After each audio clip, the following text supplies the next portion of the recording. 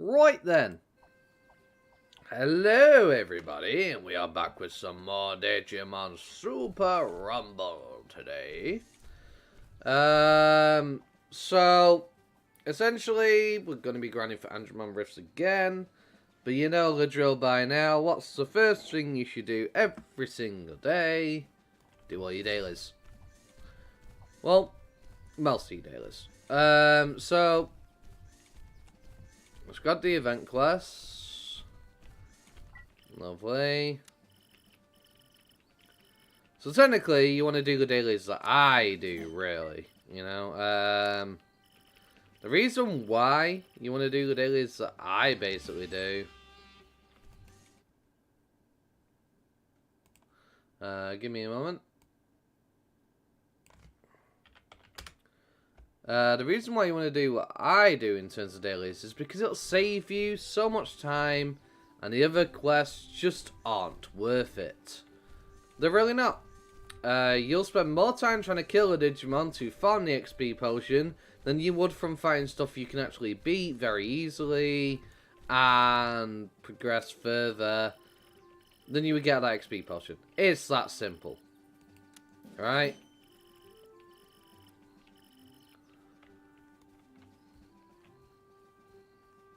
The main daily quests you want are the Rift Block ones and the ones that give you skill cubes. Because that's where it is at, for sure. That's where you want to be. Hello, Fox. How you doing? You having a good day?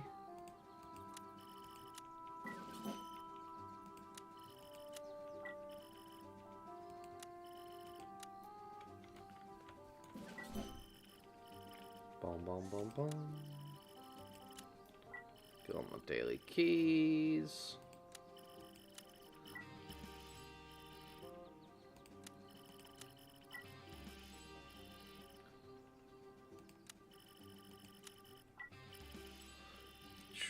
Pardon me.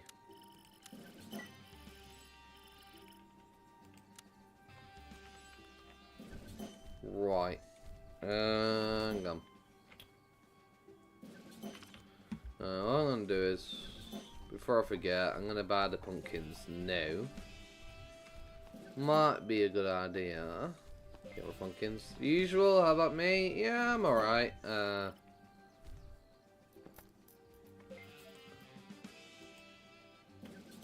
just had a very late start today for the most part. I basically tried to go to bed at a reasonable time last night. So it was about 1-ish or something like that in the morning or something. I was tired, right?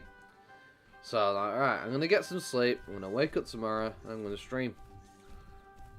I laid in the dark for about an hour and a half, and my brain just would not shut off. I could not go to sleep. So I got up, stayed awake for a little bit, tried to go back to sleep after about an hour or so, because I was still feeling tired. Again, my brain just would not shut off. And I tried again for a third time, I just gave up. And it was about 9-ish, 10-ish in the morning this morning, and I was like, right. So, if I can't sleep, I'm just going to stream. And then what happens?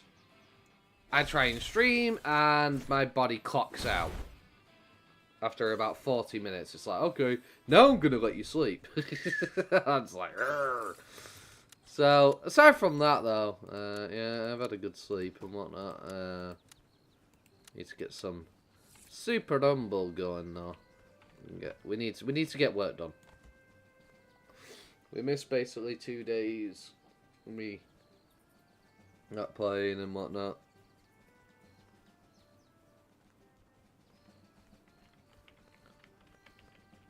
Why don't I was being stupid there. I was expecting the Digimon to run at me and force me into a fight because it's the Digimon. I was just like, hang on 1 minute. No, wait, I need to click on them. But yeah. I always have a messed up schedule, honestly, though. I am not good at scheduling. I am absolutely infamously terrible for it. By people I know. My brain just doesn't schedule. Like, I will go downstairs, walk into the kitchen, knowing that I need something. I'll get distracted for 2 seconds, and I'll immediately forget it. And I'll go all the way back upstairs. And then I'm like, hang on, wait, I went downstairs for something. Like, my brain is just that terrible, because any distraction basically cuts me off. My brain hyper-focuses on the current thing. And then, because I'm focusing on the current thing so much, essentially, I forget about everything else. So yeah, I'm just not good with scheduling, time management, all that. It is not something I am good at all. My ADHD brain's just way too volatile in that respect. No stability.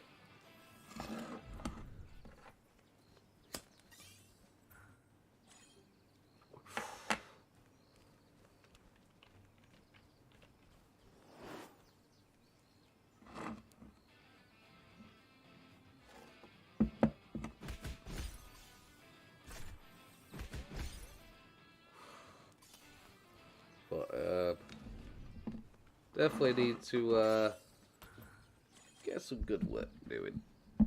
Let me move my mic a bit closer so you can hear me better. Is that better? That way I'm not so quiet.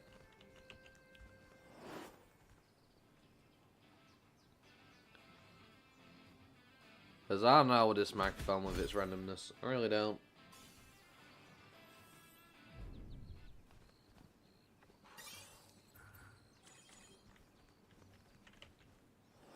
Like, half of the time, my brain doesn't even know what day of the week it is. Let alone sticking to a schedule.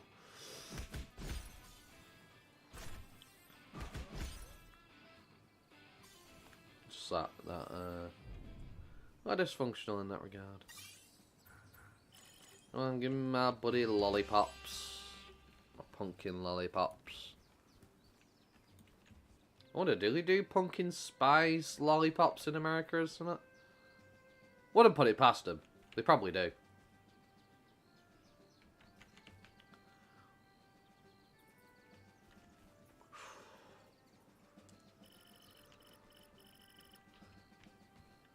I wonder, are these pumpkin lollipops made out of pumpkin mom, maybe? You know? So every time you stick one in your mouth, remember, you're eating pumpkin mom. Poor guy. And turn into candy.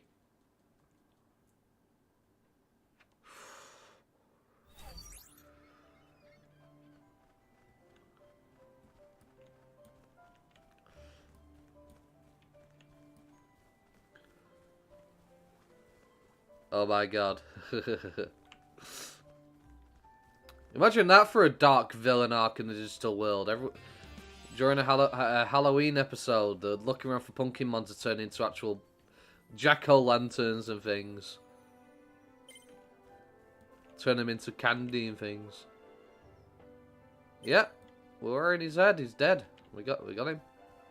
Unfortunately.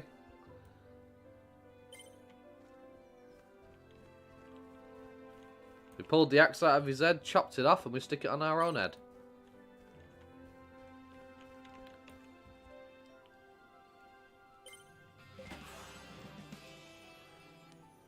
That's basically what we did. Oh yeah, we could get some new rookies today.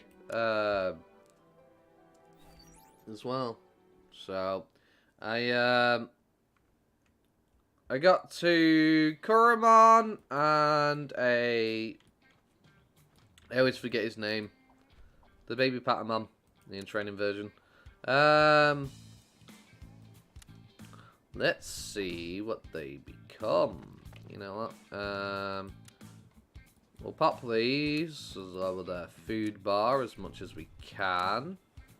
And we'll pump as many fruits as we can. Because I'm really trying to work on these inventory spaces for my inventory. Because I am tired of my inventory being full.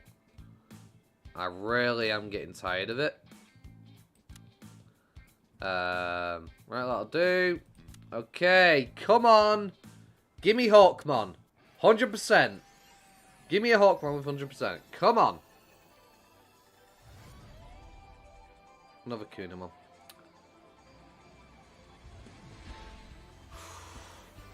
Right. I wonder what the people who've done the previous Halloween got. I'm not too sure. Because like I said, I weren't playing at the time because I was waiting for new content to come to the game because I got burnt out. So I never participated in last year's Halloween event. I meant to get on and participate in it because I was planning to. I thought, you know, I'll get on it for a little bit for the Halloween event. But I just completely forgot all about it. So I never ended up doing it, essentially.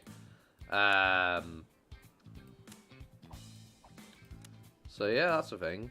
I just completely forgot all about it. Okay, 100%. What are we gonna get? Are we gonna get another Agumon, I wonder?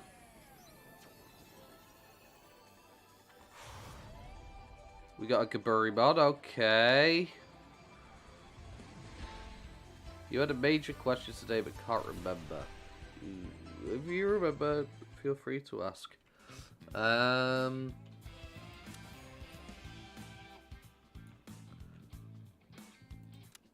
Let's pop these in you and give you some more fruit. I'm tired of getting Gaburimon. I've had about 3 Kunamon lately. Give me another Agumon. Just so I have a good, strong vaccine or something. And I wouldn't mind getting a Master Tyrannomon because I don't have one yet. When you get back to your PC, you let me know. Fair enough. Another Pico Devimon. I always get Pico Devimon.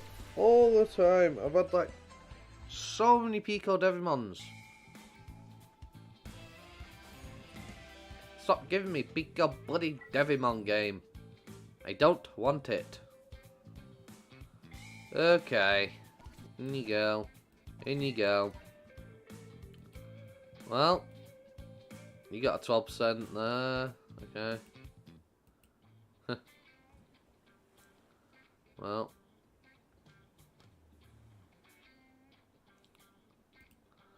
Let's see. What was the name?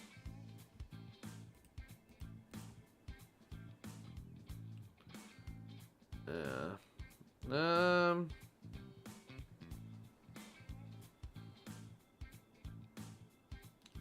Yeah, I got my team I was previously using to level 63. These 3. I ended up taking on the Digimon last night when I couldn't stream because I had the trots. I dealt with the Digimon to level 60 and then fought the Frigimon in the Ice Mountain area to 63 with these.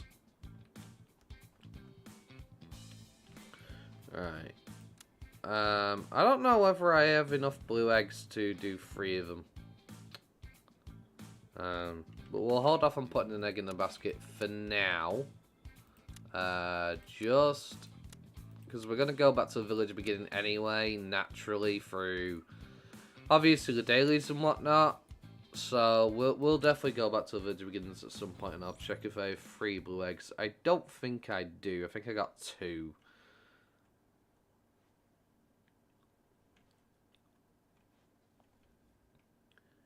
If I remember correctly. I know people definitely got this pumpkin head last Halloween event. I know that much. Because I did see people with it. After the Halloween area. I figured it was cash shop maybe. But I don't know if it were. Let's beat up Meramon. Put him in his place. Hey, Meramon, come here.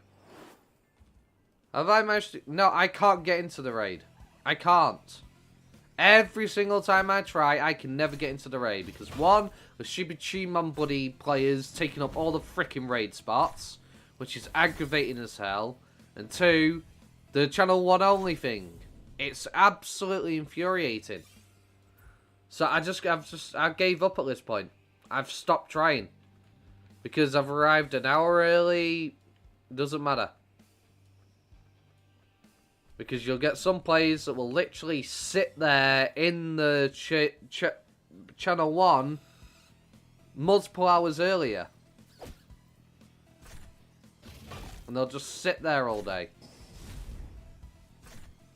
Waiting for it. So you can never get in.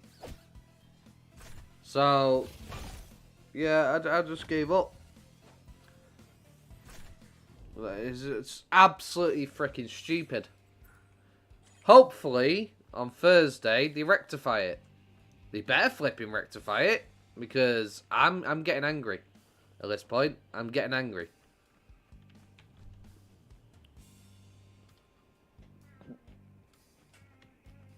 Hopefully, yeah, they do change it.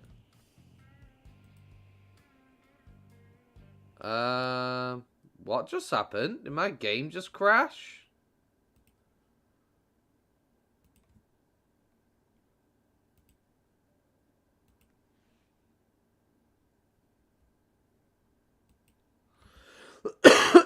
I mean, technically tomorrow is Thursday for them at 3 p.m. But they end up leaving it several hours after before they eventually do the update. So it'll probably be like, I don't know, 9, 10 p.m. our time by the time the update actually happens. I hope they put in a crown sale tomorrow. So I can get some crowns, and I am immediately getting some flipping inventory space again. And I'm going to get me some inventory space, because I really need it. I really do at this point. I'm going to get some storage space as well. And, yeah, I'll do it. I'll do it from there.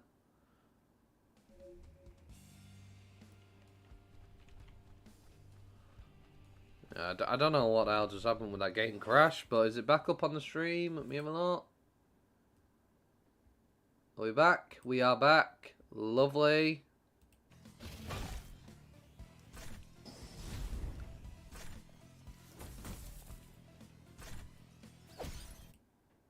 You know, funnily enough, this morning somebody actually came into my chat and said, how do you play this game without it crashing? I was like, what do you mean? You know, I've only ever had this game crash on me like once. And they said that after 15 minutes of logging in, the game crashes. Could I be experiencing that right now? Is that what that were? Maybe, who knows? Hope not. Hope I'm not experiencing that. Because that would suck. It would suck. Massive donkey doo-doo. Really would. Do I have a full inventory? Oh my god, dude. Okay. Right. Well, we have blue cubes. Let's use them. Not going anywhere else, are they? So, fuck it. Bop. Bop. Bop. Bop. Bop. Inventory slots free. Give me that. We're going back to village beginnings now then, because my inventory is bloody full.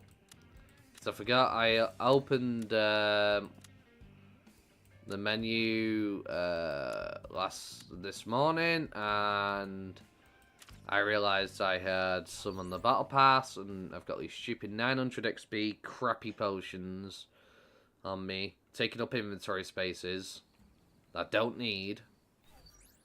Yeesh. Head in the ass. Right. So look, I'm just full. I'm full. Stupid bloody crap.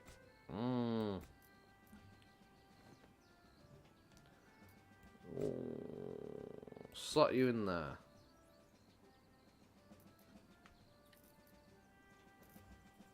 Right.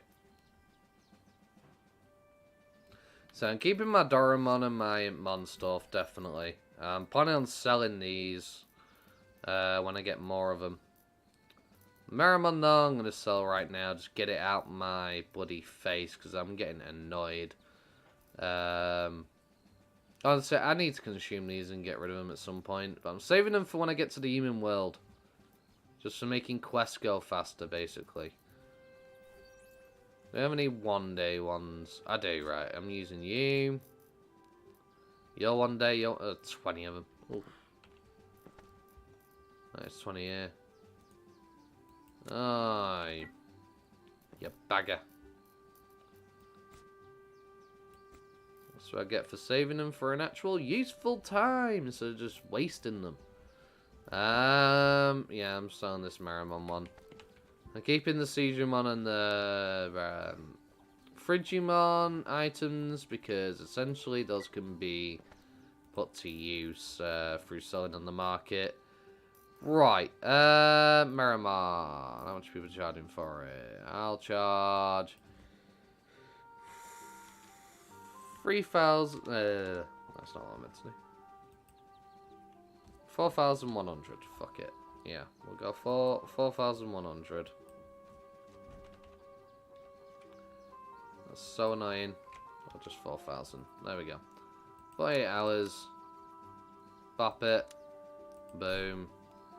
See, the thing that I don't get is some people, I don't know if they're doing it just to save spaces, but people are, say, for example, selling these at the exact amount they sell on the market, which means you lose money instead of actually selling them to Mushroomon where you get the full amount.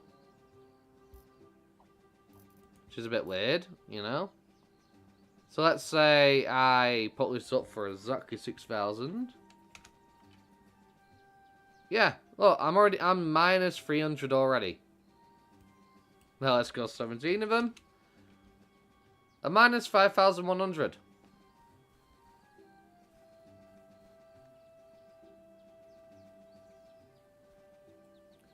When I could just sell straight to Mushroomon and not have to worry about it. So dumb. I really don't understand people's ideas behind it. Like, same thing here. You lose out on money, so there's no point in selling there. Really.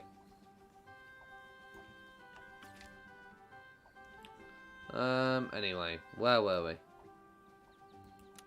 Oh yeah, getting this stupid, annoying, bloody quest done.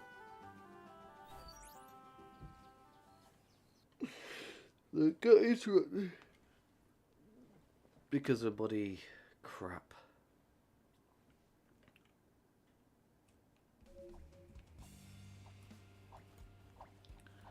I'd love a progress equivalent event quest. That's what I'd love.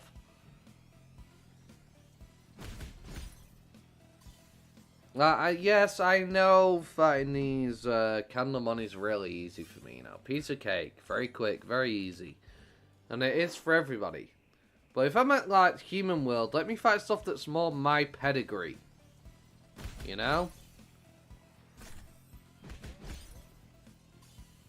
That way I at least get some decent loot out of it and I'm not getting stupid freaking lollipops. That I just don't need in my inventory. I don't need a terrible lollipop. At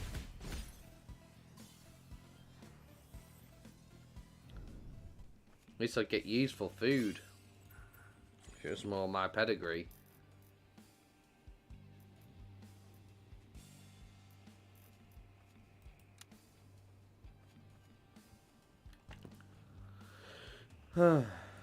Anyway.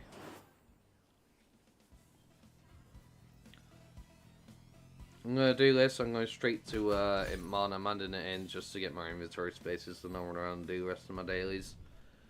Because, yeah, I'm just irritated by my inventory being constantly full. My storage.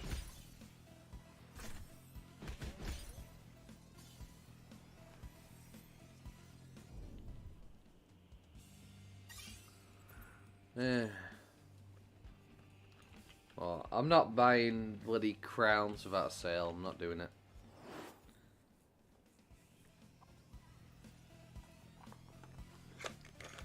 It's just not worth it. Well, it's not like it's not worth it. It's just I'd rather get them on sale if I can.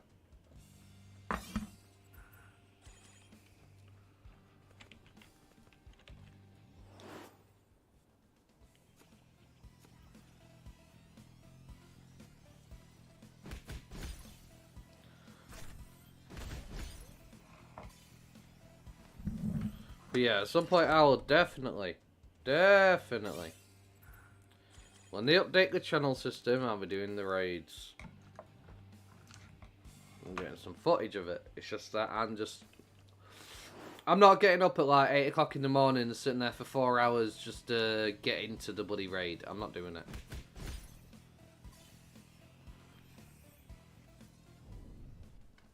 Like, I should not have to do that just to take part in that content. It should not be a thing that I'm forced to do. Let's get some music going. Come here, Andromon.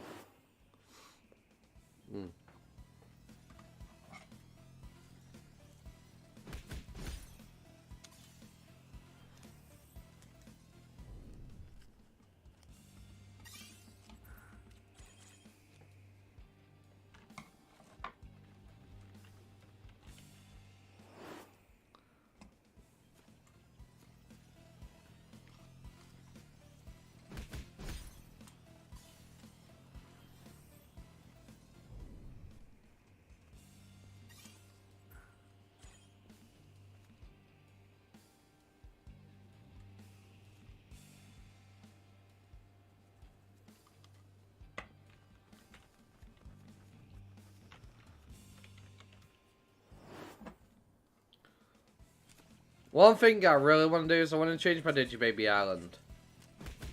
And the reason why is because I keep getting copyright strikes because of the freaking Digibaby Island's music. Somebody keeps copyright striking all my videos. All my streams. Which is incredibly frustrating and annoying.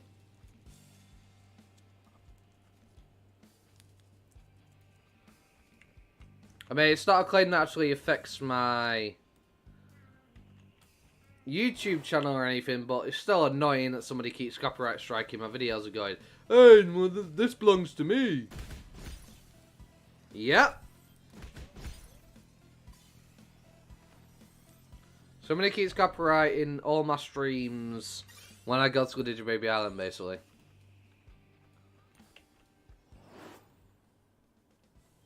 Yep, content ID'd by the Baby Island.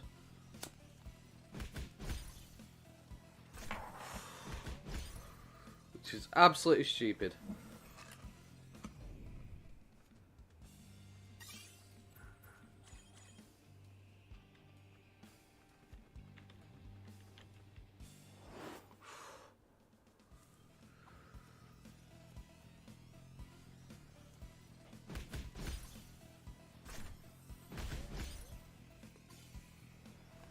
Hello, Ominous. I swear Twitch is better. I mean, might be, but at the same time, I just think it's stupid that I'm getting content ID'd on a video game.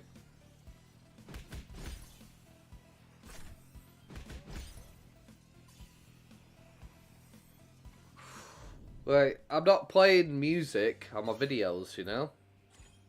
I'm playing a video game. I should not be getting content ID'd for it.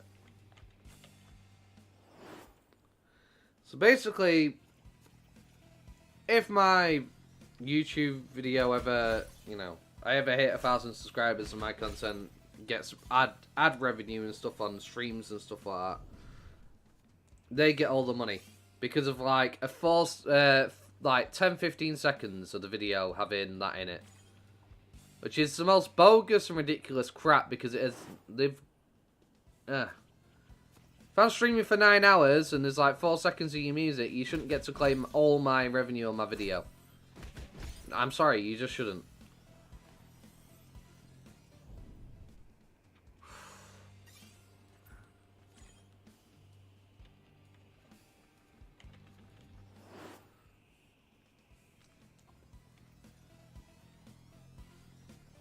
I mean, I can't get my restream to connect to Twitch. It won't work. They are absolute scum.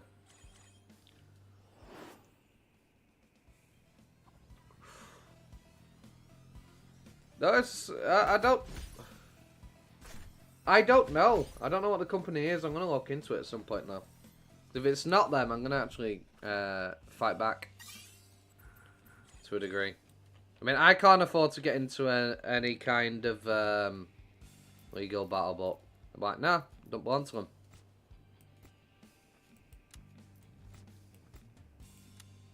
Get rid of this recipe, I don't need it. Give me whatever this is.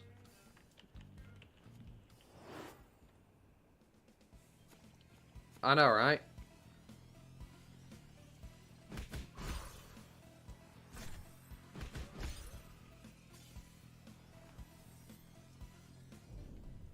It is pointless, but in the future, if somebody ever goes back to my old videos and watches them, it still sucks that I'm going to miss out over that bullshit.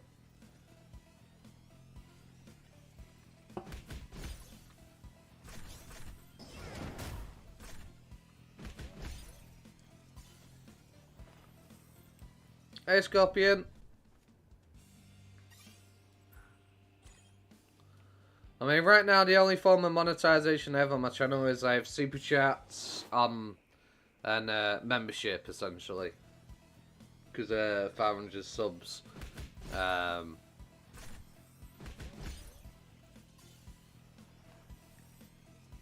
that's my only way of getting revenue at the moment.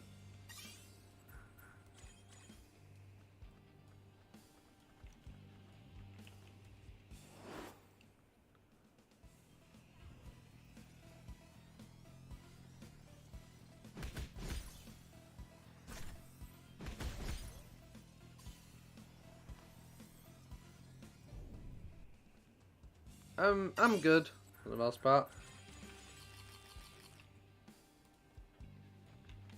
Yeah, it does get tiring building games. It really does. Right, let's get out of here. We got 10 of them, right? Yeah, we did. Just making sure. Right. I'm just gonna hand in all this stuff now because I need those inventory spaces. It's annoying me. Bloody lollipops everywhere.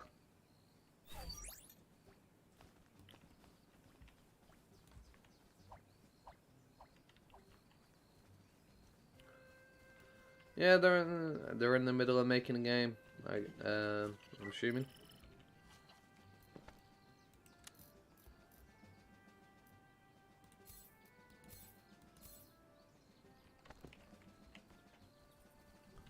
But I still don't think I have enough inventory bloody space, do I? I mean, I might do.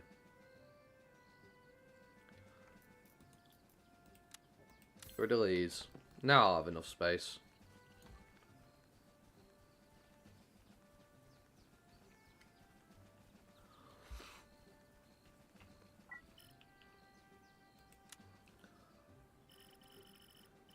I need to work on my game that I'm making. It's just, I need to get some more assets. Really? So, mine's currently on hold.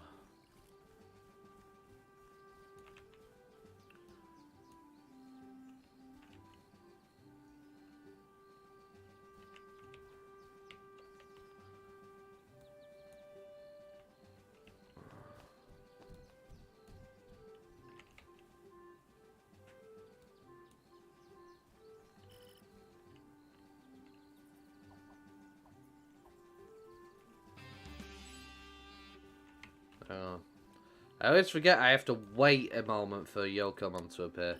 So I can speak to him and but he run over to up in Andromon.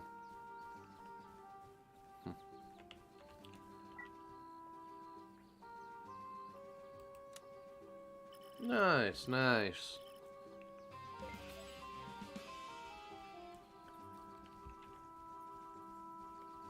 Yeah, I'm doing I got me a 2D RPG I'm working on.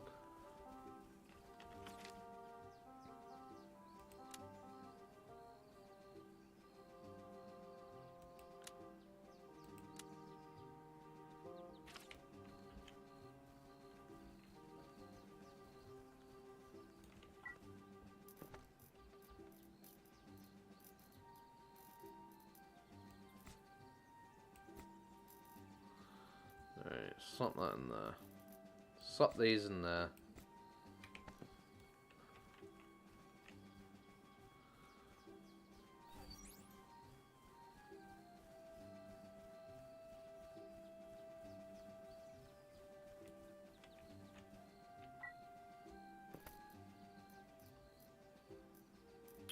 Tomorrow, I'll finally be able to get my guaranteed ultimate Digicore. Which I'm looking forward to.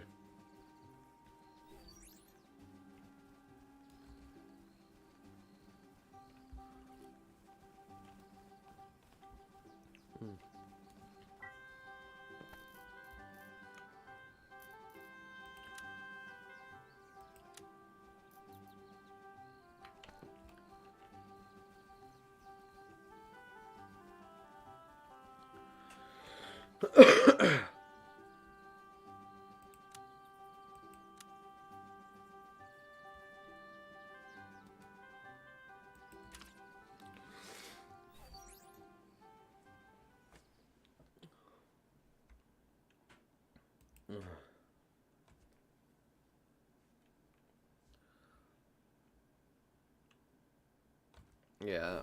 I mean, the most difficult thing, really,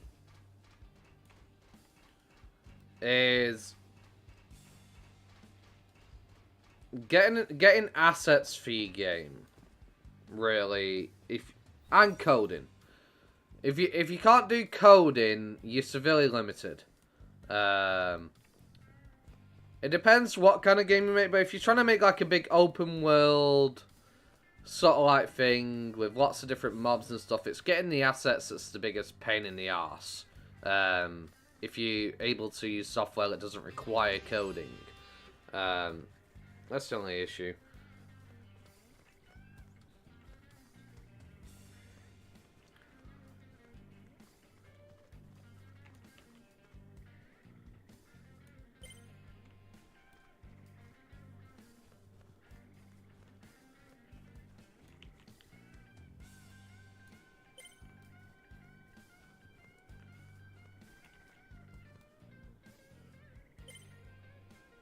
Yeah. See, my issue is I can't code. My brain cannot comprehend code.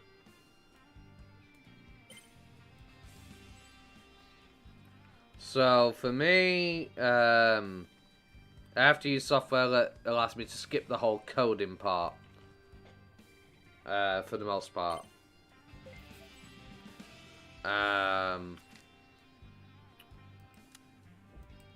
I need to learn how to make my own characters and stuff like that.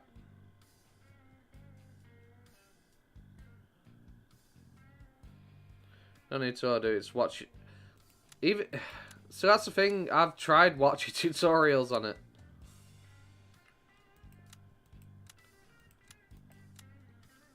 I'm just I just really struggle. And what am I doing? I'm supposed to be going to bloody Infinite Mountain. That's what I'm supposed to be doing. My brain just can't function. I mean, I know how to... I generally look up how to work with the software I'm using on, you know, general stuff like making quests and things like that. Yeah, I've seen Just Rice with some MMORPG. I've seen him making them. Those videos for. I've been watching his stuff for quite a long time, honestly. I don't tune into every video, but I've tuned into a fair few of them.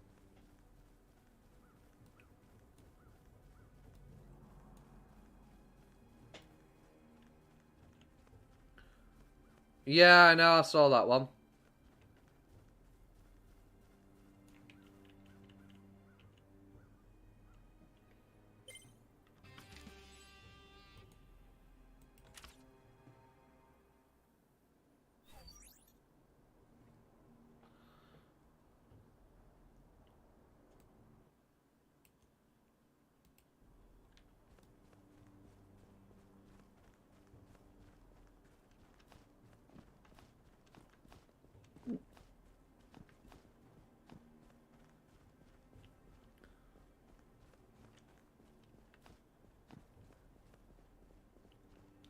It's nowhere near even started, really. Same with my game.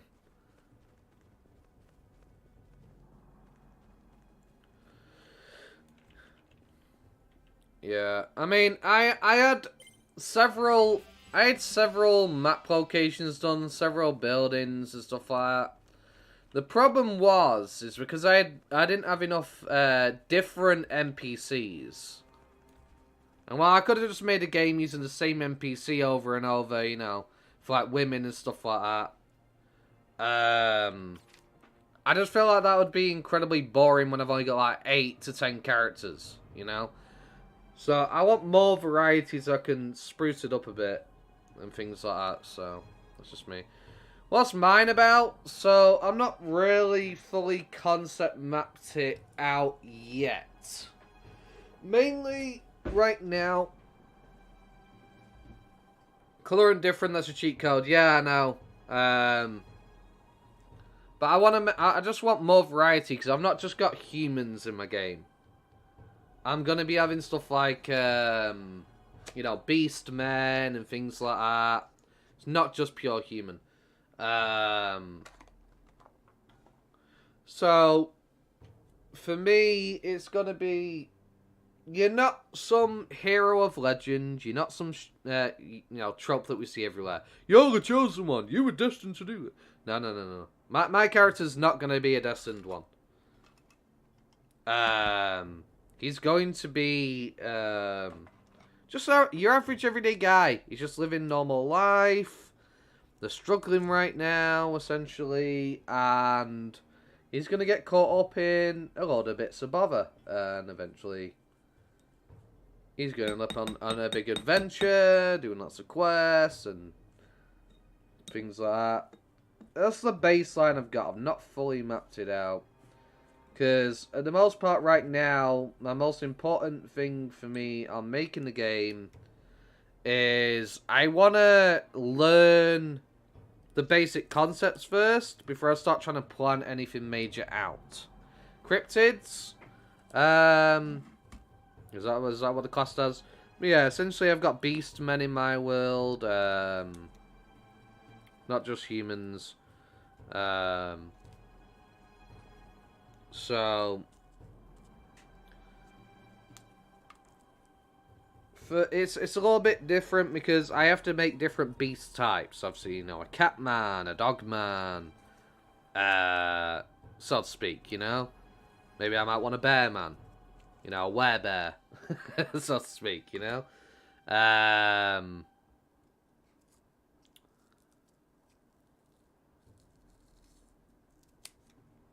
Because it's basically your medieval, traditional, magical fantasy, right?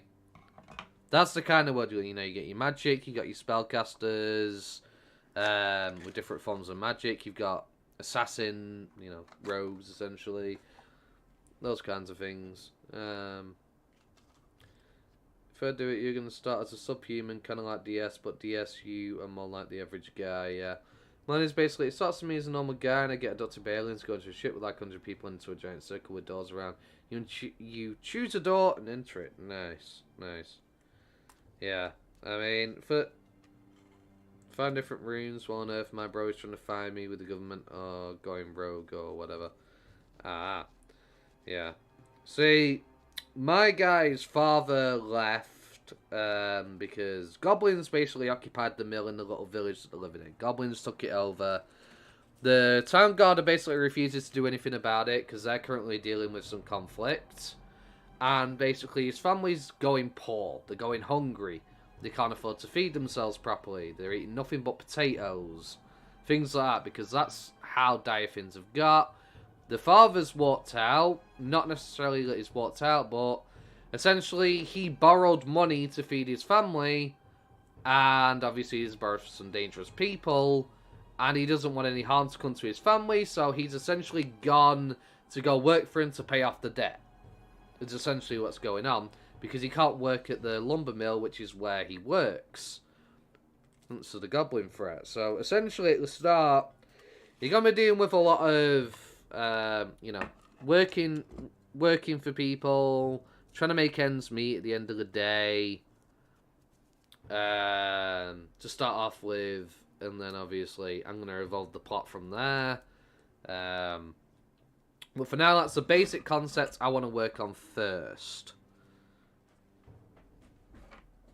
I mean, I'm also going to be doing videos on it as well on my channel. So as I'm making the video game, I will be showing me making the video game along the way. That's also what I have planned. But right now, I just need to get more assets and work on them and whatnot. Then when I've got more concepts and assets and things, I will then start to seriously go for it. Yeah.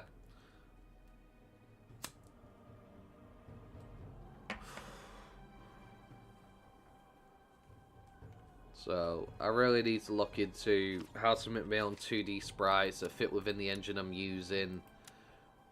Things like that, essentially, to get through it. Hang on, what am I doing? I'm sat here staring at the map. Yeah, definitely, definitely. Could be very useful. Yeah, it'd be good to have people to help out, you know?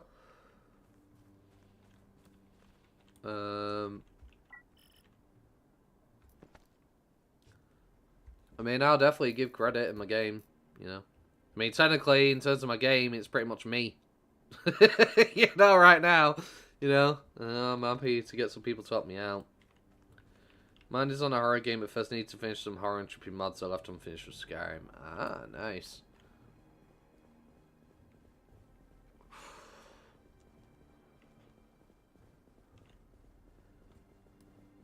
I mean, I've got a bunch of assets that I got for free.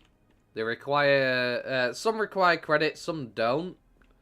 Which is nice. So I've got more creatures and monsters and things. I'll still be giving them credit, even though they don't require it, though. So, yeah. I'll definitely be crediting people for their effort.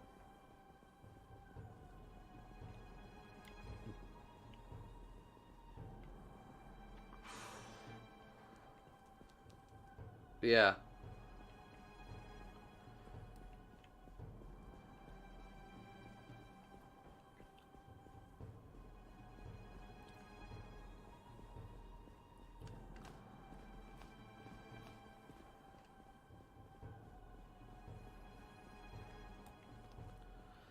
Right.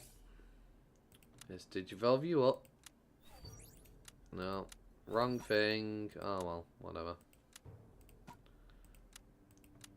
Let's take care of this guy.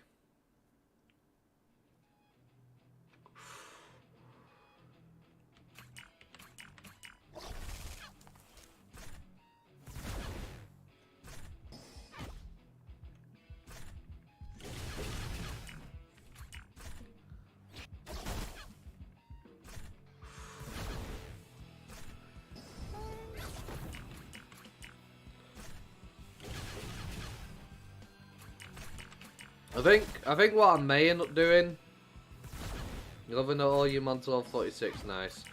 I think what I may end up doing is first starting off with videos. You know, I'm still learning more about the process of making quests and stuff like that. Just stick to videos, and then once I'm a lot more familiar with the engine and I know what I'm doing a lot more, maybe live stream me making the game live. You know. And you can hear my direct, complete input along the way and what I'm thinking, you know, things of that nature. Yeah, one I was working on was all about inside me and between me and some friends. It's a way to get the most experience enough I can go before I make a horror mod for Skyrim. Ah, free horror maps overall in Nexus quest. Okay. Nice.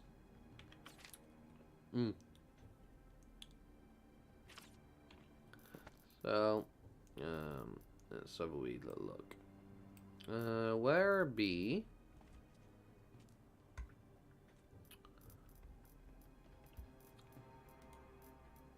There it be.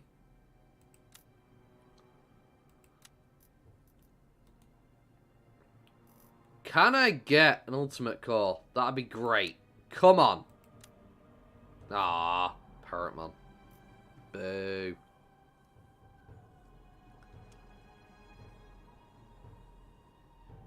Yeah.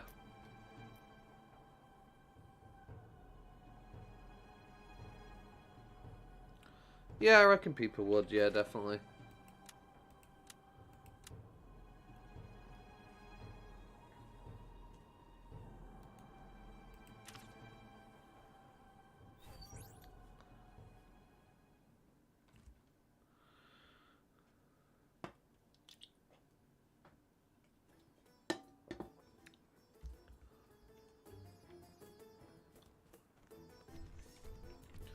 I mean, I'm hoping to possibly get some assets on this Black Friday coming up at the end of the month.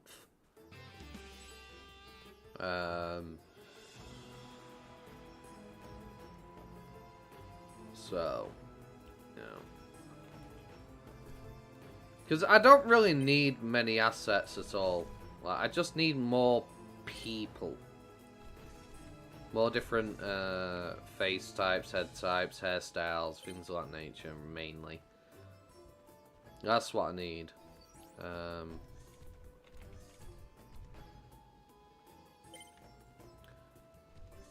mean, I've got a few tile maps I like the look of as well.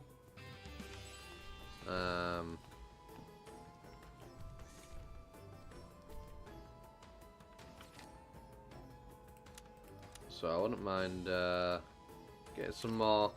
Because I am going to be making a... Not really a horror section, but I am going to be making like a dark woods kind of area in the game and whatnot. It's supposed to be haunted and things like that. That'd be really cool. For a portion of the game.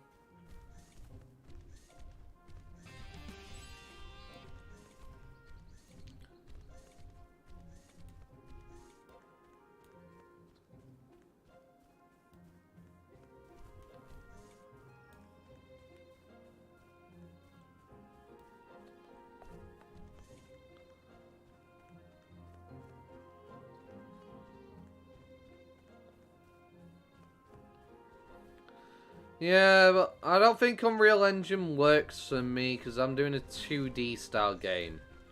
So I won't be using Unreal Engine for mine. I have basically a 2D sprite kind of thing going on. Like OG style RPG. Think like Chrono Trigger and earlier, you know, those kind of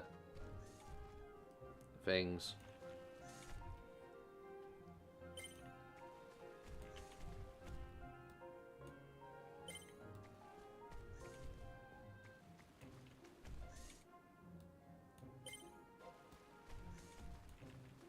$2D and Unreal Engine.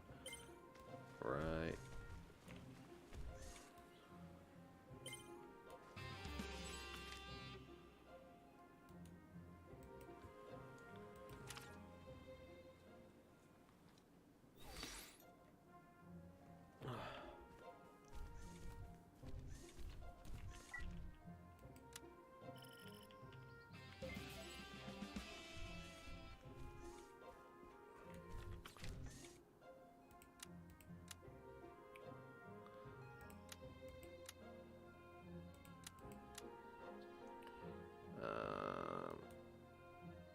Alright, so we got this quest done. Human World. Human World. That's where I need to go. I need to go Human World.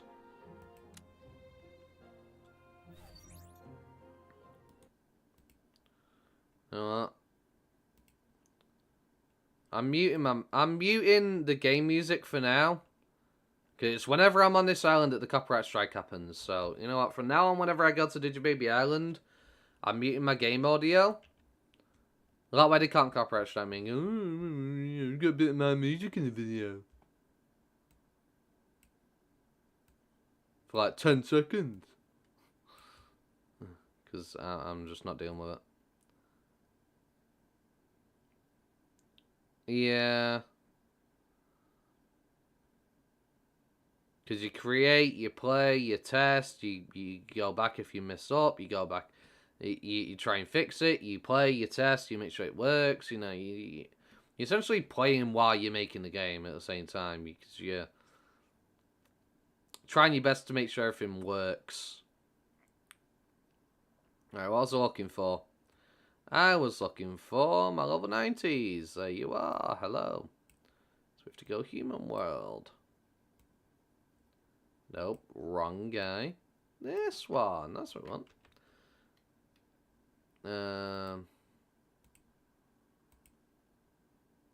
Mega.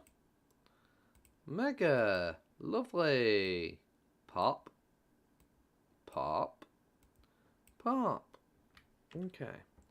Human world it is. And we'll go back to this area lastly.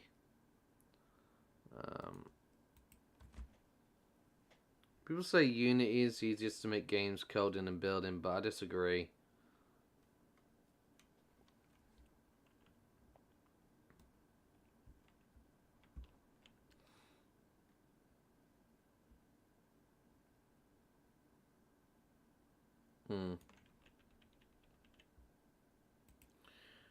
You can go very far into making a game in UE before you have to touch code. Yeah, I mean, with my game, I don't really... see, I'm using the RPG Maker MZ software. I don't really have to touch code at all. All I need to know is how the software works and how to basically get things going, and that's it. I get to skip it all.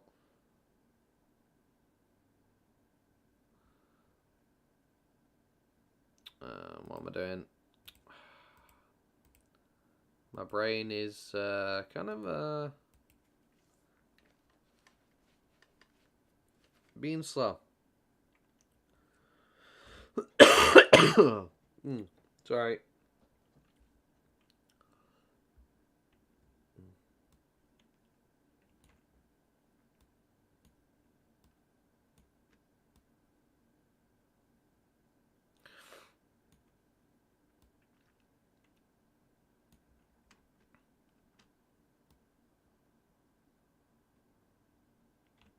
Right. Okay, I could turn back music on now, by the way. So, sorry. My bad. Right. Wait, you're not in your mega form. Might want to fix that, you know? Running around with bloody machinedramon behind me. You know, I really am super clever. You know? My brain's great. Love it.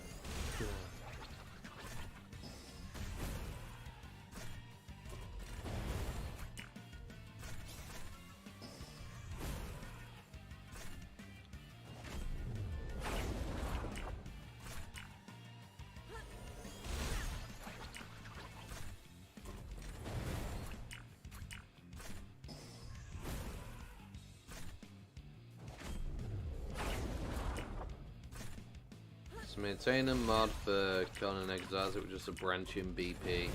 Ah. Ooh, well Greymon's actually taking a good bit of damage this time. You don't have to actually heal.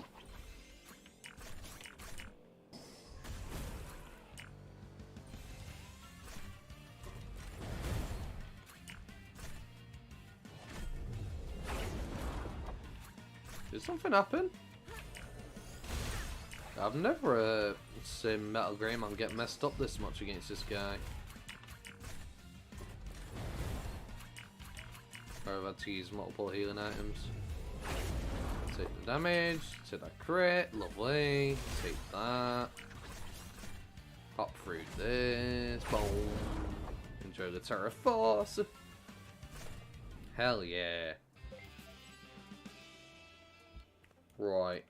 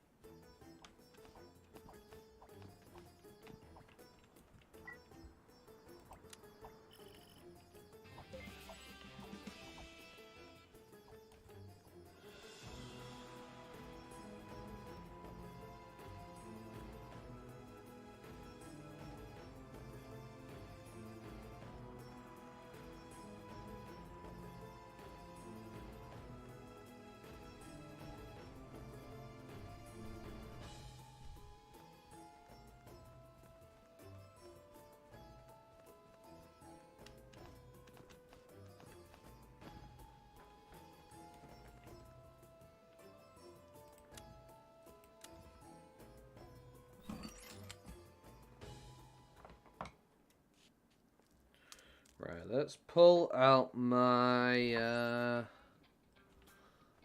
the team back out.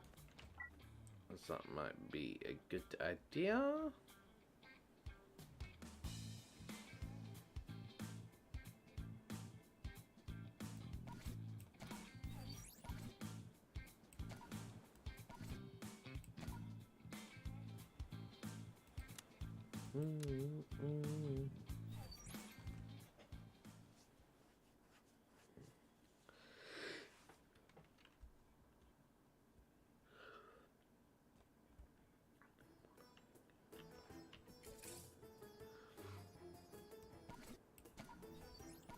Slap you up here, lovely.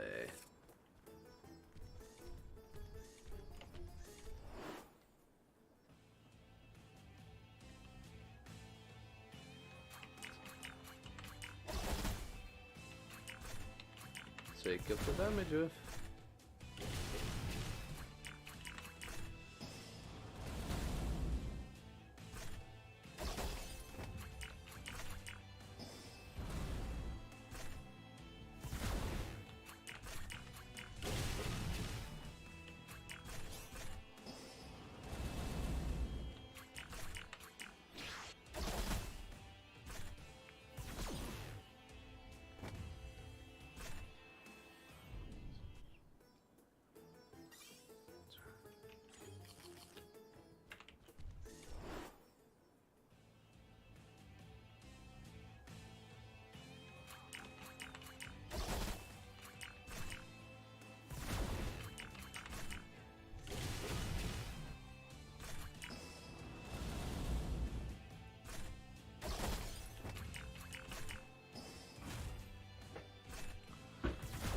The sad thing is about this team is they're not very strong.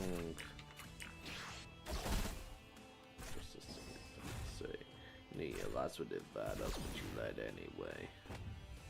Got you flying up above us all, but what goes up has got to fall.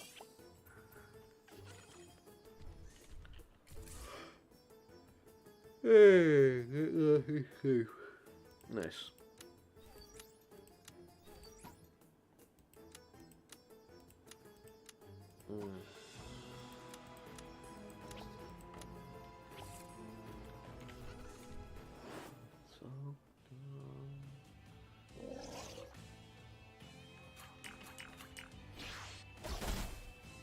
Boom. Take up the damage. Boom.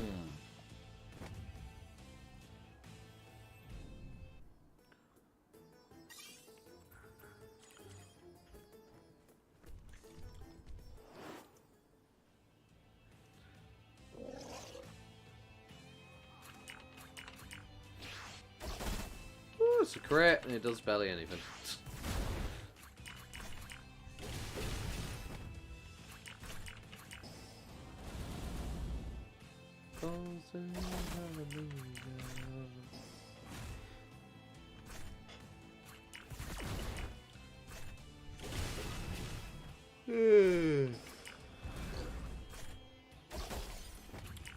I don't know why I'm yawning. I've slept all bloody day. Good thing is, I've got an energy drink, and I'm going to be drinking it.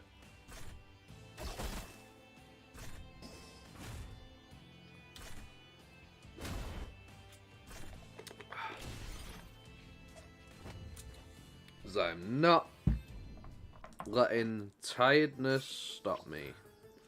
I am getting work done tonight. I'm going for a long stream. And we're getting progress. That's what we're doing. We are getting progress indeed. Putting these enemies in their place. Did I forget to run over to the Coromon and get my quest done? I think I did, didn't I? Yeah, I think I did. Oh, no, clever.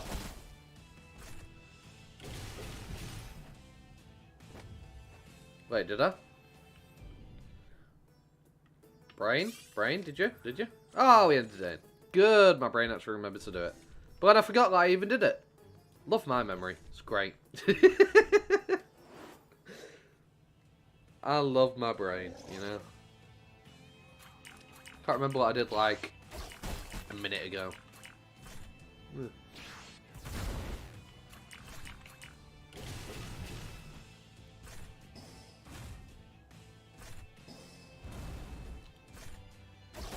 Boom.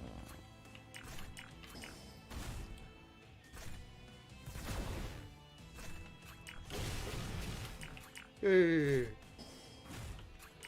Beat him up.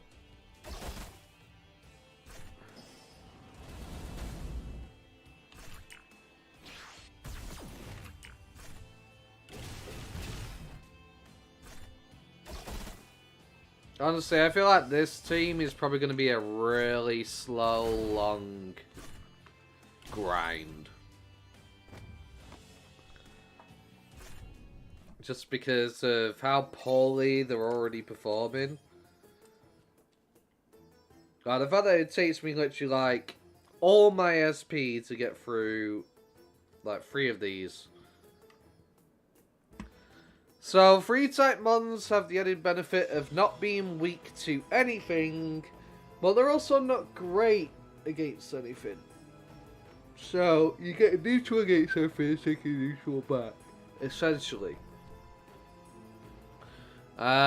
So, for example, right now my Blossomon is not getting a bonus against these guys because they are data, it's the same things, neutral.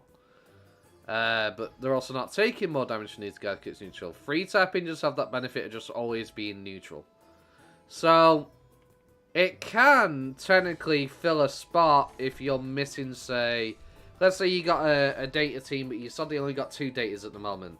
That 3-type mon could technically fill that spot if you're going up against, say, a vaccine, because it's going to be neutral anyway. You don't have to worry about it taking bonus damage. So... They're not the best. They're just average all around against everything. Essentially. You never have to worry about being vulnerable to something and getting your ass beat, basically. That took me way too long to explain. Sorry.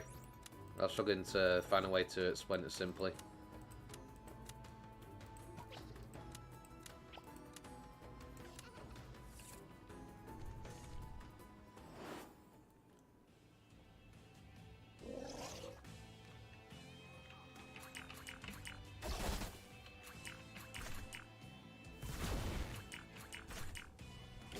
Is Aquilomon good?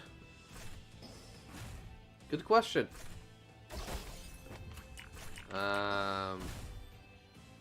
Oh, you're saying Aquilomon is the 3-type?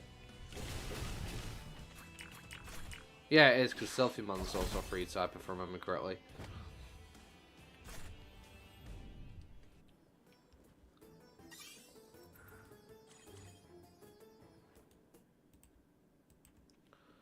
So,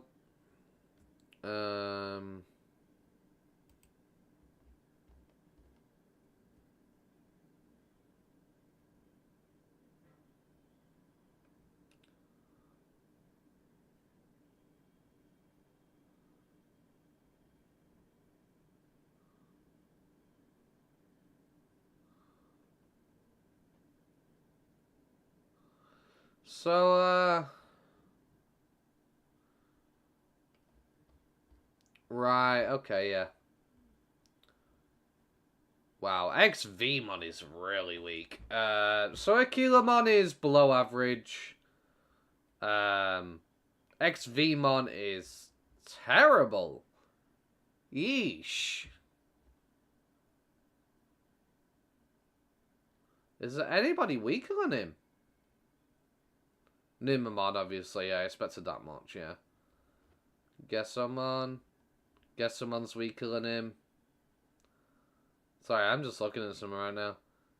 Gokimon? Eesh. 179 on Goki. Ugh.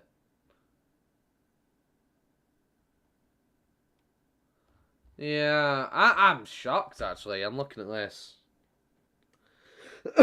I do have a spreadsheet for it, yes. It's inside the Discord. In the DSR tip section.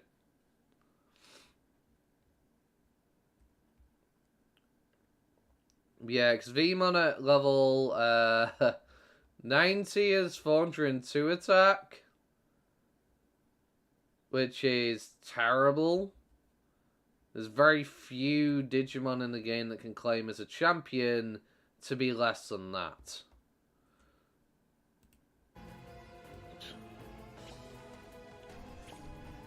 There's like 5 or 6 of them.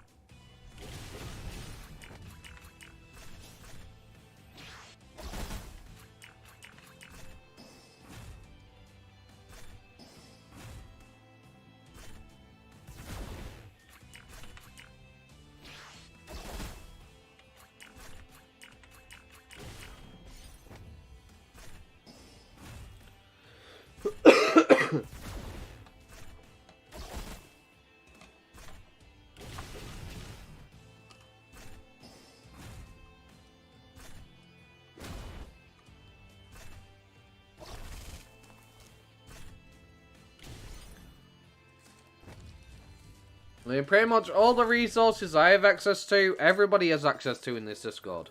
There's nothing exclusive to me that you guys can't see. Everything I have access to on DSR, in terms of information, spreadsheets, drop tables, you have it all.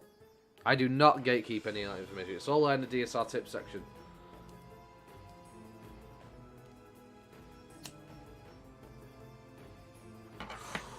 So you can look these things up yourself.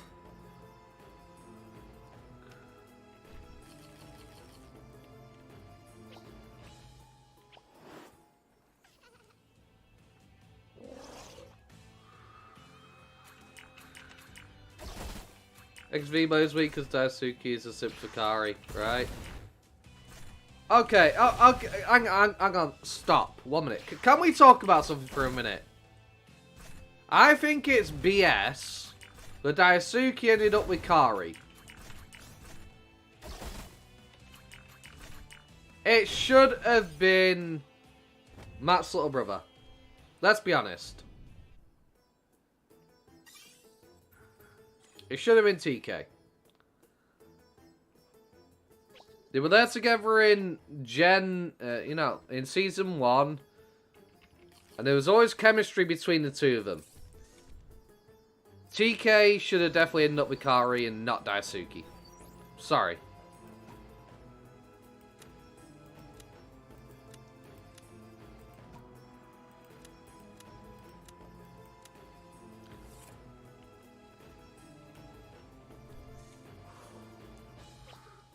Hello, Steve. Welcome to the stream. How you doing?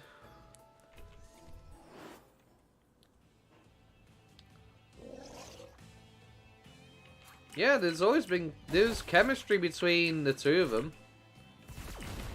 They were always together, TK and Kari. And they decided to give it to Daisuke.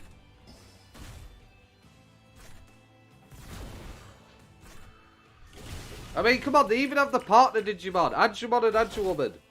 Seraphimon or Phanimon. Like, come on. They had the pairing. It was there. They literally had the pairing Digimon-wise as well. Like, she nuked him into the... Right, yeah. Nuked him into the friend zone. They had the partner Digimon that matched up perfectly as well.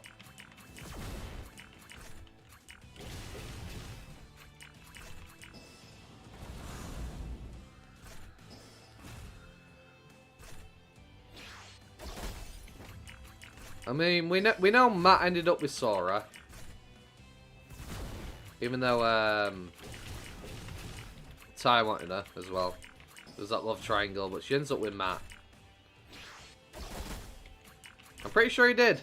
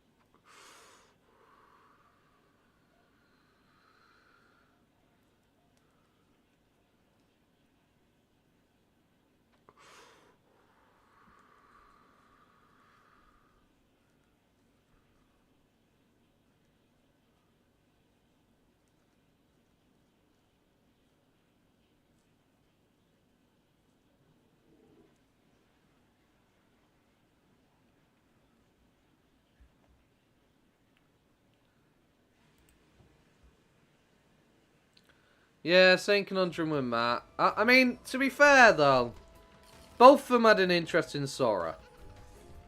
But I do feel like there was more chemistry between Sora and Tai, in my opinion. And it was always a problem for Sora because it was like, well, Tai wanted her to come to his football game, Matt wanted her to come to his rock concert, you know. There was always vying for her affection in a way.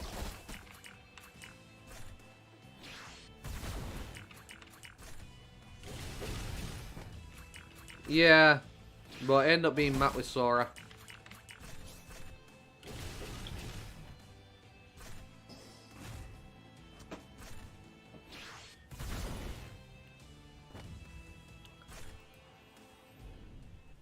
They just had more chemistry to a degree, in my opinion, throughout the series.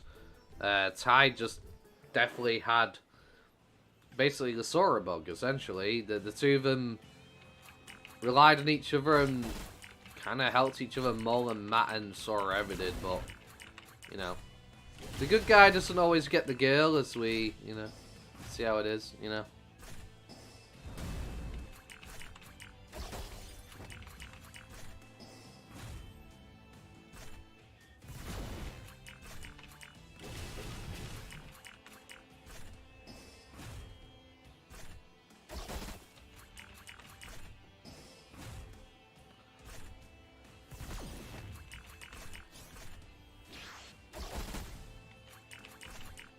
Yeah, I know, right?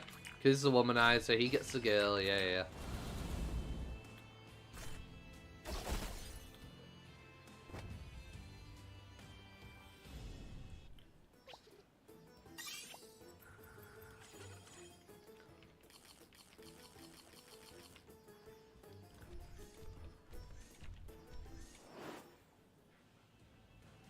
That's true.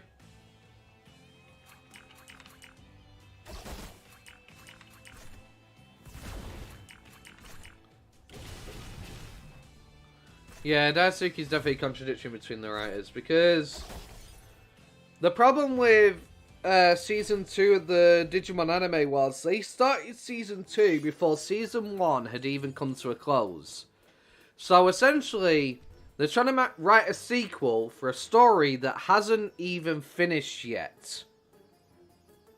Which I think is a bad decision on their part. They should have waited till 01 finished and then decided to basically go into Season 2. But they started early. And that's why there's so many plot holes essentially created from Season 1 and Season 2. Because they're trying to predict a future which isn't there.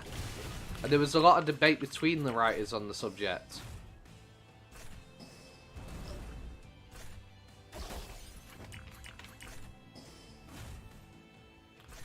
I mean, Tamers was probably the darkest season in Digimon history, in my opinion.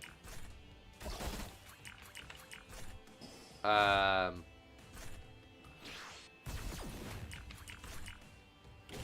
reason why Tamers had so many dark concepts behind the whole story was because they actually had the Hellsing. If any of you know about Hellsing and Hellsing Ultimate, they essentially had the creator of that manga influencing Tamers.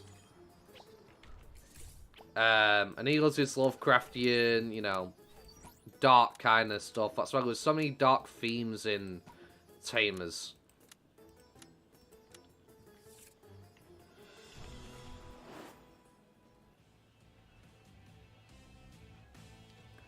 But yeah, there was just that big gap between the writers for Season 1 and Season 2.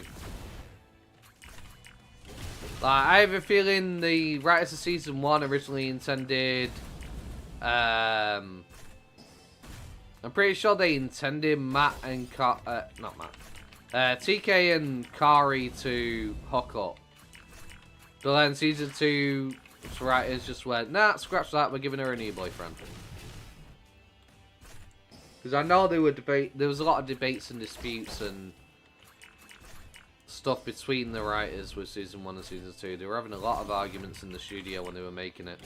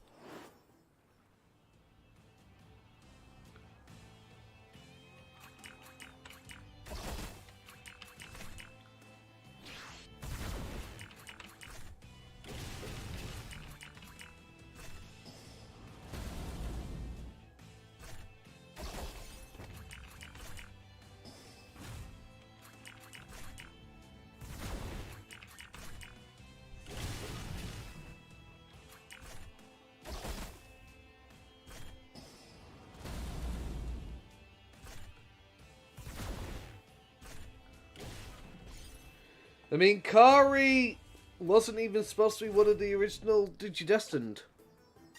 She wasn't supposed to be. That was something they threw in later. But Kari was not an original Digidestined at the start. TK date Kari, though you found out in Try, or it was just because they broke up. Yeah.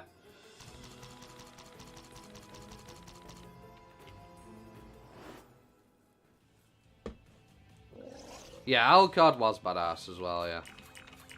I love Hellsing Ultimate. It was fantastic.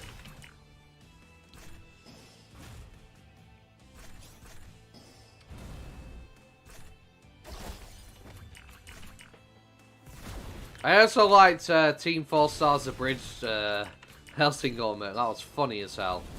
Oh my gosh.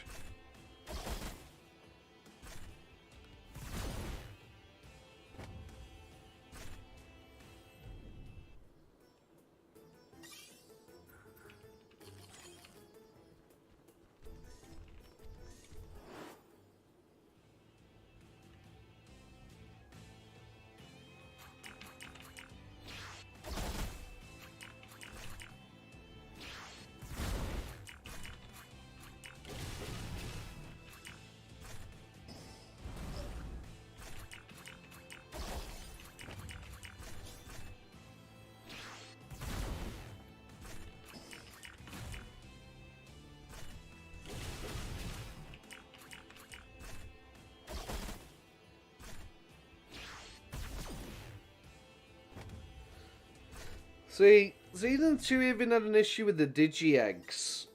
Because the Digi-Eggs was supposed to be like a proper thing. And then some Digimon didn't even get the Digi-Egg transformation.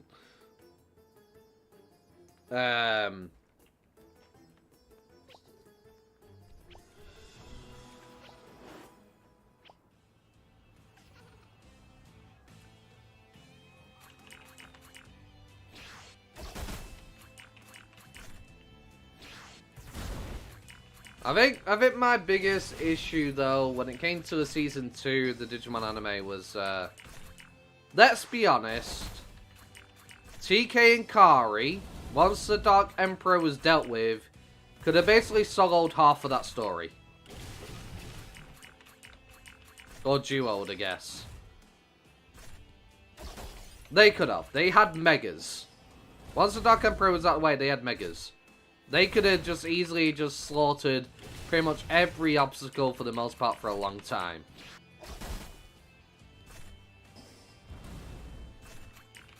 When you say the O1 story wasn't finished before they started our team and there was more after Pokemon. No, like literally while they were still writing the story for O1 and trying to come up with its conclusion, they started O2. That's literally what happened. They started O2 and started airing it before the anime had even finished in O1.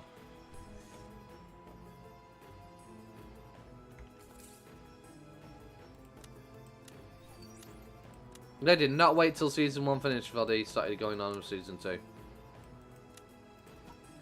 So, what they intended to do originally, I'm not too sure, but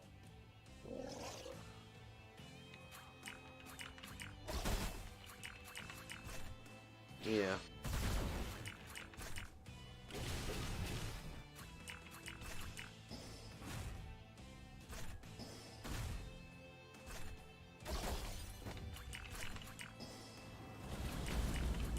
I don't know what the final original intended conclusion was. All I know is they essentially started O2 before O1 even finished. So,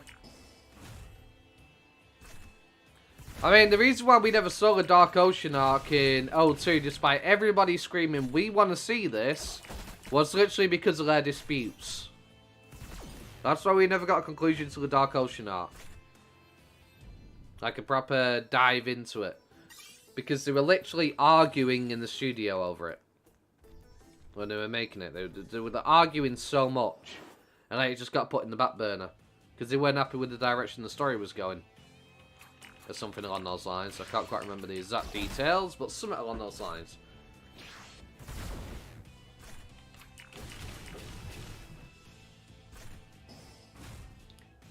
I mean, I discussed it in my Digimon shorts a little bit on my channel.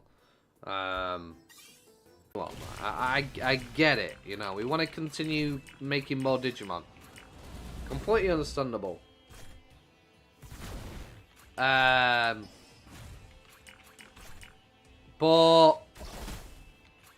I don't know how many lead writers there were.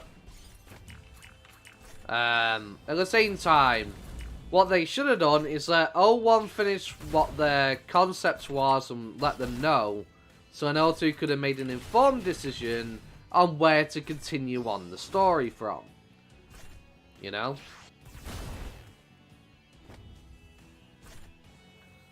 I mean, another thing, funnily enough, is every single protagonist that's in the digital world fighting through the story, it's all happening at the exact same time. Other than O1 and O2. But essentially, it's all going on at the same time in different... it's kind of like... Not really a parallel universe, per se. But... essentially, all the events are happening at the same time. Regardless of what time zone. That was somewhat kind of explained a little bit when it came to... Cross Wars, because essentially Victory Vmon or whatever, Victory Sharpmon, sorry, is essentially composed of all the Digidestin's Digimon and all the Digimon in the digital world all coming together to make a single Digimon. And you get to see Tai and many of the other protagonists of each season show up with their Digimon, which also go into creating the Digimon to fight off the final baddie in Cross Wars. So,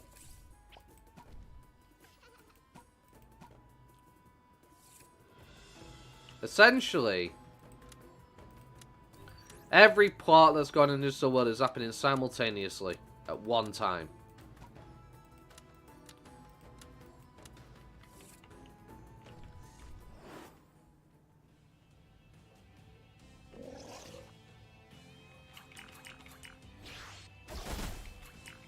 Which is weird in a way. It's like a multiverse, so to speak, you know. But not being a multiverse. It's confusing to try and... I can't think of a simple way to explain it, basically. In an easy way to understand. Cross Wars is a cameo in X Wars. Yeah, the one with Shoutmon. Oh, I'm gonna be the Digimon King.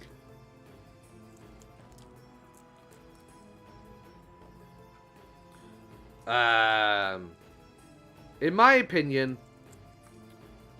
the worst, and I mean the worst Digimon anime was Cross Wars with Shoutmon. I hated it. I was like, where's the creativity gone? Like, what's happened? Yep.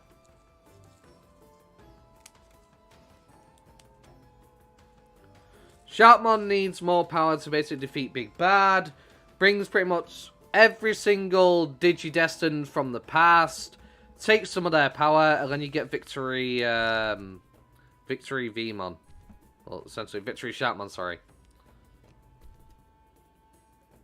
Can't remember his name off the top of my head, what Digimon it is. Give me a moment.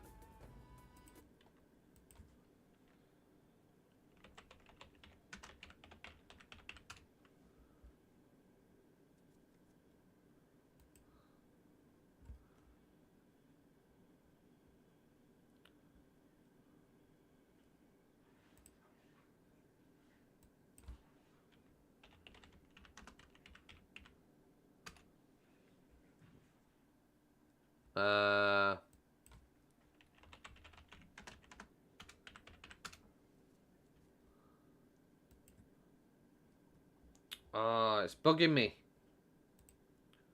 Can't remember his bloody name. I had him in bloody...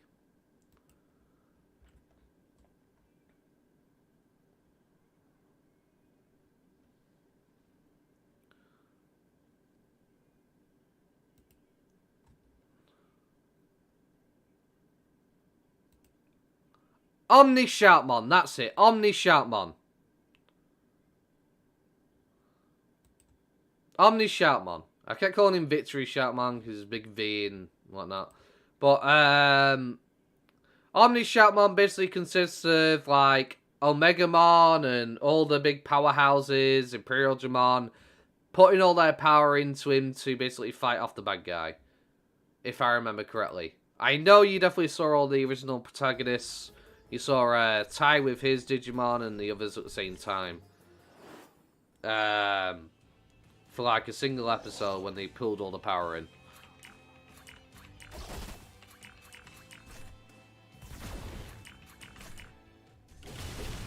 And you get Victory Sharkmon or Omni Sharkmon.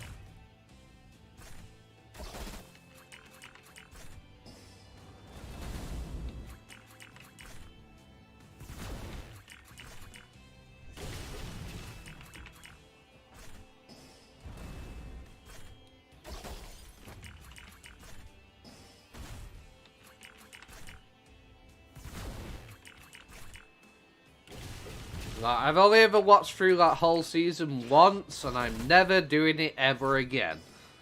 Just because of how boring the story was. It was essentially Power Rangers. Think Power Rangers, right? And creating the Megazord. Every single time to deal with a problem. Gets new Digimon along the way, attaches it to Sharkmon. That's why you have Sharkmon X1, X2, X3, X4, X5, it was it. It was so boring. So terrible.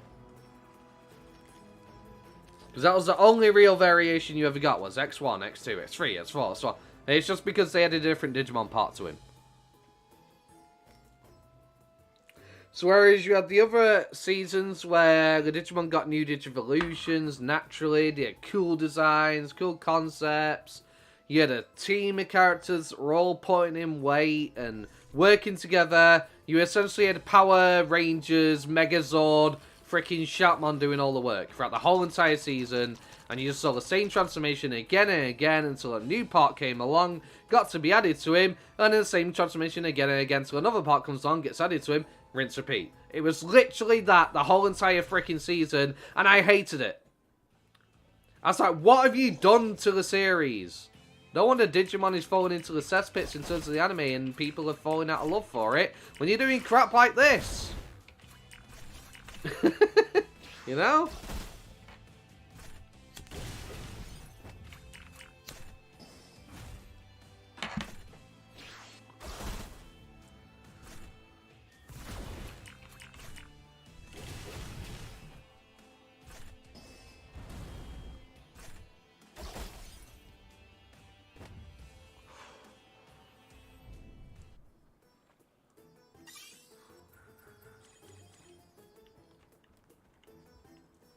Digimon. Oh, Shoutmon, quick.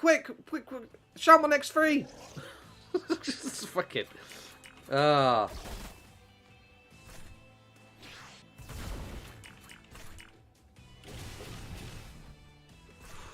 Absolutely terrible. I hated it with passion.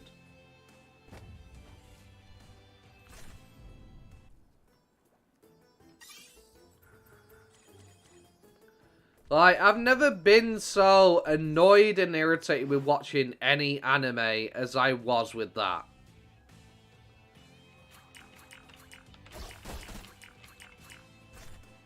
Like, I've had moments in some animes where I'm just like, I wish they hadn't done that and stuff like that. But literally, the Cross Walls one, I was just like, I hate this. It's actually making me angry as I'm watching it. I'm going to get through it because I want to see it all and see what happens. But I'm hating this right now. I'm so annoyed. I never felt so angry towards an anime over something.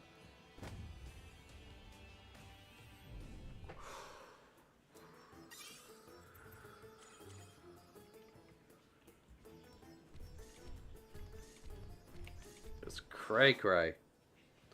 Absolute crazy.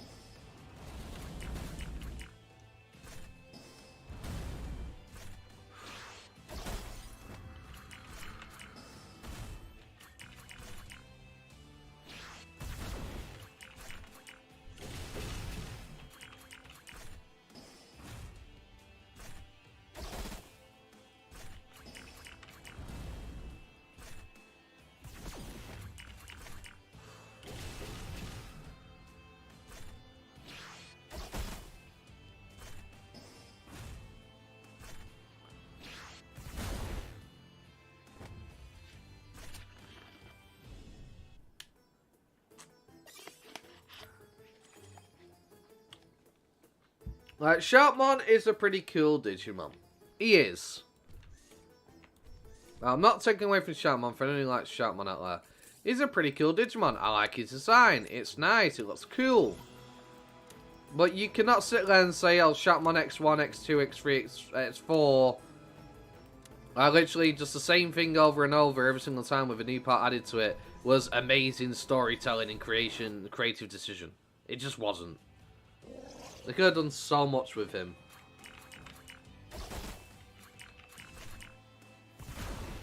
The only other transformation Sharpmon ever gets throughout the whole entire story when he's screaming, I'm gonna be Digimon King, is literally Omni Sharpmon at the end. It's the only other form he ever got.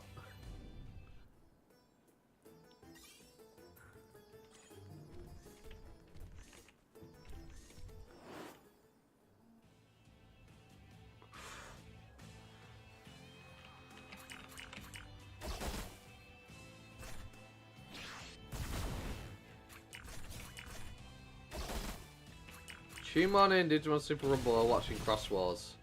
Ooh, that's a good one. That's actually a fantastic one. I'd probably say the Digimon. The reason why I'm going to say the Digimon, because at least with Cross Wars I watch it once and never have to watch it again. Digimon I always have to bloody go back. You know?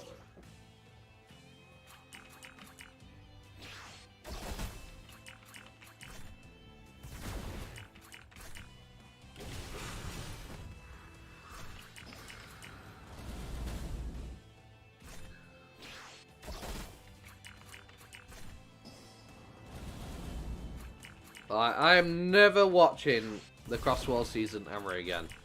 If I ever decide to re-watch any of the old Digimon seasons, which I do every few years, I decide to watch some of the old ones, I'm never watching Cross Wars again. It will never be on my screen as something I ever watch.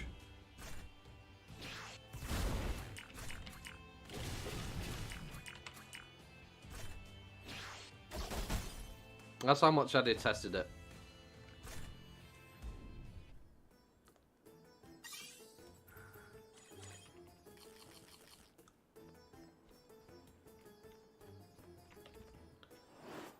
It just got so old so fast with the transformation. It just did.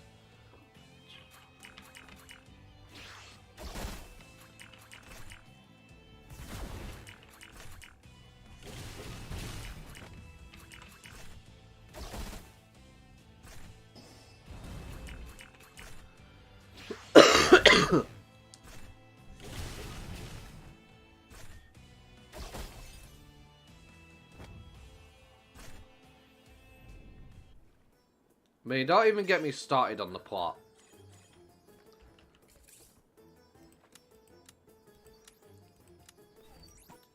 So Sharkmon wants to become Digimon King. He has a tamer, which helps him digivolve. But without his tamer, he doesn't digivolve.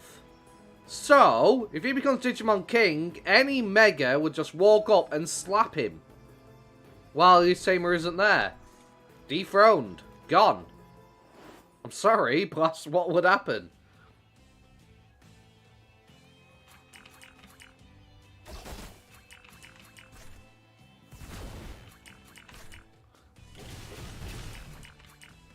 If you want to be king of the digital world and protect the digital world and fix it all, you need to be strong. Having to rely on a tamer to do that isn't going to get you very far.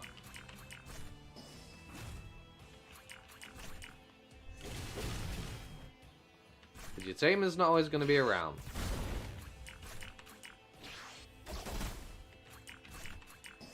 I mean, don't forget, because of Kazuna and Tries ending, when his tamer reaches a certain age, he disappears. He's gone. The bond is gone. So then you just got a weak rookie Digimon sat on the throne of the digital world. What?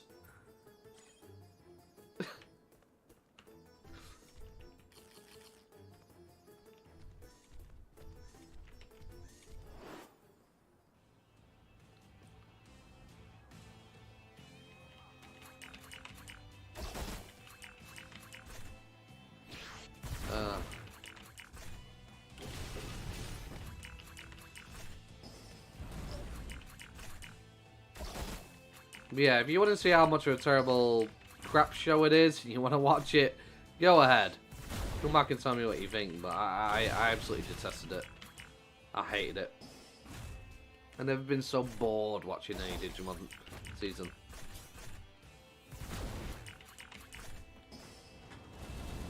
I mean, even the human one where humans were turned into Digimon, as much as I didn't like that, because they pretty much had the same thing going on over and over, same villain pretty much every single time, same transformation practically every single time.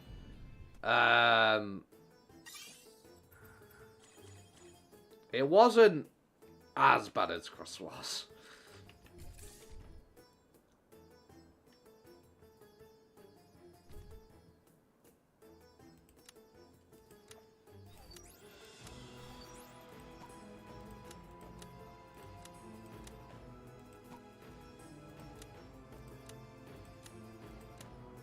You know, I find it crazy, like, we got a 10%, we got an 18%, we got a 14%, and these guys are struggling to take down these guys.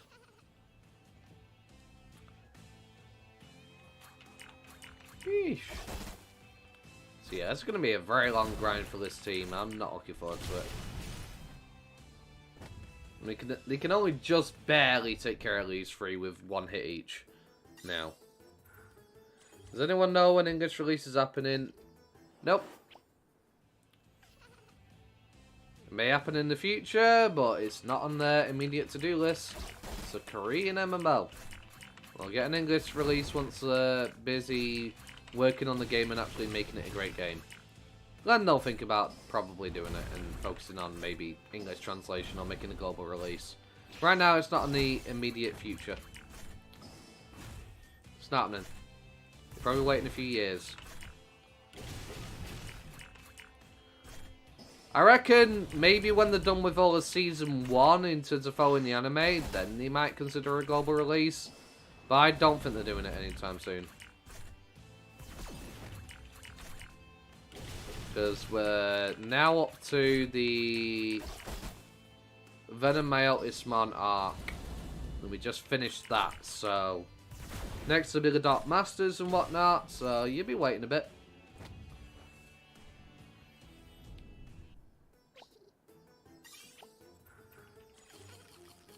I mean, they definitely plan to add an English translation eventually. Because they do have the files for an English folder and a Japanese folder. So they plan to also make a Japanese one eventually.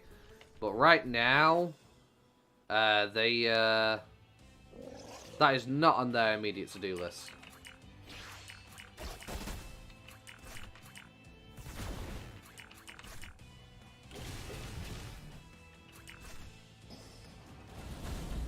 Which I'm all for at the end of the day.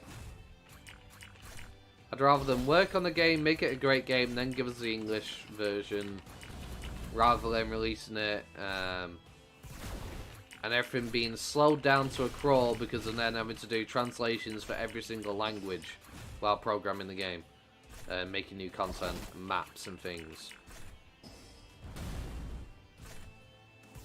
The pace are going, they give us new updates every 2 weeks, which is fantastic. They add new Digimon practically all the time. So I'm happy and I'm building up the game before they add an English translation. I have no qualms with it. And the English barrier isn't literally the Korean barrier isn't really a barrier. It's really not. It's very easy to get through this game without understanding Korean.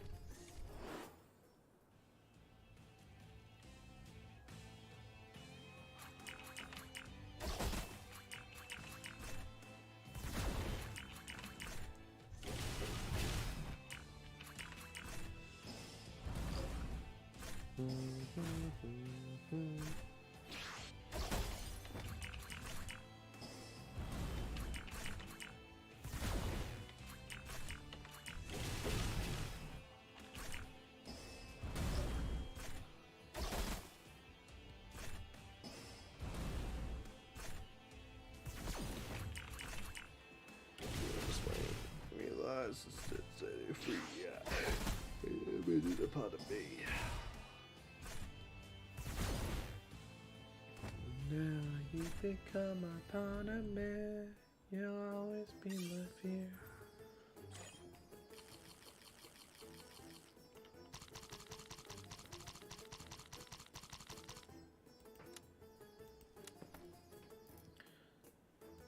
More ultimate cubes, fair enough, nice.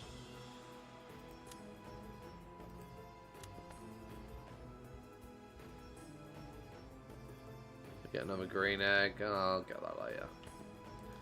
Oh, my inventory getting filled up. You know what? When these guys next get injured, I'm using those bloody annoying lollipops and bread pieces from the buddy event. Because I want them out my inventory. They're taking up slots for no reason.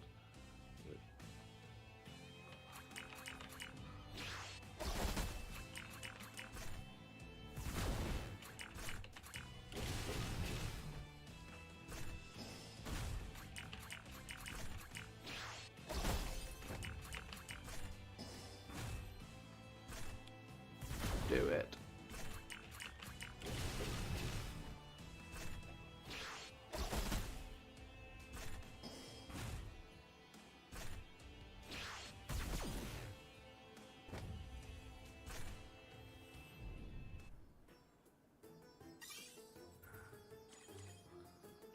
Right.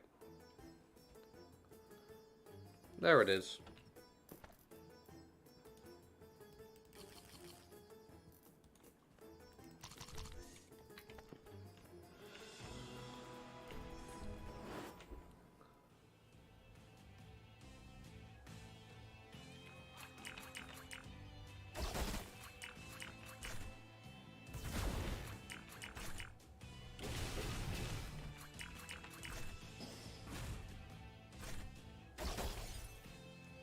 And that must become lost inside these thoughts of you.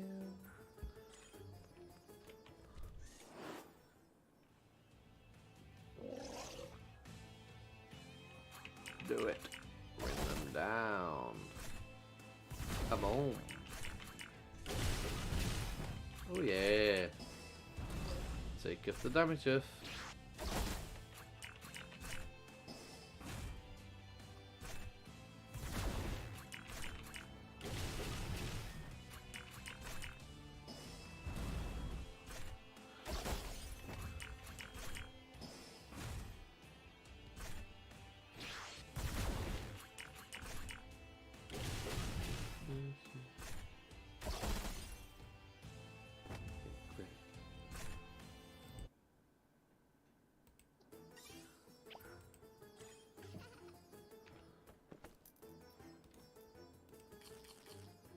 Just running out.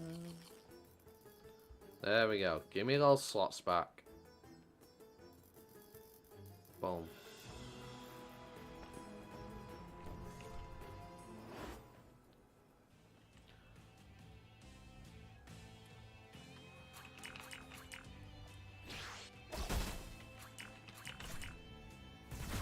Probably should have restored my SP a little bit, but oh well.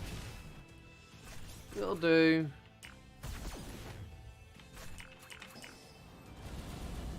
We'll make it through the fight, no problem.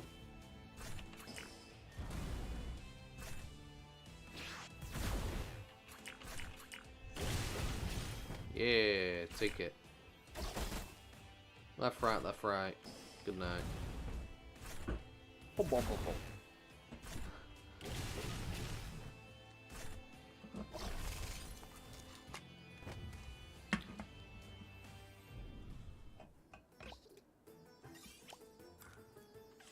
Okay, Digivolve up and down. Get my HP and SP back. There we go, lovely.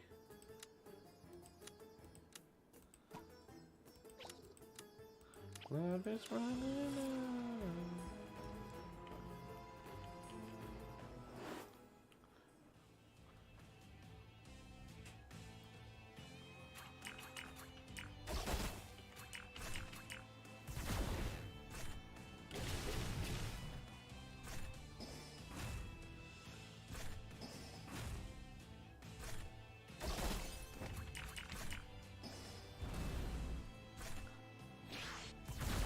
Take it.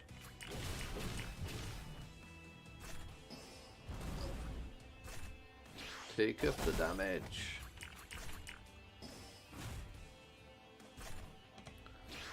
Burn, baby, burn.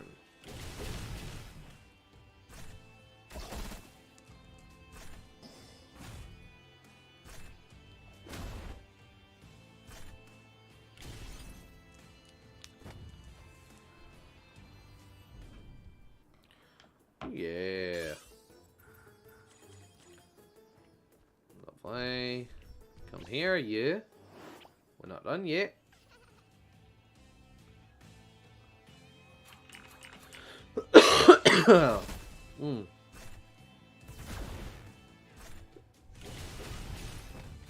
Take up the damage of.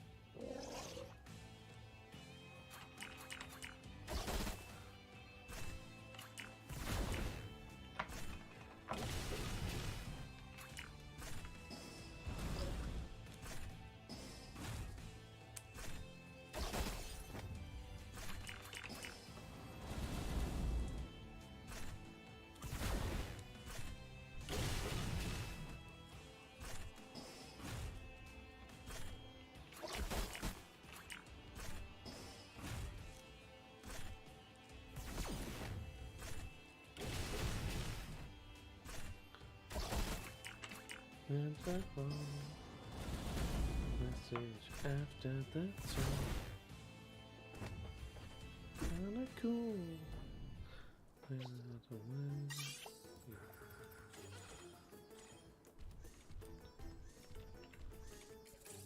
What we were up to. Late last night.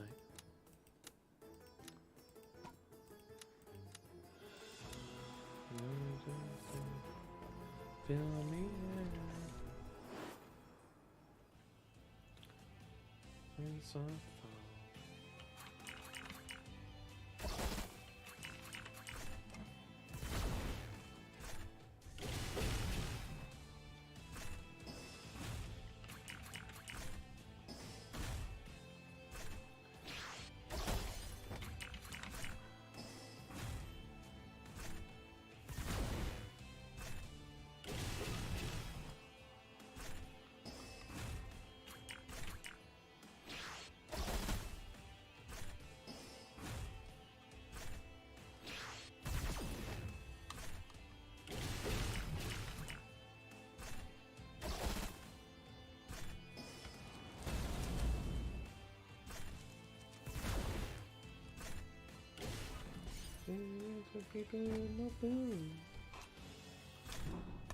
Welcome back.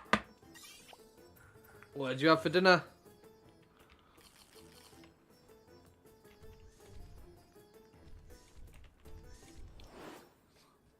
Feel me in.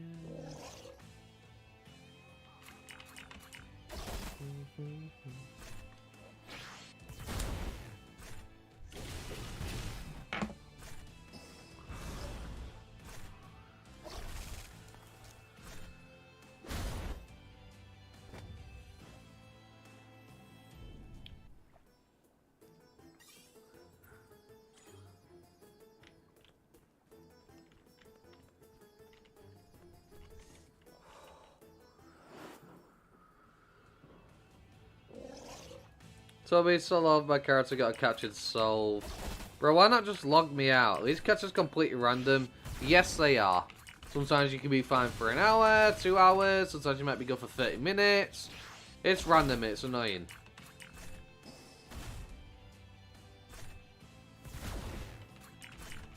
Because the problem is there's no defined time. Because there's no defined time, you might decide to go AFK for 2 hours because you've been AFK for 2 hours before. You come back, you've been AFK for about 20 minutes at Digimon because, yeah, capture popped up on your screen and they won't stop. They stop running at you. It's a pain in the ass. The capture system needs to be a lot worse.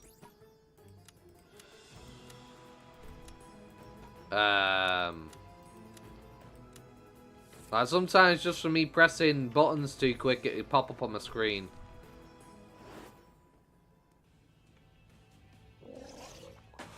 Because my fingers, you know, are tapping buttons while I'm moving around so quick and the game's like, are you using some kind of keylogger or something? No, I'm moving my fingers quick on the keyboard to get progress done.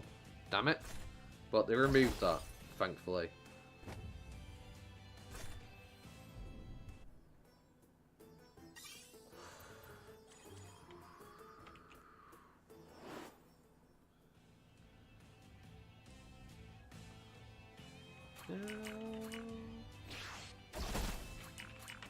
Where are you now?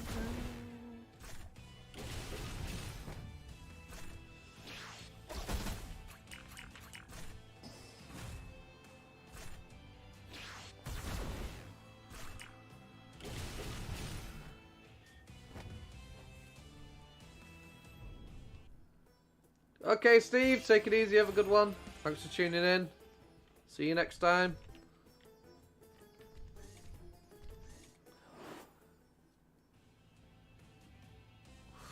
Yeah, I know. 40% for Andromon's Mega. Yep.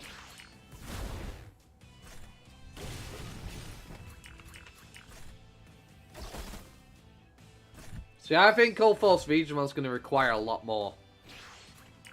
I have a massive feeling All Force Digimon's going to require a lot more because it's a friendship Digimon. So your bond is going to be taken into account. I guarantee it.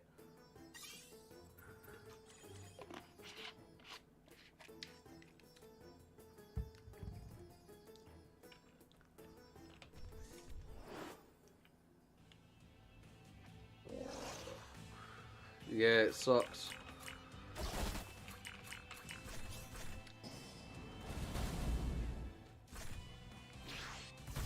All Force Digimon. All Force Digimon's known as the friendship Digimon. So, I reckon your bond's going to need to be a lot higher for All Force Digimon. I reckon you need that 25% maybe or something ridiculous.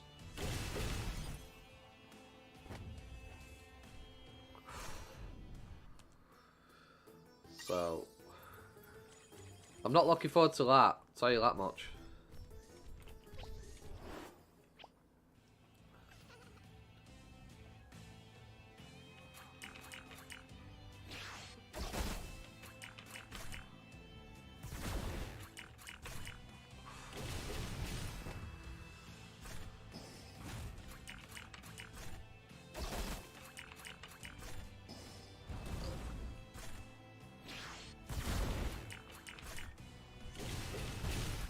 You never heard of All Force Digimon?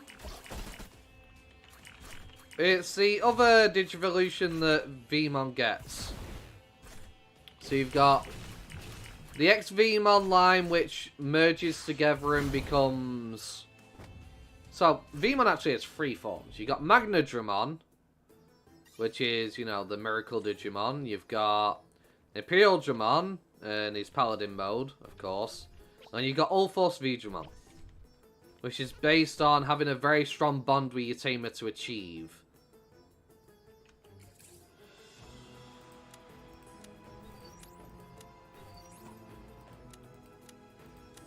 And it's said to be one of the fastest Digimon in the digital world.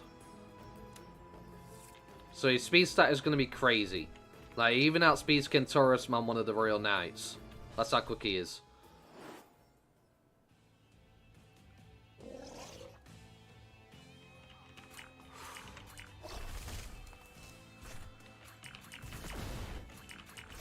Be afraid, I'll hurt you real good, baby.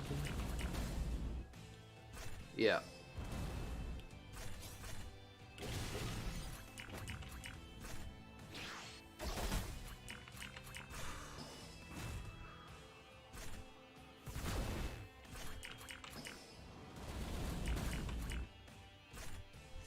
Yeah, it's not a regular Digivolution. Well, it's more of a special Digivolution, but not a Jogress.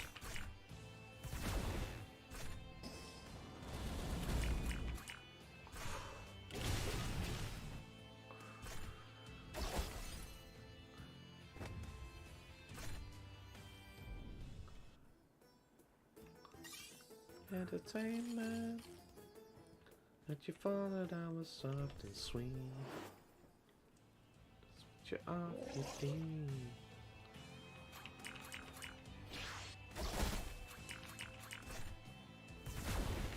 You're probably going to need some crazy speed stat on it to obtain. You're probably going to need like 25% bond or something like that. That's my theory. It might even be more. I don't know. I don't know what they're going to do with All Force. But All Force is the friendship Digimon. It's all about how strong of a friendship and a bond you have with your tamer to obtain an All Force Digimon. I don't think they go 100% bond. The reason why is because All Force Digimon will never be on the same power scale as, say, a Megamon or something like that. People would not sit there and being happy with 100% bond. I don't think they'd go that high. I think it'd be stupid to do so. I reckon a lot of people would rage at it. Because the reason why is because it has no Mega. So All Force is basically just... Aero Digimon is basically just sat there right now with nothing to do. So people aren't going to get their bond up. Just joking, yeah. That's insane. Yeah. 100,000 Tumon for one Digivolution. Fuck that. Yeah, let me just AFK for a whole month.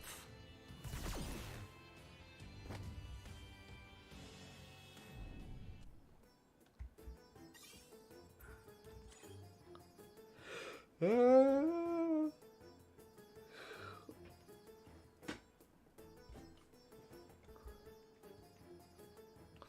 got into. Can you handle what I'm about to do? It's about to get rough for you. I'm here for your entertainment. The need to add the Digi-Eggs. I believe a Digi-Egg is already in the game, I think.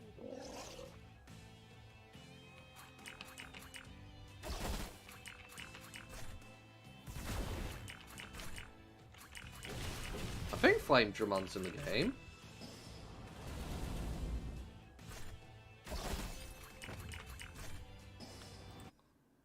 Wait, am I wrong? No, it's not.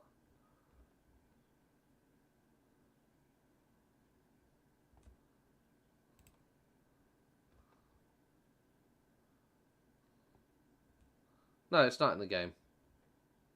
Flame Dramon isn't in the game. I don't know why I thought Flame Dramon was in the game. Yeah, no. No, Bormon's in the game, which is an egg Digivolution. An armor Digivolution, sorry, which uses one of the eggs. Bormon. But I don't know how you get Bormon. I've never seen anyone with it.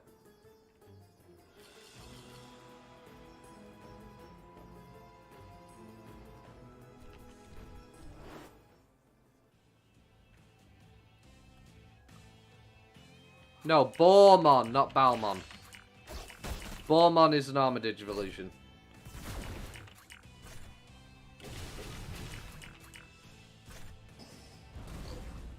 You saw a Bormon, I think it was in Tri. It was charging through the city. A giant boar Digimon just rampaging through the city. I don't know if it was in Season 1, Season 2, or it was in Tri.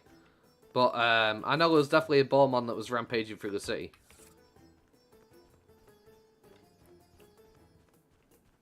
Giant boar, basically.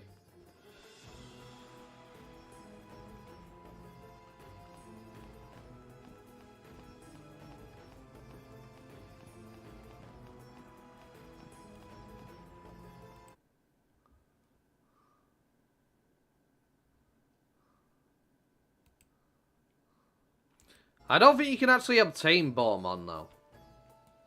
Because it's here inside of the spreadsheet, but it just doesn't have any stats for it. Just its weaknesses and whatnot. So I'm guessing Bormon is an armor Digivolution for something, but they're just not filled it in. It's just because Bormon's in the game, technically.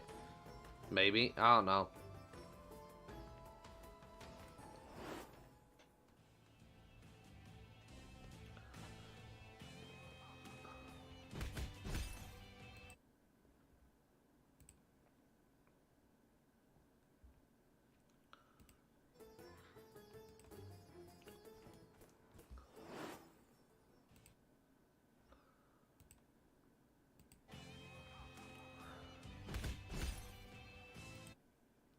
Yeah.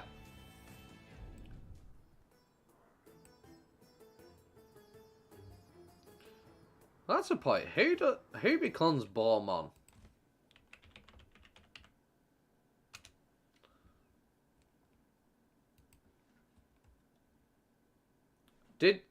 Bormon's mammal armor Digivolve due to the Digiegger Courage. Priothorns, Tapirmon, Armadillomon plus Digiegger Courage. Yeah. Okay. But funnily enough, it turns into Mammothmon in its next form, apparently. So I don't know.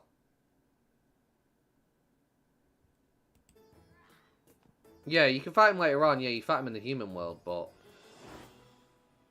Yeah, someone reading it here in the spreadsheet. I don't know why.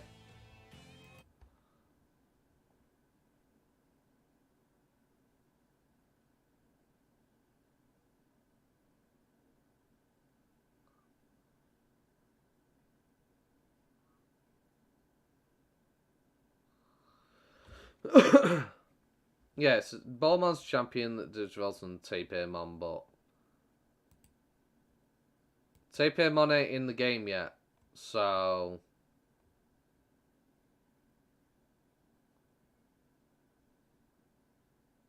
yeah, you can't get it.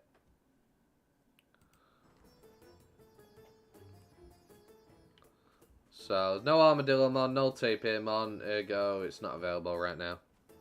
I think they just added that there because he's in the game and they assume he's going to get added later. That's my assumption. Or it might have been an April Fool's thing or something, I don't know. I really don't know why it's in there.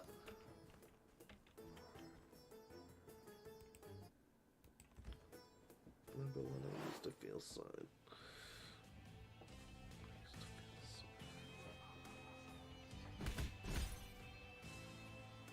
Feel something.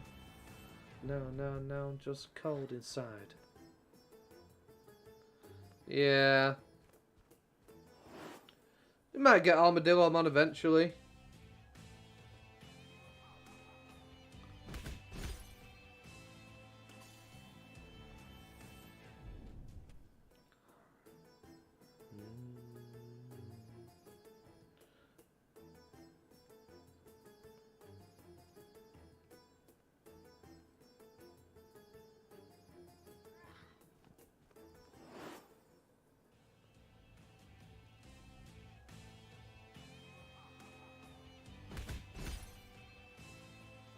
But now I'm just cold inside.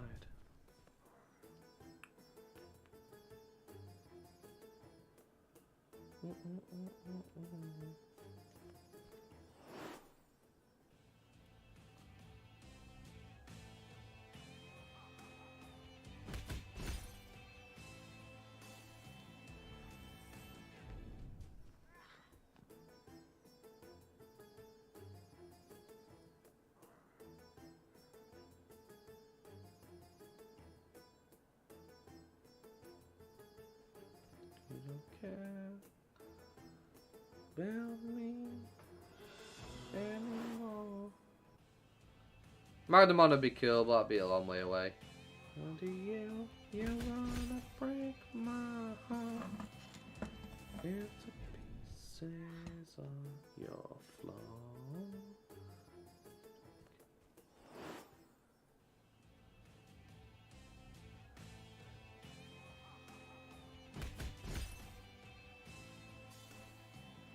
You wanna break my heart? Remember when I used to feel something? But now I'm just cold inside.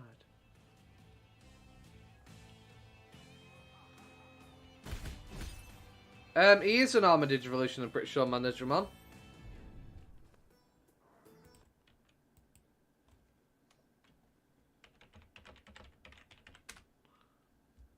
No, Magnamon, sorry. Yeah. So Digiega Miracles, yeah. So it is an armored Digivolution, yeah. Digiega Miracles from Andromon.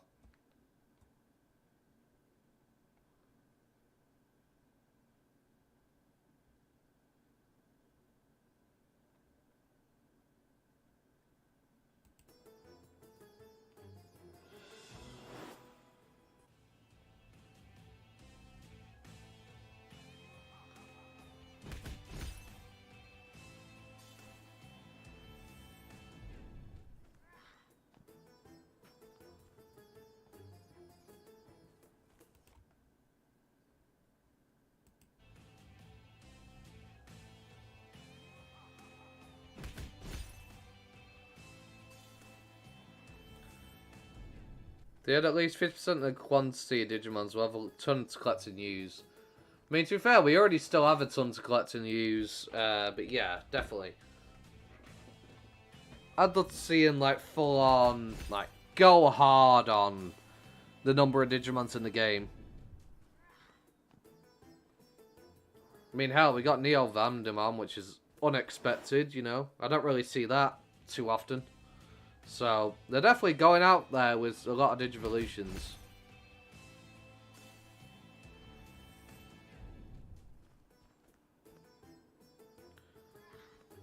This is the movie where you're the same with Terriermon, yeah.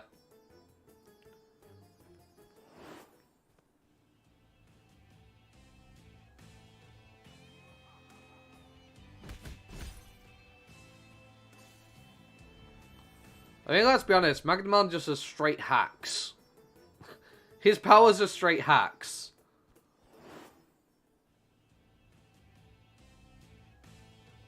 Yeah. Brother Digimon is like corrupted by a virus man, the moment's cameo, yeah. I mean, Wendigomon appears in that movie, if I remember correctly. Wendigomon. That's the corrupted Digivolution of Terriermon or Lotmon.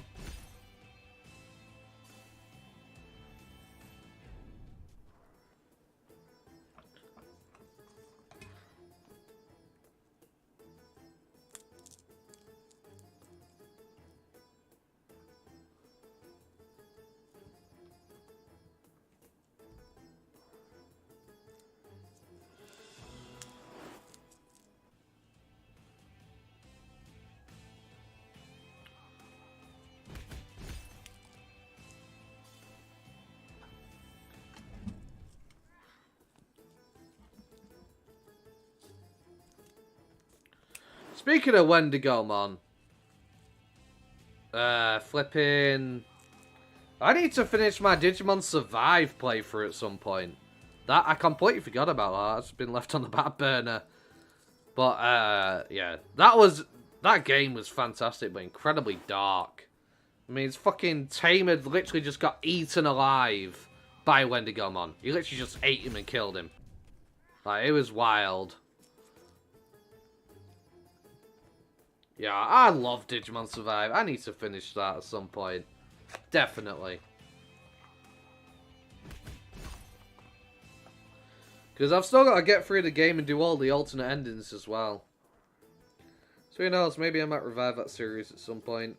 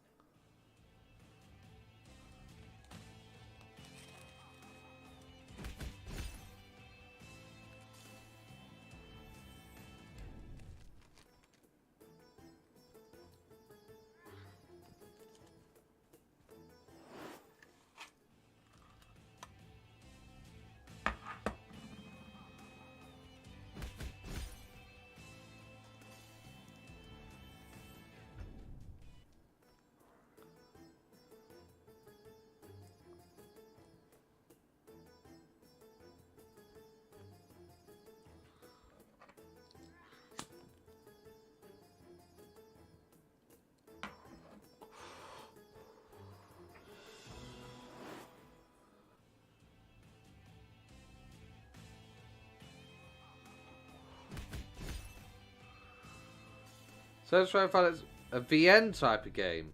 Oh, visual novel. Yeah. Now, don't get me... I'm not really a visual novel kind of person, but Survive is fantastic for a visual novel. Phenomenal. I loved it the whole way through.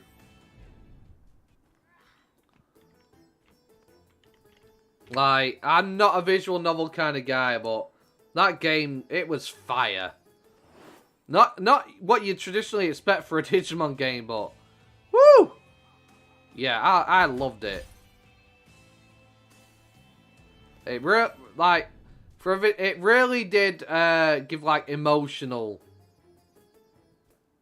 No, I'd wait till it goes on sale. If you get it for like 10, 15 quid or something on sale, or whatever, euros or something, I'd wait till then. Don't pay full price for it, but if you don't want to. But what I'm saying is, for a visual novel, and it's not my kind of game, I loved it. It really did play with some emotions. Like, I rarely play games and feel emotions. I'm quite... Not really that I don't have empathy. It's just with games, I don't really feel anything, you know. Same with movies. I never cry watching a movie. Really feel bad watching a movie. And there's been very few games that have ever managed to get an emotional reaction out of me. Right? In terms of, like, feeling bad or sad as something happening to somebody. I mean, Gears of War did it to me with the Dom situation where he sacrificed himself and the Maria thing and all that tie. You know. But, so from that, there's been very few, but... Yeah, the game was phenomenal. Very well done for a visual novel.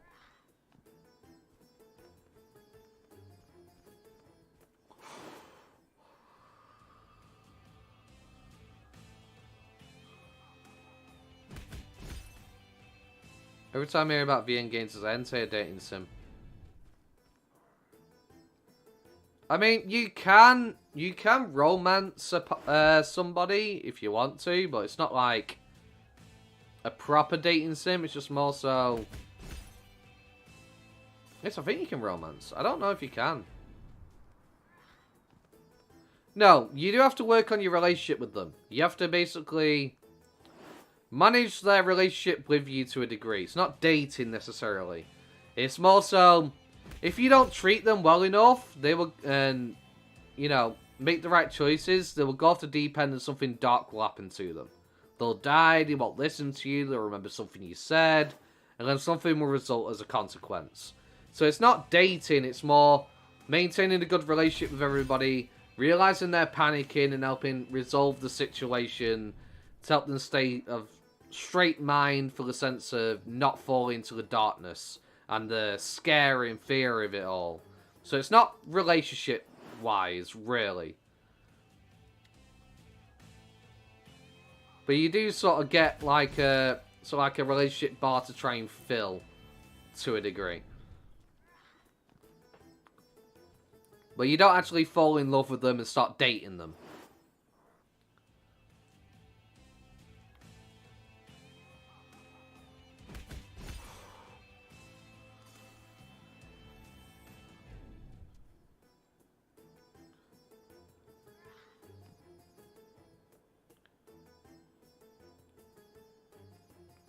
You just need to keep everybody in good standing with you.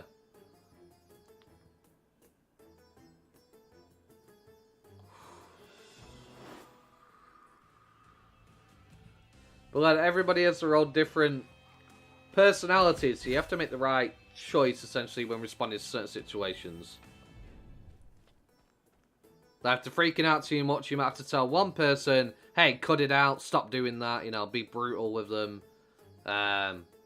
But straight to the point. And then others prefer it when you're a bit more nicer about it. Hey, you know, maybe it's not so bad. Try and think about it for a moment. So, it's not dating, it's more... You have a bond with every single person in the group, and your goal is basically to be the leader, and make sure everybody stays together and makes it through the whole ordeal together. So, you're in a leadership type role. The main protagonist, literally. Your job is to keep the party together and help everybody get through everything.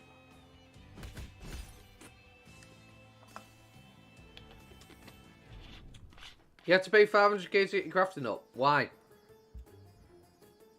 Why do you need to pay 500k to get your crafting up? Because I got mine to where it is without spending a single penny on crafting materials. You don't have to. You only need to pay if you want to just do it faster.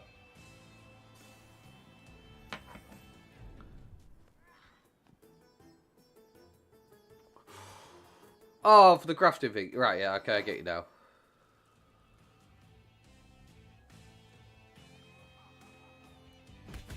Yeah, you can farm the Game Boy detectors from Andromon, Manila Digimon in Final Valley. Yeah, it does cost you some money, but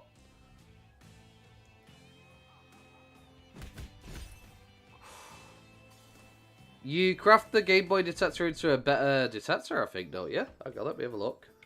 I don't quite remember. It's been so long since I've touched crafting, so I did it all right at the start. Do.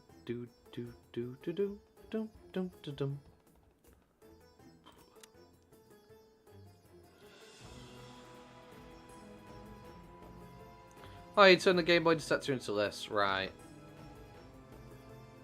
No, you create the Game Boy detector, or you pass that where you need to make the Skull Greymon detector. This one.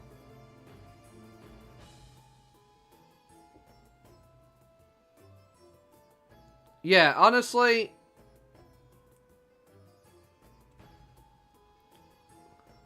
I think the reason why they're the same price is because the crafting requirements.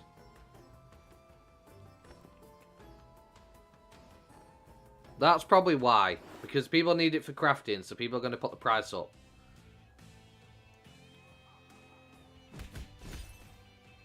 They'll try and capitalise on making money for people who want to level the crafting without going for the grind. That's why.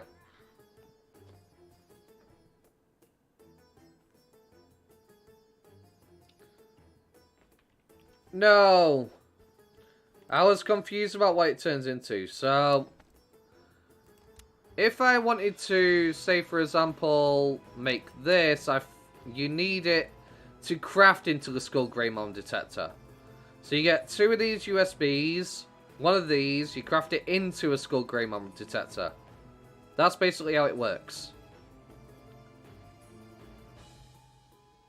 Yeah, the infinite mounting detector with these 2 USBs creates the Skull Greymon rift, which is this.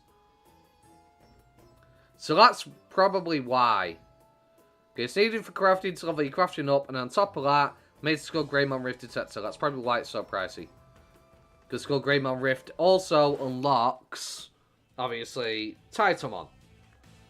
So that's probably why it's so high in price. That makes sense to me. That'd be the reason why.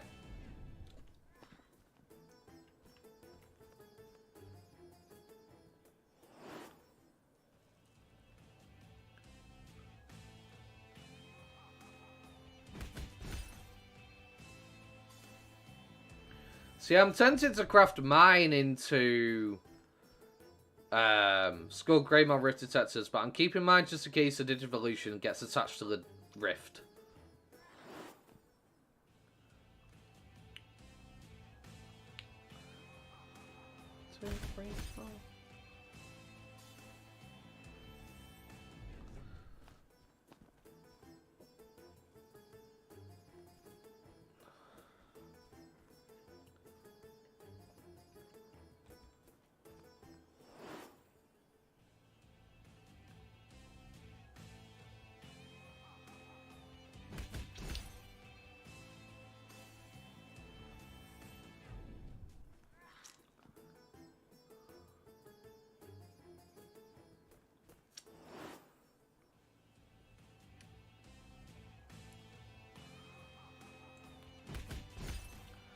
Yeah, I've not done the yellow nuggets crafting.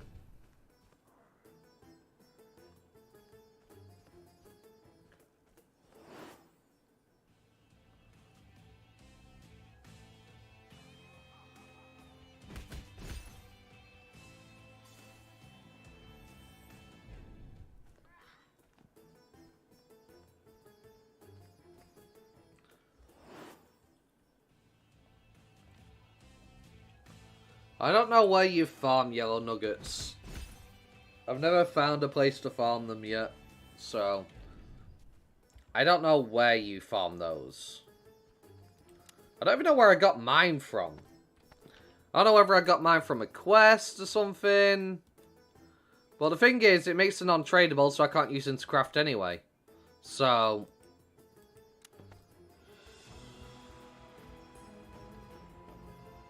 let me have a look. Oh, I can use these to craft this. But, yeah, still I don't think it's worth it. 10 of them to make one of these.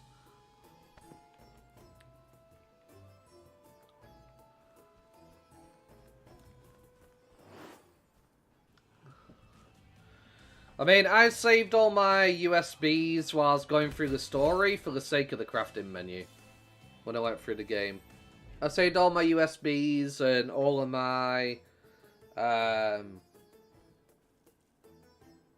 rift items I got along the way. And just left them in my storage for the sake of getting through the crafting when I started this account. Because I already kind of knew what to do for the most part from my previous character on my old account. Yeah.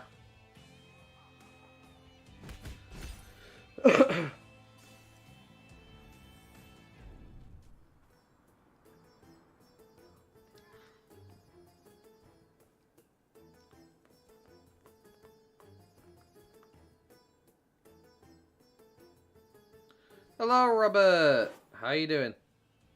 Welcome to the stream again.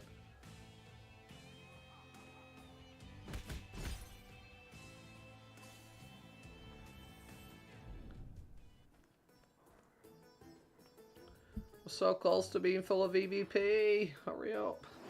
I want to play.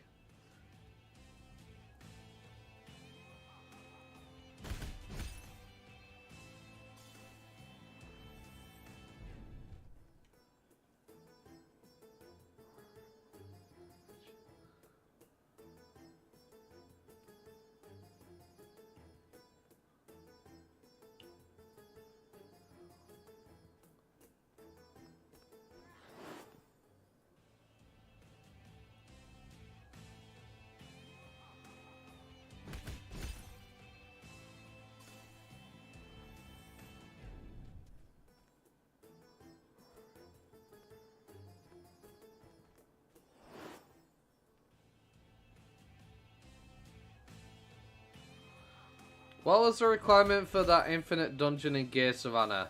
Oh. I'm doing good, Robert. I'm glad you're doing good. So apparently you need... I think what Josma told me. You need all your Digimon forms for at least 2 out of 3 of your skills all maxed. And in every single Digivolution form. To do the infinite mountain in Gear Savannah.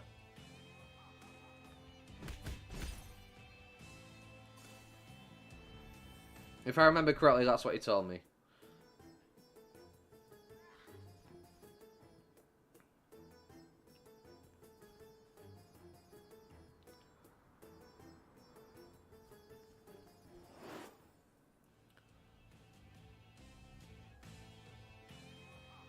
I think it's 2 out of 3 skills maxed, or it might be all 3. To get high, right? No, he means to enter the dungeon and take part in it. Or something. But yeah, I think to get high as well, obviously, in the leaderboard. It's important. Do you like your crafty item with all the B to E passes? Yes, so you have to use one of each pass to take on the dungeon once every 14 days. Or something is when it resets the leaderboard. So technically you could make more than one and enter it multiple times if you wanted to all week. And try and get a certain high score. But the problem is if you've not got a 50% EVP reduction, you're never going to make it to the top for the rewards. Because I think it's top 100, maybe, that get rewards. Yeah, There's 3 different tiers. First tier reward, generally you get the Terriermon egg, which people are selling for 300 flipping mil, which is crazy, because it's the only way to get it now. Then the other one gives you a different egg, I can't remember which one it is. But there's 3 different tiers of rewards from it. For reaching at least top 100 and above.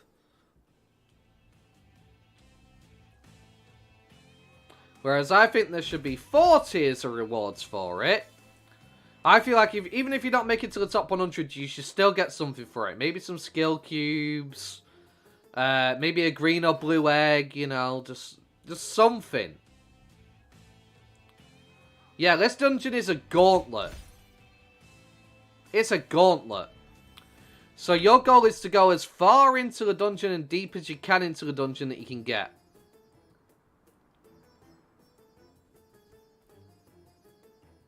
From what I saw, no, I don't think you get rewards for climbing. Like, unless you reach top 100, there's no reward for you. If I remember correctly. I mean, I might be wrong, don't take my word for granted. But I don't remember seeing any reward for people that were, I'm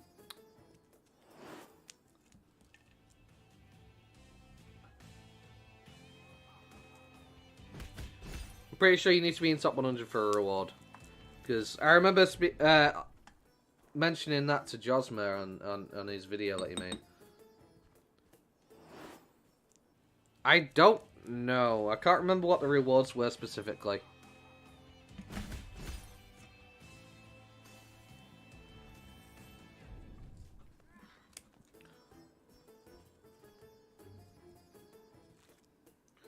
I don't know, you might be able to get a Vmon egg if you're in like top 50 or something, I don't know. I don't remember the rewards off the top of my head. I looked at that like when it first came out. I don't remember off the top of my head what all the exact rewards were.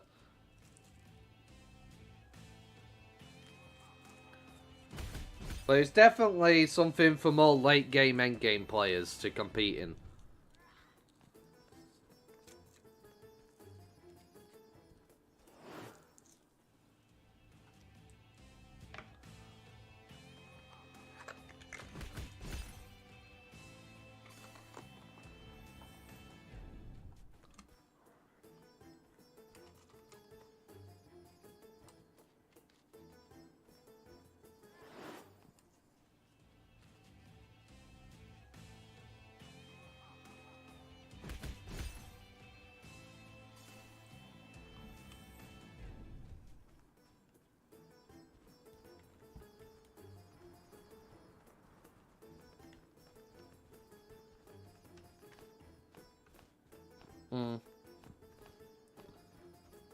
Honestly, I don't think I'll ever be buying the Terriermon egg.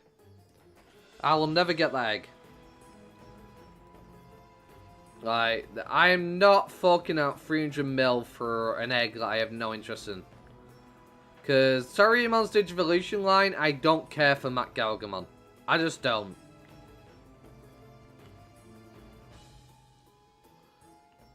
Well, it's not a drop, it's a guarantee. If you're in first place, that's what you get. It's not a drop, it's a guarantee.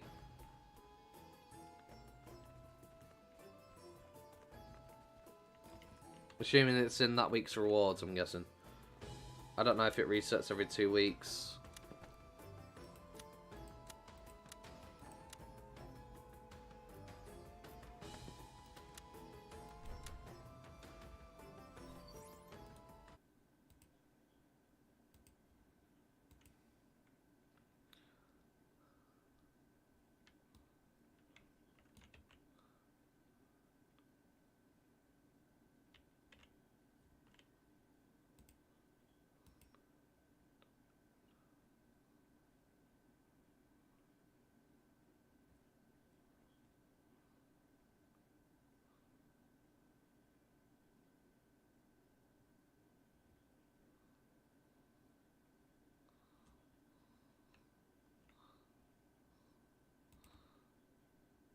No, I've never really been a fan of Torium on its Digivolutions. I haven't been, to be honest.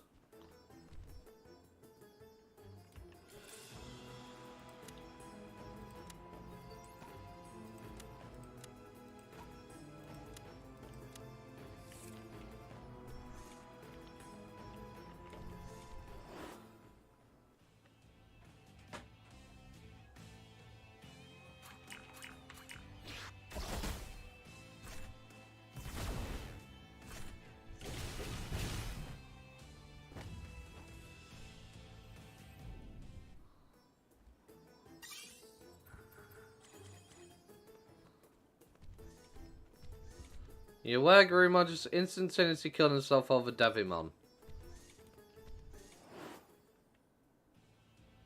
What?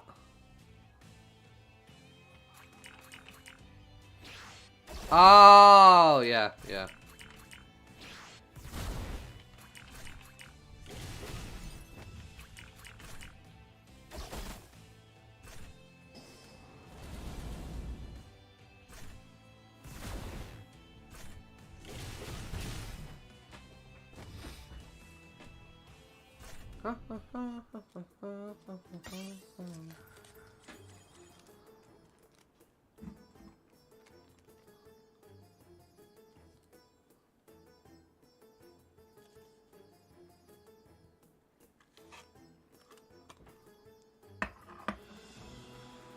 Yeah, 2 times speed issues. Yeah, and you panic and you go for the wrong skill because you were trying to make sure you get the right one.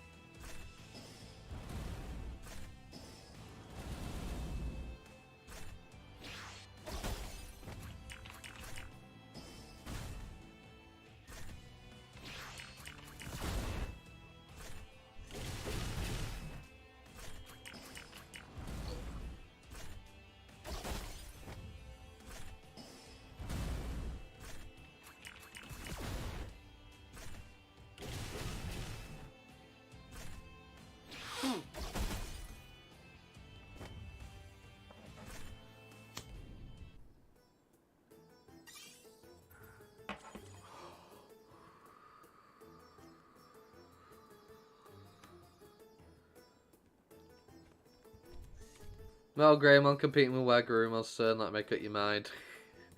Try to take the spotlight. You get some toys from the Infinite Mountain Dungeon because you're running out? Ah, okay. Yeah, fair enough.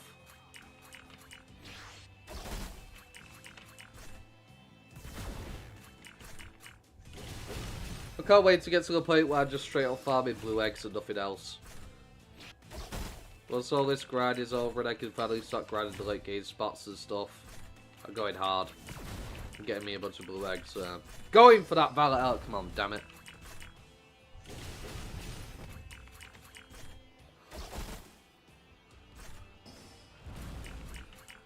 Fade out. Really sexy. Ooh. And haters trying to get the hate on. Sexy, I'm like, ooh. I'm like a war child.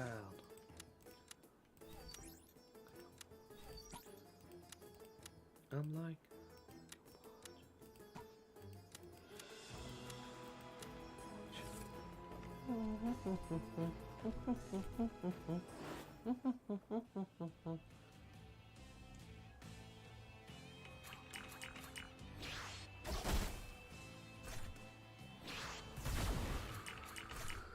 So like, what's up? Got a little buddy, I'm a run the buck. Dudes look at me like he's drunk. Girls look at me like that's what's up. Diamond, running, dancing in help trucks. Watch my back as I roll this blunt. Let's look at the drop table for Digimon 2 months worth farming for blue white eggs. Yeah.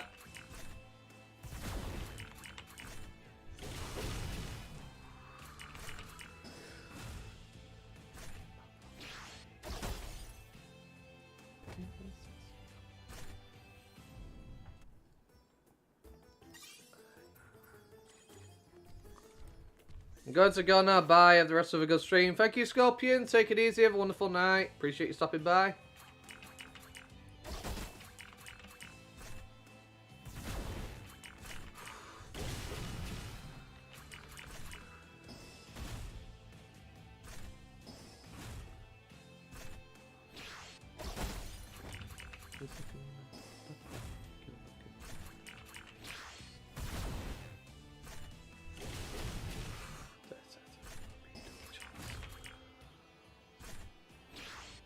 the size, big old booty with my eyes grow wide. So what do you think? Cause you can't help myself, it's a lot, now I'm yours for the night.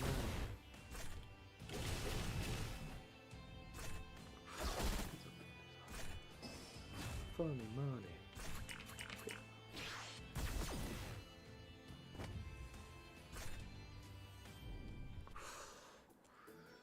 Gotta get the hate off.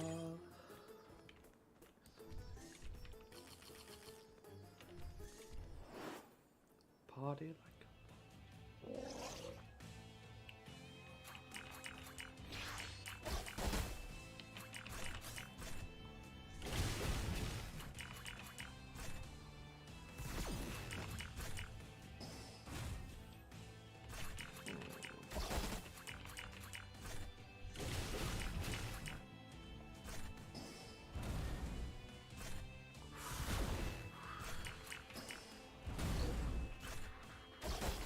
like da da da da da da. Ooh.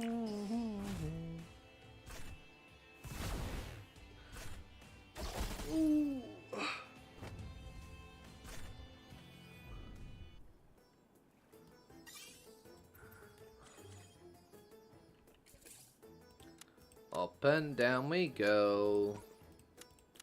Again and again. Bop bop. There we go. Lovely.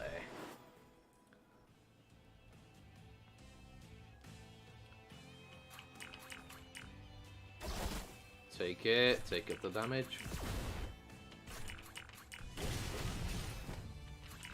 Of a story, burn in my head. Move on. That's when I realize that all along, be under lungs that bleed, suck that nicks at your head. Say that I'm lost, well my door is locked.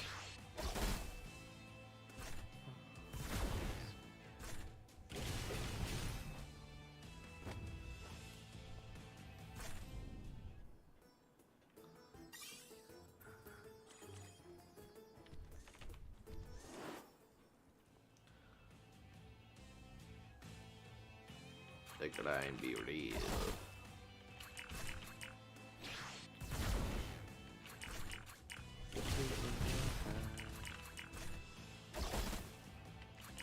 Telling me to do things I regret. Maybe I won't do it.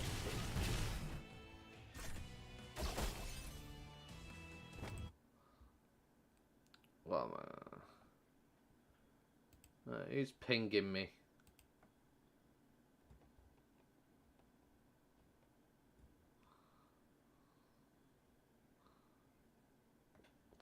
Okay.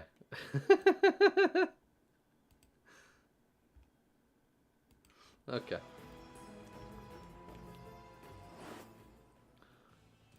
Somebody pinged me.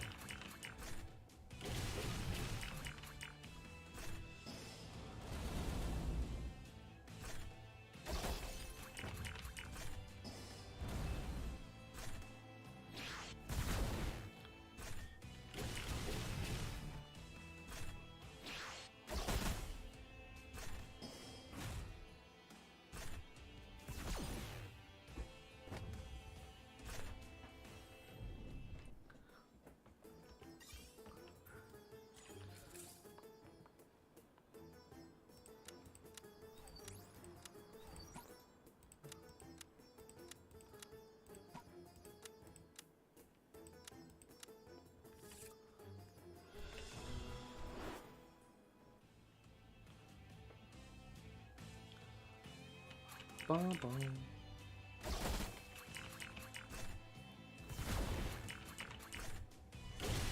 Yeah, I think for the next team I use after these two are done. So I got this team and I got the one underneath.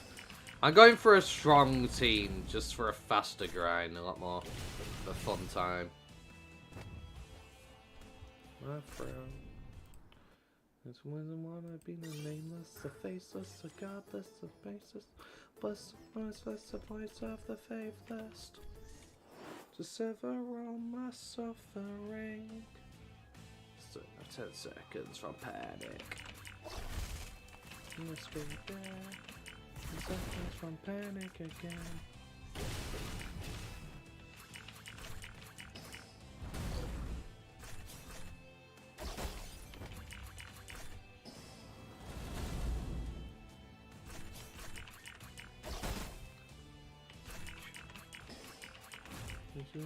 To breathe.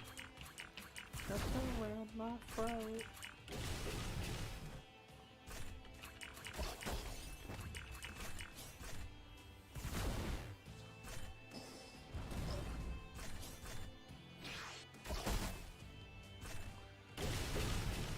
Tell them 10 seconds from panic.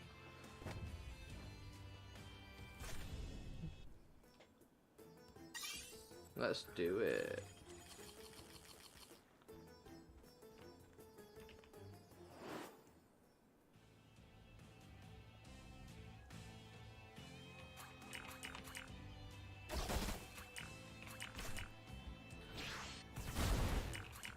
You gotta start training more teams yourself, yeah.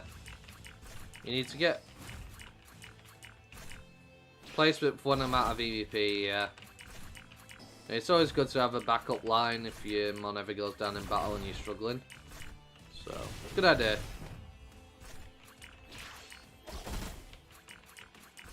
So you don't have to commit seppuku with Digimon. I like the way you put that, yeah. I know, right?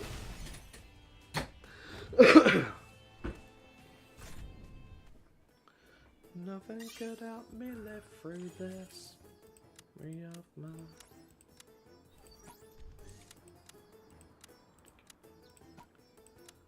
seconds from panic again. Oh, nothing.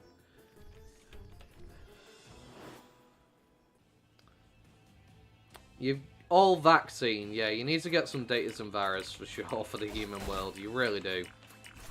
I mean, you could brute force it by having a backup team of vaccines, but you're gonna struggle.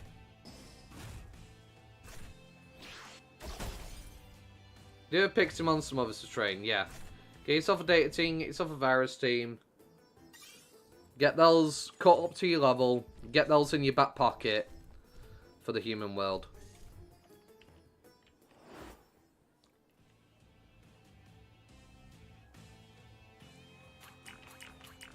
Because honestly, you're gonna be hurting. You're gonna be wanting it for sure.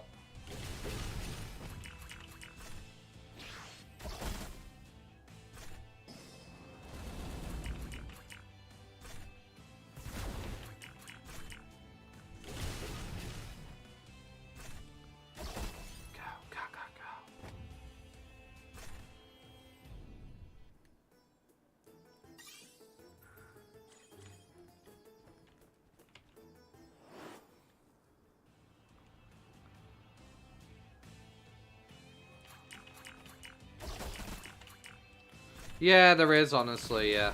There's a lot of data in the Dark Castle. Nice, nice. Done most of quests. Good, good.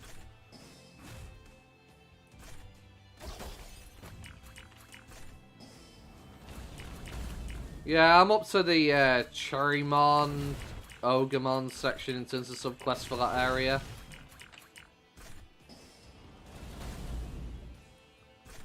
I'm ready to die, so but I am ready to die. I'm ready for a fight. Now it's time to ride. Far as I go.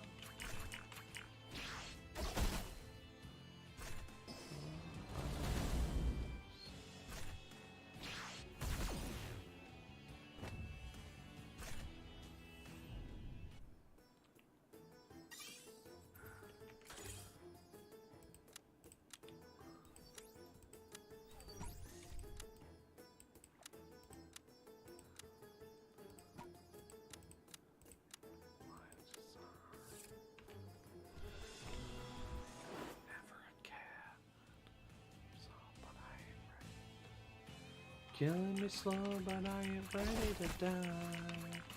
I'm ready for a fight.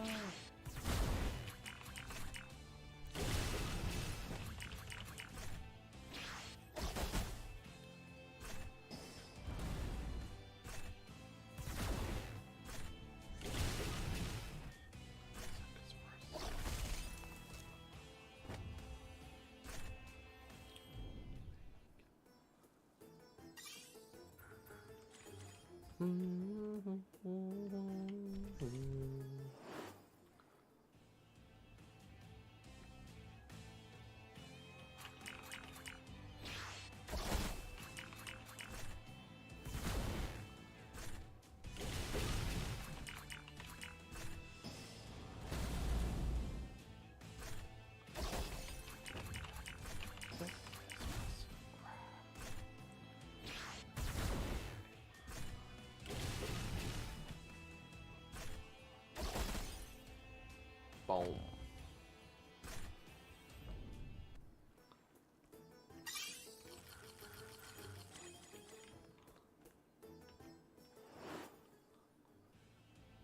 You're like 2k Tetris blocks, nice.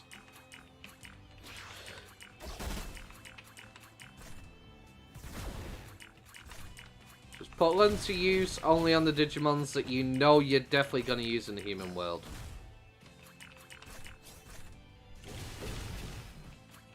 Yeah. So, don't do what I did where essentially I neglected my team and was getting other mons sorted out as well. Like, I shouldn't have done that, but I didn't think I really needed the final section that much because I got through part 1 no problem. The problem was when part 2 came out, I forgot to farm Tetris spots so I could then unlock the final things because I didn't have enough. I went through the whole of the second half. And it took me longer because essentially, you know, I didn't have the blocks. Your main team's fully unlocked. Nice, yeah. So, what I would do with those Tetris spots right now, because you still need a data team and a virus team, right? I would use it on those when you know which virus or data you're definitely going to use. And only use it on those for now. Then, you know, do what you want. If you want an easier time, that's what I'd recommend doing. Basically, yes. Your upcoming data and virus teams should be what you're unlocking. That way you've got strong Digimons for every occasion, no matter what you go up against, and you can get through relative ease. Because don't forget, when they become Mega and whatnot, you know, and we get the next story section, you're gonna probably need everybody maxed. Or, probably, yeah. Because by that point, you should really have your team maxed. In terms of, like, all your stat blocks unlocked on your Digimon. Really, realistically.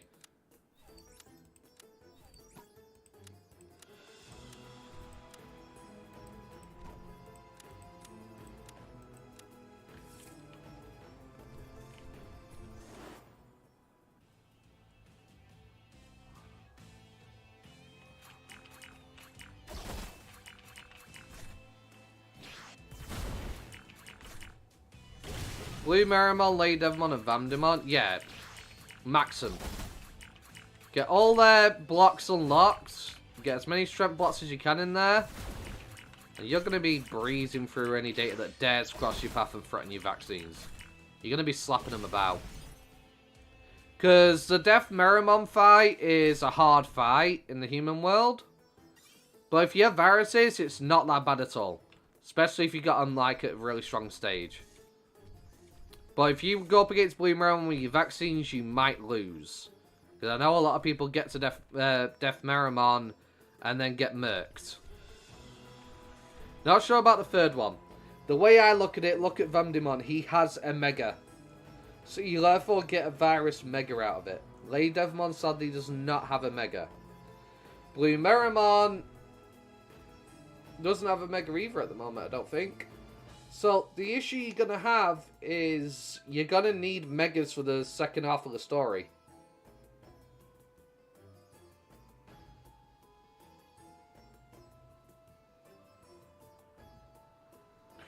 What about Mistymon?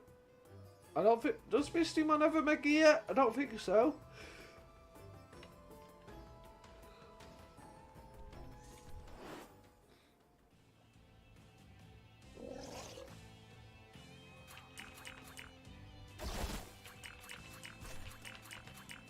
How good is Mistymon for taking on a data team? I've not used Mistymon. I've unlocked him, but I haven't used him. But yeah, you kind of need to mainly go for ones that can become Megas. Mainly. Because the second half of the story, if you don't have Megas, you're going to get slapped about.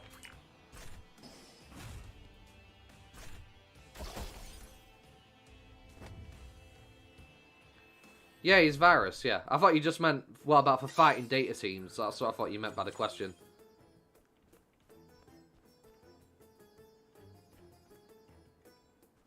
Why is he Virus? I don't know.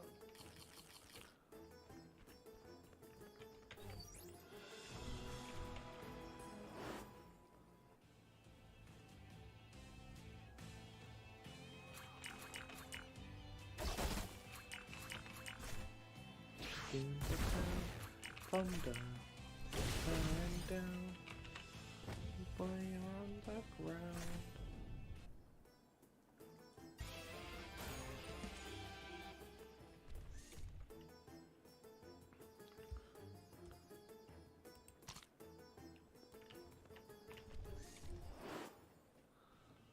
You got 2 Talmons? Nice. Yeah, I've got 2 Talmons. Well, I've got 3, actually. But, yeah.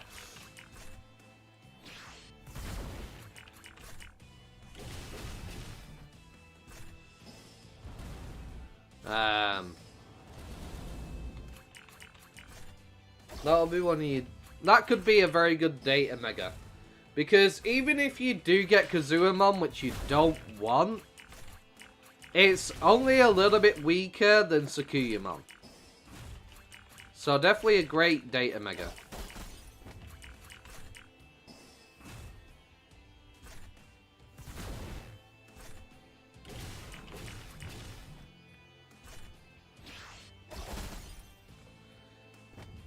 Yeah, Kazuamon's the purple one, Tsukuyomon's the yellow one.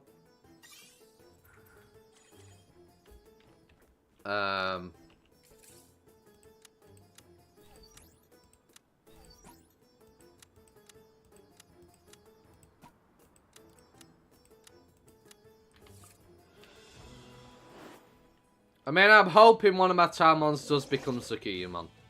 It's only 10% chance, but I'm hoping.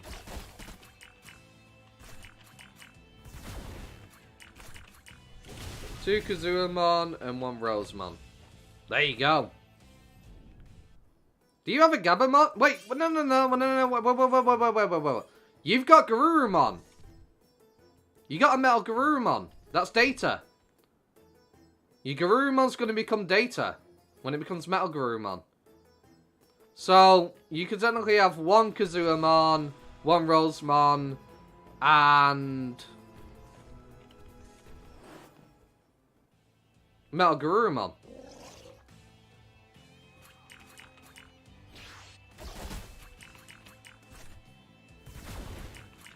Pixelmon still has no Mega, that's true. Like, I'm still leveling up my Pixelmon anyway, and maxing it out. Just because it's a very strong data. But, it won't be in my Mega team when I go through Human World Part 2's subquests. Because the issue that I have...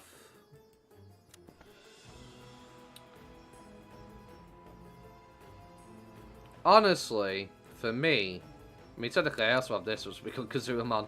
So technically I can end up with 4 Kazuamon, which isn't very exciting. But yeah. I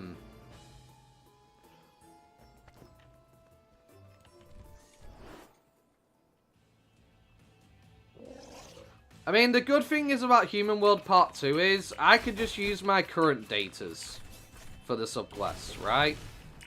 Because in Part 2 you expect it to be 90 to 95, so I'm always going to be within level range.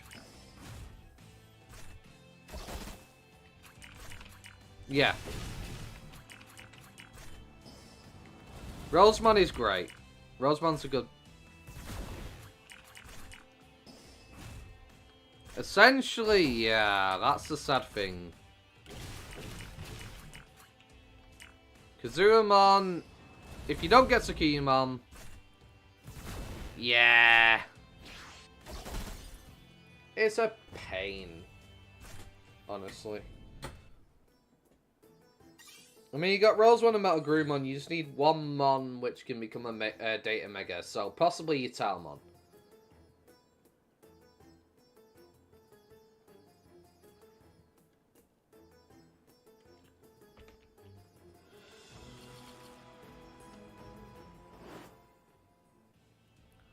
%, ain't much. No.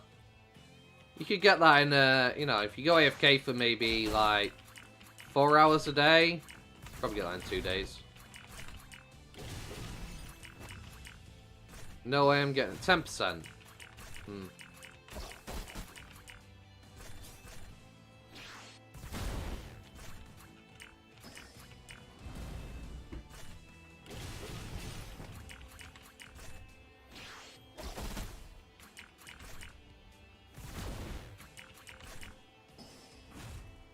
Exactly, they should have done.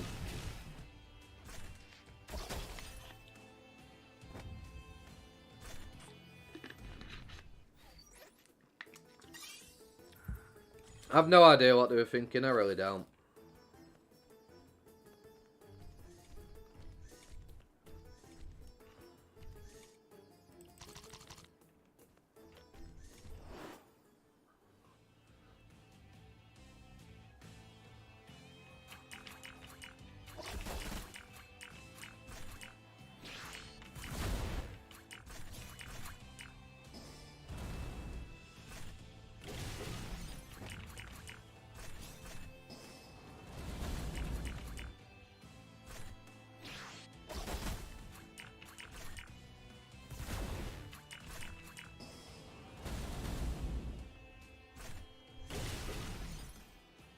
Right? I don't know what they were thinking with that. Really don't.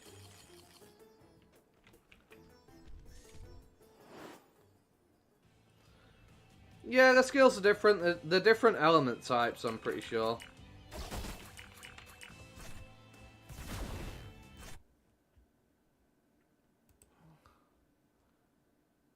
Yeah, I mean, actually, no. Wait a minute.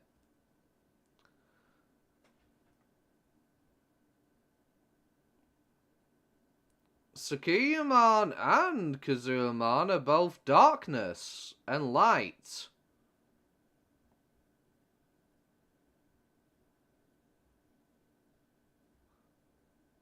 The only difference is Tsukiyamon is a fire elemental basic attack and Kazuha's physical.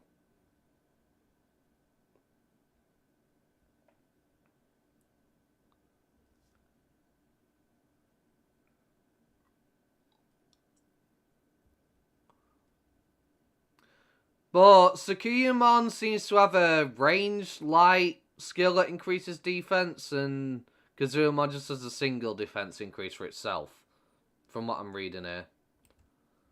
So yeah, there's not really much difference between them. I mean, the skills will probably be different, yeah, but they're both darkness element is what I mean.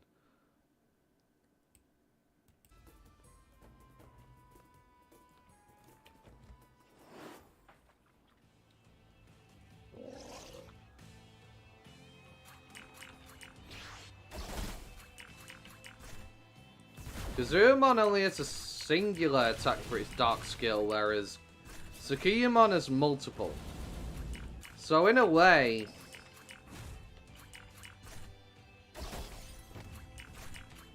Kazurumon's a little bit better. The reason why I say that is because every single attack you make when you have multi-hit skills has a chance for one of them to miss, if you're not the opposite type of a Digimon. So Tsukiyamon will have to hit all 4 of theirs to get maximum damage, but Kazurumon would have to hit once to get all of its damage.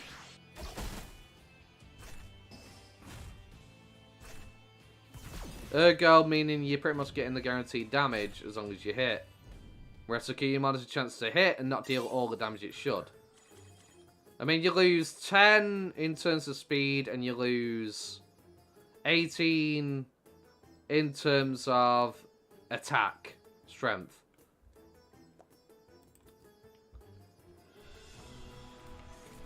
Yeah, the skills will be different animation-wise, though, definitely. There'll be different skills, but they essentially just do the same element. So, at least on the bright side, if you do get Kazuamon, it's not that much of a difference, so... I suppose. But still, I really want Tsukiyamon over Kazuamon, let's be honest. I think everybody does. Well, most people anyway. Everybody's got the favourites, but... I like Tsukiyamon over Kazuamon.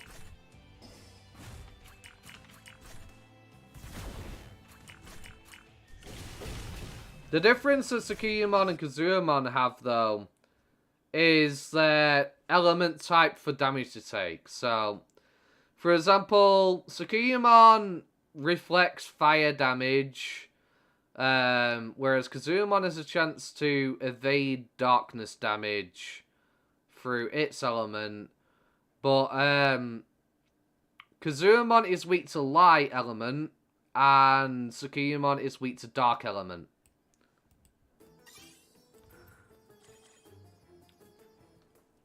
Stack limit for any food item is 300. Any food item, the stack limit is 300.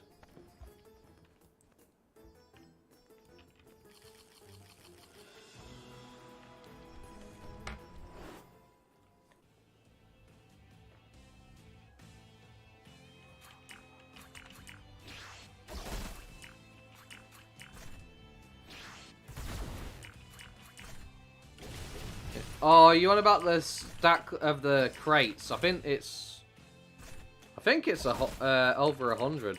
I don't quite remember. The crates might be 100 stack, maybe. I don't know. Let me have a look in my inventory, see if I've got any that go over 100. I'll find out in a moment.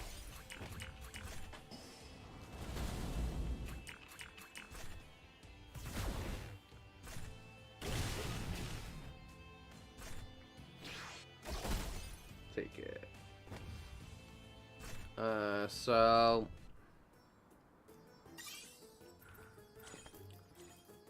100 stack for a crate, I think. Yeah, 100 stack for a crate. 100 stack, because I've got 2 level 2 here, right here, as you can see. 2 stacks. Crates are 100, yeah. And we got 2 rift items. Sorry, I've not been keeping track of notices I've been getting rift items. We got 2 rift items so far, which is nice. Hell yeah. Tell me what you're waiting for.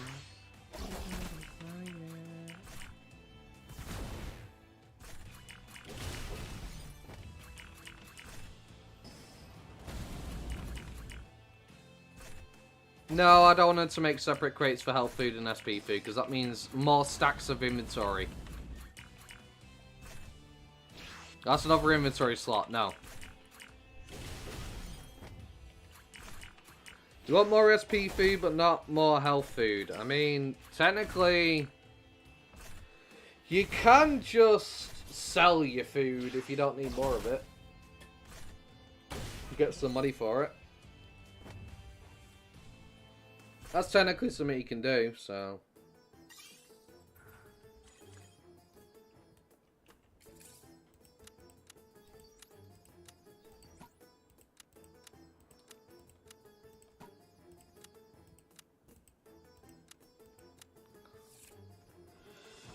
I mean, honestly, you're gonna be... You think you don't want more health food, but when you get to the human world, you want more health food. For the most part. Because you are going to drain quite quickly in the human world. Especially in part 2. Because when you get to the point where you need megas to get through content, don't forget, you won't have the option of digivolving up and down so much. You'll be needing to use it. Yeah.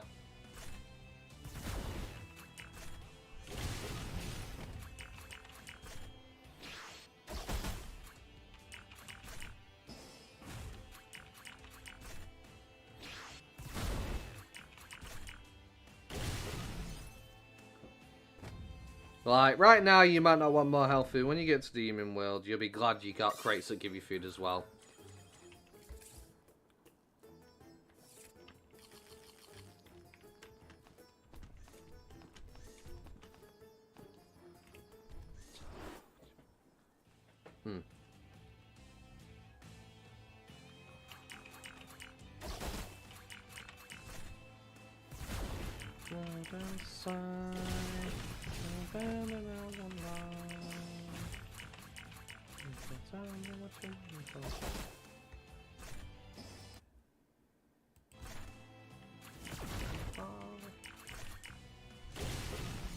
Yeah, no, that's the annoying part about it.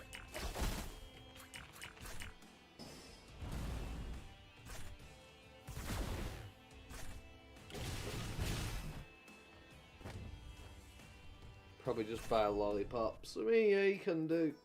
But don't forget, lollipops means more spaces for the same amount of healing. While lollipops are cheaper than buying food, they also take up a lot more spaces because you get less HP per item.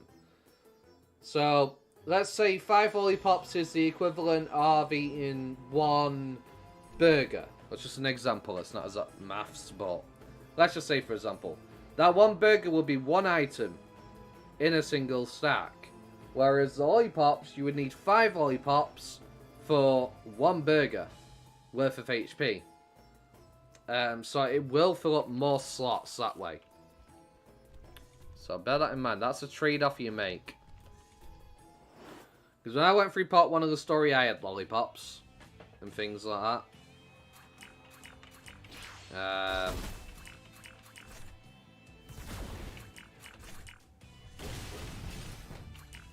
Do you need SP, yeah?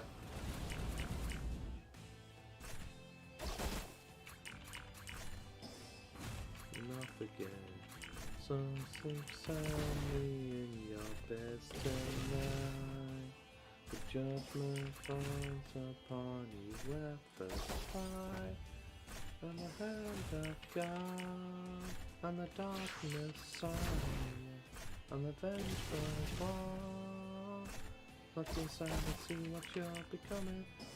This moment, I'm dying wild.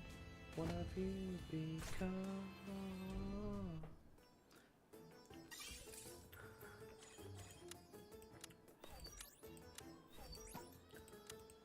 The grind be real.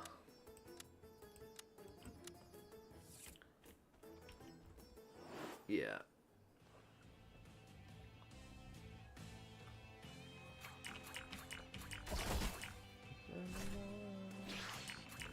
The place I rose, the place of water, no surprise. Only till we could sell their souls for the apocalypse must be terrorized.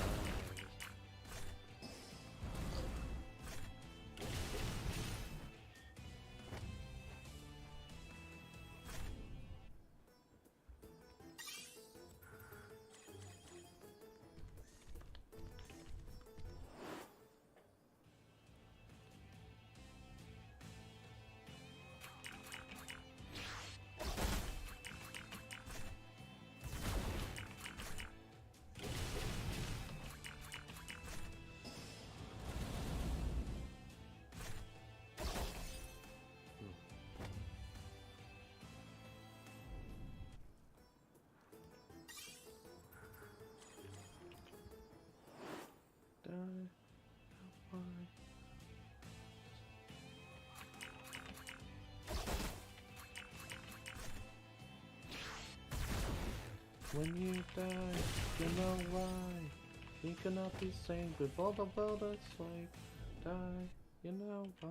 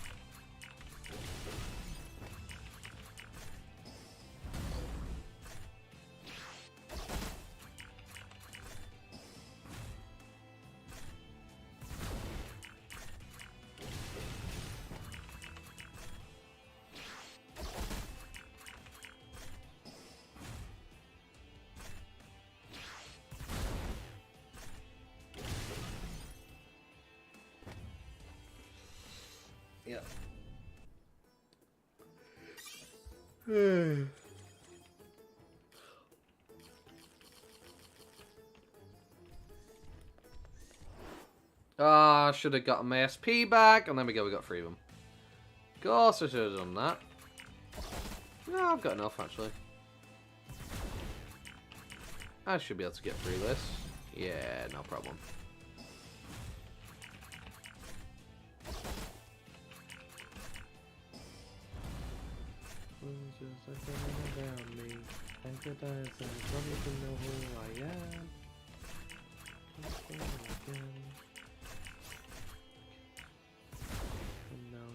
Surround me. I feel the dread. No, I'm farming Andromon Rift items. They drop Andromon Rift items. So, I'm grinding against these because I've got 2 data. Well, I've got a data, a vaccine, and a virus. And I grind these to at least level 55.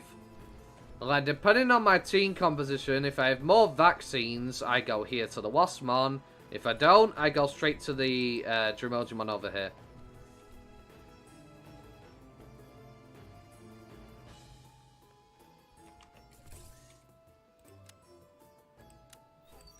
Yep. It all depends on my team makeup. And this team, if they're struggling to take care of these, they cannot take on Waspmon. So I'll have to go with Digimon route. They're just not strong enough. They're just not. So once they're done with Digimon, they'll then move on to Seadramon, and then eventually they'll move on to the Frigimon in Infinite Mountain. And that's the last one I can farm till 63 for Andromon Rifts.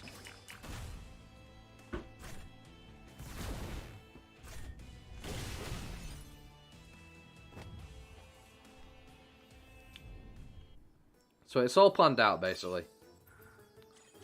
Bakumon's done. I mean, eventually I will have teams to go up against Bakumon again, but I'm not bothering. I'm getting through this area and dealing with the Seadramon and the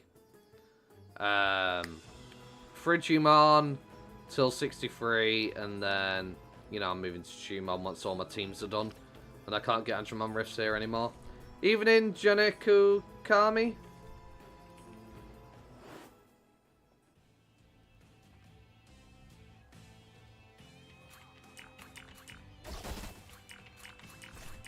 If there's any point to Tamer level. Yes, Tamer level has a myriad of effects. So, you get rewards for leveling your Tamer level. So you get an egg basket for reaching a certain level, if I'm not mistaken. On top of that, you also get better daily login and timed rewards based on your Tamer level. So the higher your Tamer level, the better boxes you'll essentially get.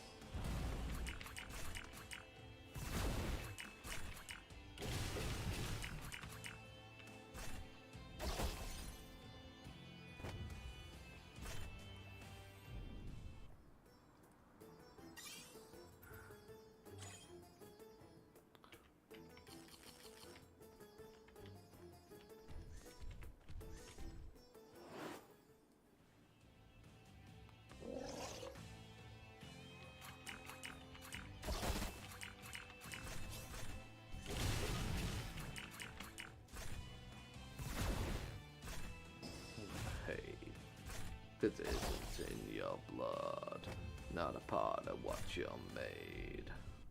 Let this be understood. Somebody taught you how to hate. When you live this way, you become.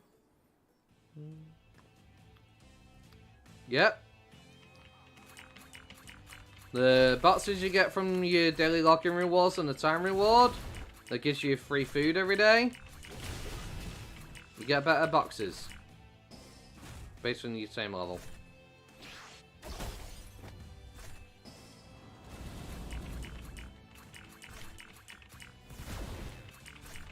I'll explain better in a moment.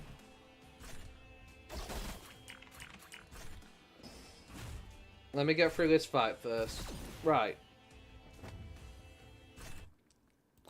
So, when you level your tamer level, you get rewards for doing so. First of all. Every tamer level you get, you usually get some kind of reward for it. Then on top of that, when you log in every single day, it has an effect on these rewards that you get from these. For example, based on my level, I get this level 3 box. When you was a lower tamer level, you was getting level 1 crates. So as it goes up, you get better rewards here. That's what you get out of the tamer level, and you get a bunch of good rewards. I believe one of the rewards for reaching a certain tamer level, I'm not too sure what it is. I'm pretty sure you get a free egg basket, which guarantees you one of the starter Digimon or another Digimon, if I remember correctly. So, that's why tamer level has an importance at the moment. So things like that. You get better rewards. You'll get better cubes for your daily logins as well. Generally. So let's say this one today, 3 hours, was once a blue. When I reached a certain tamer level, it then became purple, and now I can get up to obviously the orange cubes more often than not. But if I get to max level, I'll probably be getting mega cubes here every day. So, yeah. Essentially, that's what tamer level does for you.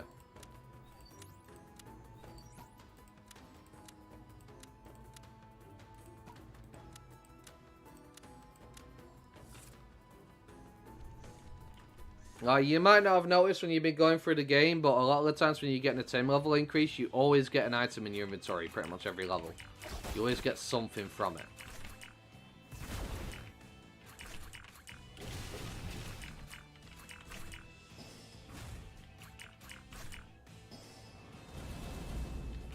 Cubes come on weekends, yeah. And through those weekends, when you get those cubes, the higher level tamer you get, the better cubes you can get from that.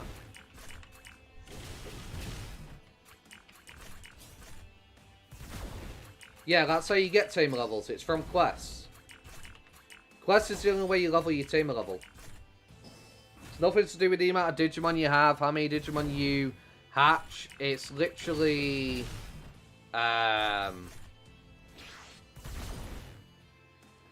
Is Cash Shop the only way to get Ultimate Evo items? No, it's not. So there's Dungeons of the Day. Once you finish all the quests in a certain area, you'll eventually get keys, which allow you to enter these Dungeons of the Days. So you get a guaranteed Ultimate Selector from here. I think you also get one in Infinite Mountain as well, if I remember correctly. I believe you also get one from the one in the Final Valley as well. I'm not too sure. For the first time clear rewards. You also get some throughout the story. Some you can get from events, which happen quite often. There's a lot of events that happen in the game all the time. And also sacrificing Ultimate Digimon and turn them back into basically an egg as a chance to give you it. Once you do the quest, all you have is dailies, and the game announces when you gain XP in Tamer. And when I do dailies, it doesn't, so I always assume it doesn't give me Tamer XP.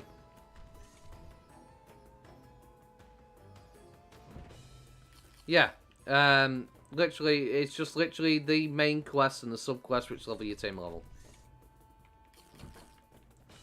Like, I'm not max Tamer level because I've finished the story, because I neglected most of the side quests. So what I've been doing after I beat the game in part 1 is I started going through, you know, Gear Savannah and all that. I started doing all their subquests and then Infinite Mountain subquests, and now I'm here and I've got subquests to do here, and then I'll be moving to the Human World, etc., etc. So I need more dailies and clear side quests in zones to get the dungeon unlocked. No.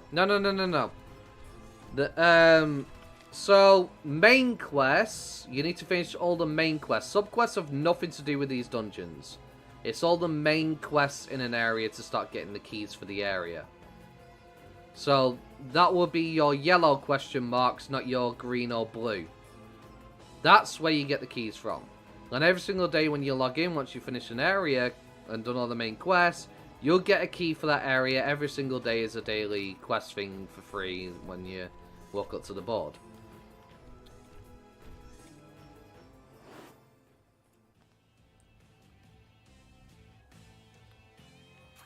I mean, I'm fine with it. I don't think it... I'm fine with it being based on quests. I've got no problem with it, personally. Because team level doesn't affect your ability to fight in the game, which is great, you know? Because I'm level 35, you know, there's not a level 40 that's better than me because he has a higher team level. It has nothing to do with that. So, I like it that it's based on quest progress, because it means, basically, you know, if you're willing to do the quest, you get the same level, you get all the free rewards. It's something to be rewarded for doing the quests. It's a reward. I did get one each day, but when I speak to the NPC in a dungeon, nothing happens. Right. So, dungeons... all the main quests in there, it's unlock the unit to use that dungeon. So, the dungeons of the day are limited to certain days of the week. Let me run over and I'll show you exactly what I mean. Because it'll be a lot easier for me to explain with a hands-on demonstration.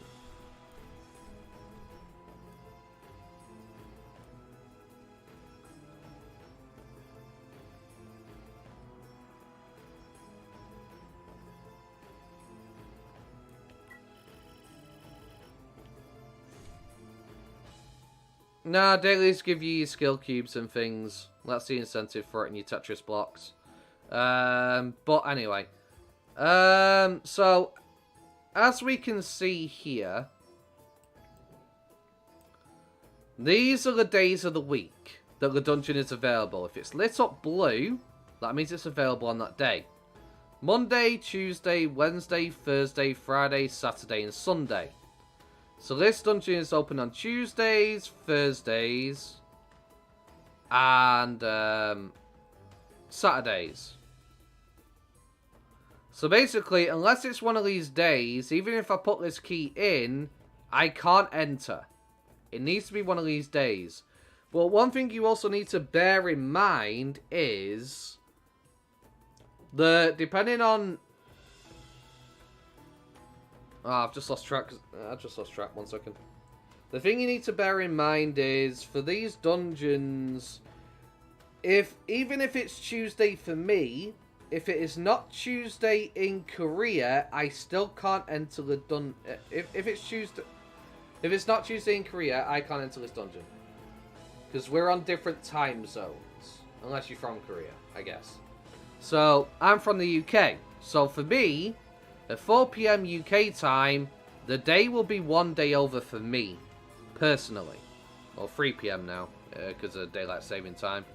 So, right now, despite it being Tuesday for me right now, it is Wednesday in Korea. I can't enter this dungeon, because it is currently Wednesday according to the game's clock. It's based on Korean time. And their dates. So I can't actually enter here today, despite it being a day like it. You know, it's Tuesday for me right now. Why can't I enter? It's because it's Wednesday for them.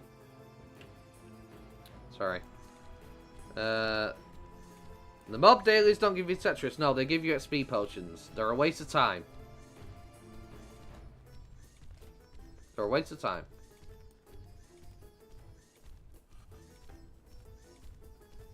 Ooh, I just heard a cube jiggling. No, okay, there it is. Right. Mental note.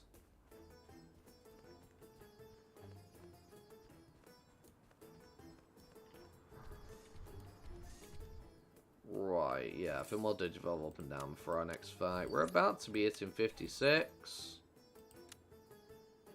Jesus, such a big XP gap right now, isn't there, huh? 42, 46 was like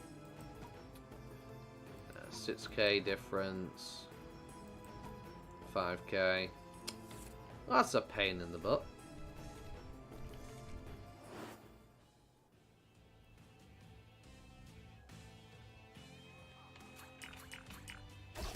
The bit issues that windows does not pop up for me in Gear Savannah 1. I'm in the main quest on Infinite Mountains at the moment.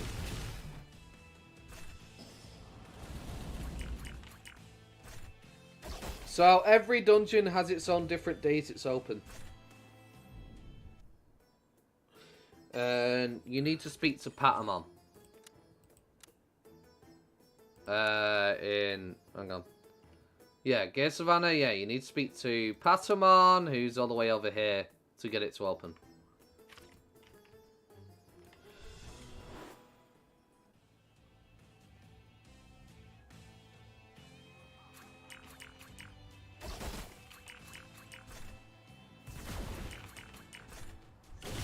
I mean, most dailies aren't worth it. That's why I always tell people, just do the dailies that I do.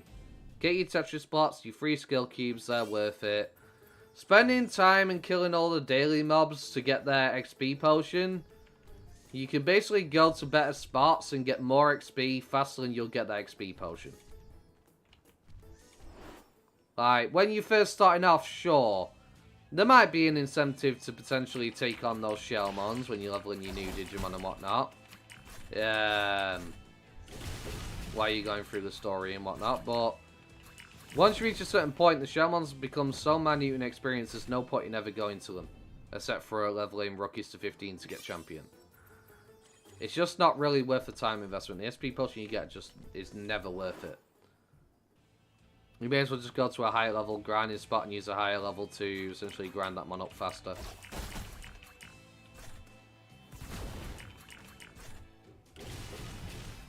Yeah, you have to speak to Patamon over there.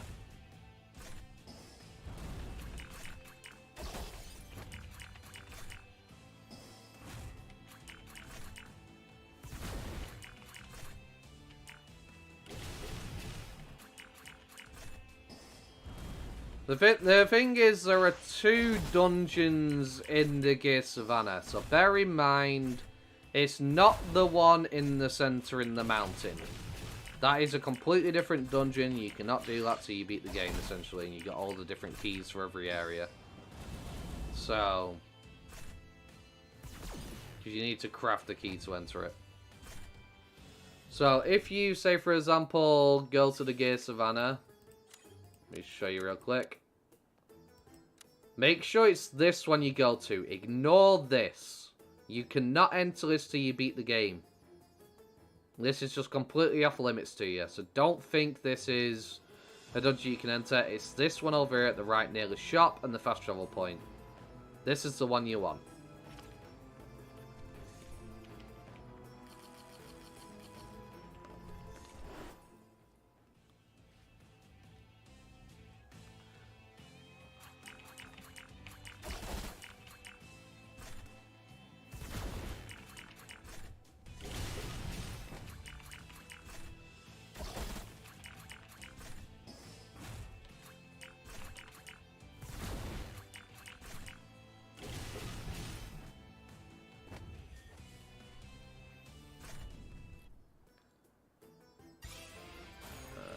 We're about to run out of EVP.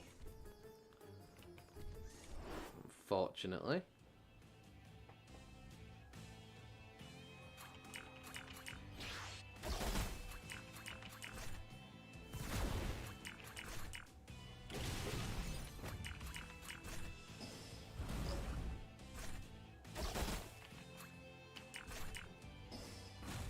Oh, we're out of SP as well. Lovely. Didn't even notice. I wasn't paying attention. That's my own fault.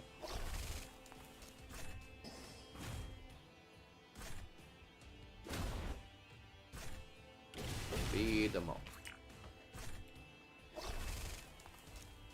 Beat them up. Yeah, the Gear Savannah one will give you a guaranteed champion Digicore, not an ultimate one. Just so you know.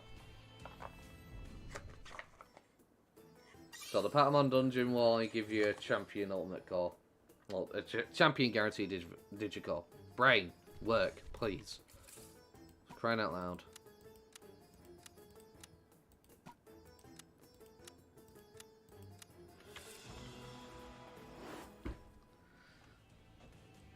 Yeah. Oh.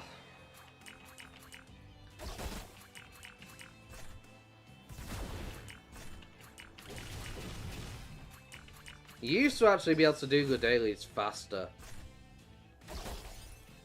Like, you never used to have a timer to pick up the items in, say, Dragonite Lake. But then, some weird reason they added it in to make the daily take longer for whatever bloody reason. So you have to wait a few seconds now to pick it up.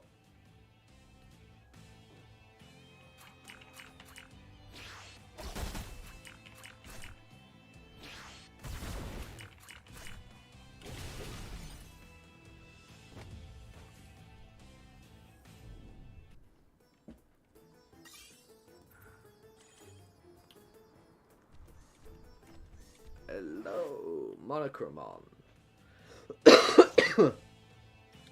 How do you do? Pop pop.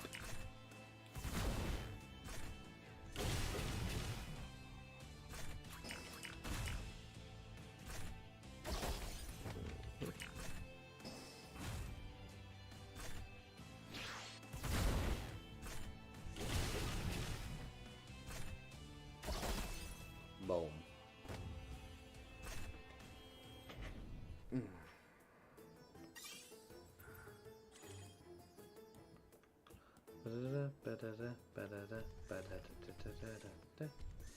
Okay, Blossomon is about to become 56 as well. And then we can move on from these, and we'll go over to the Digimon.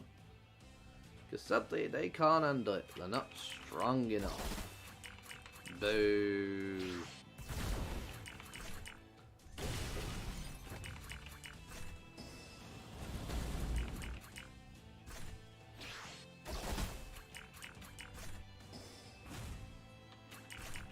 I'm honestly considering rearranging some of my teams. I really am. See, the problem is, because I'm mostly fighting Datas with some of these teams because they can't handle the Waspmon, there's no reason to have a vaccine on the team like I currently have. I may as well just put all the vaccines into a single team and have those fight Waspmon, and then my viruses and my Datas can all gather up together, essentially, and handle these instead. I feel like that'd be a better idea for my teams, honestly. I feel like that would make more sense as well. So, even though I've got a vaccine here this time, I'm probably going to just take all my vaccines and formulate some new teams. Because, honestly, I just don't see the point. It's just not worth it.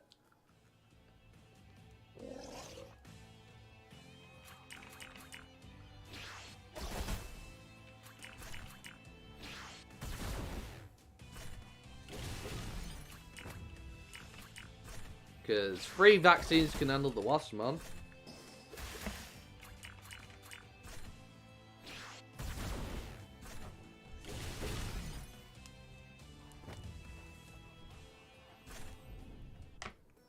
Actually, no. Stop.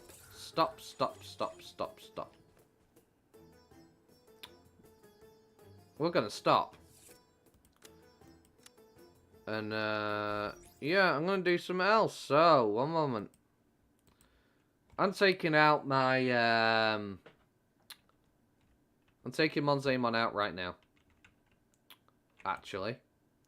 Means I'll stop using this team for now. I just have to get a different Mons 56. But yeah, we're gonna rearrange our teams right now. I've had to turn off the game music, because they always get copyright claimed on this bloody baby island, which is annoying as hell. So, vaccine. Vaccine. Oh yeah, that reminds me. Okay, fine, fine. We're gonna be this much of a pain in the ass. Then fine, we'll do it this way. Okay. Give me vaccine into my party. Give me not you. Scroll up to my 50s and start going our way down. Vaccine. Vaccine. Vaccine. Vaccine. Pop. Pop. Pop. Pop. Pop. Boom. 2 vaccines, team. already. Okay. Any other vaccines? Andromon is a vaccine.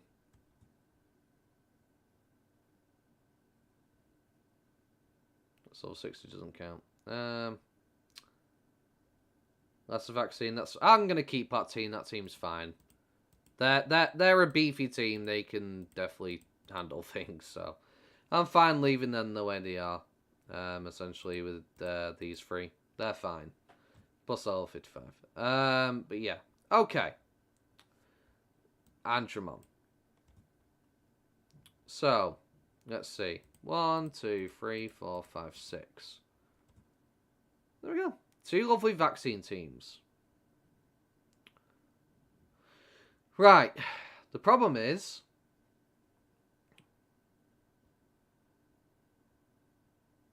Wait a minute. Okay.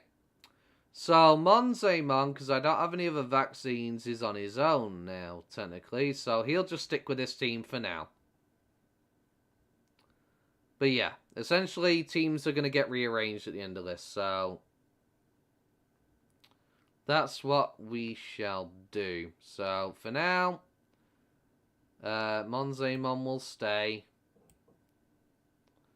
with them for the time being, because obviously there's no other Mon. But there, we got 1, 2, 3, 4, 5, 6. So, that's 2 vaccine teams right left taking on Waspmon. Nice. That means the team dynamics for these teams also needs rearranging now, technically. We got Marine Devonmon, and yeah, those 2. 2 virus and a data, that's fine. Virus, data, and a virus, fine. Virus, data, fine by me. Virus, data, virus, fine. Virus, data, fine. Data, virus, data, fine. And that means you're on your own. Okay.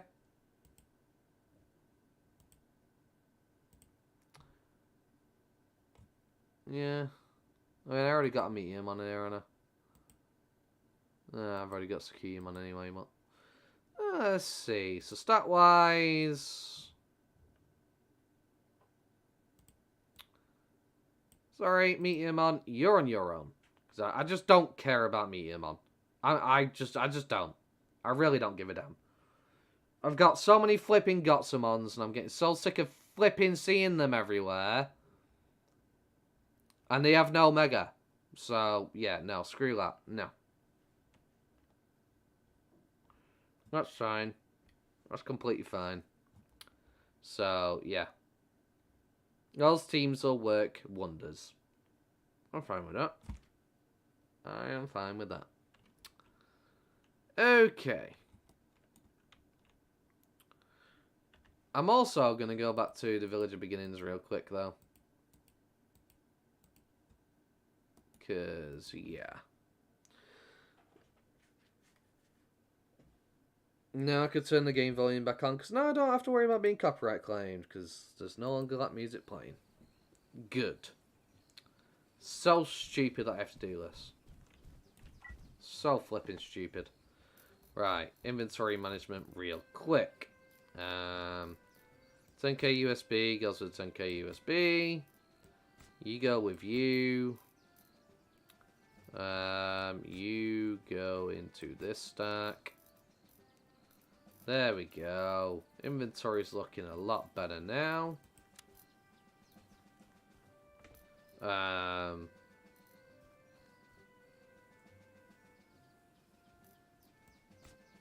Pop. Let's grab whatever stuff we got. Pop, pop, pop. I'm just going to leave it in the mailbox for now. It'll stay in there for 30 days. I'm just keeping my inventory at a good place. This XP potion in here. Boom. Okay. And here's what else I'm going to do. I'm getting rid of these. So, XP differential. Good.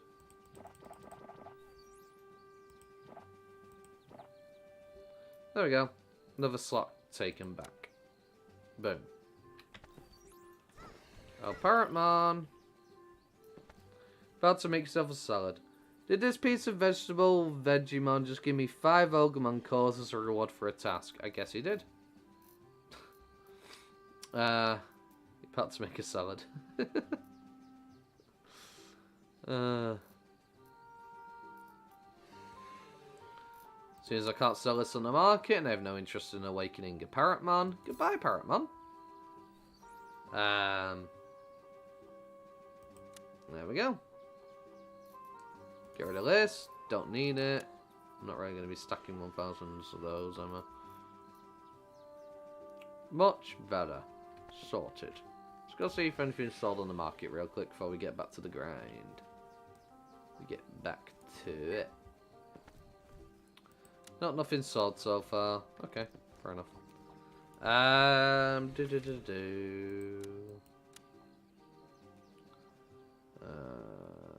Back we go. Now I've got more inventory slots, so I don't have to worry about my inventory ever filling up from going to different mobs. Just wanted to get that out of the way. So it's just taken care of, essentially.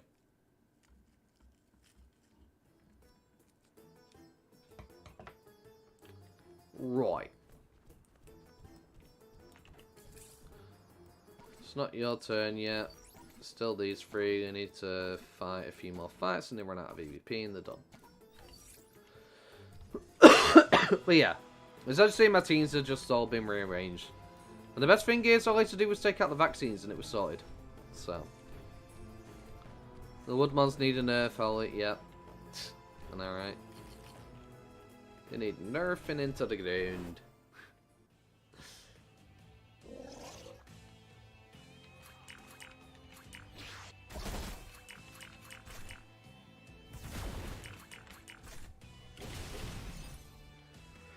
To fair, I don't mind how tough they are. I just hate how tough they were for that flipping drop quest. That was my issue with them.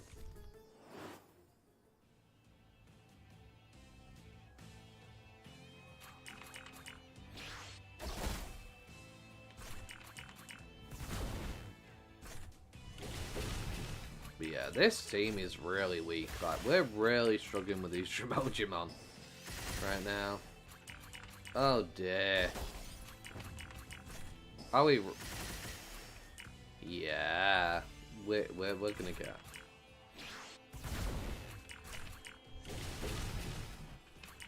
This team is so weak.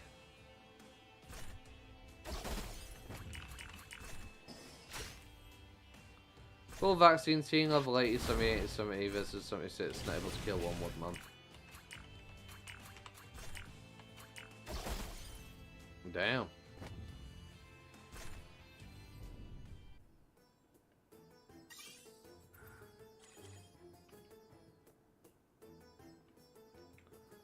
Okay.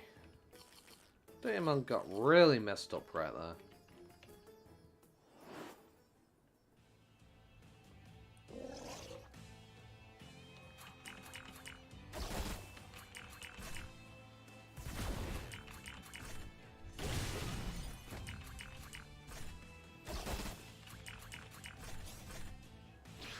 Do it. Bring them down. Destroy them. Give them beatings. Put them in their place. And we're out of EVP. Lovely. Oh, he may as well go in Rocky anyway, because he can't fight them on his own, can he? That'd just be stupid. EVP time! Yay! We're back again, Digimon! We're back! Hello again! Hello, Digimon, my old friend! I hate to see you again. Why can't you all just go fuck off? Give me an item to give me infinite EVP. Cause this is fucking stupid. And a waste of my evening.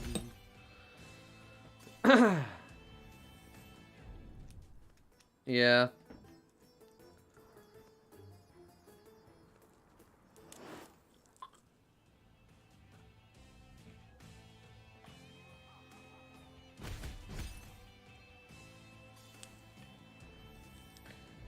Boom, boom. Well. At least it's not a dropout in quest. Right. Yeah. That's the main thing.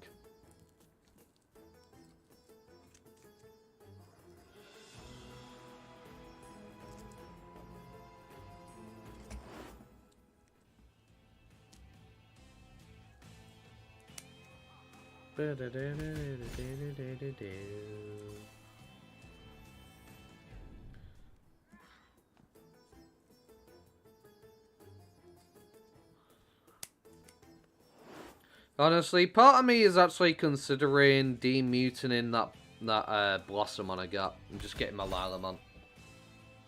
I think I might, you know. He's weak to fire. No, he'll only be weak to one element, not both.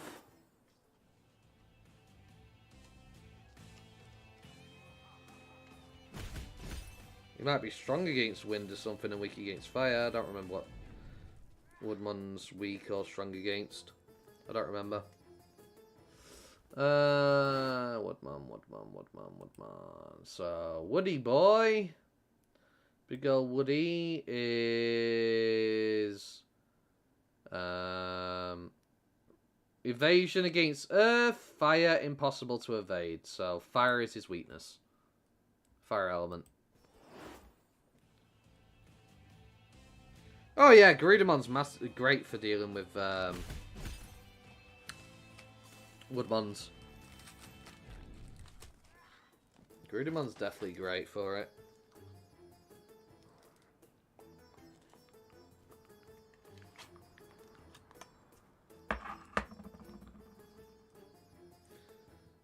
Yeah, I mean, it kind of makes sense.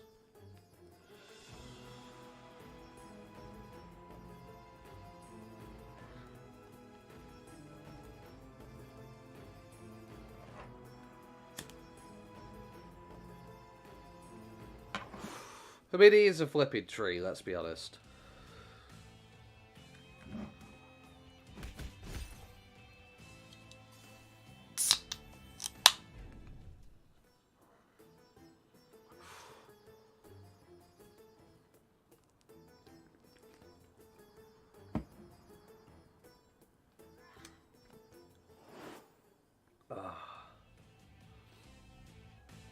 Boom, ba da na na na na na na.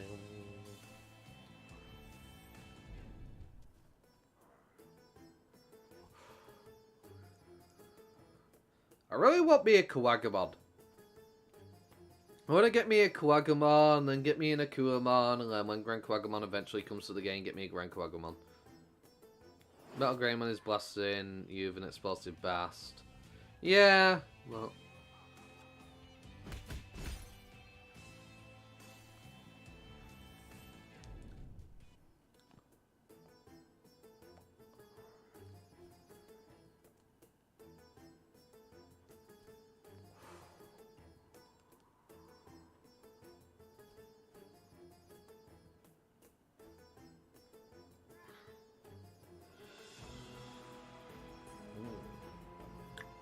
So the thing I don't get about this, sometimes it says 60.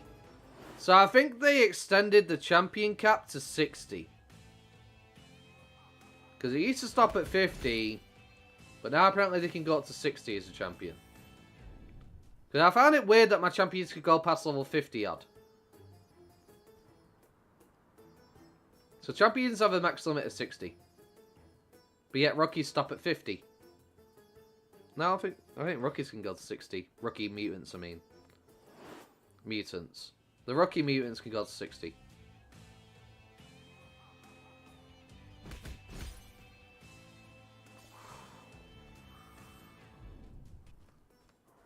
The thing is with that Monmon though, I'm just not using a demutagen on it. I'm just not doing it. Like, there's no point when Monmon only has two transformations which turn into the same Digimon, which is Mammothmon. There's just not much point.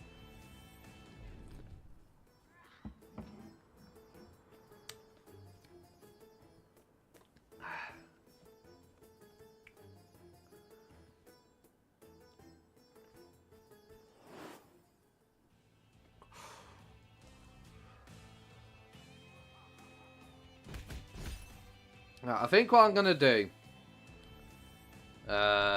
So during this time where I have to sit here at Digimon, I'm gonna take a small break. I'm gonna go toilet and I'm gonna go get me a snack or something in the meantime. So I will be back, everybody. But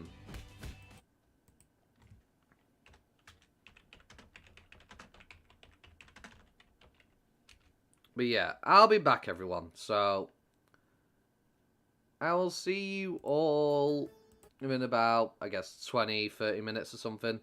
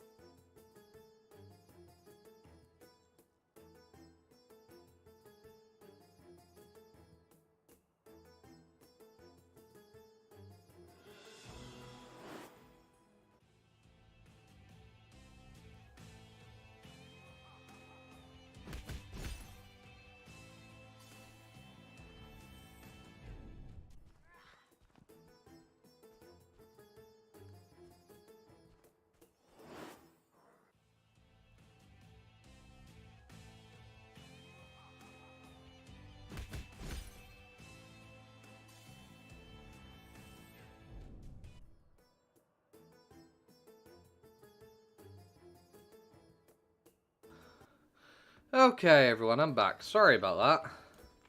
You just came across the Andromon boss fight. Did ya? And how did the Andromon boss fight go, Fox? Was he worse than the Woodman? He's a nightmare.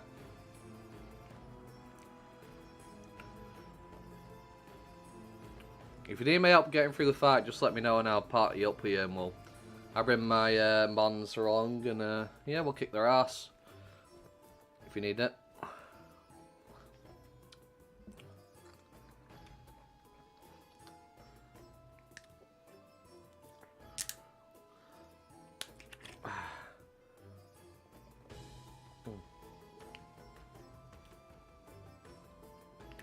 Yeah. I was a little bit longer than expected, I do apologise. Just went toilet, got me some food, and then I had some chores to do. So, unfortunately, I'm a little bit late. You didn't do it? Ah, okay.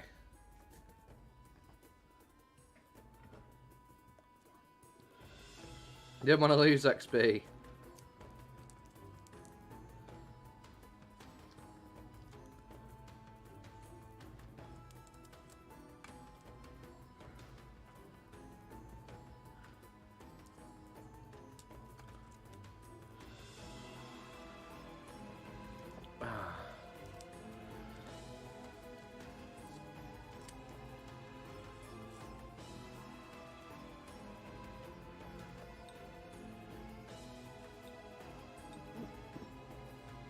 I mean, yeah, if you do have a vaccine team, it's a lot easier. Especially if all your mons are leveled up. It's at least about 75-ish. You should be good.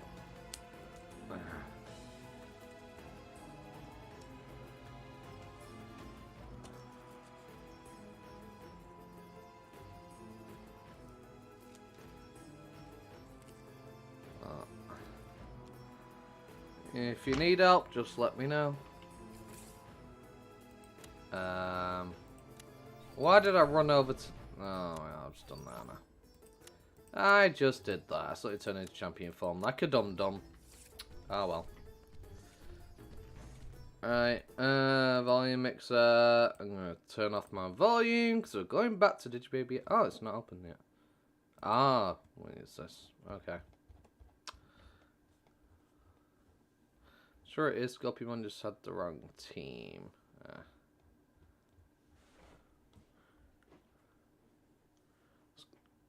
gonna level Andromon before I do that fight. Yeah, fair enough. Oh, that's great. Let's get my rewards. No, 25k, not too shabby. I thought the Digibaby Island would be available again. We'll check how long it's gonna be though. Keep it on that timer. Cause I wanna know, will you show me? 2 minutes. Well, it's right around the corner, but we can fight in the meantime. Sorry, I got a bit of hiccups right now. My body's still digesting the food, it seems. Properly, I got a little bit of trapped air, maybe. Something. I don't know what causes hiccups. I don't actually know what the cause is. I just know that sometimes you get it.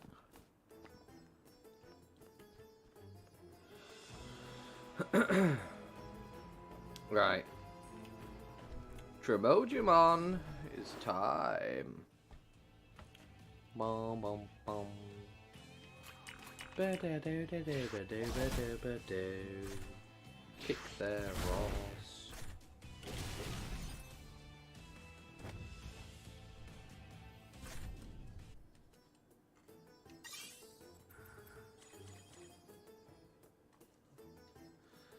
Right, so how many rift items have we got so far? Just the 2 still? Okay. Just figured I would give it a checkaroony. Uh-oh. There's a part where Digimon starts getting messed up and beaten up.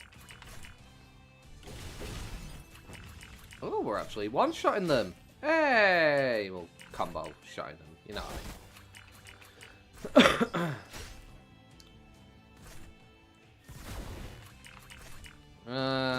mean. Maybe it's just luck or crits involved.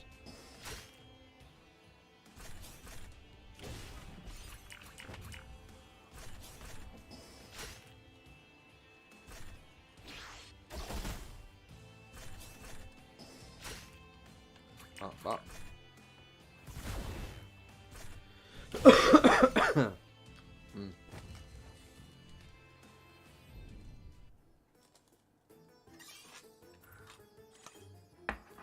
Okay. Digimon, come here, buddy. We're not done with you yet. We still got more to do. We got lots more fights, my friend. We ain't gonna be stopping anytime, buddy, soon. I'll tell you that much. I'm gonna kick your ass. Kick it to hell and back.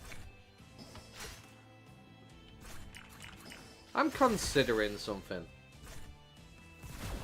Should I maybe, instead of doing this, so going straight from 50 to 63, instead, just focus on the the Monochromon, get all my teams to 56, then move on to Digimon, and then what that will essentially do, if I do it that way, is I can save inventory spaces, because the problem is I'm getting lots of different items for different stacks. But whereas I can limit my inventory amount by just having one stack of item per mon, because it's only one mon that I'm fighting, and that'll make things easier. Just because I don't have the inventory space at the moment. I might do that. At least after I'm done with this team, anyway. I might do that.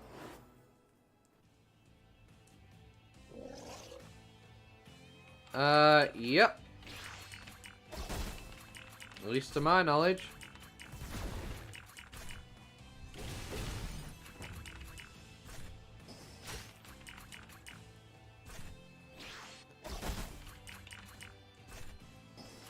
Actually, no, do they? I think so, yeah. We call them at cap at level 90. It's Omega, yeah. I think so.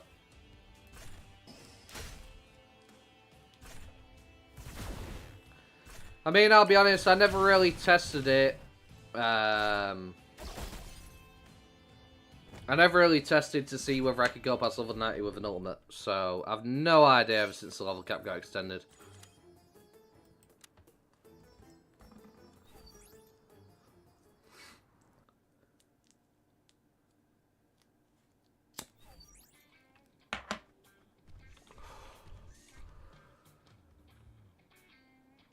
I should have muted, damn it. I shouldn't have to do this. It's so flipping stupid. You know what? I have a way to find out. We got an ultimate right here, right? So let me go to the Village of Beginnings and get one of my level 90 to 95 XP potions, and we'll see whether I can use it on them.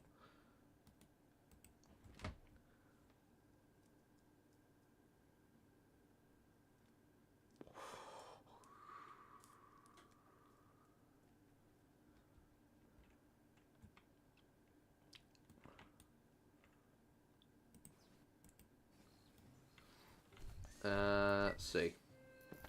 So let me grab my level 94 potion out real quick. And we're gonna find out in a moment. So... Oh. Might help if I have him up here so he doesn't go off my screen. Yep. So when you hit level 90... you can't go past it until you get your Mega. Confirmed. That's a 94 XP potion, and I cannot use it on my lovely fellow Aero Digimon there, so... We got the answer to that question.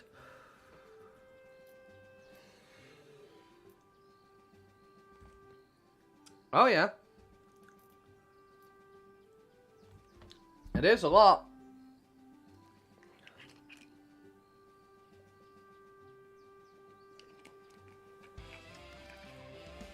You see, Digimon will give you about 3.5 XP-ish and you got the 10% XP buff and you encounter 3 of them.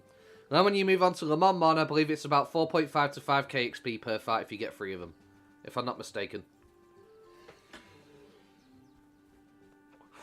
It's been a while since I grinded at Monmon, so don't quote me. Yeah, it will be, yeah. I mean, don't forget, before Part 2 came out recently, level 90 was a 90 cap for Megas, so yeah. I guess it makes sense, yeah.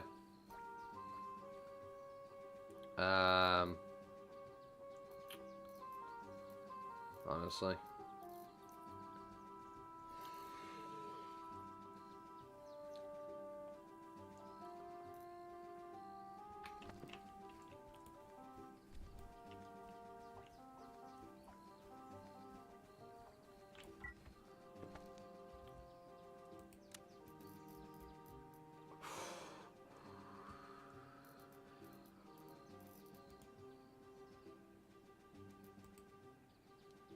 No one's selling these right now. Well.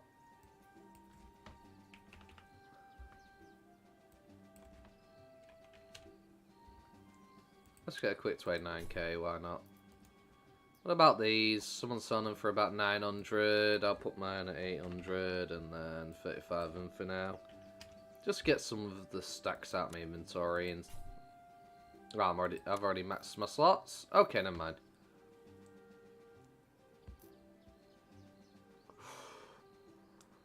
Never mind. Wait, why did these separate? Because one's more expensive than the other. And so you take those out.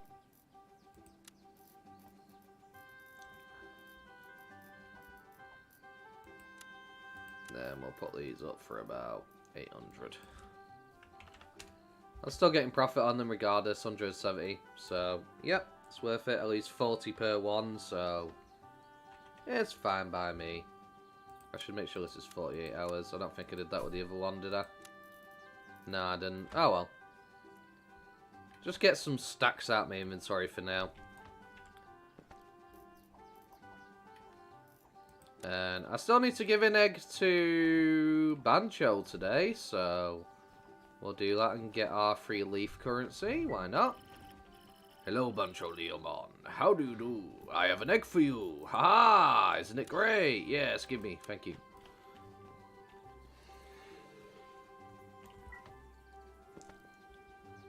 Woo! Okay, 36 of these.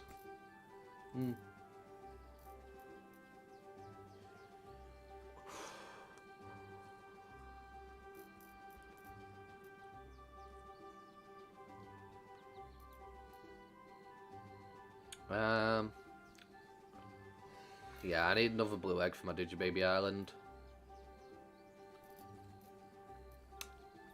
You know what? I'm gonna bite the bullet. I'm just gonna buy me a blue egg. When it connects with the others. Depends how much they are though. Okay, so this here for the eggs. There it is. 340k, yeah, fuck it, why not? 140k? Cheaper. Okay, buy one. Yep. Boom. I'll take it, that's fine by me.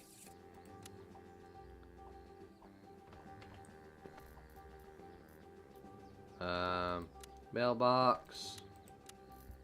All this. 155k, I'll take it. Very nice, very nice. Those, yep, yep. Oh, I got another Pumpkinmon head, apparently. I have a second one. Yeah, the whole point in me, you know, doing that was for the sake of inventory spaces. And now I've got something that's taking up another inventory space. Great. Oh, we got a spare Pumpkinmon head. Wait, it's not tradable. You can't sell the Pumpkinmon head. It's not tradable.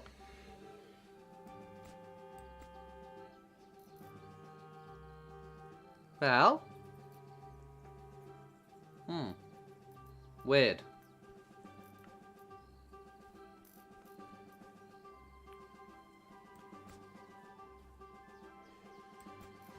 Give me those for a moment. Put those away for a moment. 44 of those. These ultimate cubes can get stored with these ultimate cubes. There we go. At least the green ones, yeah.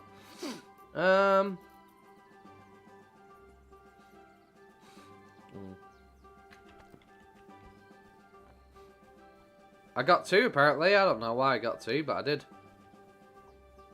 I've got 2 of them now. So I've got 1 on my head. I got that one.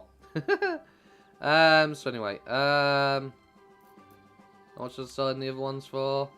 3,000. So all of these sold for 3k. Because they're not showing up unless mine just don't show up. So nice. I'll take it. 48 hours. All of them. I didn't sleeve a stack. Yep. Pop. Pop. Pop. Does that not work? Really? Really? Wow. Okay. Give me those. I'm just going to put them all into one stack for the sake of bloody selling them all. Give me. Right.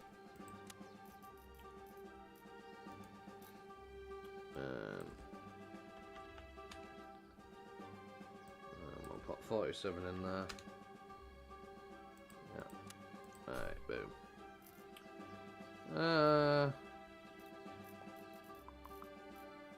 I just put them up for 24. I did. Ah, my brain! I flipping ate it. Such an idiot. Oh, well, if I get them back, I can get them back. That's the way it is. Screw it. Right. How much are these right now? 6k still. 4k. Yeah, I really don't... I don't understand at all. Did I fight a Pumpkinmon today? Yeah, I did. I just don't understand why these are basically... I mean, sold for base value and people lose money on them. It doesn't make sense to me. Like, if you understand, at least get some profit on them, you know? Anyway, we're going to Digibaby Island. I'm going to mute my audio while we go there. I'm going to put these eggs in. I'm going to reduce the timer by a few hours.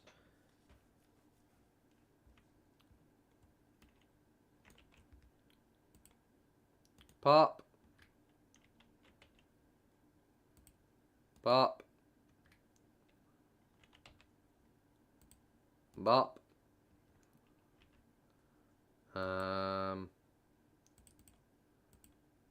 Just gonna reduce my stack a little bit. Bop.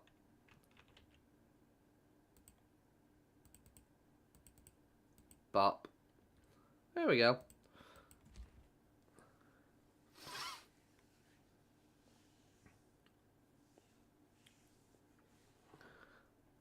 Well, the reason why I didn't know is because it went into my mailbox.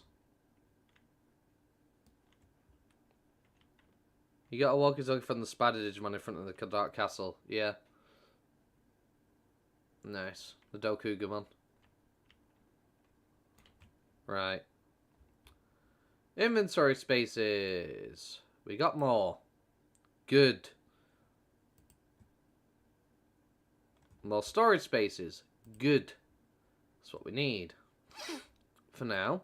I'm not selling them yet. I'll store those in here. And I'll store these in here. Because we're not going to be fighting those for a long time. I'm going to do what I said for... in terms of my plan and what I intended to do in the first place. There we go.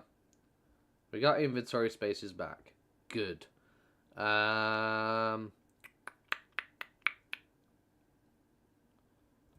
With that said...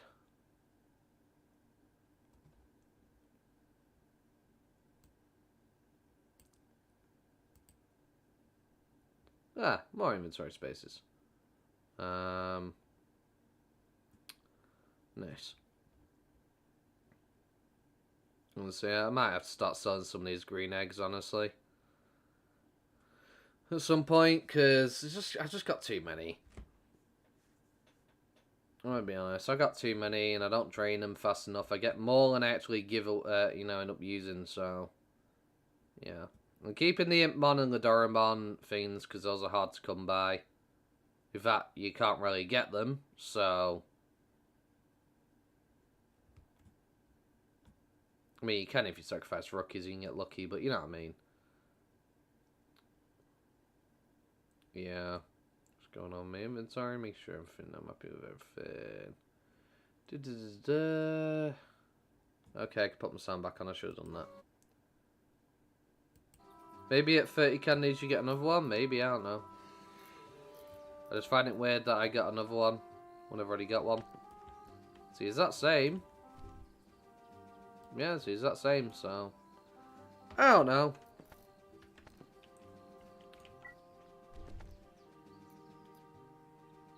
This one's tradable, apparently. Ah. So that one's tradable. Give me my non-tradable one then, and I'll put that on. And we can sell the tradable one at a later date. Well, okay, there we go. So I got a tradable and a non-tradable. Interesting. Okay.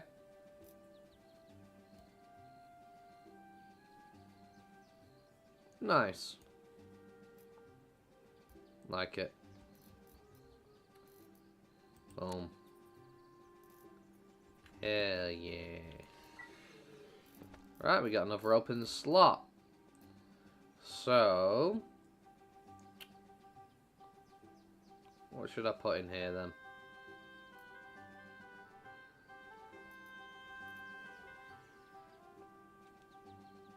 What am I tired of carrying around that I know I'm not going to use for a very long time?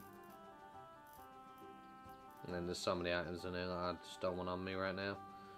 I don't need these on me right now. Because, honestly, I'm not leveling any skills on some of these Digimon. So, I'm not going to need those for a while. Those are put away. I'm going to try and awaken one of my Bakamons at some point. That's why I'm keeping these, if you're wondering why. These are to sell at some point when I get a decent amount of them. Same with these. These are getting sold.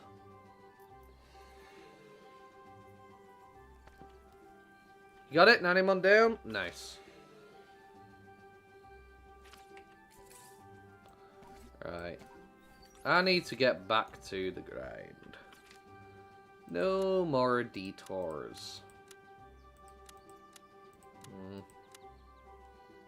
What am I doing? Brain, work, for crying out loud. First try? Nice, nice, yeah.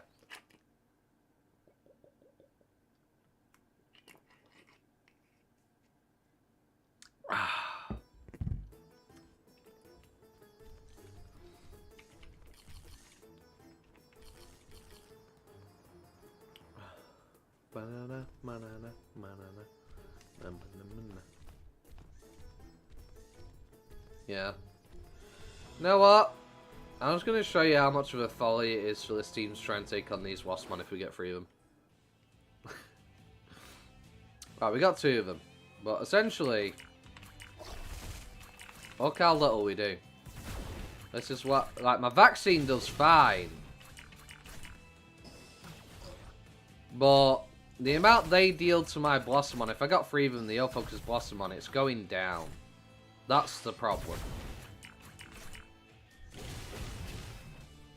This is why I'm choosing the Dromojimon route instead. Because if all 3 do go for it, I'm going to get destroyed. How many pumpkin heads do I have? 2. I've got 2 of them. I've got a tradable and a non-tradable one.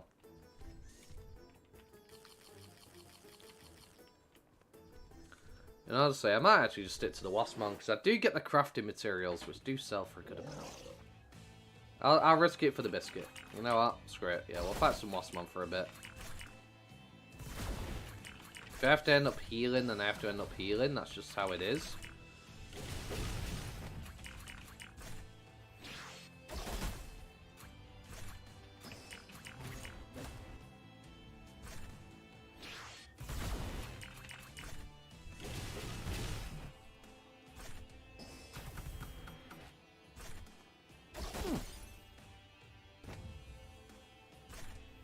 I have no idea if everyone got a tradable pumpkin today. All I know is I got one. Well, actually, my tradable one I got the other day. The untradable is what I got today. So the first one I got a few days ago when I said that I got one, about 2 days or so ago, was my tradable one. The one I got today was a non-tradable one. So, yeah. I don't know. I think I'm going to stick to the Waspmon. Actually, yeah. Just purely due to the fact that I can make more money from the Waspmon than I can from the Digimon. Because crafting materials for the machinedramon piece do sell. And I've got a lot of them to sell. Especially by the end of all this. Did I drop it? No, I didn't drop it.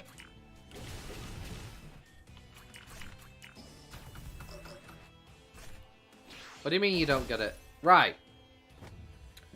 2 days ago, I got my first pumpkin head. I was wearing it when we started today's stream. That was my tradable pumpkin head. But the one I got today, just now, that was sat there in my inventory, well, not my mailbox, was a non-tradable one. That's probably what I got from today, when I did the event today. So, I got a tradable one 2 days ago, and I got a non-tradable one today. What I did was, I put my tradable one inside of my wardrobe, and put my untradable one on my head, because I intend to sell the tradable one later. And that way it's not taking up a space inside of my inventory. My storage. It's in my wardrobe instead. So, that's the way it works. You know what? This team, they're going to do alright against this Waspmon, honestly.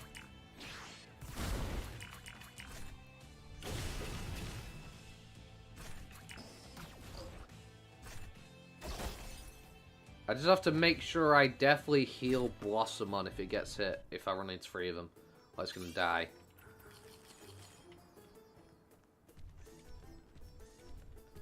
So I got 2 pumpkins, which is great. I'm happy about it.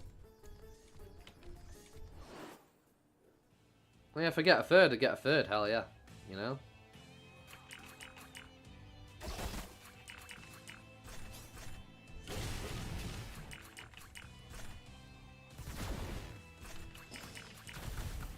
Ow. They do a good amount of damage, these Waspmon. They do hurt. They're very quick.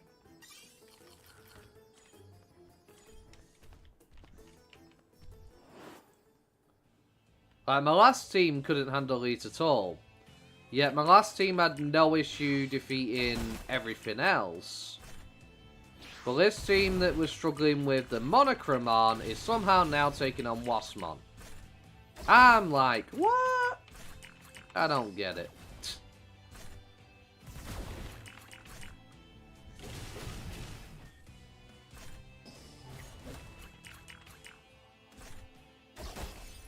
The tradable one, you must have dropped it. No, I didn't drop it.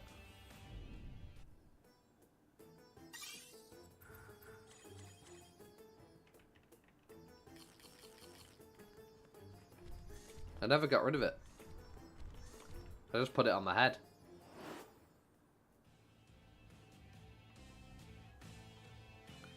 Okay, now for the moment of truth. We got 3 Waspmon. How are we going to do?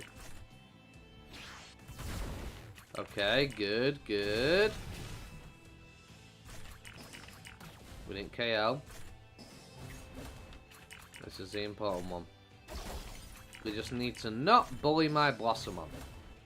Problem is running low on SP with one of our mons here. Nice.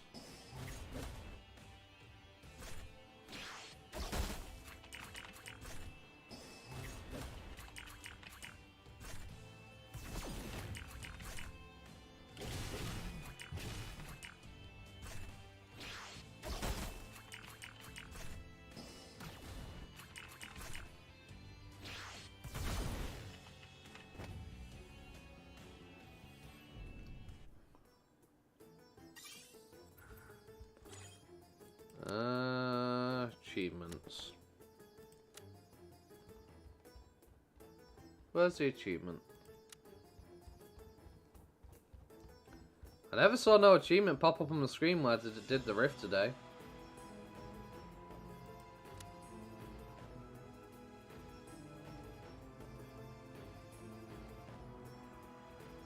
Jeez, the amount of clothing related stuff.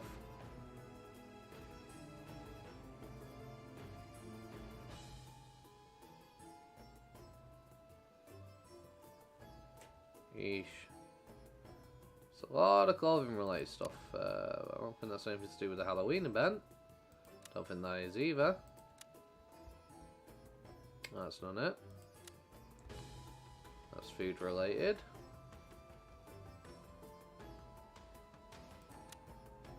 That's those. That's something else completely. Ooh. These are the cubes. I have no idea where this Halloween event is in here. I really don't. Oh well. What's all this?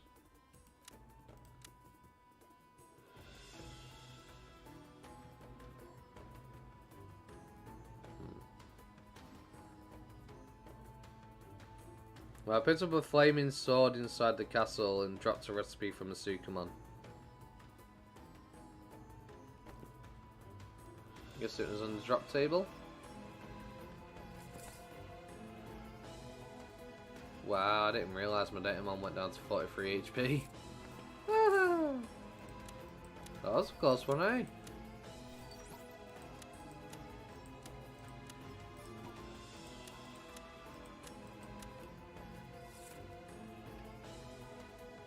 Yeah, a broken 0-unit recipe.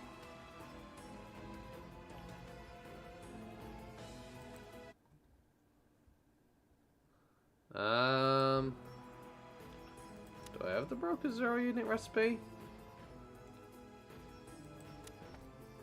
I know I did get a recipe from, I know I got a drop inside the Dark Castle from someone. No, I didn't get the broken 0-unit recipe. I don't know how much it's worth.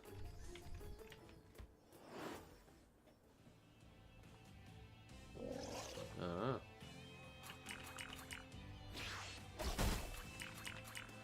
So you get it from the Sukamon. Nice.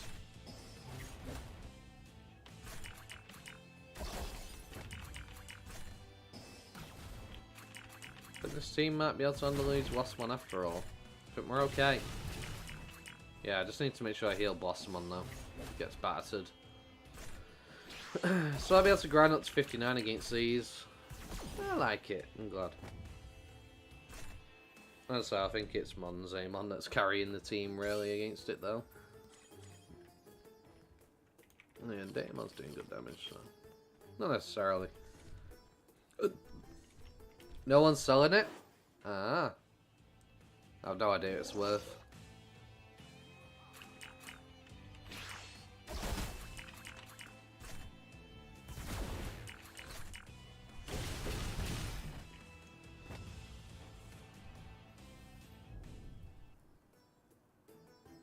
Yep, broken 0 units are needed for the Arcmon device thing.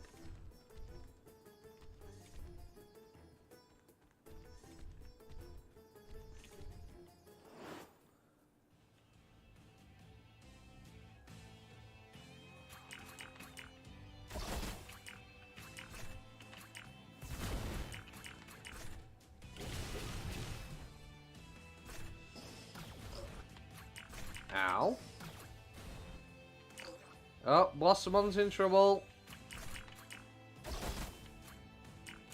Why have we struggled to KO so badly this time?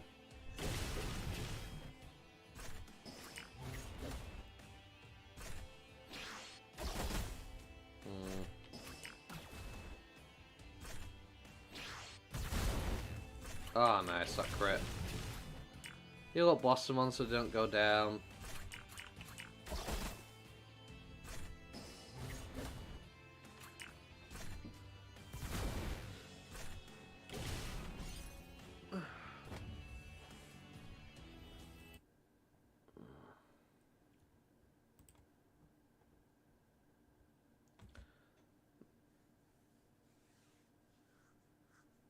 Available for non-combat when you use the combination methods obtained broken requires proficiency 55. So you need 55 crafting to use it. Necessary materials. Shining 0. So glowing 0 unit makes a broken 0 unit. That's not bad. That's actually good. That's actually a really good recipe, actually.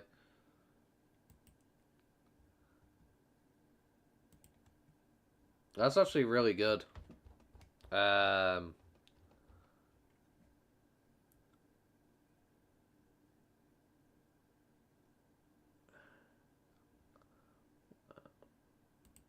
Yeah. Nice. Can I check my recipe? I don't have that recipe. I don't have it. I never got the drop from the Sukamon. So, I honestly don't have that right now.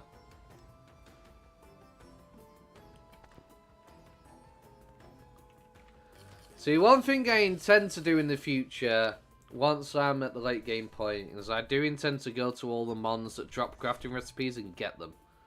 Because obviously, there are recipes that I don't have that I never farmed for. Because originally when I was going through the game with this character, I didn't have the drop table to use and know what Digimon drops what. And if I didn't get it, I didn't get it, you know? So there's no way for me to know. And crafting came out as a later addition in the game, so to speak. So a lot of the mobs that I went through in my first character, you know, never had crafting to worry about. So because I never have crafting to worry about on my other character, I don't know which mobs dropped what.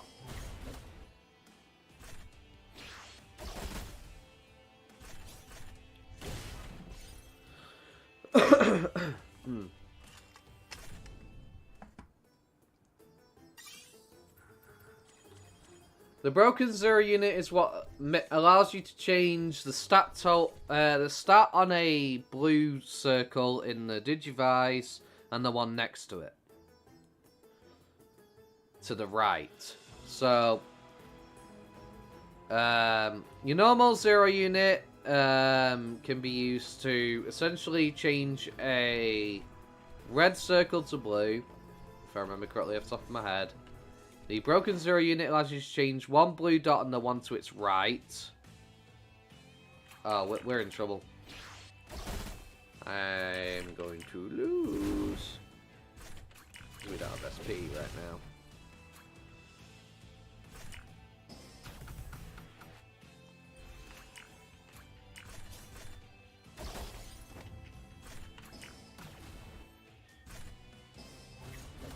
Yeah, we're gonna lose. Lose out on a bunch of XP, that blows, I weren't paying attention. Like a dum-dum. Haha! Psych! I ain't losing.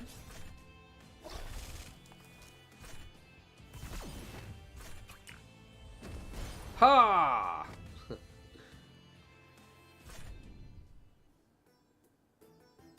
I don't have a recipe. I don't know what recipe you're on about.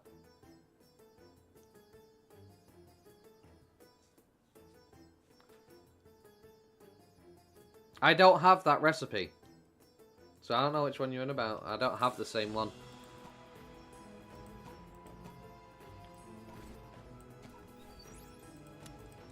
I never got it to drop.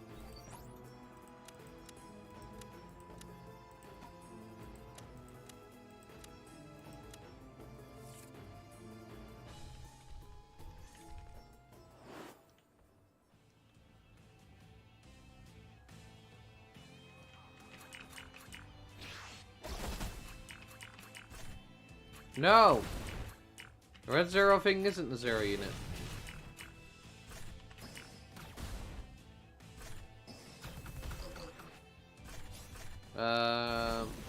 Let me have a look in a moment. We need to heal. Right. Come on, blast him. Take him down. Okay, it's just one on its own.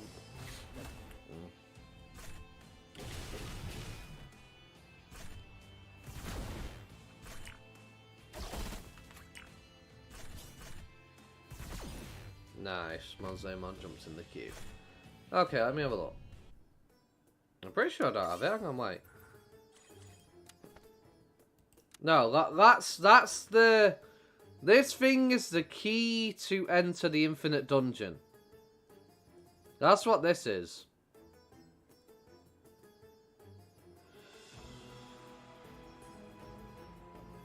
Zero units of the little Triforce things. You know about this? Oh, wait, I do have it. Wait. I didn't even notice that. I just scrolled past so fast I didn't even notice it. So yeah, I do actually have it. Actually, wait, yeah, shit. But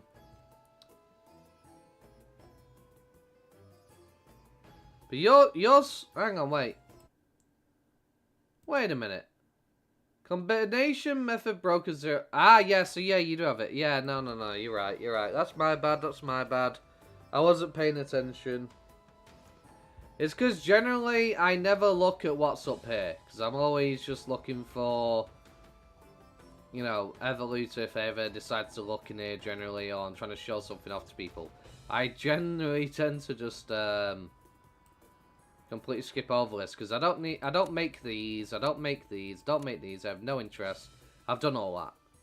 Don't need that, and I can't make mega skill cubes, so my brain's automatic choice is to just scroll down because I'm trying to, you know, show off this to somebody. You know, you get 0 units and craft and stuff. My brain just automatically goes in autopilot.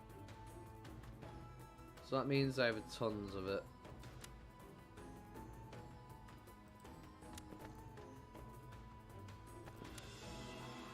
Nice. Actually, well, how do I make those? Oh, 2 of these makes... Okay. 2 of these makes 1 of these, which is 15% rather than 10%. Got it. Right. I never even paid attention to that recipe.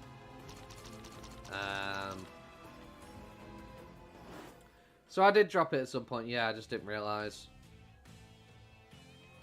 There's probably ways to get the other 0 units as well if you throw out the right mons. I just don't know which ones are which.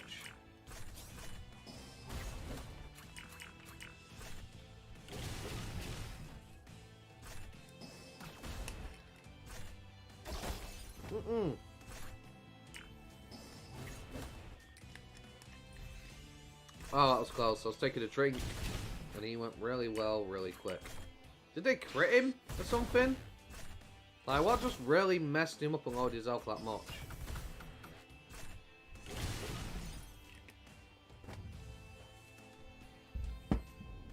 Oh.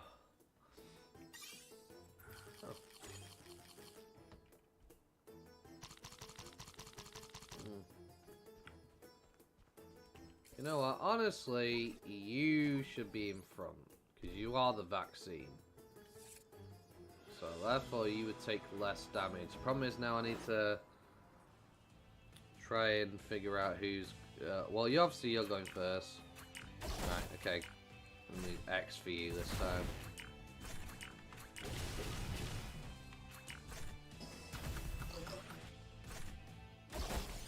Yeesh. Shooting me with his booty laser, I don't like it. He's shooting poop at me. Okay, there we go. Yeah, there's 3 different types, yes.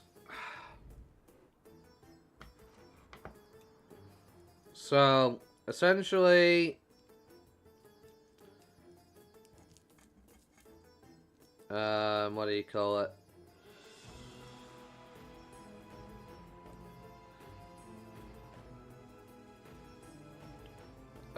Essentially, you need 0 units for one of two things.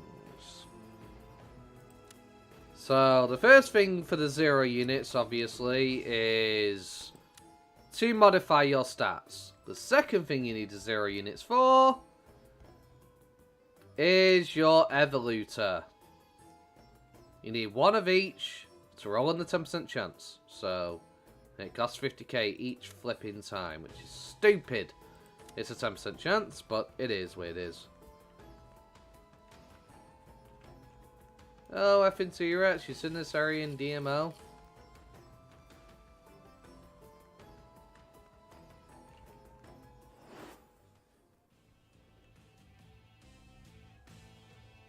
They might have their own version of it.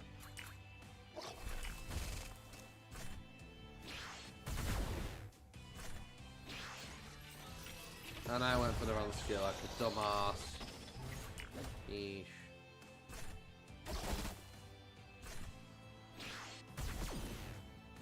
Is this by the maze? There is no maze.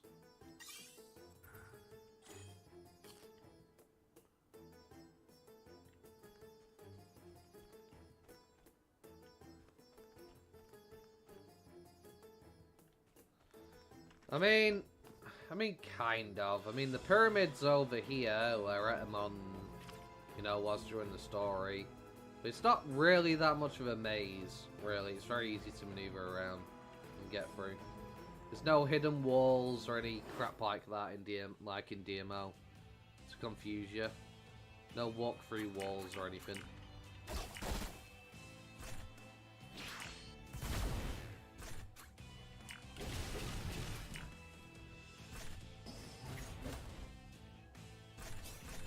You can literally just look at a map and run right through it. So it's not a maze at all.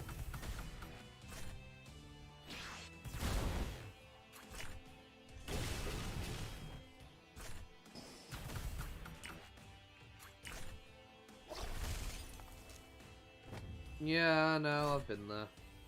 In DML, I've been there.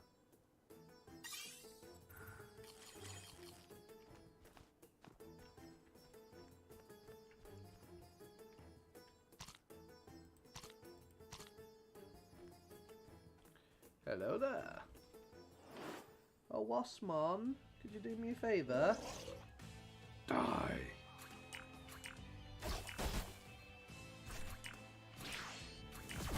Give me all my rewards I love.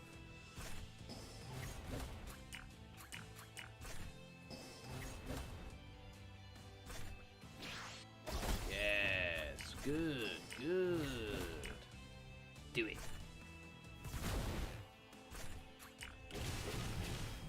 Bring them down. Stop picking up Blossomon.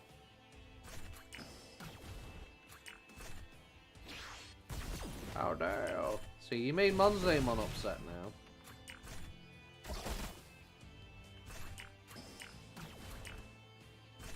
You hurt his friends, he's not happy with you.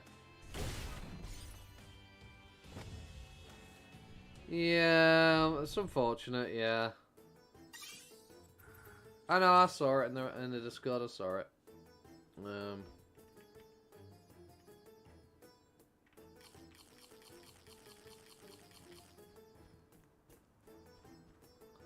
So it says combination method broken 0 unit, but I think it's just saying you need to combine those into the Shining, rather than the Shining making a broken 0 unit. That's where I got confused and thought I didn't have it, because I was like, I don't have a way to create a broken 0 unit. Oh no, wait, no, wait, you got... No, yeah, you got a different one to me. Hang on. No, whoa. You posted it. No, once you used it. Okay. Yeah, you have a completely different one to me. You've got creating a broken 0 unit. I've got this one, which is create a glowing 0 unit. So you've got a completely different recipe to me. Yours is different.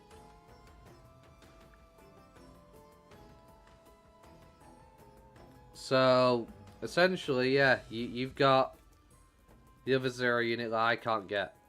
Right, I've basically got the opposite. So you've got the 180 of my recipe, and I've got the 180 of yours. Yeah, it sucks that you need a better PC to play it. I'm sorry. Sorry, T-Rex. Oh.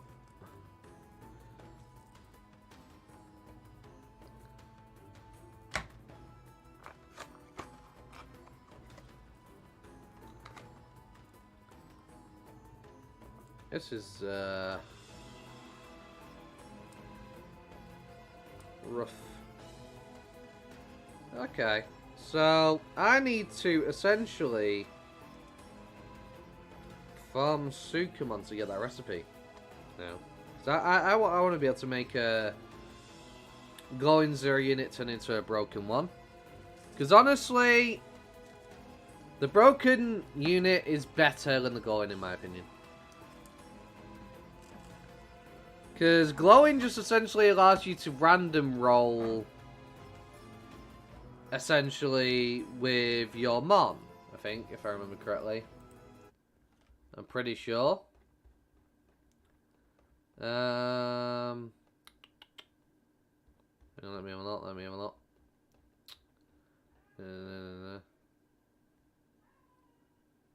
Okay, so... 4 clicks on the down right button. Try to light up a red button. Okay, never mind. No. I got that wrong. I'm getting confused. Oh, 3 different ones. Okay. So the glowing 0 unit essentially allows you to turn a red ball into a blue ball. It's the normal 0 unit that gives random stats. So yeah, I got it confused. Sorry.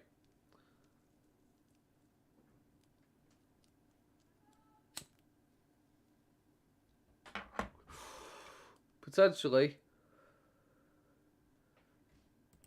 I mean, you want a normal glowing unit if you need to roll stats. And let's say if you haven't gotten any stats. Bear in mind, okay.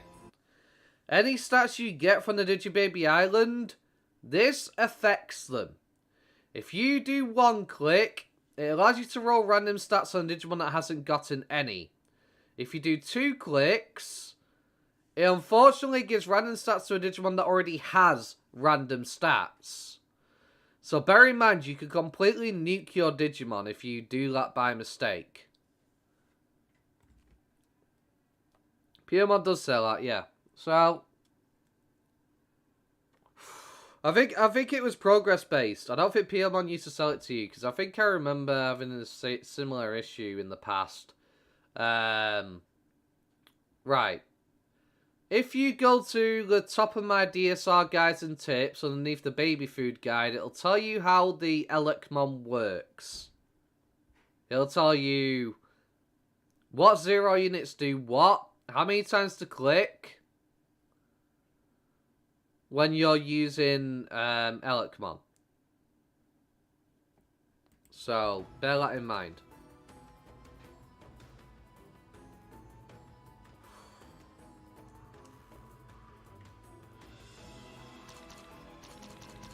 Yeah, it sucks when you want to play a game and you start off the specs for it. It really sucks. So I feel you on that pain. Like, gaming's getting to a point where I might soon have to upgrade my PC for some games that are coming out. You're 0% on everything when you check the stats, right? Okay. So yeah, if you go to DSR guides and tips, scroll up to the top, underneath the food section, it tells you how Elecmon works, so you know which rifts do, which 0 units do what for Elecmon.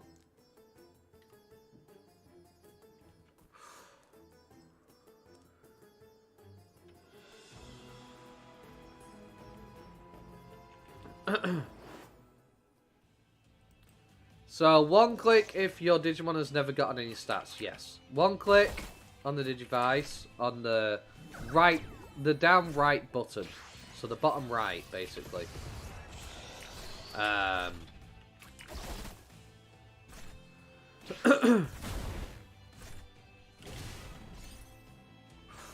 So what you do is you would click the bottom right button once, then you click on the left button and it'll take you into the menu. Then when you choose to do the roll, you'll click the right option that appears when you get the little text box that shows up for you to use it.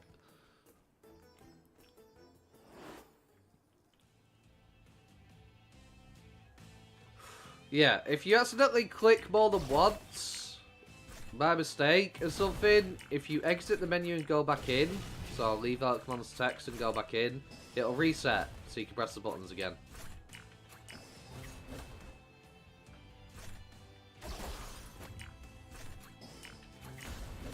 Yeah.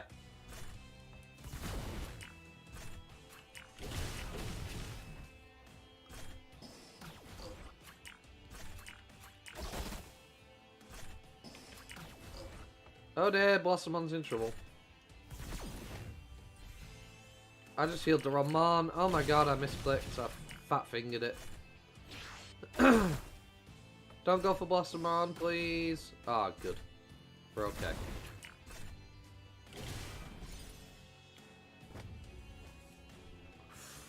Yeah. So, that's the way to tell is based on what mons show up, generally.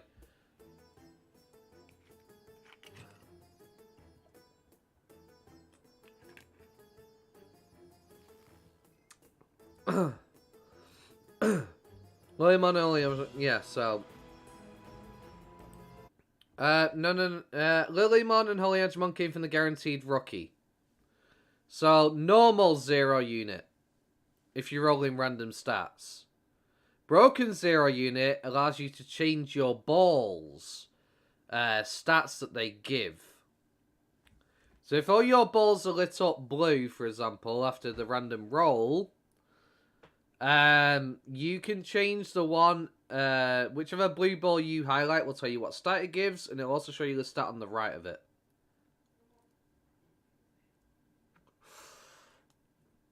So, broken 0 units to basically change your stats. Glowing 0 unit allows you to change a blue, red ball to a blue ball. And the normal 0 unit can either roll stats if you haven't gotten any, or roll your random stat. Re-roll your random stats. Sorry. Yeah.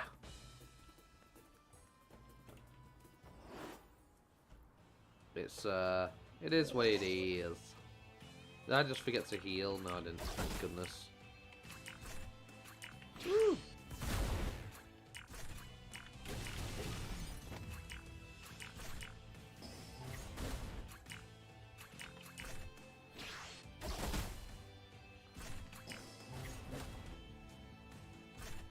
Boom, boom, boom, boom. Ooh, yeah. Get their ass. Leave them alone, how dare you. Laser beam. Boom. Haha.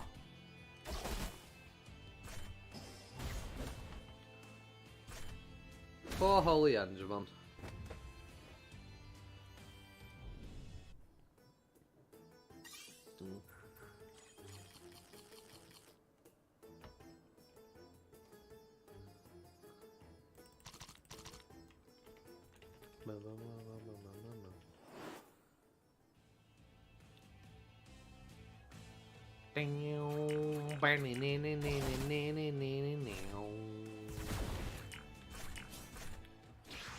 Do it.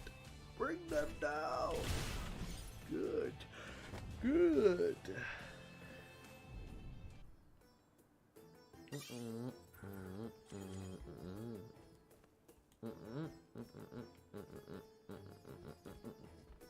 Banana.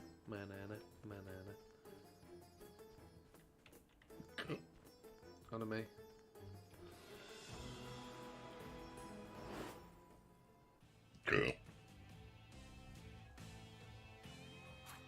Not sure what's going on, you keep getting an error in chat.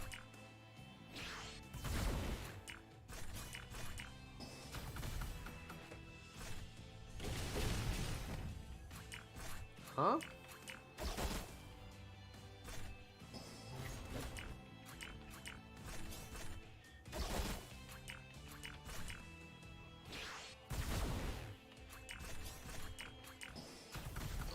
Have you got the 0 unit on you, the correct one?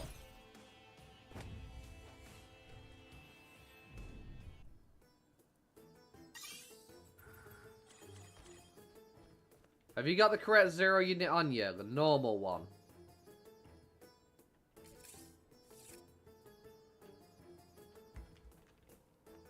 Because if you don't have the right 0 unit on you in your inventory, you can't do it.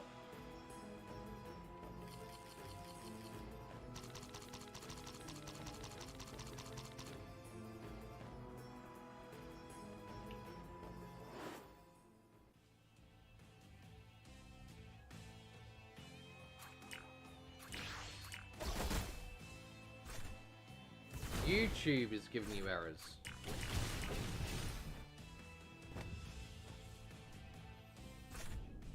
Why?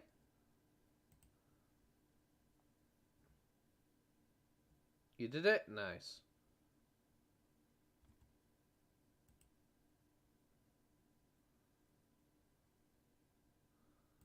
I don't know if YouTube is being funny, having issues or something, I'm not too sure. Honestly. You did it? Nice. 4% strength, 4% strength, int 4%, death 3%. Keep it, keep it, keep it. Do not throw that away. You got lucky. You got a 4% and a 1% strength, an int percent, and a death percent, right? So here's what you would do. How many red balls have you got? 4% is incredibly rare, so do not throw that away. The fact that you got a 4% strength is great. So how many red circles you got? You would need to use a...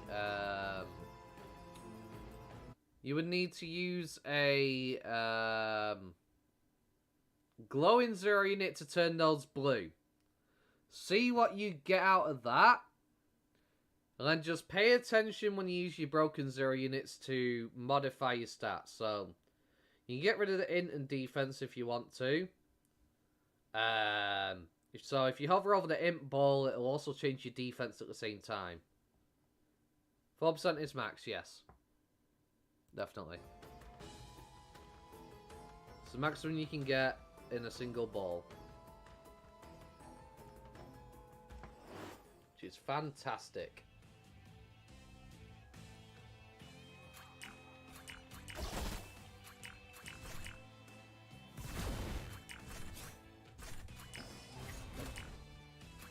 Well, 4% isn't the max on a Tetris block. There are very rare items that you can get in game that can give you a 5%. But I do not know where the hell you farm those from. I've gotten a 5% before from somewhere.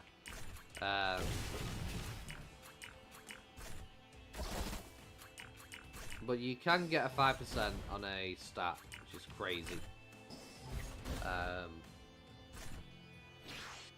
Yep. Very lucky, very nice. Hell yeah.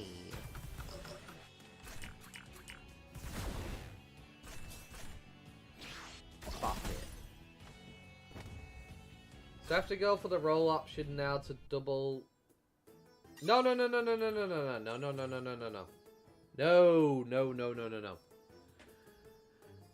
2 clicks and 1 left will re-roll your random stats. Do not do that. If you want to change your red balls into blue balls, it is 4 clicks. If you want to re-roll your stats, it is 3 clicks in terms of changing your stats that the balls give. Honestly, let me just make this simple. Rather than me having to...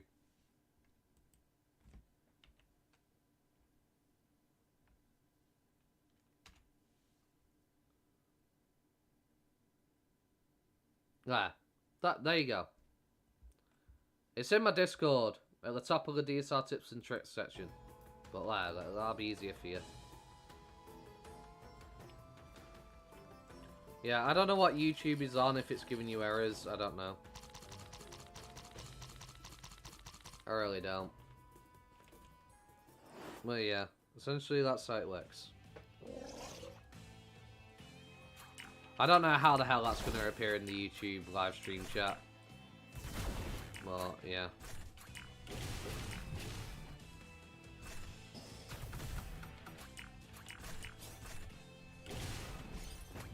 Hell yeah.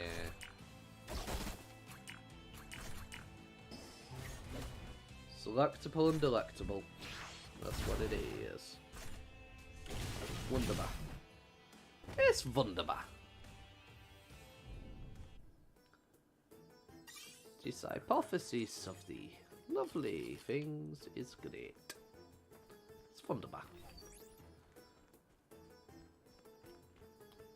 So, bear in mind when it comes to changing the stat on a blue dot, it's always going to be the one on the left and the one right next to it. So make sure you don't accidentally click your 1% strength and end up re-rolling your 4% by mistake. Make sure you don't do that. Pay attention to what shows up when you're doing that bit.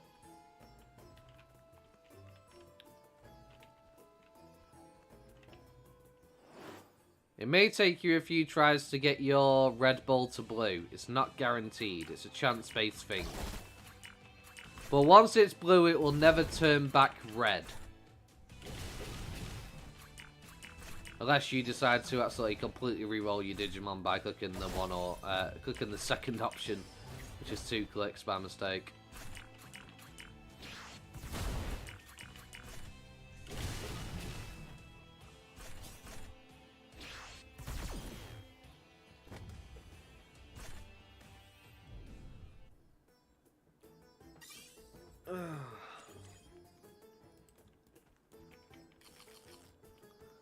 Lovely. Next Waspmon. Hello there. Yay.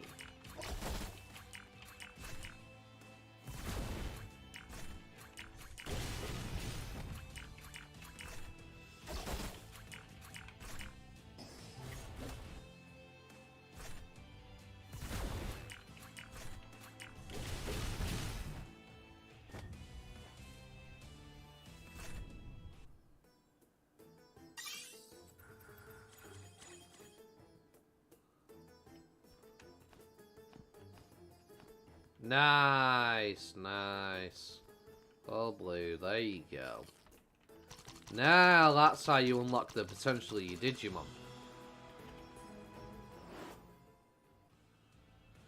So generally you can get up to 14% on a stat maximum. Altogether through those circles.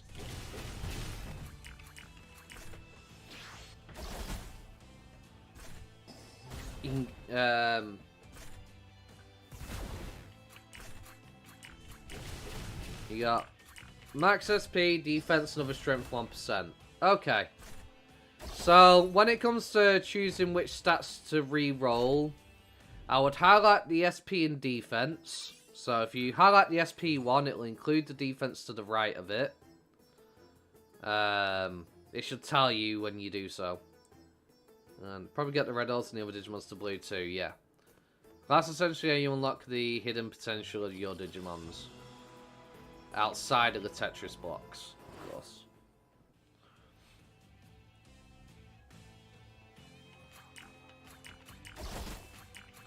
The one thing I don't understand about, I don't get it at all.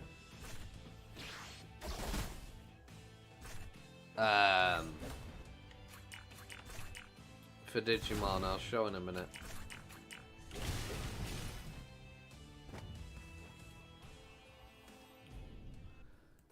So, the one thing I don't understand, what is this? What is all this about?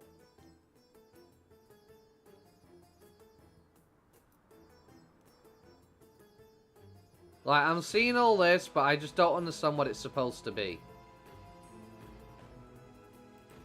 Wait a minute, why is it saying 50% there? What?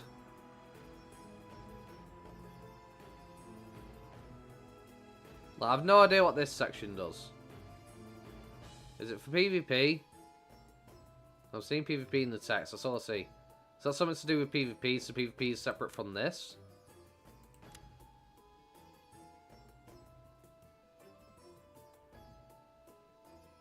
Ladder PvP stats. Ah, okay.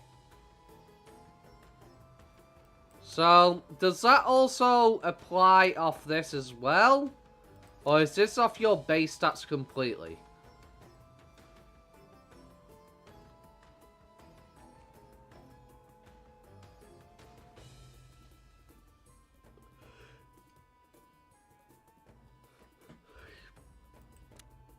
Well, no, because I'm not... Hang on, wait a minute.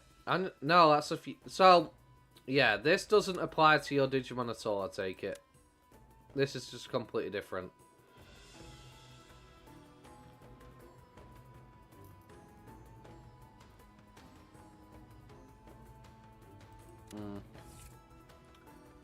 Right, okay. It's its own thing, but I'm not sure. Fair enough. Appreciate the insight and knowledge, though. If it's to do with ladder PvP, at least I know now.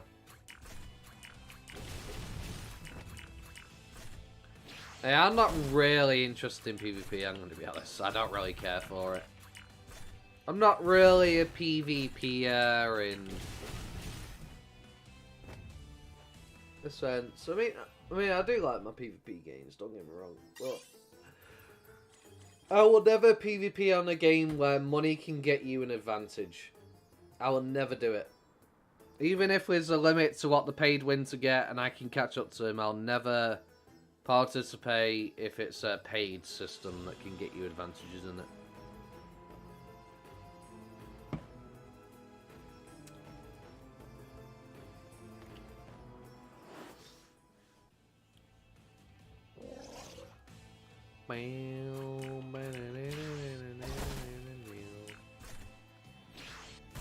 You hate PvP? Fair enough. I mean, I wouldn't have minded taking part in Cyber Sleuth's PvP back when it was a thing. You know, back in the day, because I know a lot of people got into PvP on Cyber Sleuth. Because there's no pay-to-win element behind that game. Like, everybody is viable. On the same playing field. You know?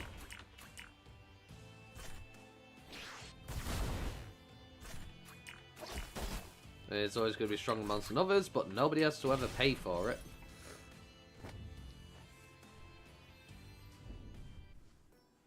Yeah, I don't understand how it works. I'm not bothering with it, though. For now. It's of no priority to me.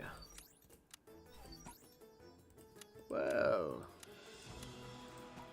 I guess we must defeat more Waspmon in order to obtain ourselves more of these lovely Andromon Rift items. Haha.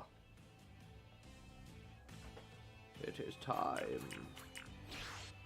Bring them down.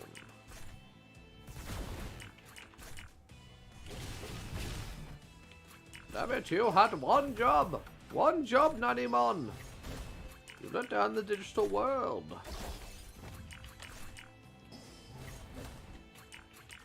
Now we are all doomed. Digimon 2. The Andromon is only one blue orb. Oof. Oof. Yeah. Yeah. Might wanna...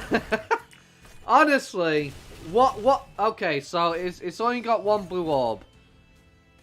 Honestly, don't try and turn all those red orbs into a blue orb. Don't do it. This is the part where I would say, okay, take a normal 0 unit, 2-click, and re-roll the random stats to try and get more blue orbs.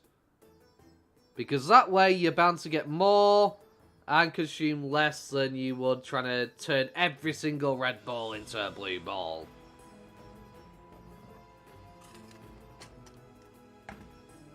Okay. So, how many blue orbs are there? 8 to 10 of them or something? Off the top of my head, I can't remember.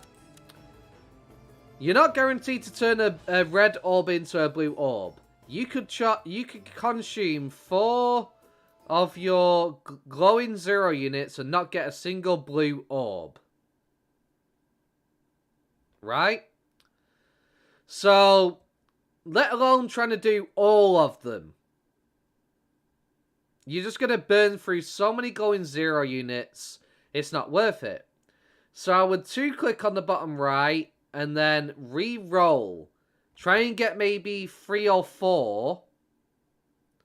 Oh, you already got almost all of them? Okay, no, carry on then. Carry on then.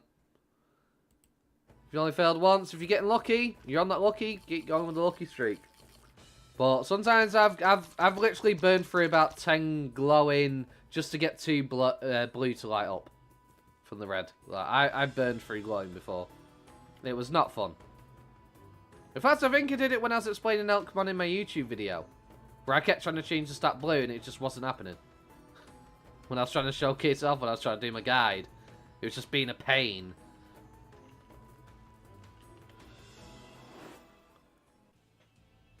Did you know?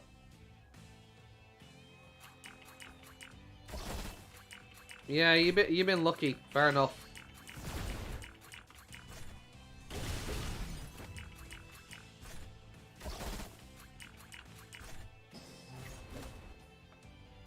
It's alright then. Luck is on your side. Go ahead. It's not exactly a waste. 1 orb failed twice. Fair enough. I mean, honestly, if I was in that situation at the time, obviously, now you've already been doing it. Speed 4%, nice.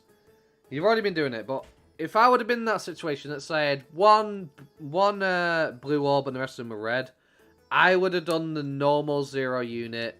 Because you don't really use those that often. Because it's mainly the broken and the glowing ones that you want to use. So, the normal 0 units is... You're more likely going to be able to use those freely without worrying about wasting a resource. At least from my point of view. So I would have gone, re-roll that, try and get 3 or so orbs or more. Obviously you want more than that, but minimum 3 or more. Then I would have tried to maybe fix it for me. You'll even know we're 1 red orb for now. Fair enough.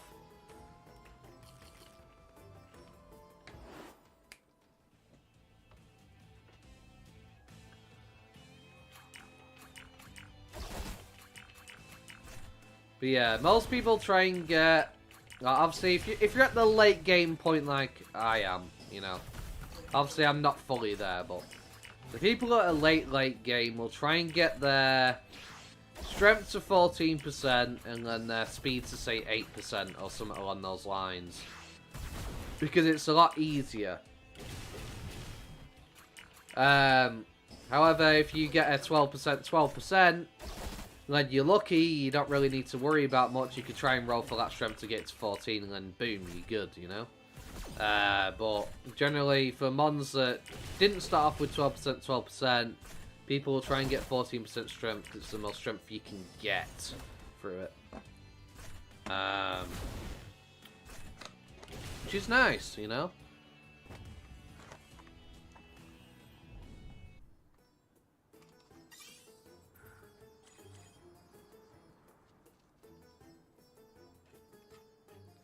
Here's a doozy. What's a doozy? What's going on? You got another mom with, like, nothing, or...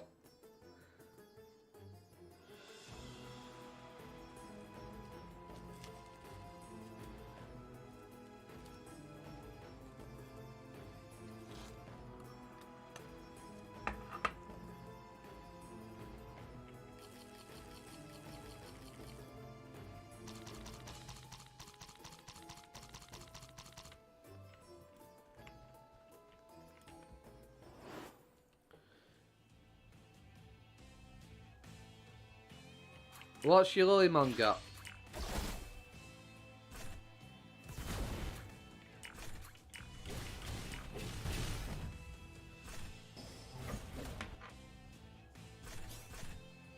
Nice. Okay.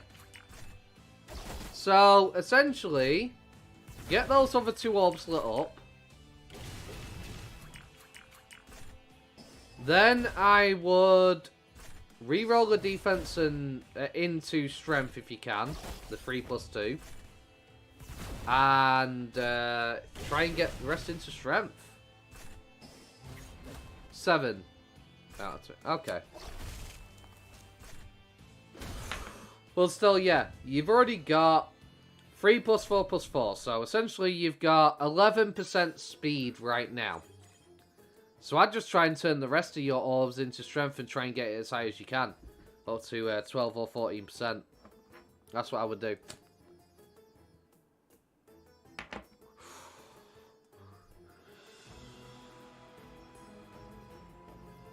I mean, realistically, depending on how many you have, I'd probably aim for maybe 9 to 10% strength. And you can choose to carry on from there if you're not sure. Yeah, same here. Thank goodness it's not a bit sync. I'm so glad about that.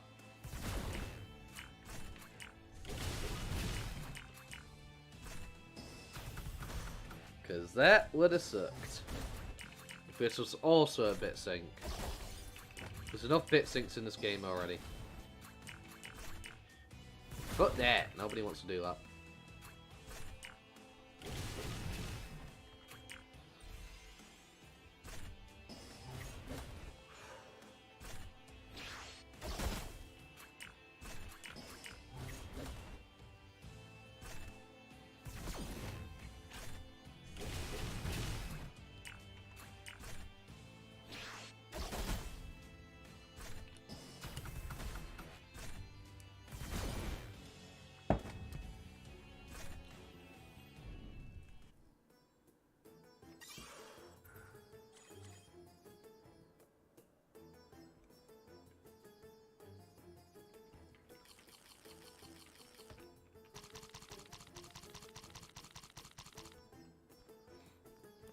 Two out of 7, Andromon. Aww.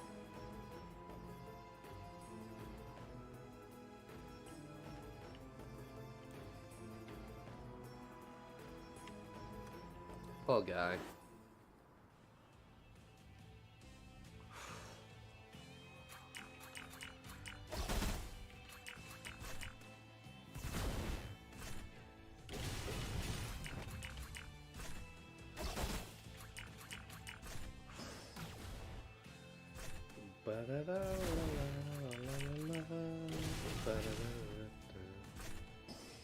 HP, 3%, 4% speed. I mean, honestly, you need a little bit of speed in Agumon. But, yeah. The HP you don't really care about.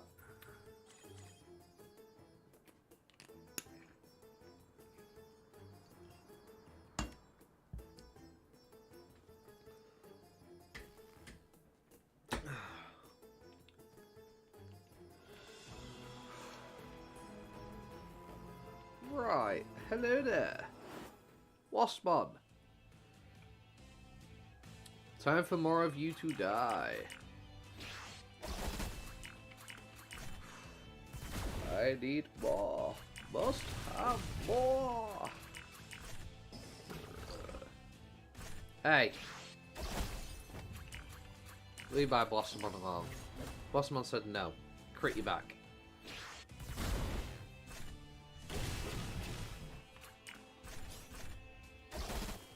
No, the glowing is for re-rolling the blue orbs. Sorry, no. Normal is for re-rolling blue orbs. Normal. If you want to change the stats on the blue orbs, it is the broken one.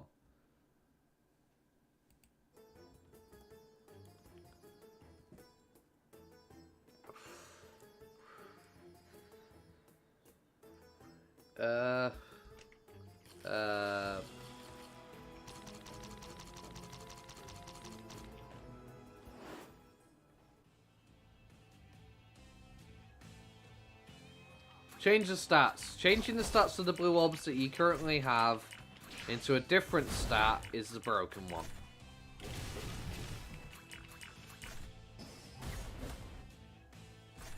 It's also a roll, but When I hear re-rolling, I'm hearing you're essentially re-rolling your whole entire set.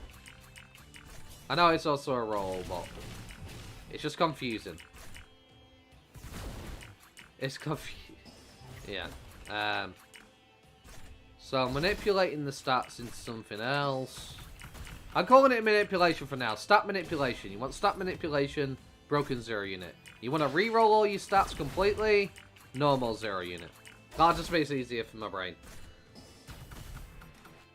Because I'm also focusing on fighting right now, so trying to keep on track of all the different options on while I'm doing that as well. It's just, my brain's just like, struggling.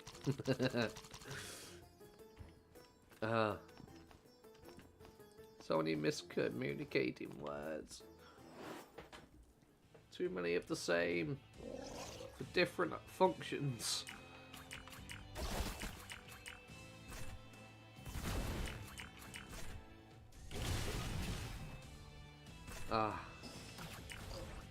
So confusing.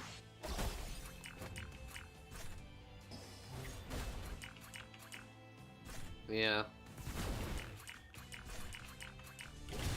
You see, when you first started the game originally, like a long time ago, the first time you ever go to Elecmon, you could infinitely re-roll him on your very first Digimon when you're doing the tutorial bit. And I managed to get my Agumon to have like 10% strength because I just re-rolled that many times. So, because as long as you didn't exit his menu or continue his tutorial, you could just keep rolling. But they eventually patched it out. So, I ended up starting off my first character with like a 10% Agumon with strength.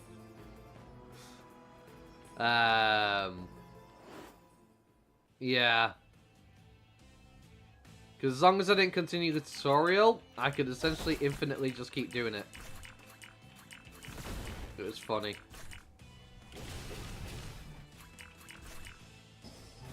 Yeah, I say the same thing, but... You know. At the same time, I kind of understand why it's a manipulation of the system. Because you're supposed to use a 0 unit, it's supposed to teach you about what they do. You're not supposed to be able to sit there and keep re-rolling, because it's supposed to consume it.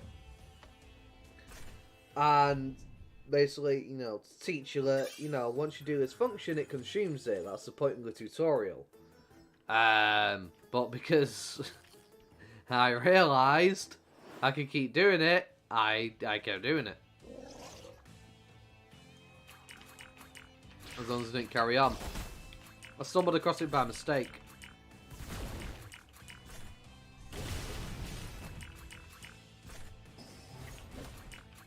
You got SP and strength 3. Nice, you got 3 strength. Very nice.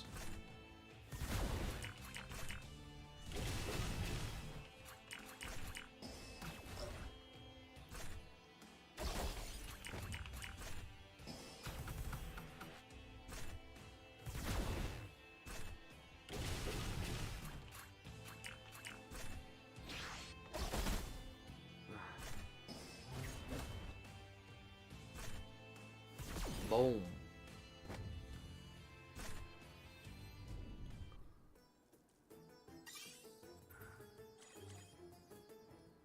You wish you could get the recipe for this shiny 0 unit. I think I got it inside of Infinite Mountain. Not Infinite. Inside Final Valley's castle. I think maybe from the Digimon, maybe. I'm not too sure. I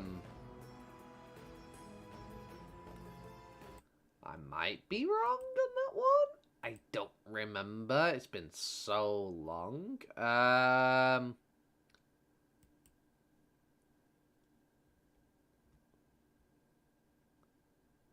got the recipe to make a glowing 0 unit that requires broken 0 units.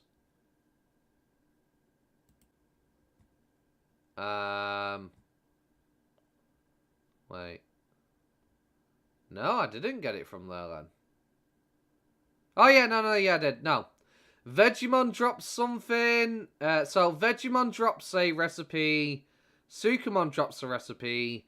Digimon drops a recipe and a hidden quest. And Dokugamon drops a recipe inside the Dark Castle. Which is strange because all those mobs are red. Meaning that technically they shouldn't drop anything. But they do. Because I got the hidden quest inside of the Dark Castle from the Digimon. I think that's also where I got my recipe from as well, maybe. I'm not too sure which one gives you which. So, yeah. Unfortunately, there's no indication. You literally just see all the different recipes, so. And they all look the same. It's just a portrait, so. I have no idea which one it actually is that drops which one.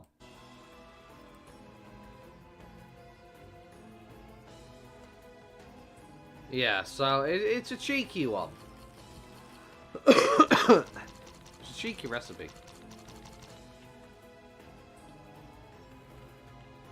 Probably easy to drop anyways, plus AFK. Well, no, not really AFK because you can't just... The problem is you can't really go AFK there.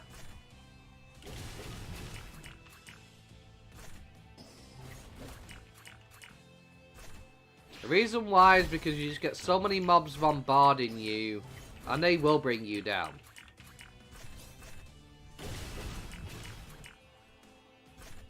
Because the problem is for the Digimon and whatnot in there, the room's full of Digimon. There's like 50 of them you gotta run through. It's ridiculous. Maybe Vegemon, maybe. But in terms of the Digimon room, that's full of like Dokugamon, Digimon and everything, you've got to run through like 50 mobs.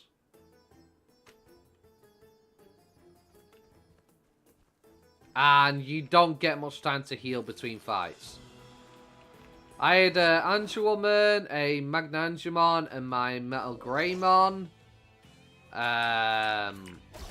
Going through that place with my first character, and they would go down from being rushed too much. I didn't have enough time to even heal between fights. It was a pain. I hated it. Yeah.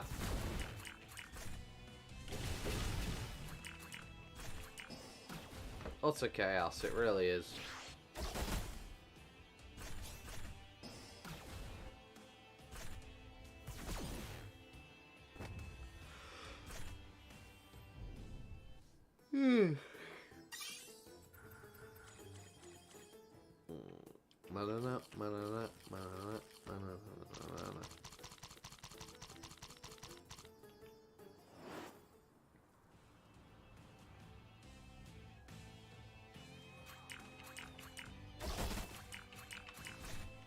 At least this time when I go to do the side quest inside of the Dark Castle, it won't be so bad.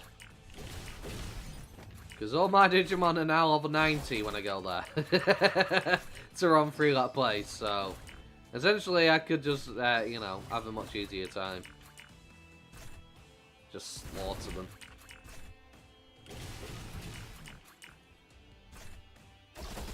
Like, oh yeah, you think you can take me on? I got level 90s now, bitch. Of course, that means the drop chance is a lot harder, of course, but still. Monzimon, I like you and all, bro, but we don't need to see you staring into our souls more than once during a fight, okay, buddy? Especially not for that long.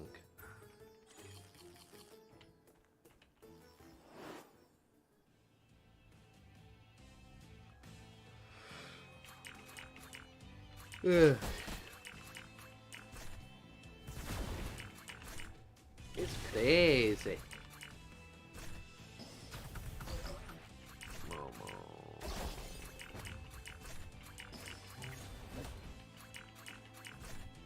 Yeah.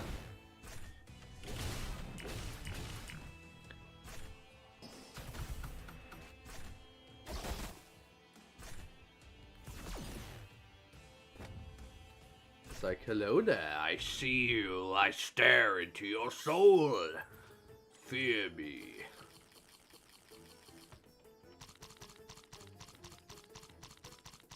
I mean, he's still doing it now, look at him. He's just staring directly at us. Ah, fear me, rah! Still doing it.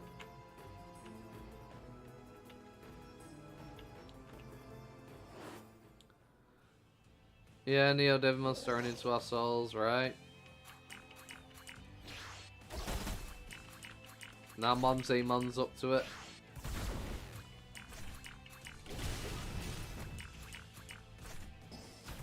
I like how Mon is supposed to be this big, lovable, friendly teddy bear guy. And they're giving dark red, evil looking guys.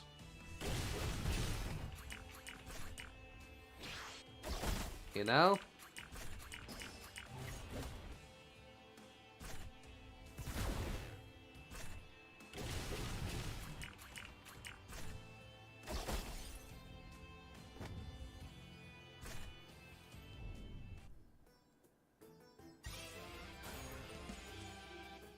Ooh, level 58. Very nice.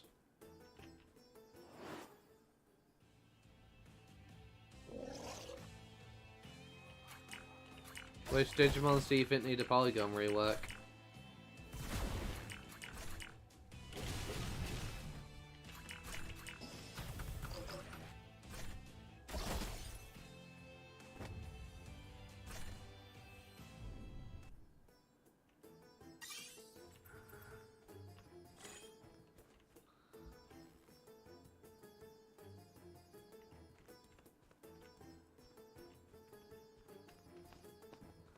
I saw you.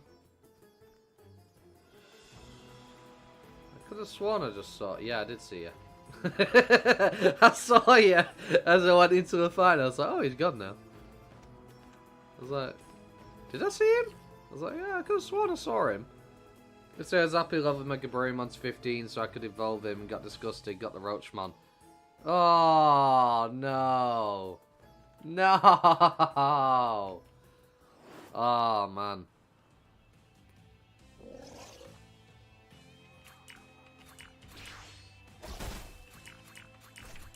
Not the Roachmon.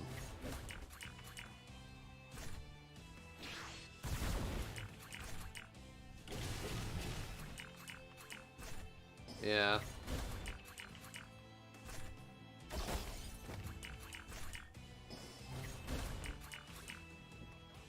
I mean, I got a good Buryomon recently, you know, I might get a Roachmon.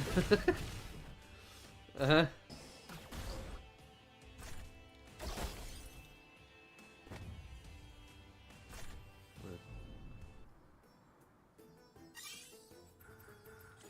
Monzemon. Oh.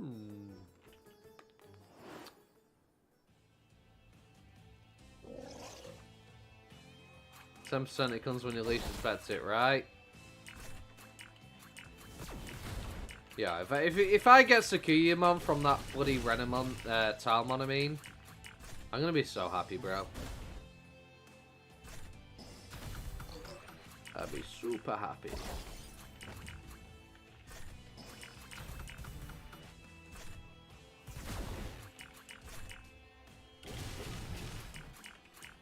Can the Mon devolve into Meramon, then Meramon devolved into Blue Meramon. Yeah.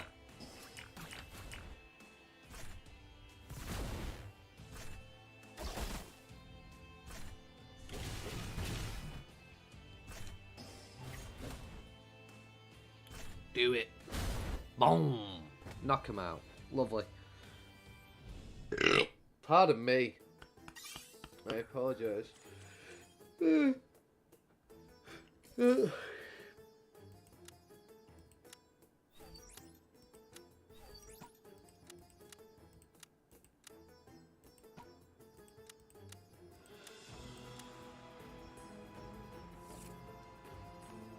Good vibes so you get your Sakuyas. Appreciate it, appreciate it.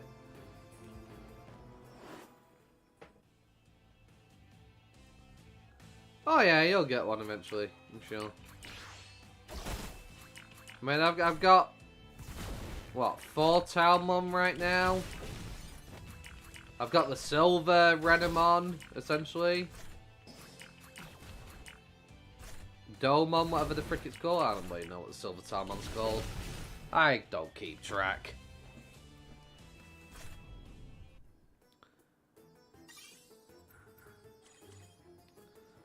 So, I've got a guaranteed Kazuamon.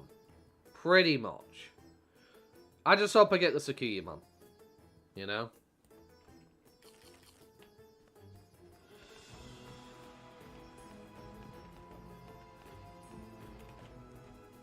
I think a trading system in this game would be cool if you could trade Digimons. I think that'd be really cool, but it will never happen.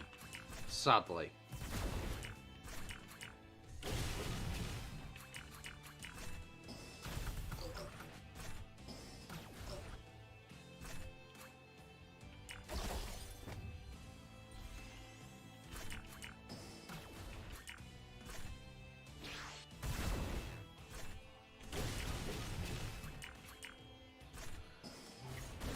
As much as it would be awesome. Will it come when it is needed? Indeed, that is the question, isn't it?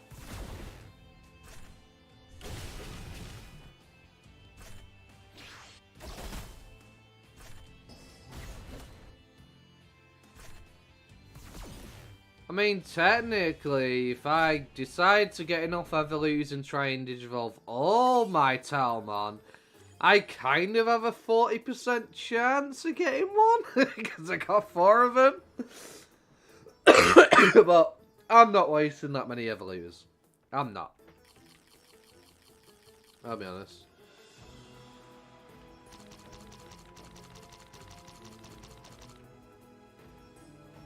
First response to this episode was when you started turning into Digimon.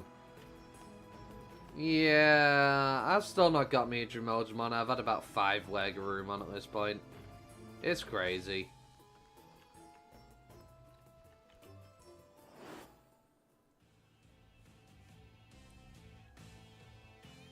Running Korean guy. So restart your character. I know I can always craft some Evolutors, but it's just not worth it. In my opinion.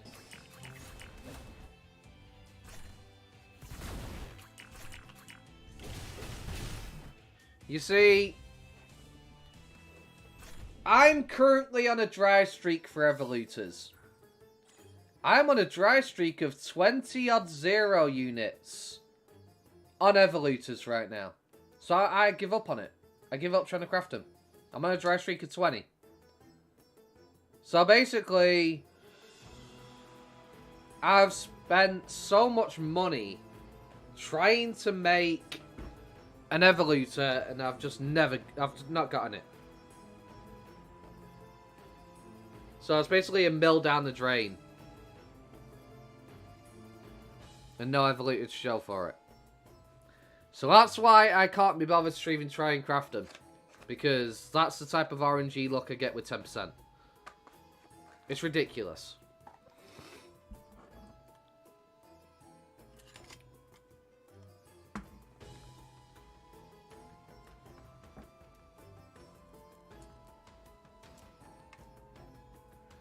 And right now, I need my 0... Yeah, you get 2 Evolutors for free through the story. Actually, you get more. Because you do get some in part 2 now. You get 2 going through the first half.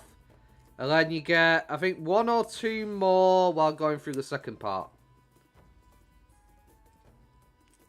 So, you get about 4 for free throughout the story. If I remember correctly.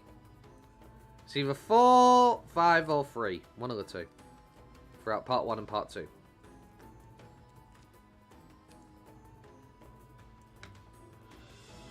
I know you definitely get 2 in part 1. I know that for a fact. I know I definitely got 1 in part 2. I think I got 2 of them in part 2. I think I did.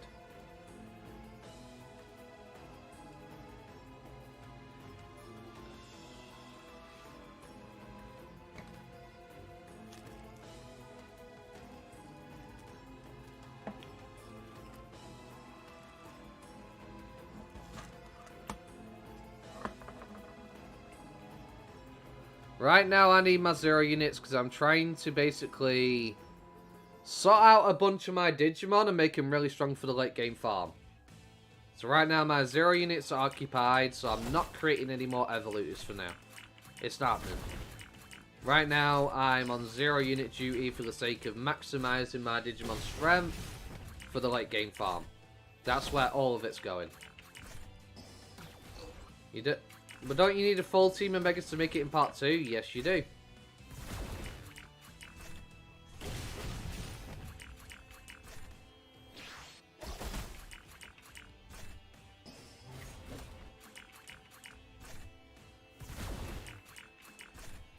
You might get more than 2. I just remember getting 2. So that's what I'm saying. I know you definitely get 2 of them guaranteed. I know that for a fact. I think you might get a 3rd one you finally beat part 1. But I'm not too sure.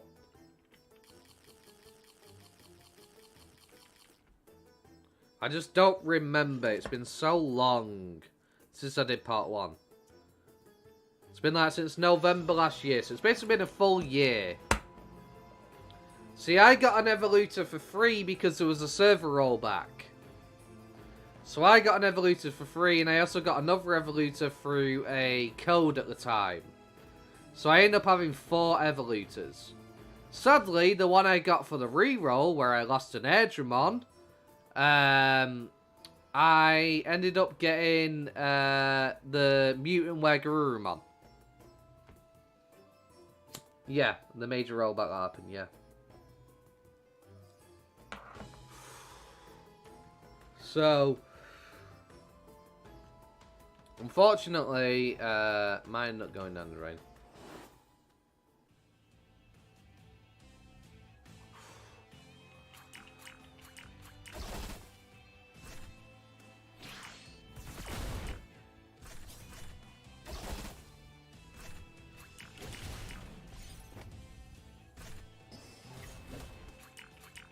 When I read Namu's controversies about DSR where they gave a bunch of stuff.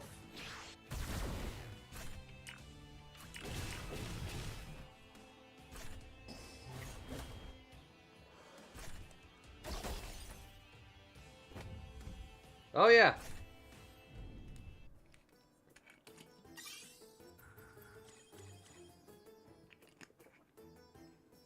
There was an issue with Channel 1 or something along those lines or something. I don't remember what the specifics were. I remember they were having extreme issues with overpopulation in the server and a lot of server issues. And because of that, it was impeding a lot of people's progress, so they decided to re-roll the server to try and fix those issues. Because there was apparently a lot of bugs that were going on with the game. And they gave out a free Evolutor. But I don't know about the controversies. I've not heard those. Yeah. 2 rollbacks to the Korriban server got rolled back last year, the 24th of November, yeah. They re-rolled us. And I lost my Andromon. Because I got an Andromon, which I was really trying to get. And I was upset about it, but then I heard I saw that I got an Evolutor for it, and I was like, oh yeah, fuck yeah, this is great, yeah, I'm fine with that. You got your first Evo? Nice.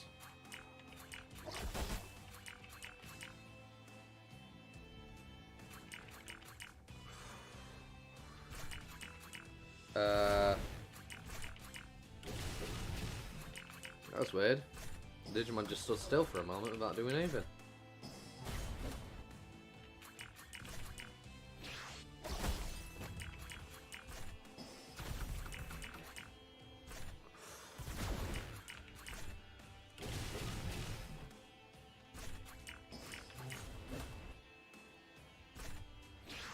He wasn't playing at that time. Ah.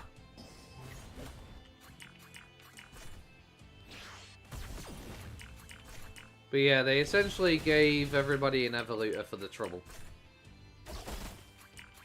Which I was fine with. Trading an Andromon for an Evolutor? Oh yeah, that's fine, you know. But then of course that same Evolutor that I was super happy about ended up turning my Where Garurumon into a mutant, and I was really pissed off about it instead of being happy. Oh. I got this free evolution and everything, and this is what it fucking does to me. Oh. I remember that day. I remember it clearly. I spent so long trying to get those stats so I could get that bloody Metal Garurumon. Finally fucking got it after it. Painstakingly trying to get it. Just to get a fucking mutant. I was livid. I quit the stream, basically. I was that annoyed.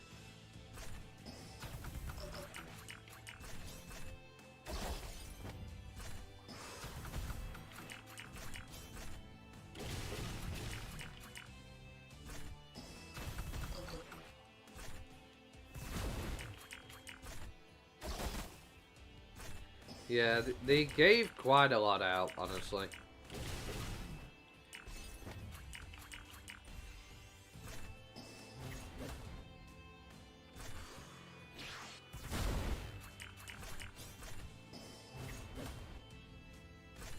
Yep.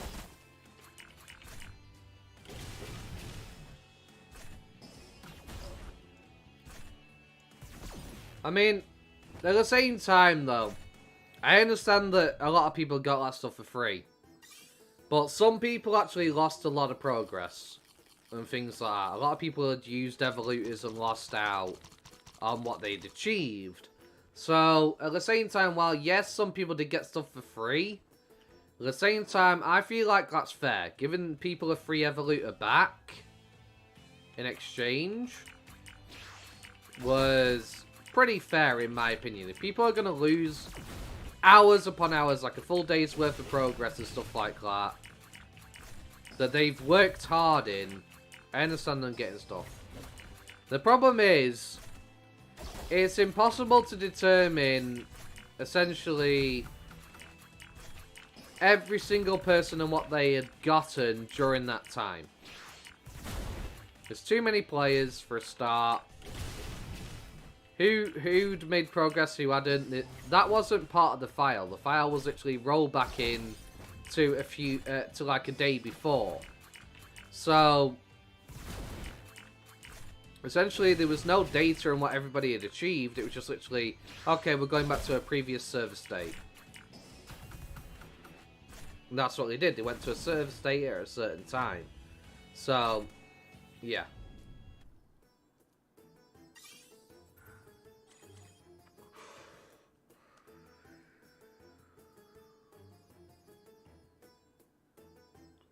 So, well, yes, it sucks some people did get stuff for free. I also understand it, because, to be fair, they're giving back to the players that had worked hard. So, the way I see it, I feel like it was a good thing they decided to properly compensate people with some good stuff. But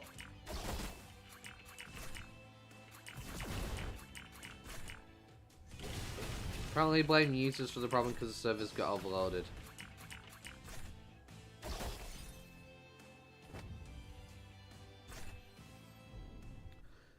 I don't know. A lot of players were having issues because there was too many people on Koromon 1.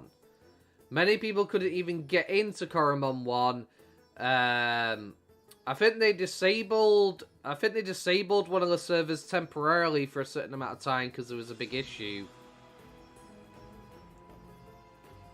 Did the server just crash when you were there? No, you got an announcement saying we're going down for maintenance to look over the problems. There was a big thing that popped up here, and it went across your screen, basically saying, you know, server gonna be closing down for maintenance to tend to the issues or something. I don't know the exact translation for what it said, but that would appear across your screen periodically closer to the time. And it basically told you what time it was going down at.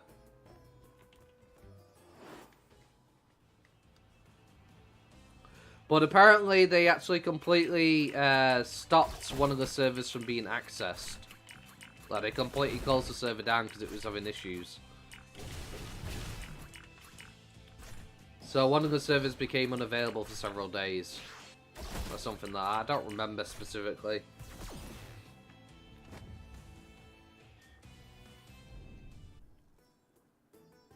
Oh no, that was it. They made it so you couldn't create a new character on Coromon server for a certain amount of time. That was it. They didn't shut it down. They just made it so new players couldn't join that server and create a character. They basically cancelled all character creation for a certain amount of time.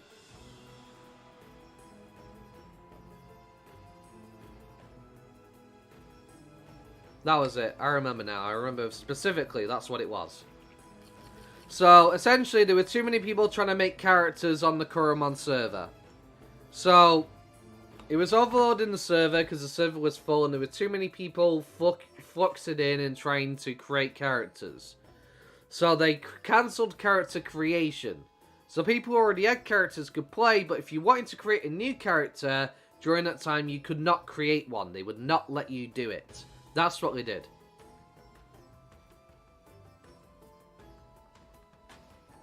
I think it lasted for about a week or so. No, you can create characters now. Well, that's why once possible starting server 1, that's why I went to server 3. Yeah. You can create characters now. No problem. It was at that time, during that moment, you know, when the whole thing happened. Around November. So they had to temporarily basically stop people from creating characters till they fixed the issue. But the problem was, that annoyed me was, you see, the way this game has always updated the game. When we got Final Valley, for example, they gave us Part 1. You waited a few weeks, you got Part 2. So you could do some of the Final Valley. You waited a little bit. Then you could do the second half of Final Valley. Because you get it in chunks. They did the same with Infinite Mountain. They gave the first half. You wait a week or two. They give you the second half. This time, because of the issue with the servers, we were supposed to get Part 1 and 2 of the Human World. Instead, we got Part 1 of the Human World. And they said, due to the issues that was caused, Part 2 is going to be delayed. The thing that bugged me was, they basically waited a whole year to give us Part 2. They already had Part 2 practically done, but chose to extend it and make us wait for it till basically here, you know, when they gave us Part 2 a few months ago. So, essentially, we got screwed out of the second half of the content, and they were blaming it on the server issue that they had to fix. I'm sorry, it doesn't take a whole year to fix a server issue. It wasn't that. They just chose, well, since it's now been delayed, we're gonna work on some quality control and things like that, and, you know, we'll release it when we're ready. So, essentially, we got hoaxed out of the second half of the Human World. Yeah, when they officially released the game, yeah, like I said, they should not have gone into full release. It's not a full release game. Yep. Waiting on the servers.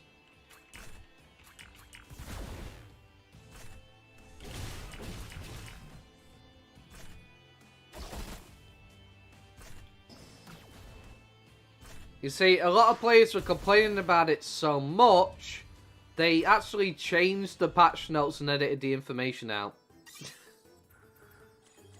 Because it was there in the update log. They said that, due to the issue with the servers, we're currently going to have to be delaying the second part of the Human World. And a lot of people were speaking about it, and complaining about it, and then, essentially, they removed it and removed all evidence of it being there. That's what they did. They removed the information entirely and cut it out. That they had said. Because a lot of players were complaining.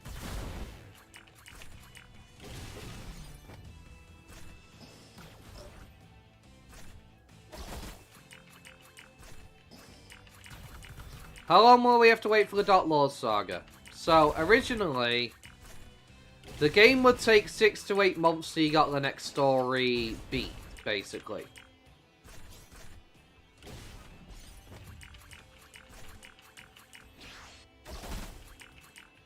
So we'll probably be waiting until around spring, summertime, probably for the Dark Lord part. Maybe a bit longer, depends what we choose to do. But originally it was around a 6 to 8 month cycle before you got new story content. So, like, that does sound like a long time, but at the same time it gives players to catch up, get their Digimon sorted, blah blah blah. And they're also giving us updates every 2 weeks with new Digimon or some new features for the game, new events all the time. So technically, while you were waiting longer for story progress, yes, you were always getting some updates for the game, so it's not as bad as it sounds. No proof, no crime, right? Yeah. But yeah.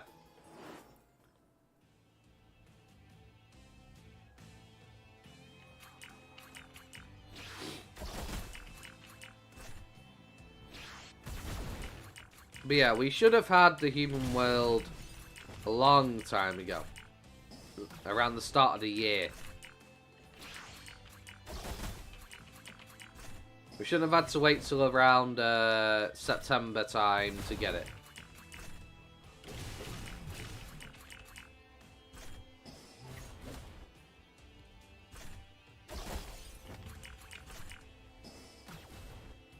I've no idea. I've no idea. Because I don't data mine, I don't look into the files.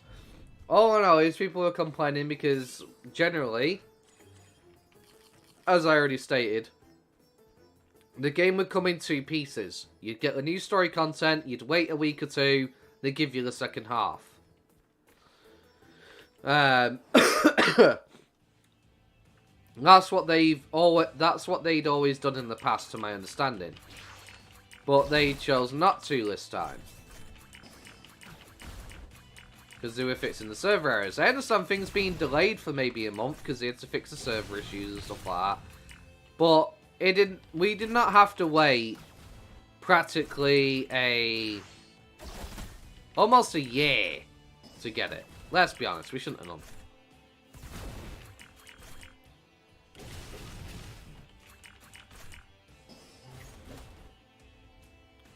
I have no idea what they did with the packages. All I know is it was in the update notes on the website that Human World Part 2 has been delayed. Due to the server issues. So people were sat there waiting. They waited a month. They waited another month and they were like, hang on, where's our content? What content? They removed the information that was there for saying it got delayed. And basically feigned ignorance to it, part 2 being there. So yeah. Don't they hold a roadmap? We don't have a roadmap. I mean, maybe in the Cafe Neva forum. I've never seen the roadmap, so I've no idea. I have no idea. Nope. No, I'm aware of. I've never heard of any roadmap or anything like that. Generally, the way it works is we will get patch notes the day before it actually comes or something like that. And you'd read the patch notes and get the information. A day before the next bit of content comes out.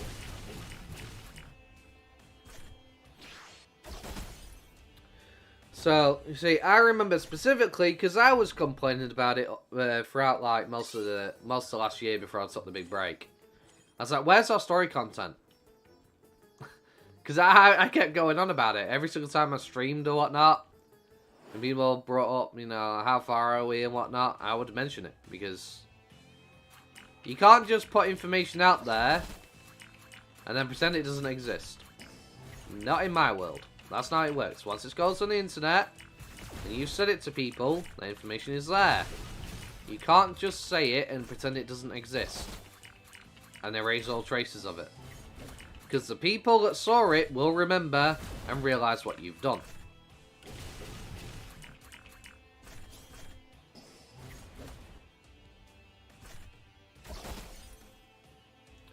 Yeah, probably from data miners. Like I said, probably people data mining. It's probably where people are getting their information from.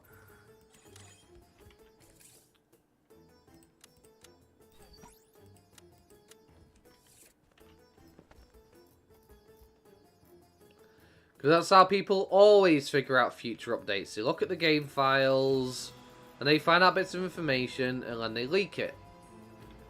Okay, well, we found this in the data files. This says this says that, blah, blah, blah. And then everybody's just like, oh my god, oh my god, oh my god, is this what we're getting? It's the same with every game. Every game.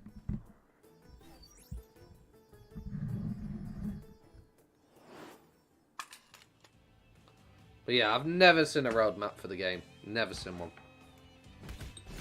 Generally, I would get the patch notes, and I used to cover the patch notes on my channel. I used to do that. Like, every single time patch notes happen, I would sit there and I would go through them and read them to everybody and discuss my thoughts and feelings. I stopped doing it. Because obviously I took the big long break and whatnot. For so long. I wasn't keeping up to date with all the info. I stopped doing it. I mean, I'm not going to keep up to date on the info on a game that I'm not playing for several months, because I'm waiting for the Human World Part 2 to come out. You know? I wasn't going to sit there and read it every single time on a game that I'm not really playing. We would have a Pokemon by now, probably, if that hadn't happened. I think what they did is they had Part 2 probably finished, or close to finished. Need to top it off and fix it. But when the server issues and all that, and they went into panic mode, and they were trying to fix all that, they decided to put it on the back burner. And probably go into refinement mode, finish some things, touch up some things that could do with being edited, and probably decided, well, let's take a bit more time and work on our bonds that we always do, and let's just set things up for the future. That's probably what they did.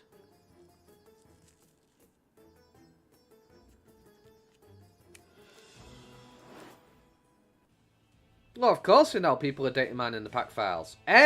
Every single game that has ever come out, it's just a natural thing for games. Every single game that comes out, people data mine. Every single place.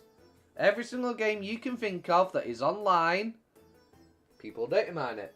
Even games that are offline, people data mine. They go into the files, they look for hidden content that used to be there and isn't there anymore.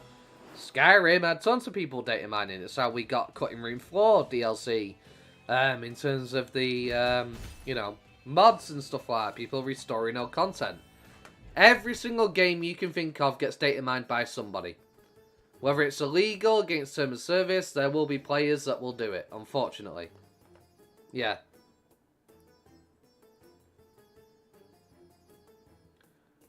I mean, some devs will intentionally write things obscurely to try and throw players off.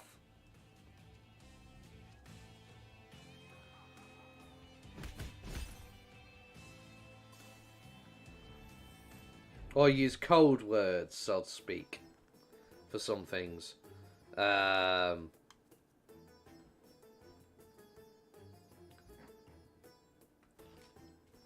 they throwing red herrings because they know? They might be. I don't know.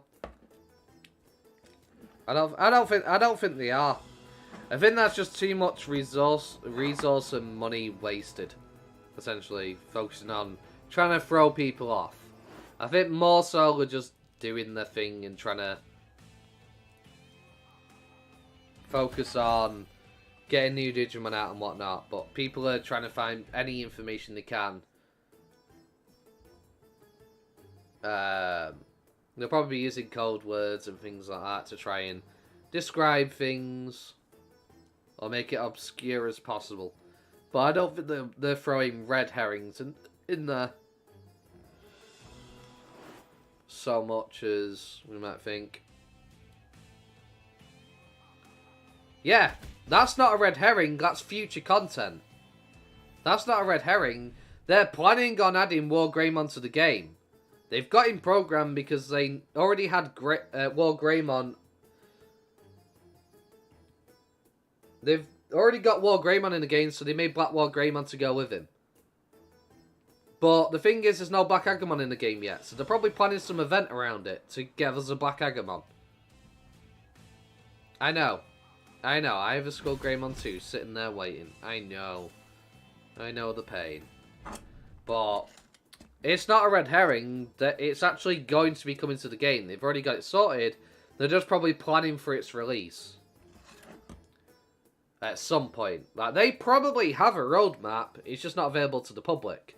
They'll have a roadmap in their office of what they plan to do, what they're thinking of. They probably get revised all the time and changed. But there's no public announcement for a roadmap that we know of.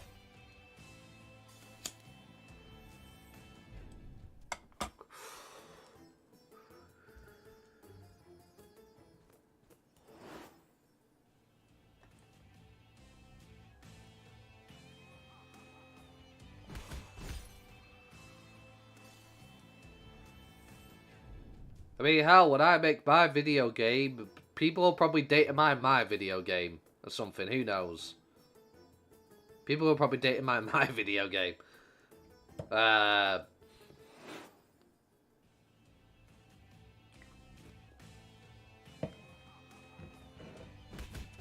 only thing is, I don't think people technically can data mine my video game because essentially, I don't have anything to really mine. When I release the game is going to be its release state. There's not going to be cut content or anything like that. I have no intention of cutting content and leaving it out for DLC.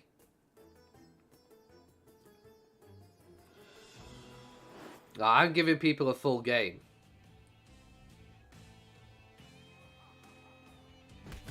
Oh, yeah.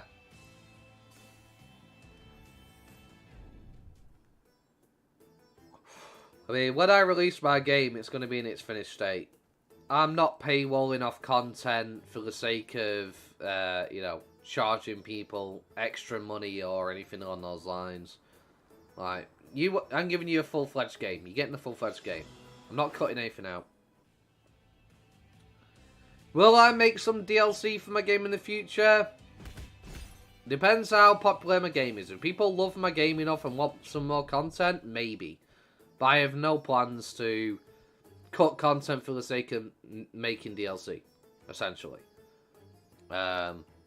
Because, honestly, I'm doing it because I want to make a video game. I'm not doing it for money. I don't care about money. As far as I'm concerned, I want to make a game that people can enjoy. I want people to like my game. And I want the experience of making a game so I can then move on to make a better game with my experience I already know. You know? Work my way up to making better games. I mean, my first game, I don't know how well it's going to be. It could be good, might not be. At the end of the day, all I can do is try my best. Release it once it's done. Let people test it, play it, seeing how they like it. And then, if people like it or don't like it, I want to know why. Why don't you like it? What have I done wrong? You know? Because all I can really do is learn. I'm hoping people like it. Well, I say when I'm making a game, I'm still in the early stages of it. I need more assets and things before I properly go for it. But I will be making the game while recording videos of me making the game.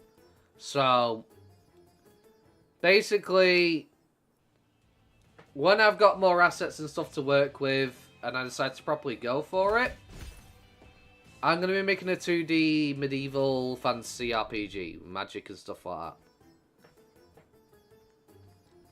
Maybe.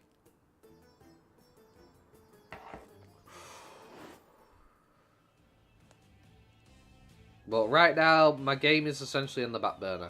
See, I already started it. I already had a few maps already completed with lots of buildings on it. But I accidentally deleted it. Like a dumbass. But then I was just like, okay, that's fine. Because basically, I actually did it while I was trying to make my guide of showing people how I'm making my game.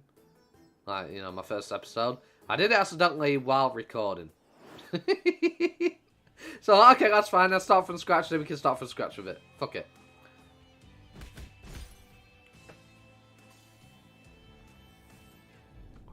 I just need to make sure I don't make the same mistake again, of course.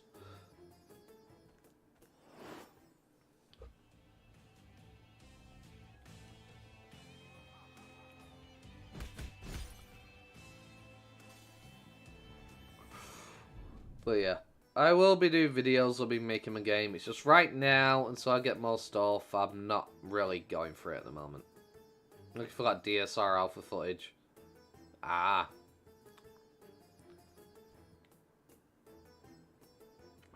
Yeah, I don't have any DSR alpha footage, unfortunately.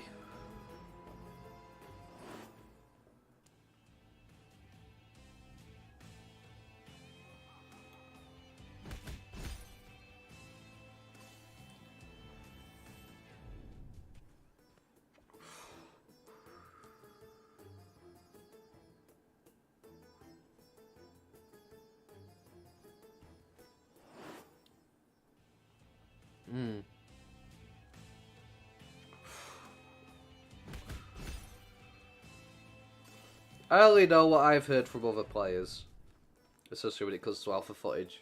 I only know what I've heard from people.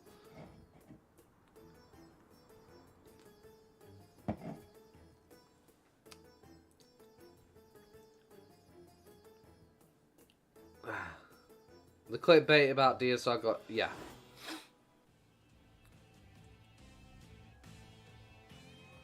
It's a lot of clickbait. A lot of YouTubers are very clickbaity about the game. Which I don't agree with doing. That's why you'll never see me being clickbaity. Because at the end of the... some clickbait in the DSR is going global soon just because they removed the VPN. Yep.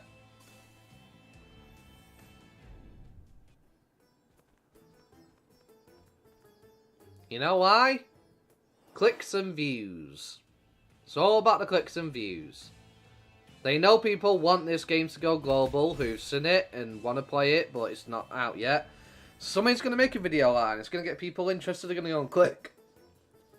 But the thing that I find funny is, the people that are saying that, oh, DSR's going to be going global soon, because they removed the VPN, people will subscribe to their channel and realise that it's not gone global, or anytime soon.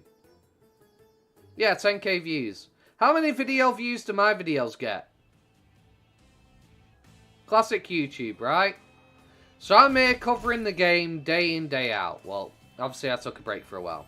But I was covering the game, making guides for the game. I was lucky if I got a few hundred views.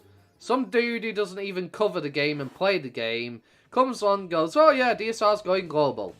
He gets like 10k views. And I'm sat there just like, the fuck? When I've got 50 or 30 on some of mine.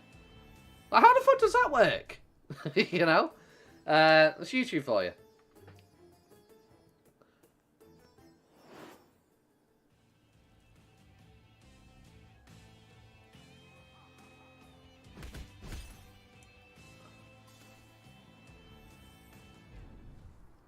I mean, I don't know what my most viewed YouTube video is for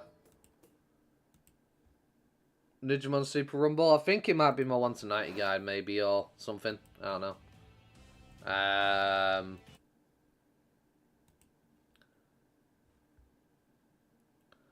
Let me have a look. So, yeah, a video I made 10 months ago. My in-depth review. Let's see. So, let's go let's go lifetime. Which video has the most views out of all my videos? 7,800 on the in-depth review. 6,000 on my 1 to 90 guide and stuff like that, right? So I'm somebody who's actively covering the game and playing this game for a long time. And most of my videos have nowhere near 10k views. Nowhere near 10k views.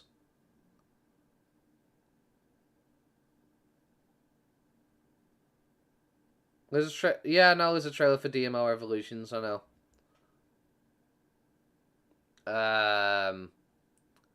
But yeah. I get that many views off like 10 months. Somebody makes a video going, oh, DSO Global, gets it within like a week. And I'm just like, oh yeah. Nice clickbait and lying to people, bro. Well, I'm actually being an actual content creator and actually covering the game and giving people actual truthful information, and I get fuck all. The hypocrisy, right? Of YouTube. That's what bugs me about a lot of YouTubers. They do murder with it. Because they know it brings in views and attention. It's what people want to hear.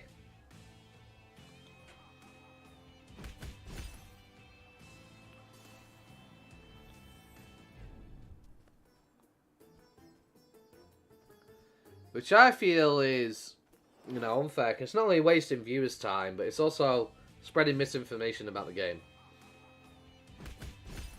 Which then hurts the people that are actually playing the game on top of that, right?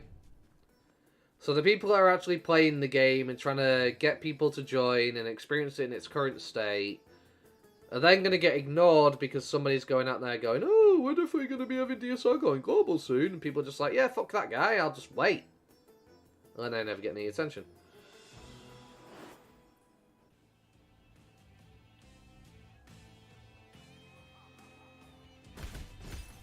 Yeah, DMO is being remastered. It's getting a graphic upgrade and stuff like that's going to be known as DMO Evolution. The game's getting remastered, but here's the thing.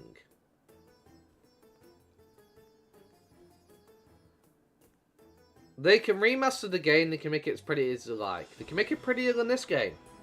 But if they keep the same system, doesn't matter how pretty, doesn't matter how pretty you paint a piece of shit is a piece of shit. I'll say it before and I'll say it again, I've always said this. Because I don't care how nice you make the game look. If it's a piece of crap because you microtransactioned it and loot box gambled everybody to high hell, then it's crap. Yep. Looks like DSI, even the models are the exact same. Exactly.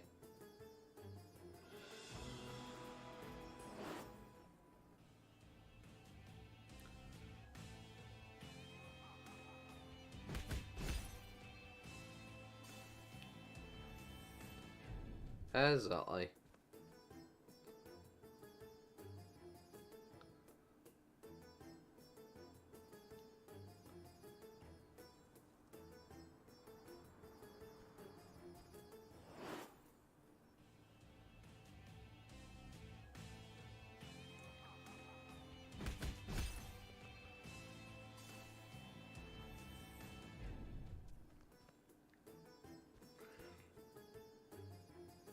So here's the real question that I have to ask right now. If they are taking the models from this game, do they intend to keep Digimon Super Rumble fully Korean? And decide to give us DMO instead? But remastered. Trailer's so misleading it's painful, right? Yeah.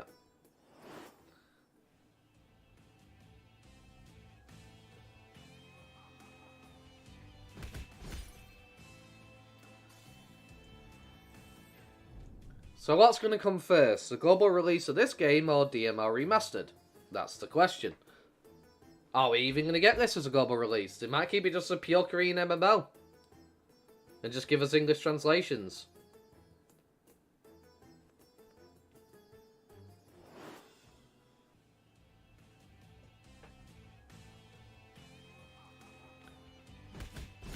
Yeah.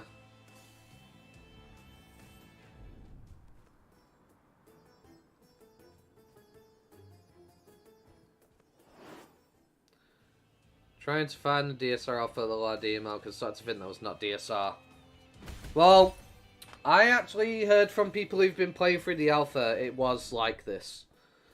So, I think it is DSR. That's why.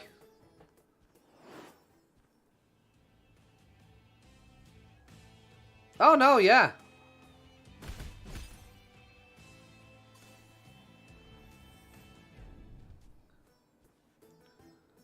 I mean, I don't know. Like I said, this is all information I've heard. I've heard from people who've been playing this since it originally came out in Korea. The supposedly DSR was like that. I believe when they advertised the game, they did have Tai Chi showing up or something like that. But I'm not too sure. Why is there no alpha footage? Because nobody was really covering the game.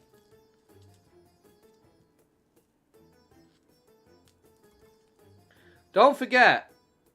So, think of it this way. Who's the only person that you know? Well, you might know another, I don't know. Who's the only person you know that is covering this game right now? Who are the only people you know that are covering this game right now? That aren't Korean. Because Koreans probably have their own platform they check out the footage on. Who do you know is covering this game right now? You got me. Josma started doing it. You had Vulcan, or whatever his name was, a long time ago. He stopped doing that. I'm pretty much, besides Josma right now, the main authority in terms of covering this game. Before I came along, in terms of English speakers, Vulcan showed up temporarily and a few other streamers at first, but they didn't continue to play the game. I'm pretty much the main authority on this game in terms of English speakers who plays this game, gives guides and stuff like that on YouTube. Nobody else really does it other than Josma. Because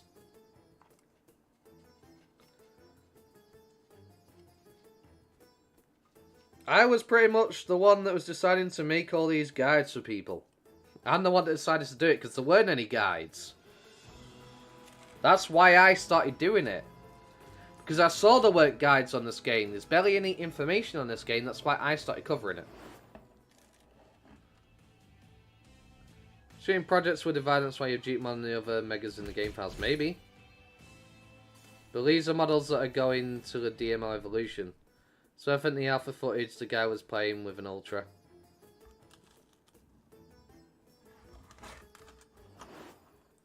Maybe. I mean, it might have been divided. This might have been the same game as DMO Evolution, but they decided to branch the paths. Who knows? I don't know. But essentially, I'm, you know, like I said, without me bringing lots of attention to the game and actually playing through it, there's not really anybody really covering this game right now, other than Josma, that I know of. There's other people in other languages like Spanish and stuff like that, yes. But in terms of English speakers, me and Josma currently are the only two people I know that are really actively playing this game and doing guides on it.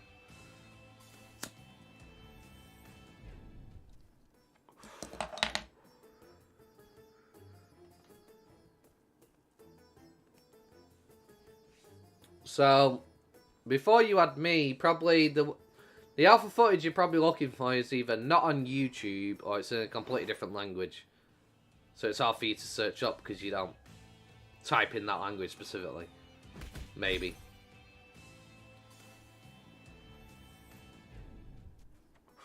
Right, a bit of Digimon. Interested.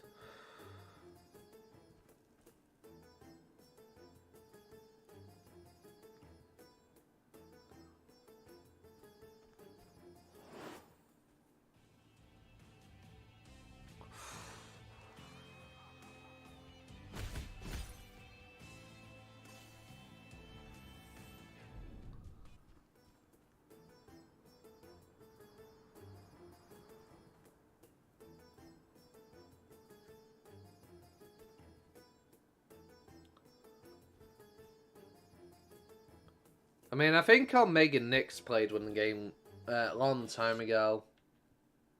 I think Omega Nyx did. But I think he stopped.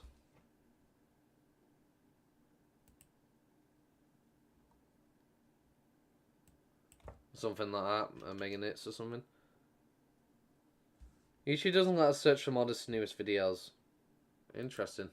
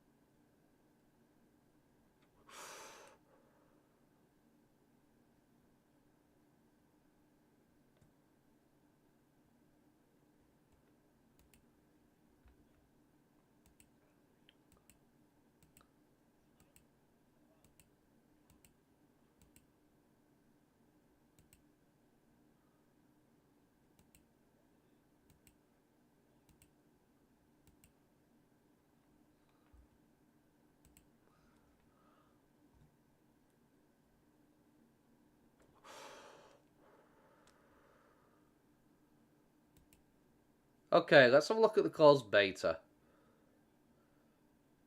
Real quick. No. Yeah, Tai Chi. Tai Chi was running around in the Digimon Super Rumble open beta. Guaranteed. 100%. Tai Chi was running around with an Agumon in the open beta. Then it got changed. It was in Digimon Super Rumble. It was. Because they're running around in the very same village of beginnings we are now.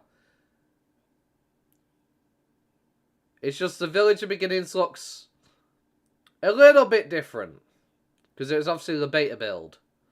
But yeah, there's a Tai Chi running around in the actual sign up for the website. They was actually showing it off on the screen. So Tai Chi was running around in Digimon Super Rumble. It's just they decided to make player characters be not the main cast instead. But when you was originally on the website for signing up for the game, there was Tai Chi running around in Digimon Super Rumble. Because it's even running across one of the bridges. So yes, it is Digimon Super Rumble he's in. But we didn't get to play as him. That was just there as, you know, a fill-in. Probably to get people interested in Catch Hype. So yeah, Tai Chi was in Digimon Super Rumble, definitely. He's just not a playable character.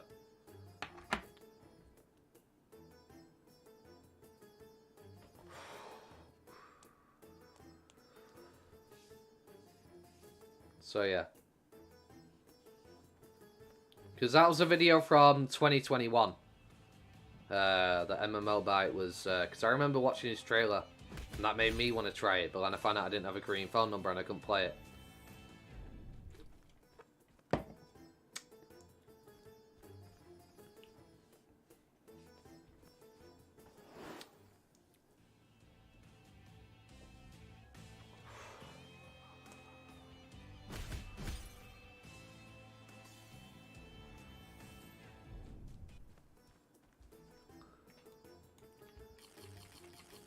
I don't know why I just filled their food up. That was a bit stupid of me. I didn't need to.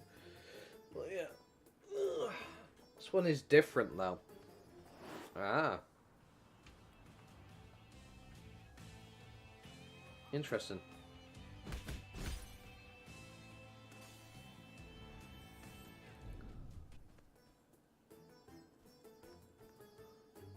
Yeah.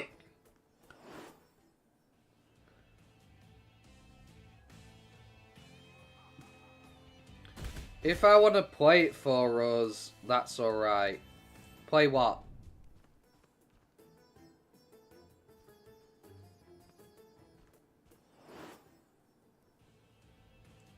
While you AFK, it's some juicy stuff. I can't. I'm going to tell you the reason why I can't.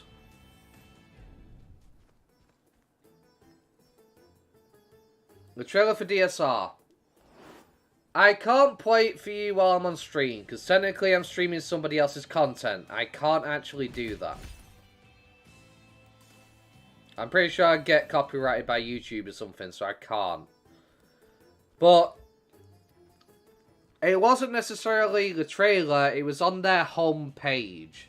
On the Digimon Super Rumble website, when it was saying sign up now and the game was first being made, and it's open beta state, on the main website, before you would click sign up, you was watching Tai running round in the Village of Beginnings with an Agumon behind him. In the open beta. You can watch it in the background. Right. But yeah, essentially, this one's different, and it's 40 seconds. You remember this one? Yeah.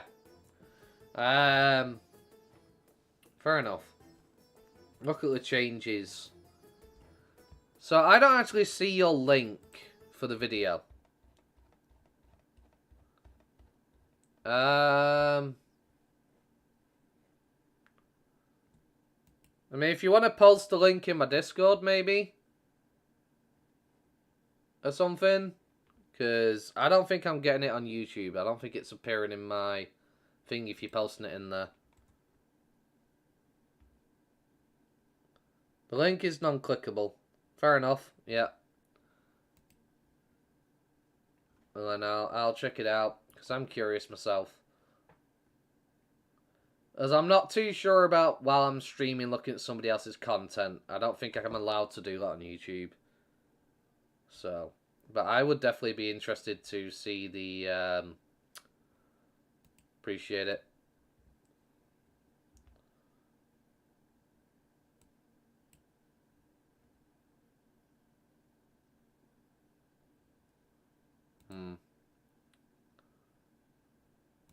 Let me turn up the quality so I can actually see it properly.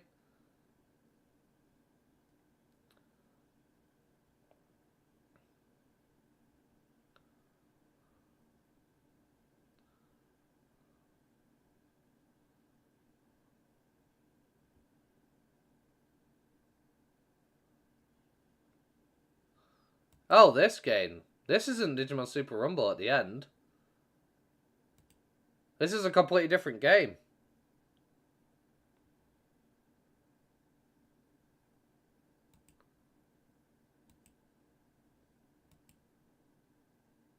This looks like a Digimon MOBA. Like League of Legends kind of thing. At the end of it. I don't know what they're on about the next update. Yeah, it looks like League of Legends at the end. Yeah, this is probably some Digimon game out there. It's like a Digimon MOBA, I guess.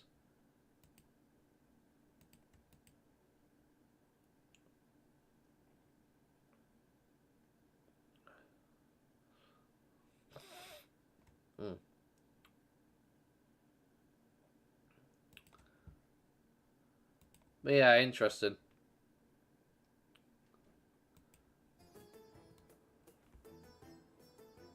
Yeah.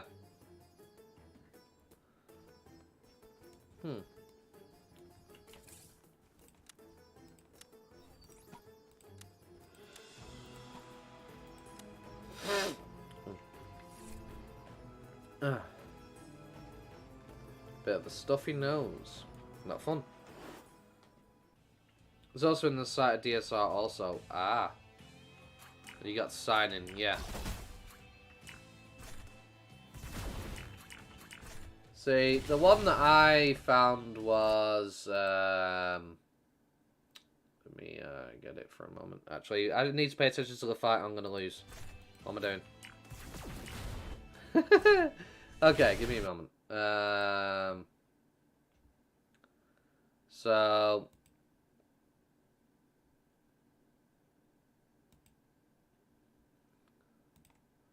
This was, I'll post it in the Discord. This was what you saw on the website. If you move to about 42 seconds in, you'll see Ty running around in the villager beginnings with his Agumon behind him.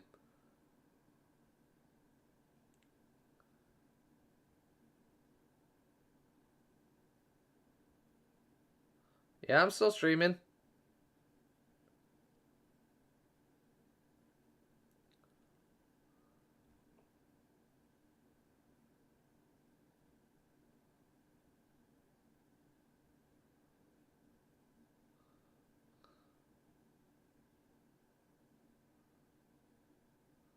But yeah, you literally see him running around and stuff.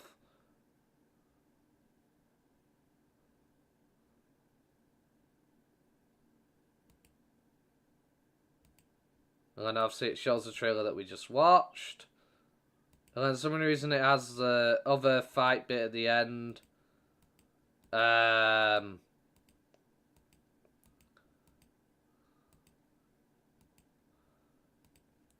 But yeah, that's beta. I don't know about alpha footage. I can't find any alpha footage, but yeah. You passed out for a good few hours? Fair enough. You enjoy your sleep?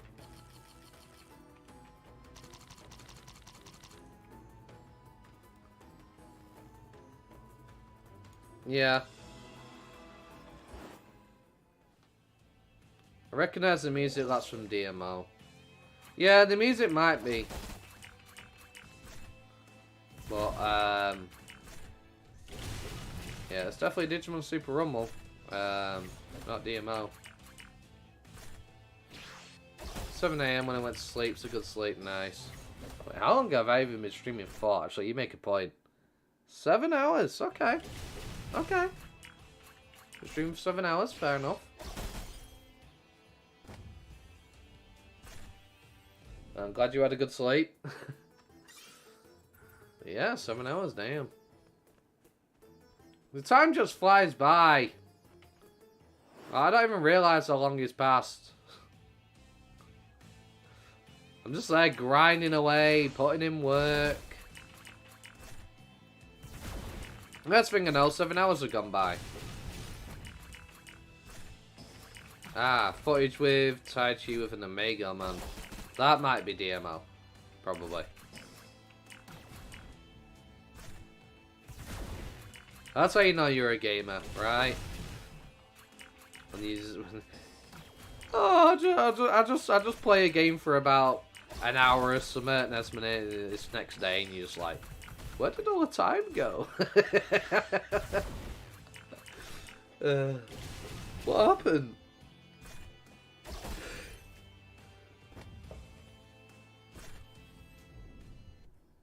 Tattoo of a Megamon isn't in DMO. Interesting. Oh no.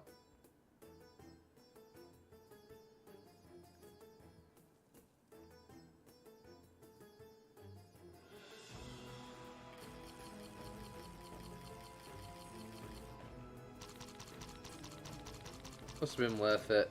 Yeah. The work must be put in.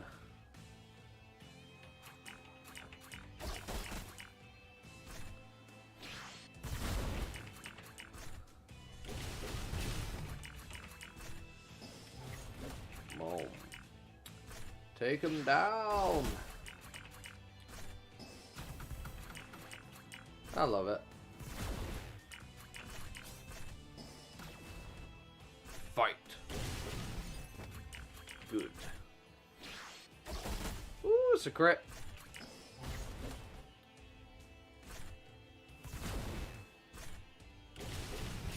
Yeah, take that. Completely different graphics. Like before the DMO Evolution announcement.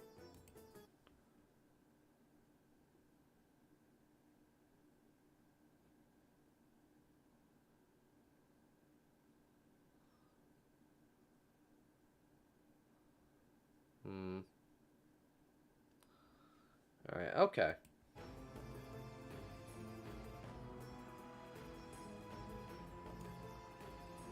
Yeah.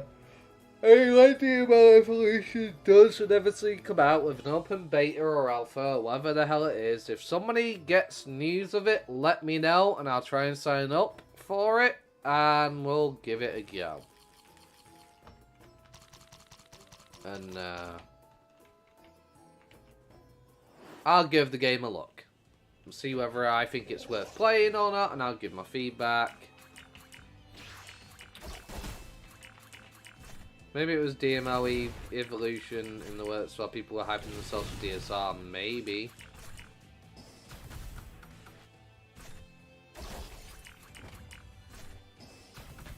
The thing that I don't get is,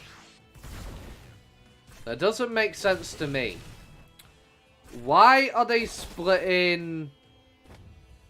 Let you know, because I'll be on it. Used to like the old one. Fair enough, fair enough. The thing that I don't get is, why go through all the effort to remaster DMO when they have DSR? The reason why that confuses me, because MMOs are always going to be limited in their player base. MMOs require a lot of time, a lot of dedication to play. They always do. So, because there's so many options for MMOs out there, trying to get a hardcore fan base to stick is a hard thing to do, especially for years, right? Because there's going to be other games that come out that catch our attention. The question is, do they go to a new game and never come back? And the majority of players will do this. But in doing DSR and then DMO Evolution, they're essentially splitting the fan base into two places. Meaning you have less people on one thing split between two. Meaning you have less people that are playing your game, keeping it alive. And one game is going to be competing with the other game the whole entire time. So, to me, it seems a bit silly really, unless they intend to not bring DSR to the West anytime soon, and give us DMO Evolution instead, and keep this a Korean MMO.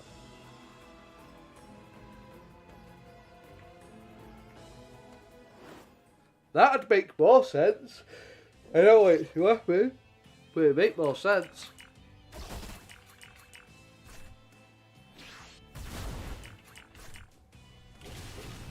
I mean, DMO is more popular in the West, I suppose. So they probably want to capitalise on that again. I would say they don't trust DSR can thrive. I think it can.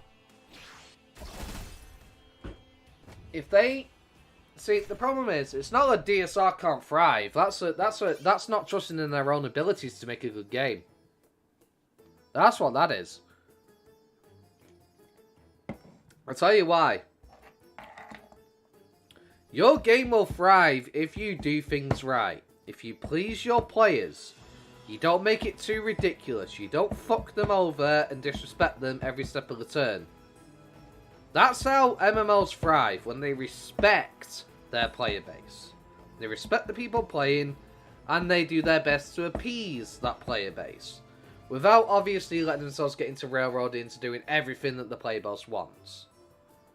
They have established player base, yes. Exactly, yeah. They make tons of money in DML, they have established player base. They already have established player base. There's people that want DML to return. Yes. I think DSR could thrive. If they do things right, though. They just need to pay attention to the fans and not take the piss out of them. It's that simple. When you get too greedy, you start fucking them over, that's when everybody leaves, just like what happened with DMO. Everybody left because of the greed, and they got fed up of it. People loved the game when it was good, when they were respected, their time was valued and appreciated. The second they stopped doing that and started locking everything behind a paywall, the majority of DML players said, fuck this, I'm out. And then they literally just had the whales playing, for the most part. You get people that try the game, And very few would stick to it. Because the amount of cash grabbing that was full of it, you know.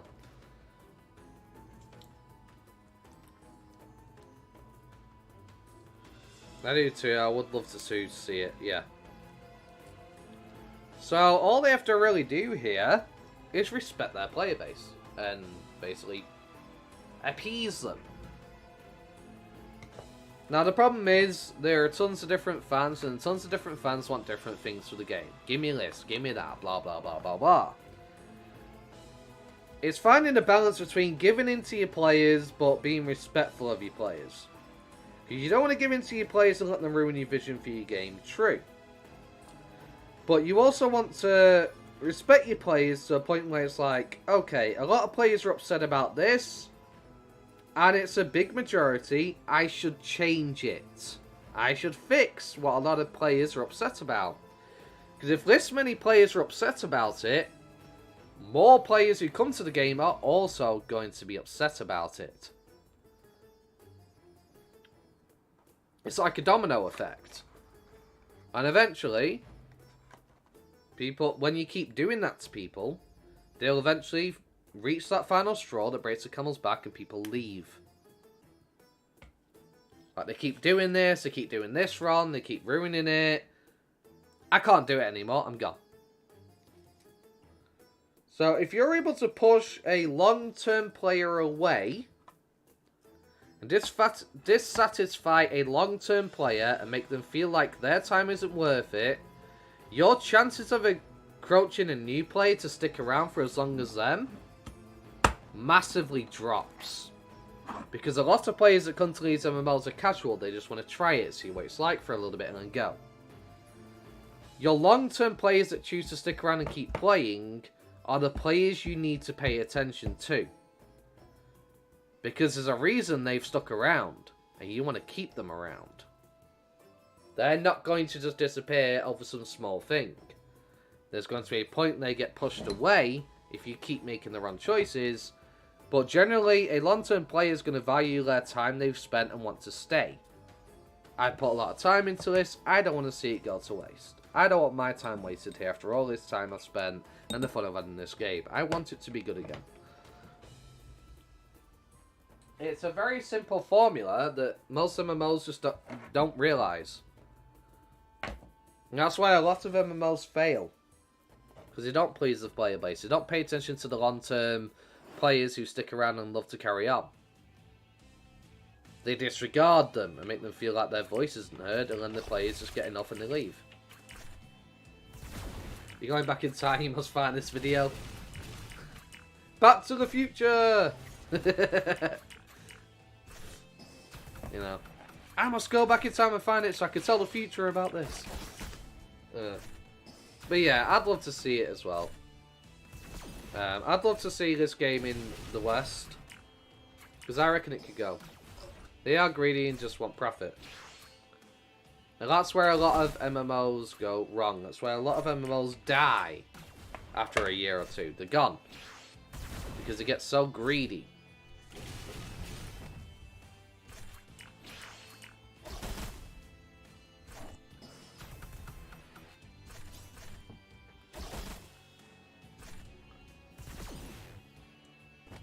DRO did that too. I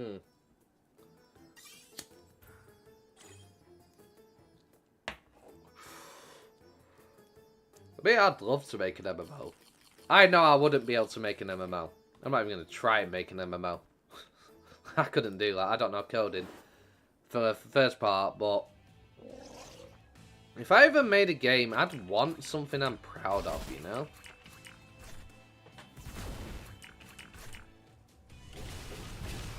Okay. MMORPG 2023. Right.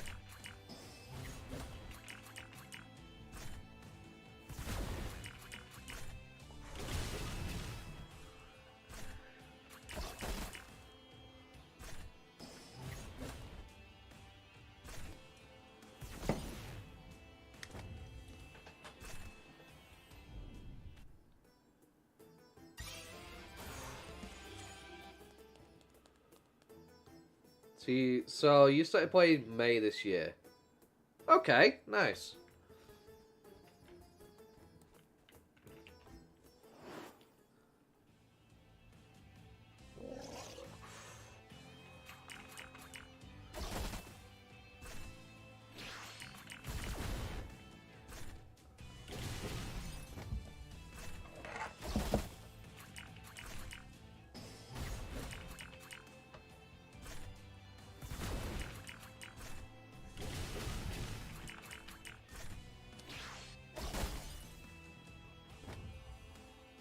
When did I start playing? Let's go for a little bit of a deep dive. Let's see when I started playing.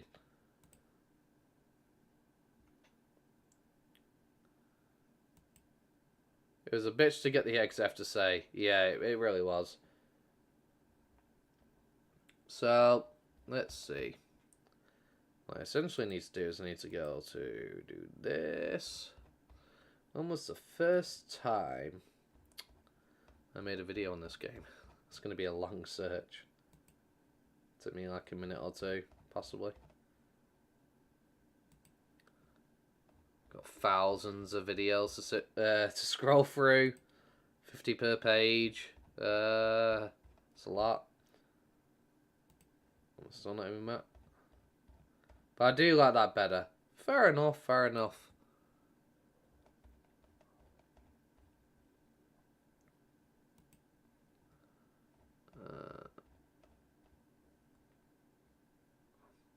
Still going back. Let's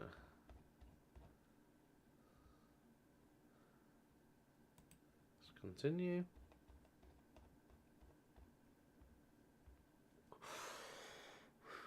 Jeez.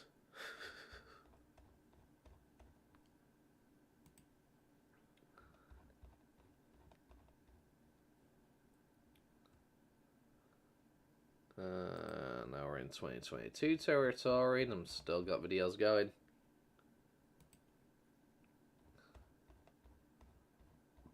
On me.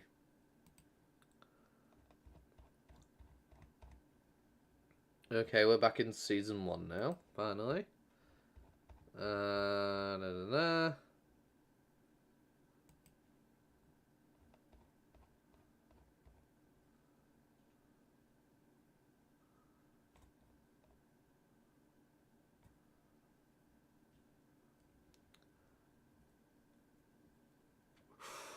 June 25th, 2022. Any sooner from there?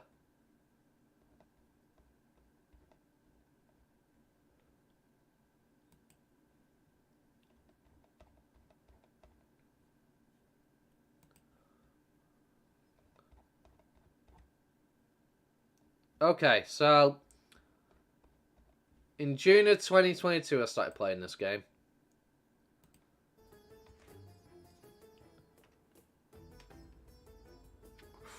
It was a bit too grindy, I think. I started playing City of Heroes Homecoming. That's a pretty good MMO. Never played City of Heroes.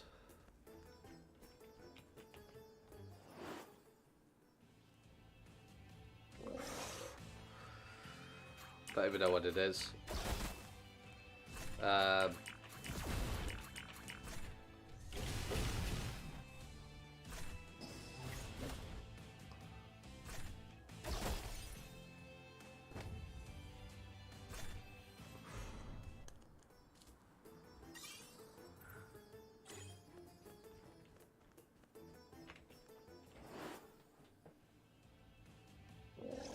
Did that just say 10,661 bits? Did I just get 10k from a drop? The frick? Or did I read that wrong?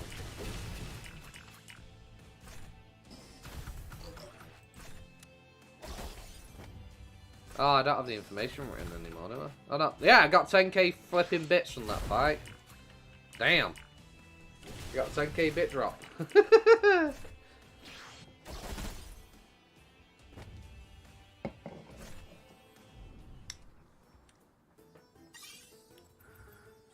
I mean, I'm probably going to be on DSR for a long time. It's the MMO I'm pretty much focusing on my channel for now.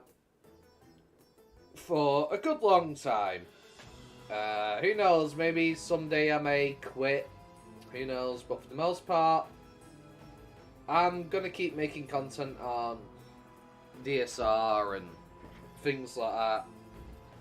And if they ever do an English translation, I'll definitely be informing people about it. Though, I have said next year, I might be planning game nights where I get people on my channel, essentially, and we'll go play a DMO private server for a bit. You know, we can all run around together and just play some DMO, get some Digimon, you know, have a bit of a fun time on DMO. Something along those lines.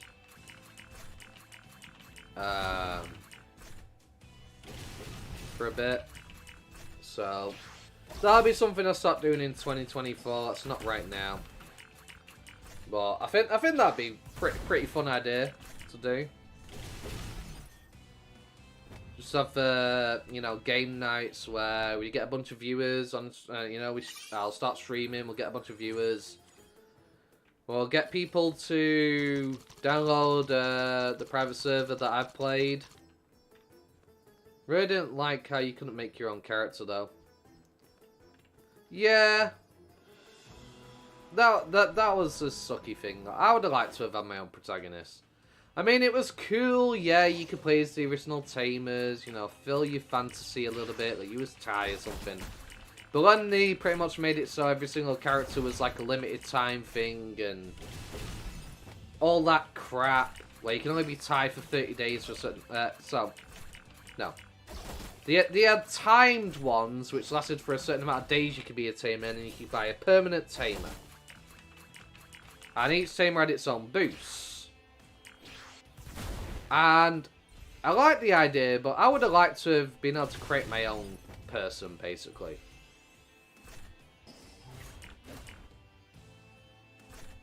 "100 Hulks and Spider-Man's running around takes me out of it." Right. Ruins the immersion.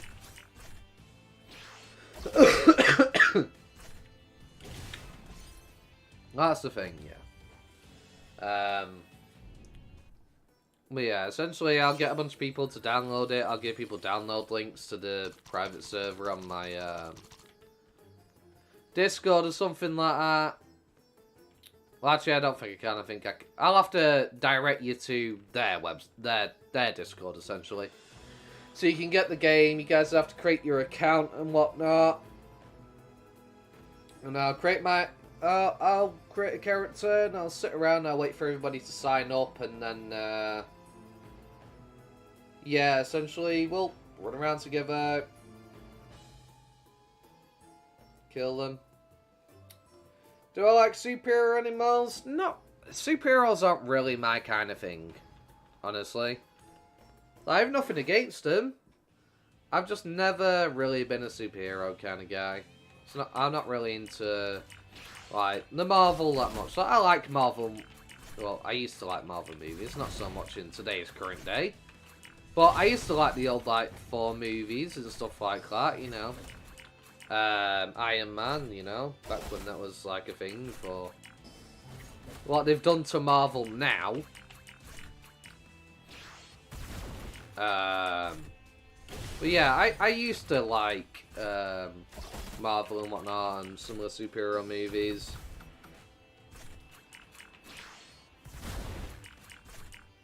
Different powers are good for MMOs like that. I mean, yeah. Different powers are cool. It's nice. Well, yeah, I don't think I'd ever be a superhero MMO player, really.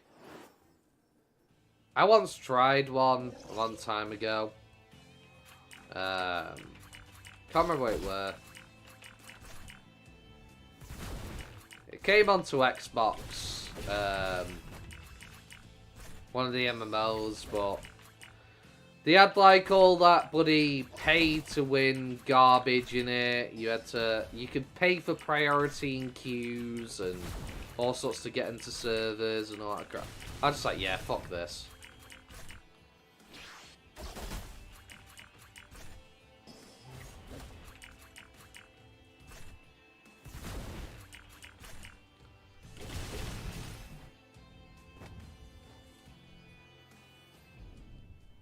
think it might have been DC Universe Online that came to Xbox. Possibly. I don't know. I don't remember what it were. But, yeah, I couldn't get into it.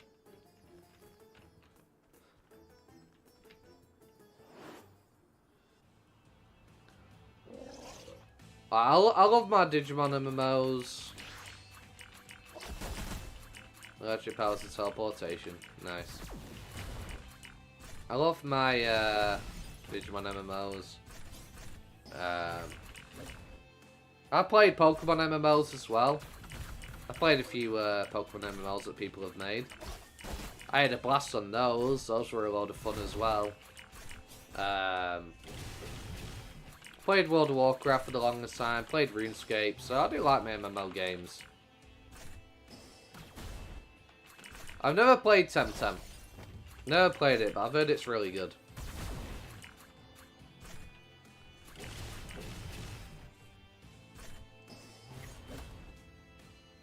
But I'm primarily a Digimon and RPG content creator at the moment, so I'm kind of sticking within my bubble for the time being.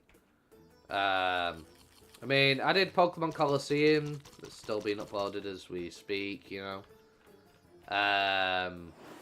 Whatnot, but I'm mainly sticking to Digimon for the most part for now.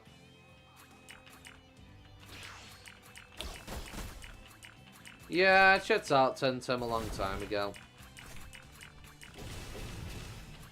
Pal World. You see, I had Pal World and all that in my wishlist on Steam. It just never came, so... never tried it. I mean, it's interesting. But, yeah, I don't know if I will. We'll see. Maybe I might try Pal World at some point. But right now, I've got enough MMO to play with this game, you know? Like, I can only really focus on one MMO fully. To be honest.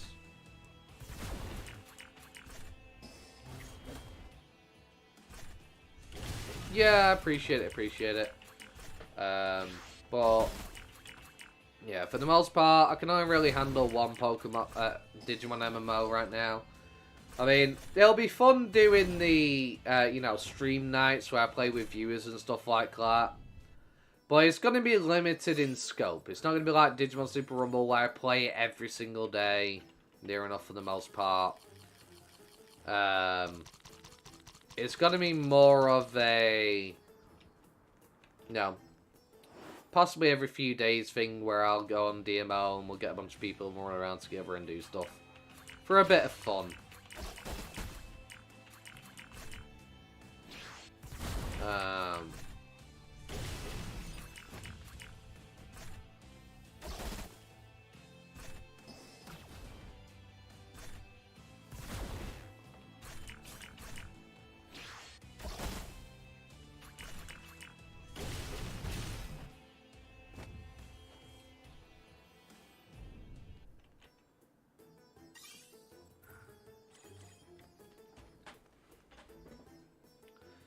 But the issue that I really need to focus right now,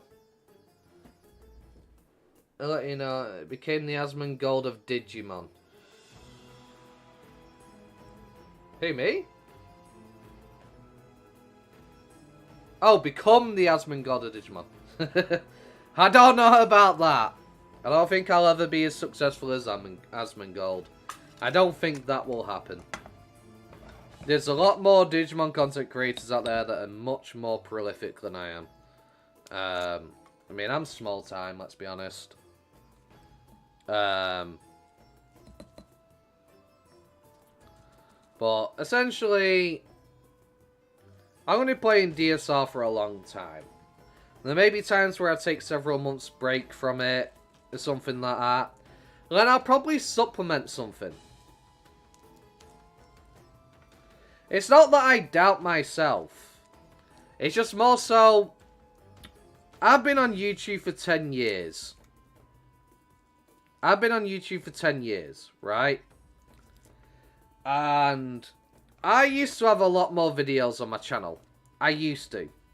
I had a lot of Pokemon playthroughs and everything. YouTube just never pushed my videos out. I was lucky if I got 1 or 2 views. Right? Pokemon is vastly popular. So, for years, my channel basically went unnoticed. And nothing ever came of it. And then when the whole copyright thing came along, I had to delete so many of my videos because I was worried about it being seen as videos for kids, you know? I didn't want to get copyright strikes or whatever, you know, what was going on, because there's a big scare around YouTube at that time.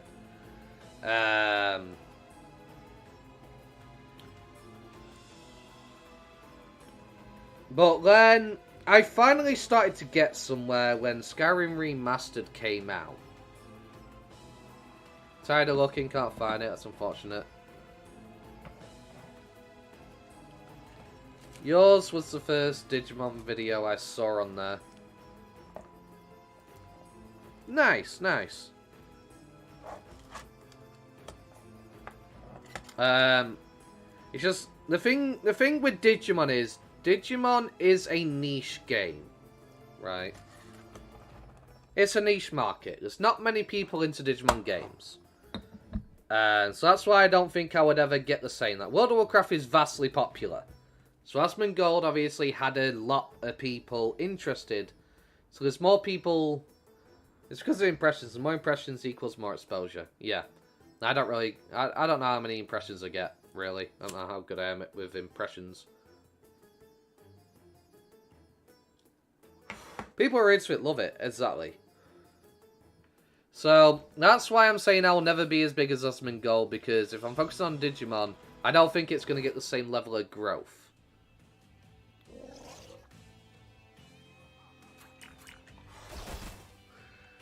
Nah. I ain't playing dirty to remain relevant in the algorithm.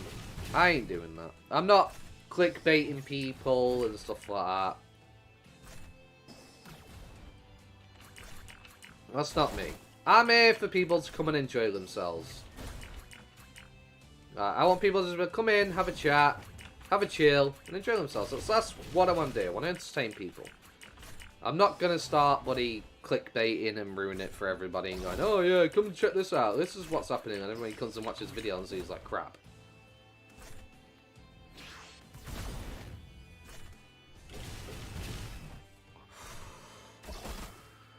Yeah.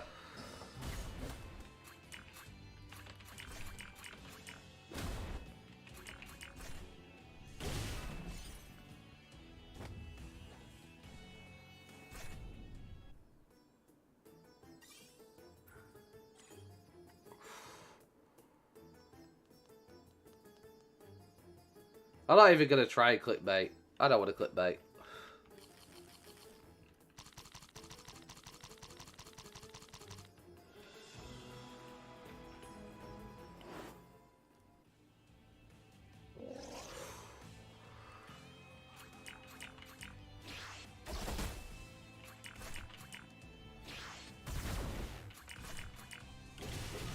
I'm going to break from YouTube because YouTube's forces shorts on people. Yeah, shorts ain't really my shtick. I've tried the short stuff. Yeah, much more respect in the long run, right?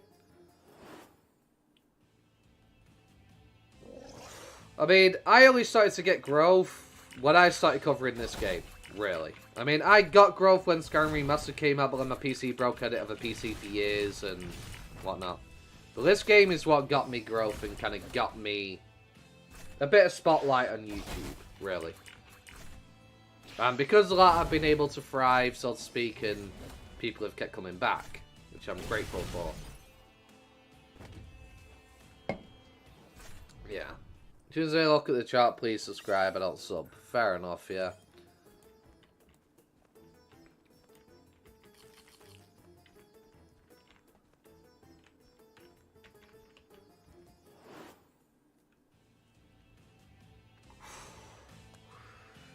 I mean, if I ever get to the point I ever get sponsored on a video, I'm only doing products I'm interested in. If I genuinely care about a product, I'll sponsor it. You know, if I'm interested in the product and I like the product, I'll sponsor it. But if I don't, I'm not doing a lot of these sponsorships that a lot of people do.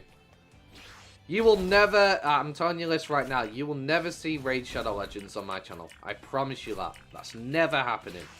I will never, ever advocate for Raid Shadow Legends. You need like V-Bots these days to boost up there. And that fucks you up in the end anyways. Right.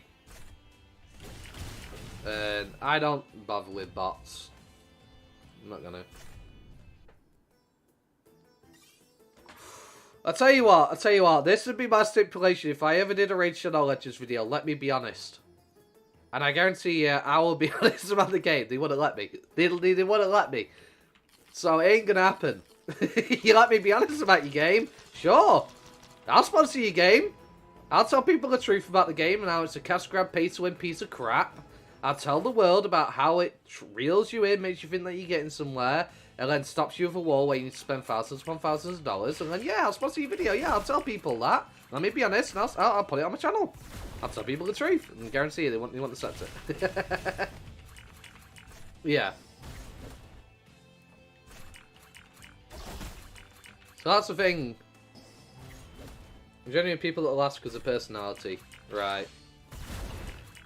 I mean, I don't know what you're here for. I don't have much of a personality. Really. I mean... I never thought of myself as being a very personality-based person. But I appreciate it. I appreciate it. How about Diablo Immortals? No. Nope. Nope. Nope.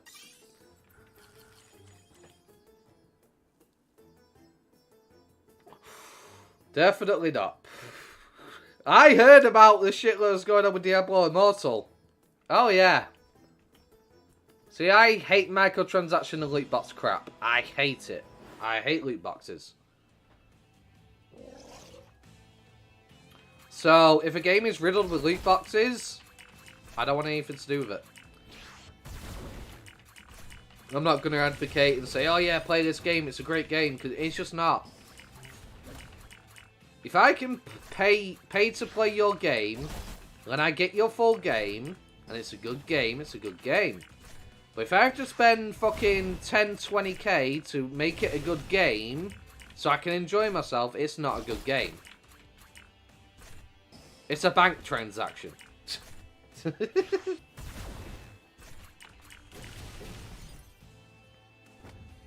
Don't you guys have phones, or what they want us to play on a tiny screen? Yeah, I know, right? Oh, you guys don't want that. Trust me, you guys don't want us to do that. You don't want WoW Classic. You don't want this. Don't ever tell the fans what they don't want.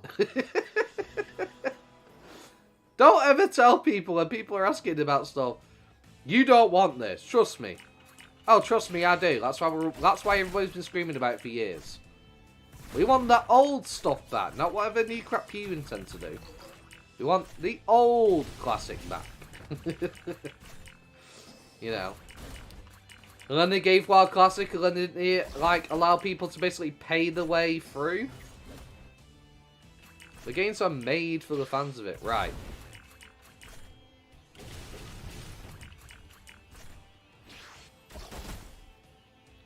Yes, making your own video game and running a... How we just link our bank account up and make it easier for them.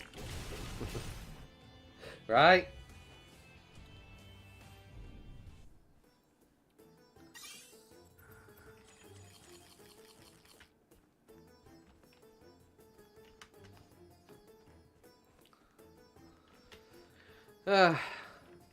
I just can't stand today's gaming market. Gaming has fallen.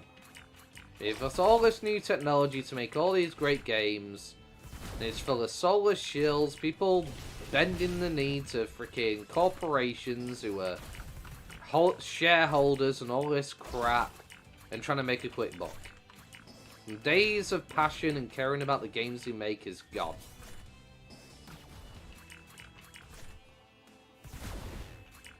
Right. Exactly. you sold it for $1 and it was a good game, you would be a millionaire. Facts. Absolute facts.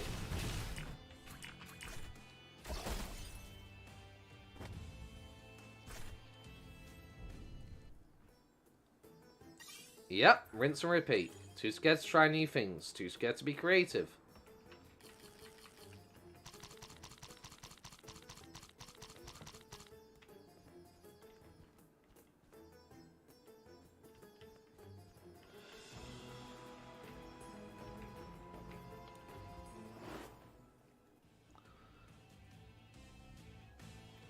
Do a couple games of your life, you'd be set, right?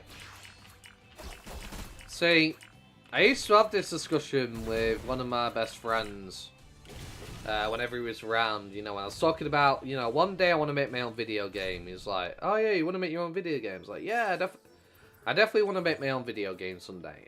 You know, I'm a gamer, I love games, I like my fantasy stuff, I really want to make a fantasy game someday.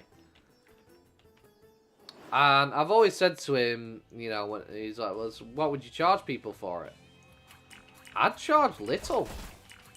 Probably £1 or £2. He's like, why only £1 or £2? You can make more money. Because the difference is, if I put something cheaper, it's more affordable to everybody. Therefore, if people like my game, more people are going to buy my game. Because it is a low price tag, more people will try it first because of that. It's only £1, okay, I'll give it a go. And if I deliver a good game, I will make money. Because everybody can afford it, everybody will give it a try if it's a good game. And it will spread the word, and everyone's like, oh yeah, this game's really cheap, try it out. Next person comes along, tries it out, oh, I really like this game, tells another person. I'd make so much money. I don't need to charge $60 for a game that may or may not be good. On my first attempt at making my first game. I mean, I'm going to try and make a good game, but I'm not going to be perfect at it. It's my first game, right? I'm bound to make mistakes. I might not be able to make a perfect game in my dreams, you know? There's always going to be people that have different tastes and different likes and dislikes.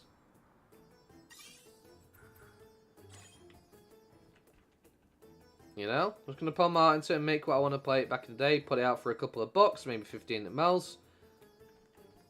My summer car, not the best graphics at all, but an awesome game. Right.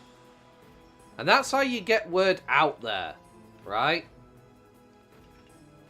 You start off little. You charge people little. More people are inclined to try because it is being charged little. So more people are willing to give it a shot. Means more money that comes into you, and it gets your name out there. If you've made a fantastic game, that game is going to spread. And you'll make plenty of money through it. Whereas if I make a $30 or $60 game, and it's my first ever game and I put it out there, less people are going to pay for it because of the price. 2, because they've never heard of me, they don't know who the hell I am.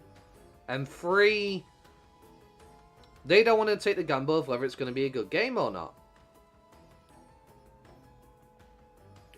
Have you watched Josh Rice, What Went Wrong with Gaming? No. Yes, I did actually, yes. Yes, I did.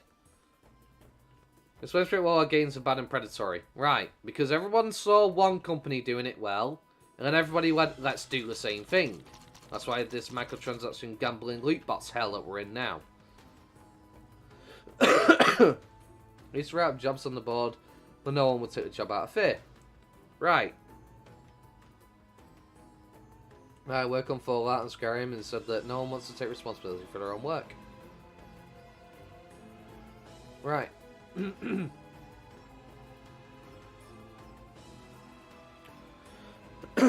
That's it.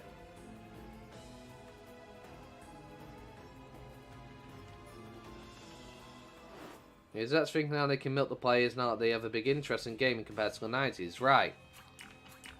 You see, back in the 90s, you had to make a good game or it didn't sell. How did that game sell? Well, you made a good game, and word of mouth, magazines and things like that would help push it. Nowadays, brand loyalty, they get a big name, they'll make a great game for the first game, they'll get players on board, and they'll see how popular they are, and they'll go, well, we don't have to try so hard this time. And they sell it off the brand name alone. They just sit like, yeah, and pump out the basics at the end. Right. Facts. We just got a rift item, hell yeah. Facts. Oh, games are so much more expensive to make this year. Okay. You know how you fix that? If they're so much more expensive to make, you make sure people are doing the right work and doing the right things. Not sitting there trying to theoretically plan how they're going to make money on screwing the player over of X, Y, and Z. That's why you're losing so much money, because you're sitting around so long trying to find every way to scam a player. Rather than making a good game and then making more money than what you bloody put out there to make it. And gaming is a niche, smaller pastime, yeah. We have Nerve System VR, that we don't. That Ready Player One, yeah. Unfortunately, I don't see that being anywhere in the near future. I really don't. I don't think we have the technology. I reckon that's going to be a technology maybe 100 years from now, maybe. Politics. I'm tired of politics being shoved in my games. Facts. I'm tired of it. I want to play a game. I'm not interested in the real world. The reason why we play these games is to escape. Hello, Naz. Welcome to the stream. 2043 or something? Maybe. I don't know. The problem is, this is why I don't see the Nerve System VR happening. Because, one, you need people who are willing to spend the money to even try and make that a possibility. There's so much that goes into it. Being able to transfer human consciousness and everything else behind it would... It's dangerous. You're essentially playing with a person's life that could potentially be lost in transportation. It'd take way too long. So, not only would you need to research gaming and making the software like perfect and being able to feel it and all that, you'd have to experiment on transferring consciousness of creatures into it, and then move to humans on top of that. So, I don't see it in 2043. I don't. See, I reckon, this might be a bit of a hot take, if the world didn't spend so long fighting each other and arguing over stuff, and the world all banded together, all the scientists came together, all the world leaders came together, and they all focused on making a better future rather than trying to screw us all over and stuff like that, and fighting each other and spitting at their dummies like toddlers, the world would be much more advanced than it is now. Massively.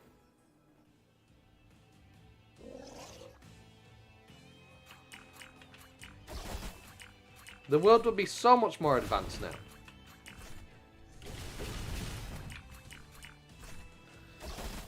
You see, I'm at F-flat, I'd rather get to Starfield technology. I don't know. As much as seeing the stars would be cool and going to different planets, it's more of a fantasy than a great thing. Because unlike Starfield, there's not going to be tons of populated planets with houses you can live in. It's going to be rough out there. Whereas being able to fully immerse yourself in the game world where I'm the character, I'm swinging this sword, I'm blocking an enemy's attack, I can fully realise a full-on fantasy where I'm actually in a battle with a creature and everything I do matters because I am in control. I am the thing that must stop the monster. I am the one that will fall to the monster if I don't pay attention to what I'm doing. I've always had this fantasy of being able to be in a real medieval world, right? Obviously, I don't want to go to a real medieval one, but you know what I mean? Like, being an actual soldier with a sword, my skills, my ability, determining how far I can get, and fighting against all these enemies with real-time reaction and stuff like that. I'd love that. That'd be amazingly fun. Be scary as hell. I mean, it wouldn't be so scary because you know you're a character. You're not going to actually die. But at the same time, it would be dope and scary, you know? Grand Chimons in my spaceship with hyper Wi-Fi. Oh my god. Yeah. Yes. Get a career spawn the universe, just put Chimon in your spaceship with hyper Wi-Fi, just keep killing them. Ring of the Matrix, would you want to live in a destroyed world or a fake world with stakes? Blue or red pill? Ooh, that's a tough one. It is a tough one. Imagine the first time being sucked into a game, right? I don't know how to answer that one on the Matrix one. See, being in a destroyed world, what is there really for us? Even if the machines aren't dying, is it really that different from this world? So let's say this is the fake world that we're all in right now. If I go to the destroyed world, what is there to enjoy? What luxuries are there really? There's no difference being there than there is here. The difference is this is a fake world.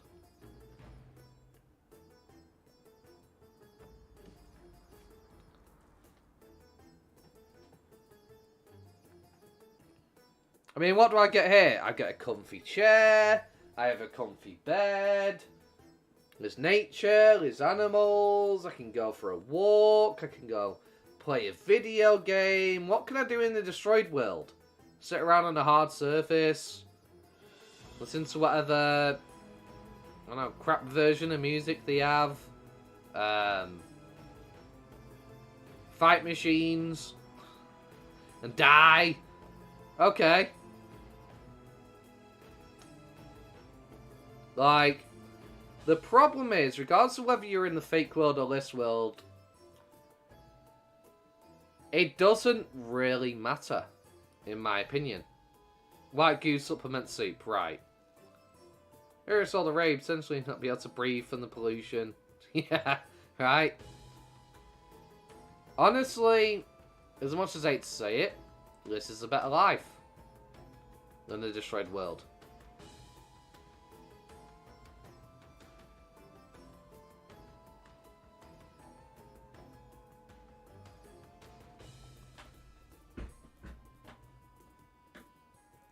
Because I love the Matrix movies, right?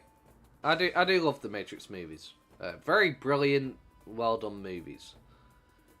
But when I see Neo go into the real world, it looks worse than what he was doing before.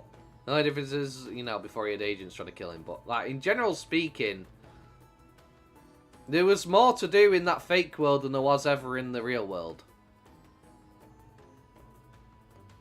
We actually, in a Matrix scientist, believe so. I don't think we are. Elon Musk says there's like a 1% chance of something of us being in a simulation.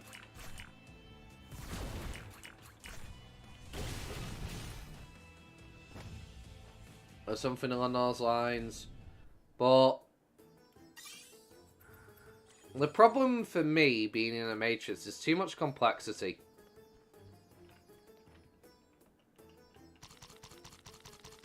You got the dick tubes out of him. Alright. At least he wasn't being penetrated anymore, right? Can you imagine how much power it would take to simulate all that? Right. This is what we were saying on my podcast. Me and Josh. The amount of power you would need to simulate this whole entire planet, all of its inner workings, all of its mechanics, and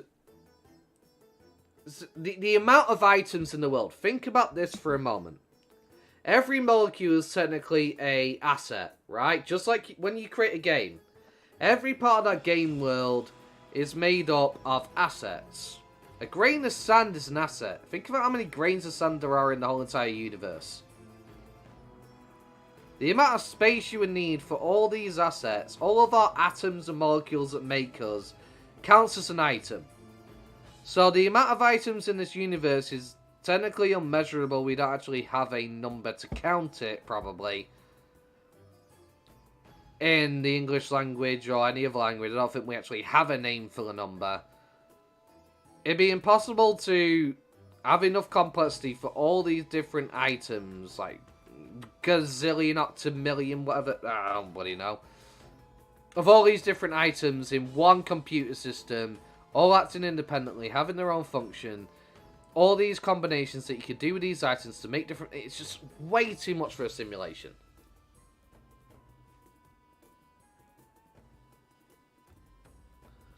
Would you want to know that you are, though? Would I want to know if I'm in a simulation? Everything is energy. Power of the sun or a black hole.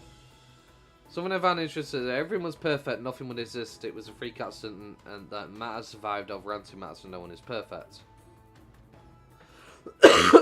Right. There's a balance to everything as well. They're probably using a NVIDIA RTX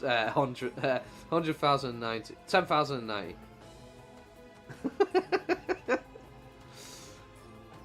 I mean, you know.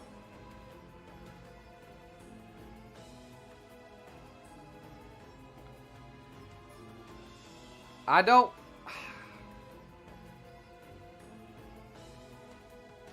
What, like Wall-E? Big slob sitting around just on the spaceship. so 50k rig. I don't know, probably 50 million credits rig.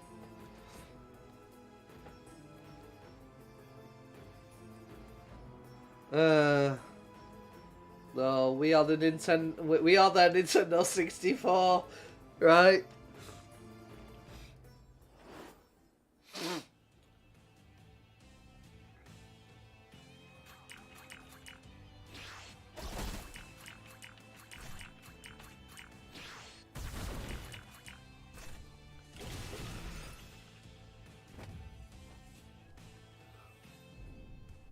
Yeah, bigger, better in systems, right? Yeah. Soon we'll be obsolete. We'll get deleted. Plug in the plug in the GameCube. If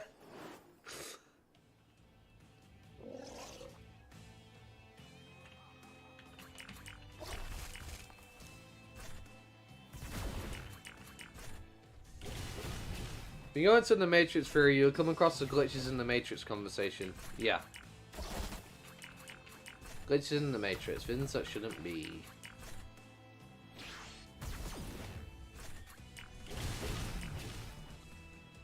Just finished out of thin air. Yeah. Earth is a TV show. All the aliens are watching us right now. They're watching me play this game. See, I'm not a small time creator. I'm known like you know, galactic wide. They're all watching me right now playing. Looney Tunes or Looney Tunes.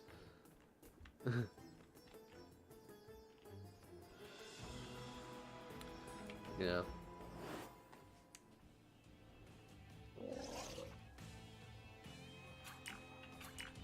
I mean, how do you explain somebody spontaneously combusting? Is that a glitch in the Matrix, or just a biological, chemical explosion in the body?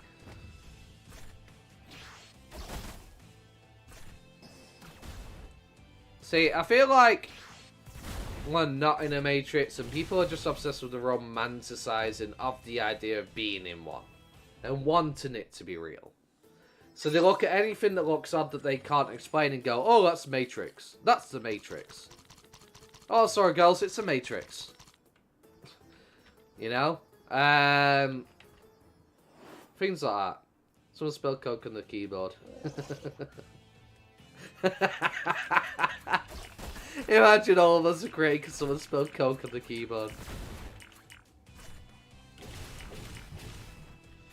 Hey Bill, what's going on right now with your game that you played? I don't know, I just spilled some, just give me money, let me clean it off. What are all those things? I don't know. People are created. Oh my god, I found the secret code! I created life! Oh yeah, how did you do it? I spelled coke on my keyboard.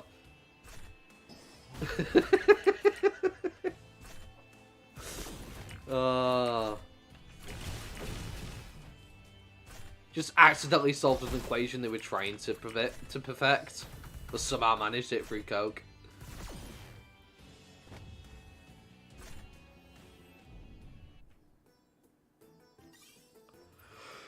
It'd be funny. Okay. So let's get to level 60. And then we're done with the Waspon for now. So we'll spell coke on the keyboard, so wait. You know, funnily enough, Mythbusters. Oh my god, hang on. I've just turned that Waspon against its allies by mistake. Using my second skill. Funny. But anyway. So, funnily enough on Mythbusters, they had an experiment where they were trying to experiment whether a can of Coke or Dr. Pepper or something like that could just spontaneously explode out of nowhere. And they determined that a can of Coke can't just explode on its own. Bullshit. Because I've actually had it happen to me. I had a can that was just sat on my computer desk, hadn't been opened, and it just magically burst. It'd been there for hours, it hadn't been shaken up, just sat there on my computer desk and it just exploded. And it went all over my freaking poster and everything, dripping down my wall. Now, they couldn't replicate it in any way. No matter what they tried, they could not replicate it trying to happen. I think sometimes just some kind of possible reaction happens and just unfortunately it ended up happening somehow. I don't know how, but it did. It did happen. So they said the myth was busted, but it's not busted because I've actually experienced it.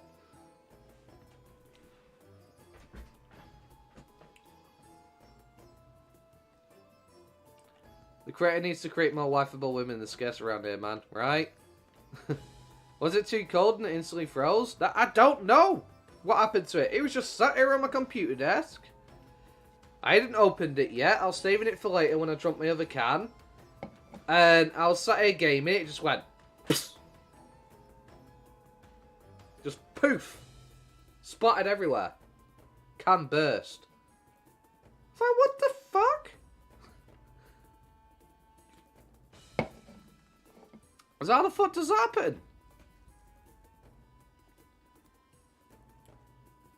You know when you tap a Coke outside and it instantly freezes? Does it?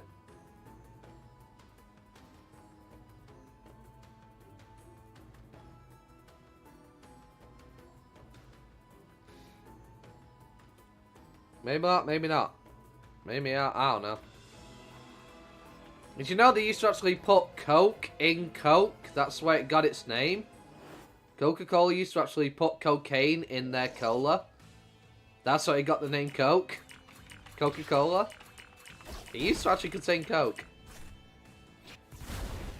Poor guy's just wanted a sip of the Coke. Right? Poor guy's just like, he was not having it, I want it. Fuck him. Fucking burst my can. Sprayed me with it, sprayed my poster with it. I've still got the fucking stains on my poster as well. From when it dripped down. Still got some of the stains from it. You can like see where the liquid had basically dripped down. Essentially. Yeah, it was more bitter. Yeah, they used to actually put cocaine in it. Too sweet these days. Mm.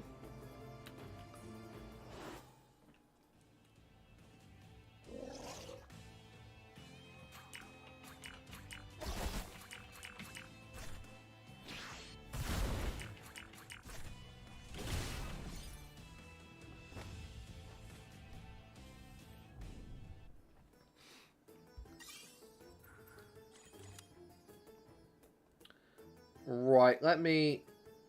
We hit level 16 and carried on fighting, didn't I? I won't pay attention to my level. Let me go into... How old am I? I'm 29.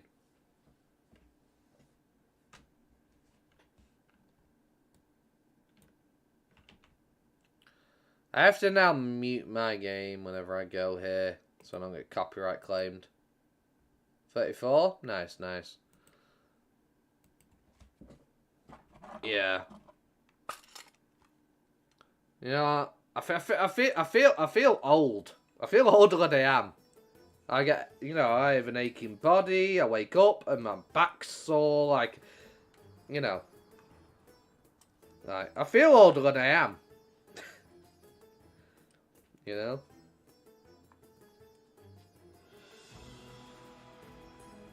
Like somehow I'll have a bad leg from lying down and sleeping all night, and I'm just like, how do I get a bad leg from sleeping? How? You're 30, you don't want birthdays no more, right? Yeah, I don't want birthdays no more. Let me stay young. Let me stay young. You know, the funny thing is, when I was a kid, I used to be like, oh, I want to be older. It'd be so great. I'd be older and I could do what I want then. No rules or anything. I could do what I want. How naive I was. Into adult years. Fuck being an adult. I want to go back to being a kid again. Just minus the school. Don't make me go to school. Let me just be a kid again.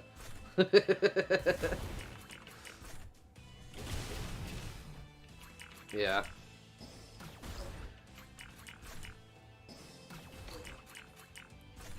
Ooh, Blossomon! Don't go down. Don't attack my Blossomon anymore, you leave it alone. Damn it. Oh! Blossomon, I'm saving you! There we go. You do what you want and you get bored of it. Well, it's not that. I just hate adulting. I hate having to care about bills, money, freaking problems. I hate having to be an adult. All the responsibility around it.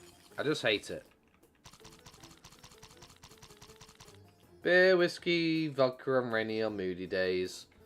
Yeah, I'm I love my vodka and my Southern Comfort. Those are my two favourite that I like to drink. I do drink a lot of Dr. Pepper though.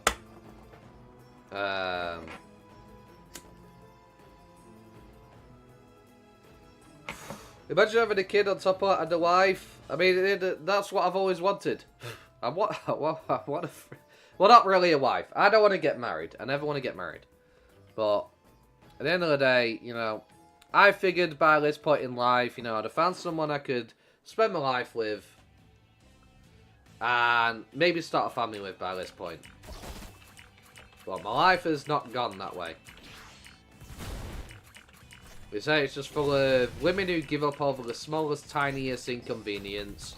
They don't even try for a relationship and then complain, where have all the good men gone when they decide to leave over the dumbest things, right?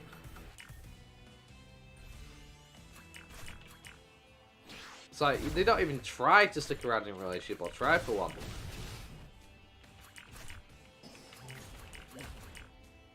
So they have 5 function autism, so I retired at 30 on the pension, now focusing on the game, so I'm pretty set. Yeah. But sorry to hear it, I'm scared of people as well. I'm not really scared of the outside, but I'm more scared of people. I know that sounds ironic because, you know, I want to be a YouTuber. But, you know, mine results from, you know, how much bullying I received throughout growing up, my mental disabilities and all that. So now, being around people scares me. Being surrounded by tons of people I don't know scares the hell out of me.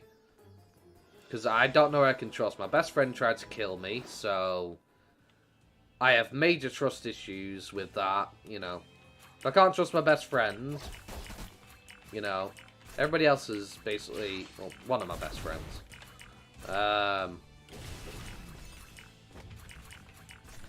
If I can't even trust them, You know, I've always been nice to people, kind, caring, considerate. You know, I'd go out my way for people. I would help them when they had problems. When I needed them, they were never there. People used me, abused me, tricked me. All that good stuff. And then, you know, my best friend tried to kill me. One of them, anyway. Managed to get away, thankfully. And it's made me terrified of people. Because I just don't know who I can trust. People are going to make sure they're ready to give up their hobbies for a good amount of time or a good amount of their lifetime before they have a kid. Yeah. People have gotten worse when I only go to the shops, really. Yeah, my close friends turned on me when I was at my lowest too, so I stopped going out. That's when I was like 18, yeah.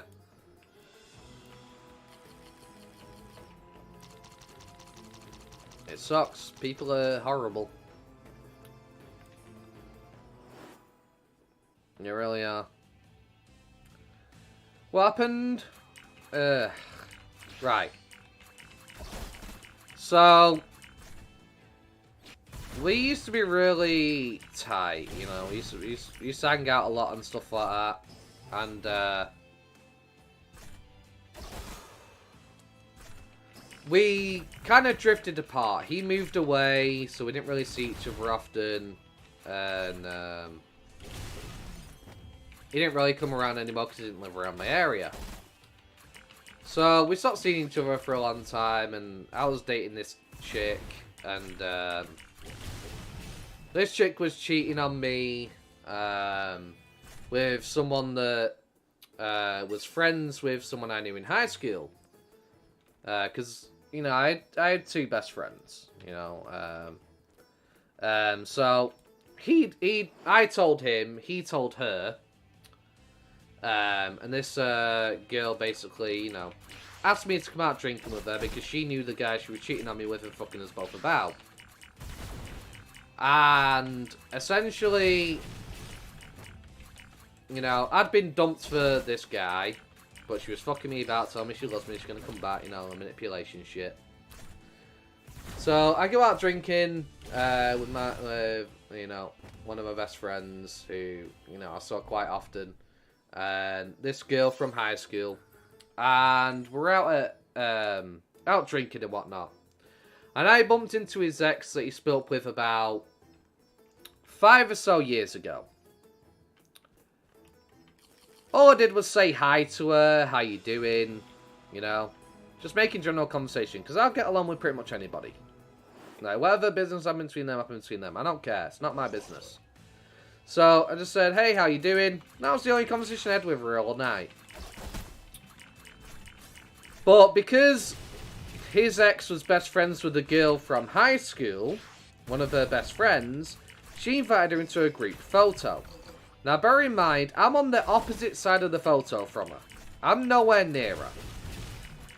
And apparently, according to him, that was enough. That was betrayal. I betrayed him by being in a photo with her when there's 8 people in the photo and I'm nowhere near her. Supposedly I betrayed him and for that he tried to kill me. That's the short side. So, because I was in a photo with his ex, he knows I never slept with her. He knows I never did anything with her. He knows we've never had any interaction. Didn't matter. Because I took part in the 8-person photo, I betrayed him. And because he tried to kill me. Like, what the fuck?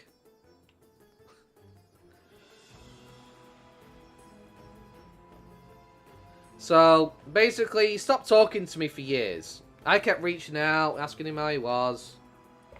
He didn't get back to me and whatnot. And then, at some point, he reaches out to me and starts, you know, talking to me again. We start hanging out. He introduced me to a bunch of his new uni friends he met. And his uni friends were proper cool, chill guys. Like, great guys, you know. Went round, have a few drinks and whatnot. Every now and then. And, you know, I went up to his house and basically, he brought out his phone. He was like, do you think that's my ex in this photo? And it was a completely different photo, but it was apparently this guy that he went to college with who used to prostitute a lot of women. And I said, yeah, that's your ex in the photo. And he said, yeah, I thought so, because apparently, you know, He was trying to get girls in college to basically hold themselves out for him. And then he was like, you know, I remember you was in a photo with one of my exes, and that's basically when he tried it. But went to the called the police after I got away. You know, called the police. Fucking police said because I'm under the influence of alcohol, I can't make a statement. That's a lie. I could make a statement. The police lied to me and told me the wrong bit of information. Told me to wait till morning. Took photos of it all. Sent off the proof. The police wouldn't let me get him done for attempting murder despite him trying to strangle me to death and cut off my oxygen supply. Because he was literally trying to do that. That's what he was literally trying to do. He was trying to pin me down. He was trying to get on top of me, force his hands around my neck. And I managed to, luckily, get my hands under and pry his hands away.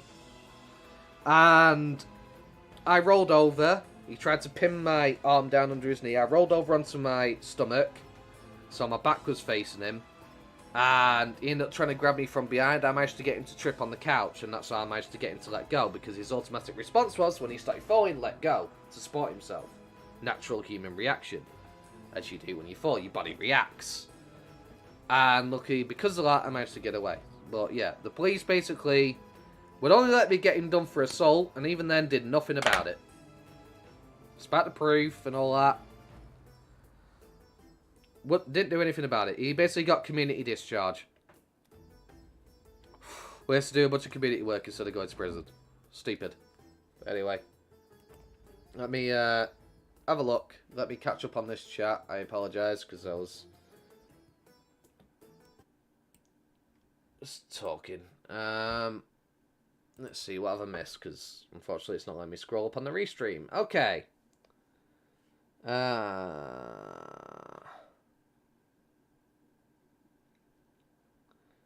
Anonymous talk about best being alone with bad company, you know. Because I had a friend try killing me like 4 times as well.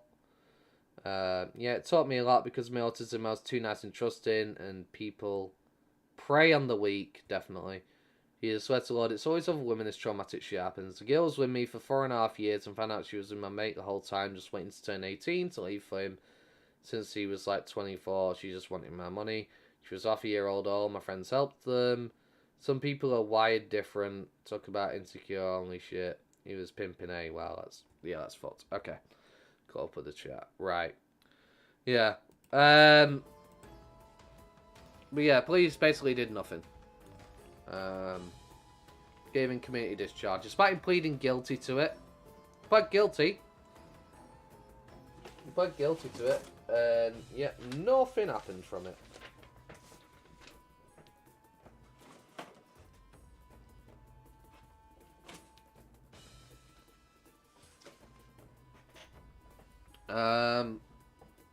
It's fucked. People are fucked. That's what octopuses do to nearly kill someone. He's going to be behind bars if he's not diagnosed with some sort of mental disorder. You see, the thing is, he and this girl split up like, what, 8-9 years ago? Yeah. Please get you for stupid little things to do nothing. Facts. This was like 8-9 years ago he'd split up with her or something like that. That's a long time ago.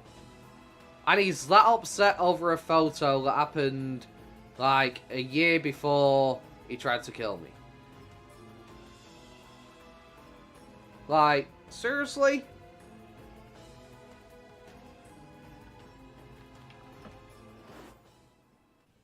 It's just ridiculous.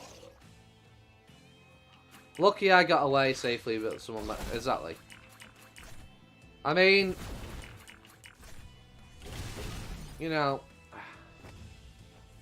Of all things. So I never did anything with her. It's like, I know you didn't do anything with her. Then why the fuck are you still trying to kill me?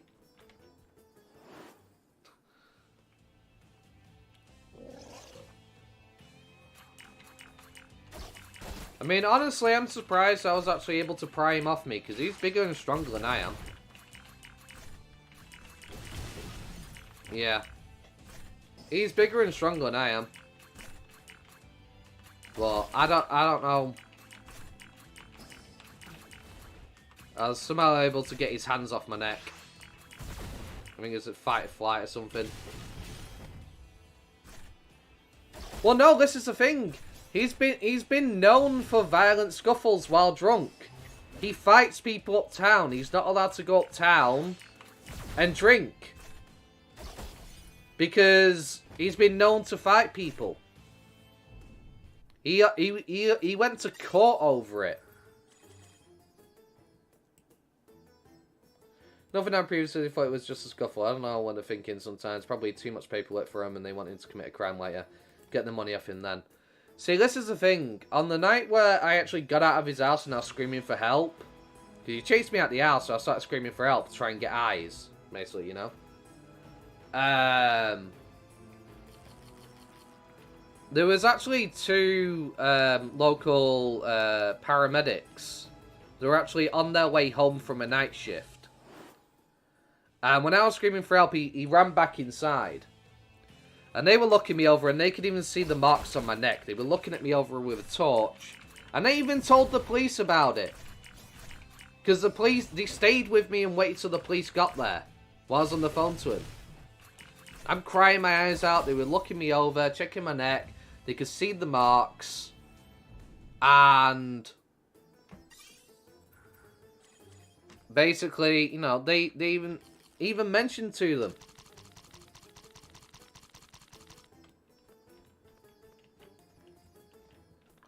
About the marks on my neck. So the police knew he was trying to strangle me to death. But apparently, get this, that's not attempted murder. Attempted murder in the police's eyes, this is the excuse they gave me for why I couldn't get him on attempted murder. Generally, attempted murders only tend to go through when people have been brutally beaten with a weapon or there's lots of blood involved from a stabbing or something like that. That's attempted murder. Apparently, strangulation and cutting off someone's oxygen supply is not attempted murder. The fuck? Excuse me? You cut off someone's oxygen supply through strangulation, you can kill them. That's attempted murder. You know? Traumatic event can stay with you for life, and this dude got barely anything, even with prior offences. Right. What do I get over it? PTSD, trust issues, and all this fucking shit. And it's just, frustrating. Frustrating. Even worse when your guard is down because you know them. Right. The cops are the problem. Right. Exactly.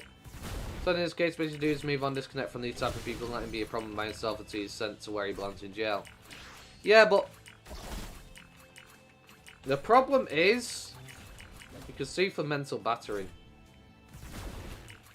I don't know if it'd even go through. If they're not going to do anything about it with the, you know, if they're not going to do anything about it, you know, lock him up or anything like that, and they've let him go with community discharge, I don't think they would let me sue for mental battering. I don't think they'd do that.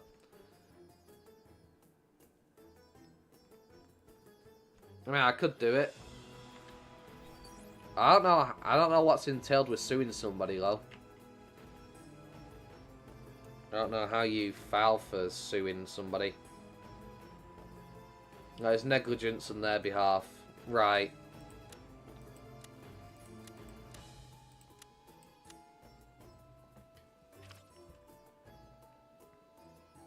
Yeah. They are supposed to protect and serve. See, the thing is, I still have nightmares about it now. It's been years. Been a few years since then, and even now, I still have nightmares about it. Government, we got an ombudsman. Oh, UK are terrible. In the government, we got an ombudsman to complain to. You should too. Ombudsman. I don't think I've ever heard that term, ombudsman. We might have a different word for it here in the UK. I don't know. Yeah, UK is terrible. The cops are lazy as shit. They do fuck all. Like, there hasn't been... See, this... I'm Australian, so it should be the same, basically. Right.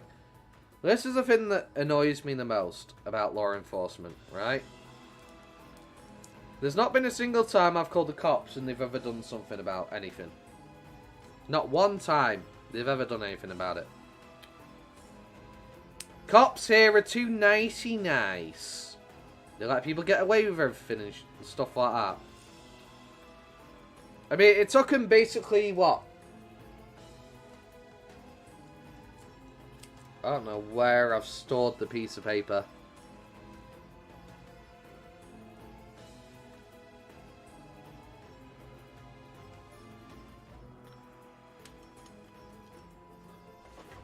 I could have sworn it was on here.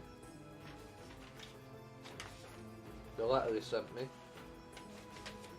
It basically took them like over fucking 6 to 8 months to get back to me on the whole thing.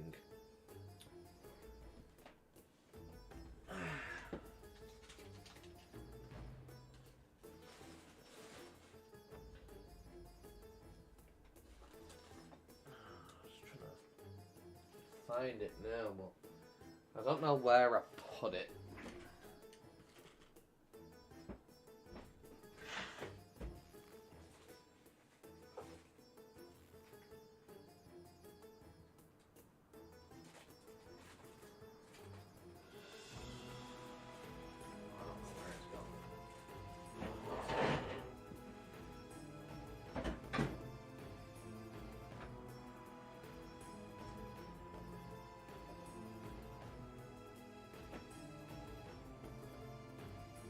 I don't know where the hell I put it. It should be on my table, but it's not. Why isn't it on my table? Where's it gone? Falling down. Oh, I don't bloody know. There it is now.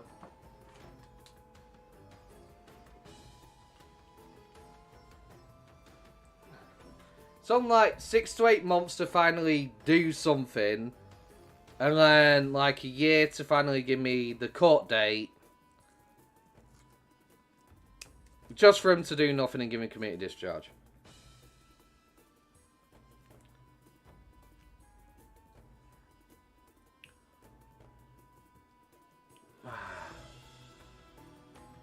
Alright. Let me have a look. No. So I'm a little bit behind on the chat. A lot of stuff traumatizing can happen to anyone, even going to therapy and being diagnosed. And compensated doesn't help. Good luck being compensated by anxiety or PTSD. My junkie cousins broke in and stole our granddad's money, and there was fingerprints on the back door. Before we knew it was him, Dad asked the cops to trace it, and then so we can't. Cops are extremely unreliable. Also, as a justice system these days, a bit about cops arresting people for Twitter memes in the UK. Twitter memes, yeah. Supposedly hate crimes, some of these Twitter memes. Meanwhile, people are being assaulted, raped, getting PTSD, yep. And what do the police do? Fuck all. That's it. And you know, if somebody comes into my house, so this is the law in the UK. If somebody breaks into my house and I have a weapon in my room that's there for self-defense, and I was to use it against somebody breaking into my house, I can get done for murder. Because apparently that's premeditated. Because I had a weapon in place to defend myself in case of a break-in. So if a person comes into my house, is likely armed with a weapon, let's say, I don't know, a knife, machete, crowbar, whatever the hell, and I have a weapon in my room and I go to grab it and I use it, that's premeditated because I got it left for protection. It's so stupid. Yeah, let me just let the guy come in, beat me to death, kill me, possibly do something to my mum, you know. Just let him harm my family. Because if I kill him in defense of my own home, You know, and protection of my mum and myself. You know, I'm the murderer. I'm the bad guy for taking someone's life when he was going to do that to me. Yeah, it's absolutely baffling. Absolutely baffling. The terrible system in, like, yeah, your country's mine.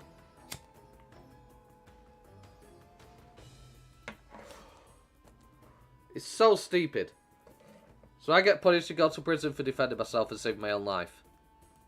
Nah. Fuck that.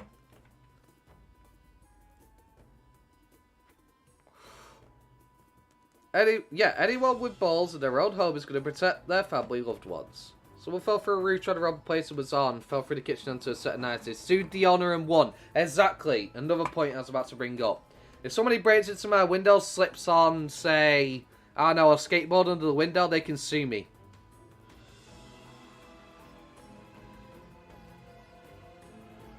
It's so backwards.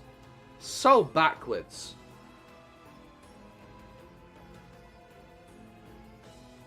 The police are absolutely useless. They really are. They're absolutely freaking atrocious.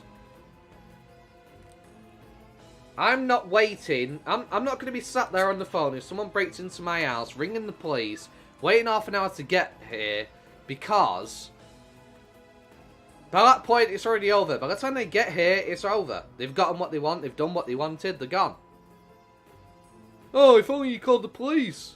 You should have called the police. What?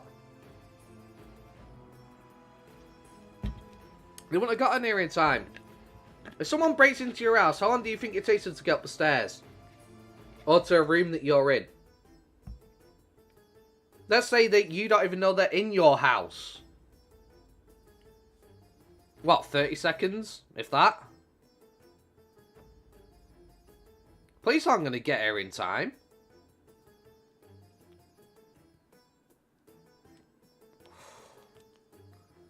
What am I supposed to do? Oh, please, Mr. Robber, please don't beat me to death with that crowbar you got in your hand that you're threatening me with. Please, Mr. Robber, don't fucking kill me.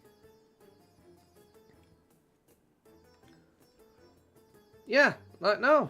It's not happening. Someone breaks into my house, I'm doing the deed myself. Sorry, no, I'm not. Last time I relied on the police, well, every time I've relied on the police, they've done nothing. So why would I ever put faith in the police in doing the job that I need them to do?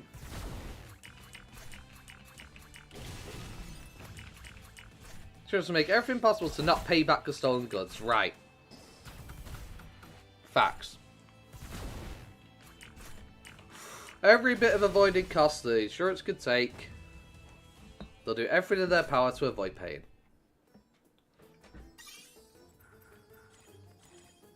And that's why I just simply don't trust them.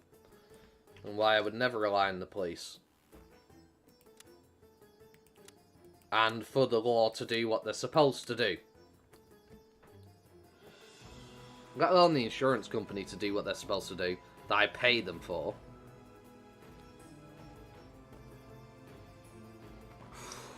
It's absolutely... yeah.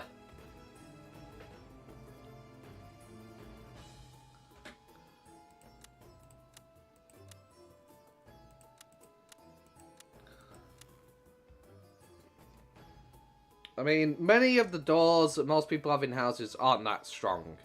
They can be broken into within about 30 seconds. I watched a video. I was watching a video of different doors, essentially, right? Watching a video of different doors, and how long it takes for a person to break into them. And it could take them about 10-15 seconds with the right tools. They'll be in your house immediately. If they have the right tools and the right kit, you're gone.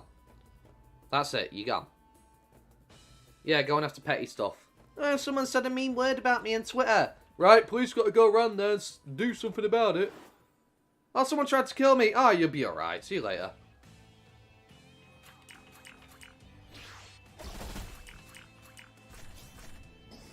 We gave him a warning.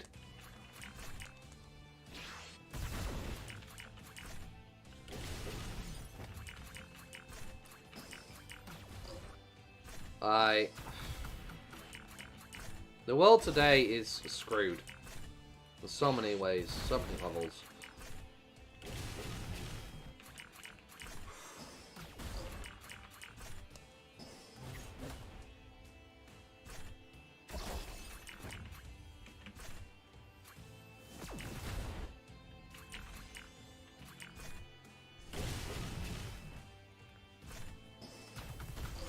No, Blossomon went down. No. Damn. The first time Blossomon's actually gone down. That's the first time. Surprisingly, despite being the one that's weak to these because of data. Honestly, I shouldn't even be fighting these anymore. I should move on to the next best thing. Which is in Infinite Mountain, really. No, I've gone to the wrong bloody spot. That's not where Frigimon's at. What am I doing? But yeah, honestly, Wild West ancestors that protect our property with the possibility of you being killed on sight. Right.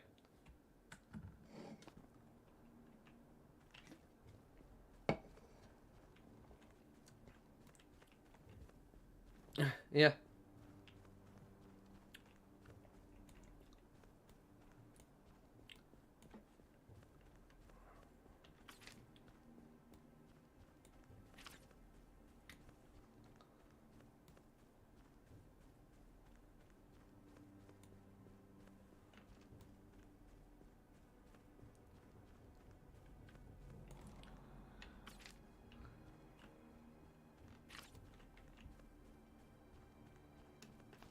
Looking at us right now and disbelief. Facts.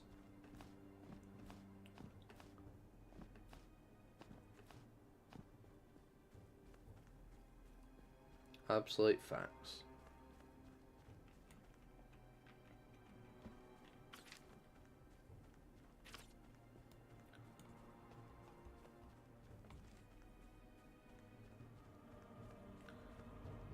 Someone does something, you're possibly waiting a year or two before you ever get a result. And most of the time, that wait, you're completely vulnerable for them to try it again. And they're out scot-free, doing what the hell they want the whole entire time. And then most of the time, they won't even do anything anyway. Disgusting.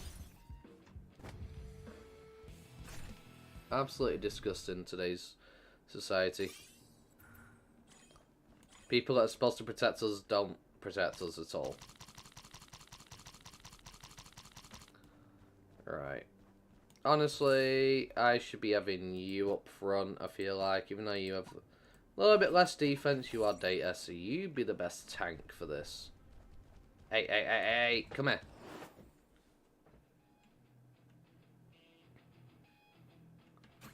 Give me my rift items.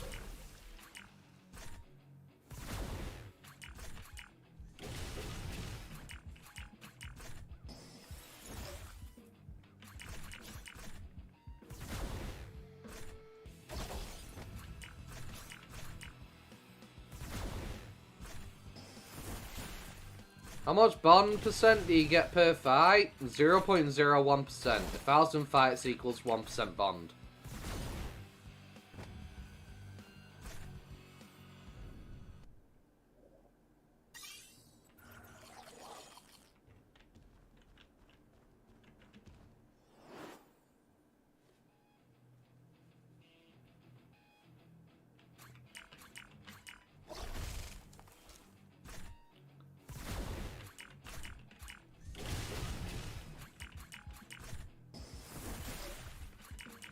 With the white juice, it cuts it in half.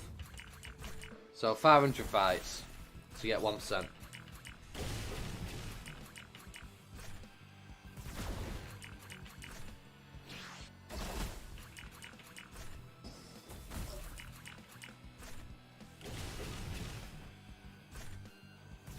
Basically, yeah.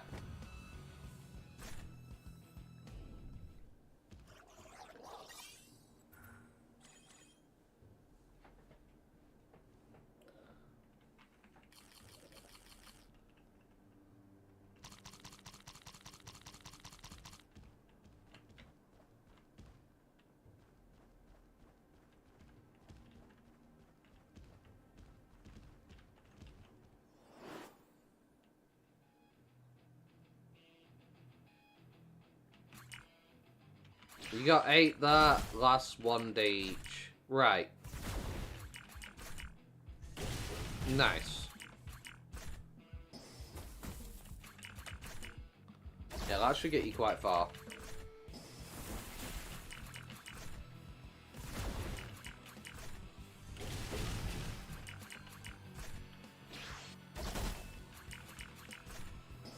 Man, I haven't tested using a white vial and how much you can get in a full day. So, I don't know. The problem is, there's no concrete answer to that question. The reason why it depends how many people are at Digimon, essentially. Because the more people are there, your EVP comes back slower because there's more people to pull them in. And the one thing I hate about fighting these Digimon is how much they run around. Look at this. Come here, you bloody jolly bugger.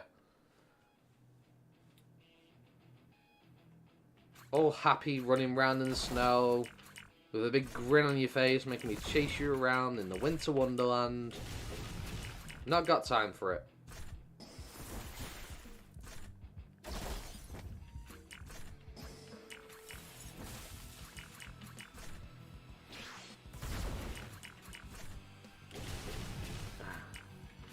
Oh, they froze my blossom on. No. How dare you?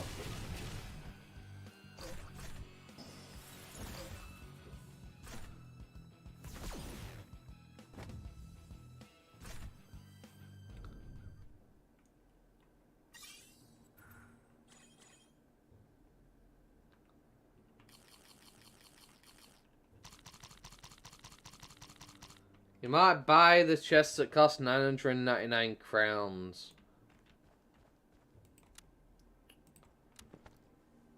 Is juices that last 1 month and evolutors. This one? No, that's the 1505. Oh, that one. Does it have an evolutor in it?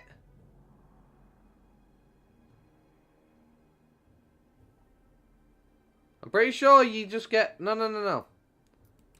That's the 999 chest. That's what you get in it. No evolutor in there. Oh, good. I don't know what's in here. Well, I'm not going to buy it anyway. I think when I next get crowns, I'm going to try and work this out. So, let's say I bought 3 of these. Might buy 3 of those. So that's 600. Buy 3 of those. That's 1,200 crowns. Yeah, so I'm going to wait for a crown sale, and I think that's what I'm going to get. And, I think I should be good from there. And I suppose I'll probably save my crowns in case I decide to get one of these on sale again, or one of these, maybe. 10 millish. I'm back. Sorry to do something. Did I miss too much? No, not really. We're just moving on to Digimon now, because we're at level 60.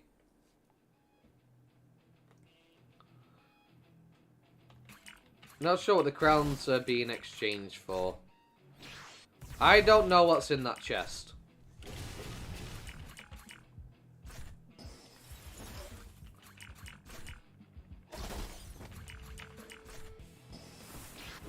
I have no idea what the exchange rate is right now.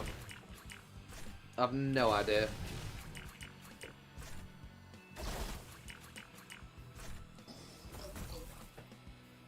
Because it always fluctuates.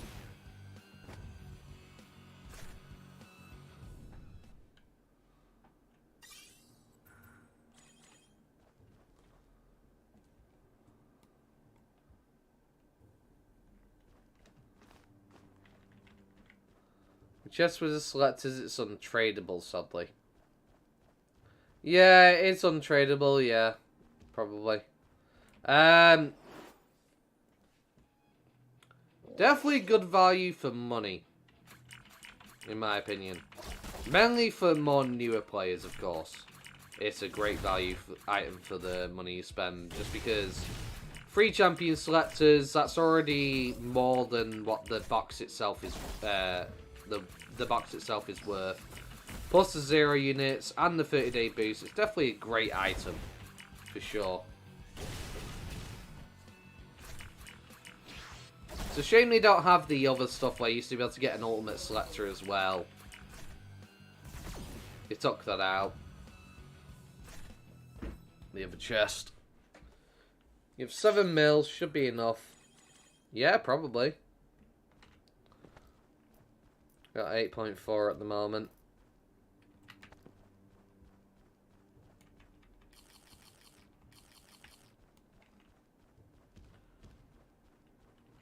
Eesh.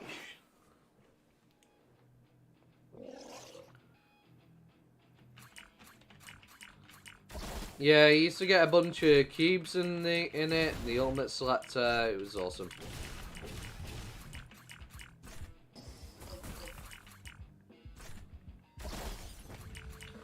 But they pretty much took it out when they entered full release, or somewhere around there.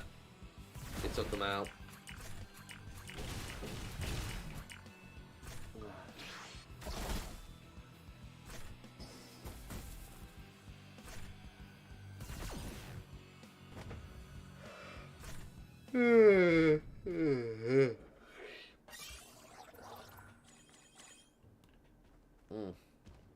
Boom, boom, boom.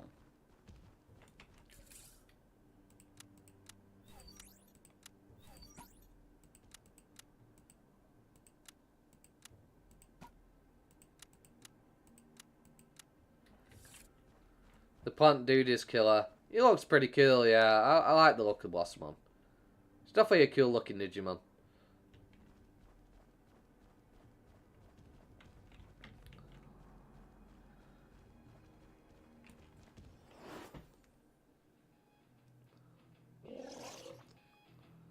Sadly, however, I think what he turns into is not that killer.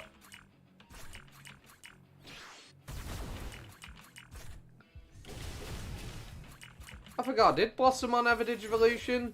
It's Puppetmon, right? Or am I thinking wrong?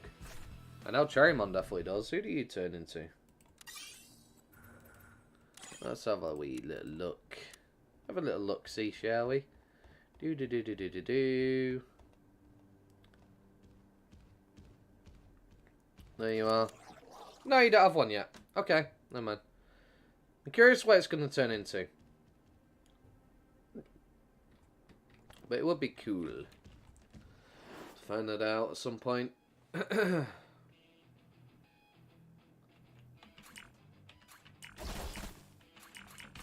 Doing a subquest for Cherrymon.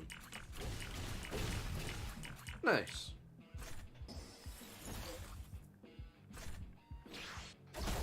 Zero out of 1. Ah. Blast. Take it. Take it all.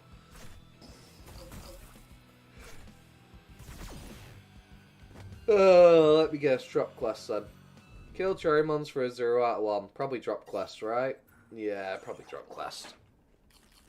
Just drop to Cherry. What is the one Wormmon turns into? The green ninja one. Stingmon.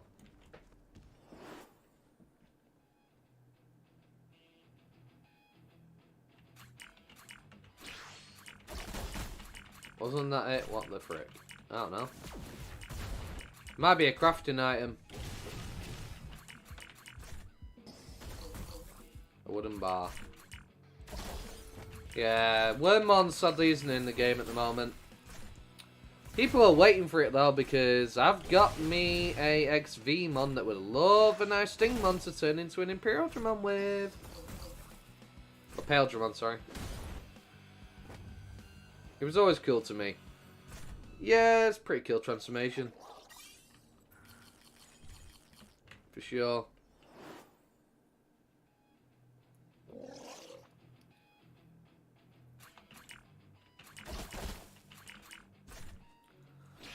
Boom. taketh the damageth.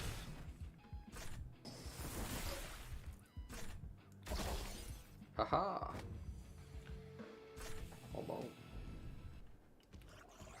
Yes. Lovely.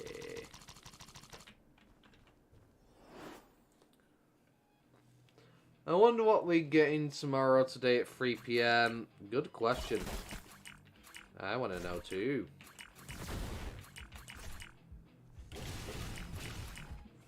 You liked Vmon best, yeah. Yeah, I've got X-Vmon, I've also got Aero Digimon. I've had 2 Vmons. I've got both their Digivolution Pass so far. So I've got an All Force in the future, and I've also got thingy. Do I have 32 candies tomorrow? Tomorrow I'll have 32 candies.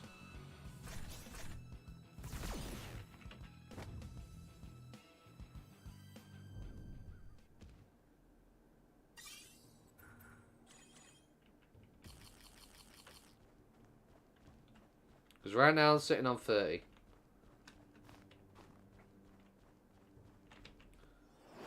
Andromon's pretty cool as well.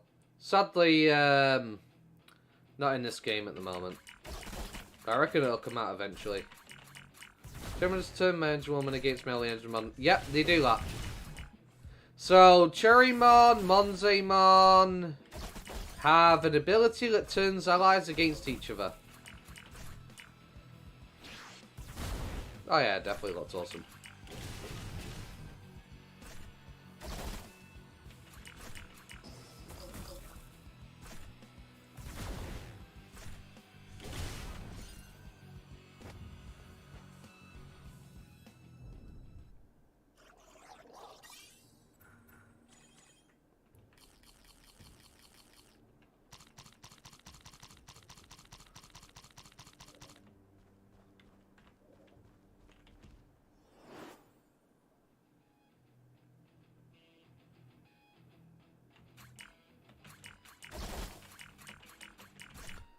Yeah. That's why I hate fighting Cherrymon. Just because of the ability to turn allies against each other. It's a pain. Also the new electric one that came out, the wristband thing. Electric one with the wristband thing. Pulsemon.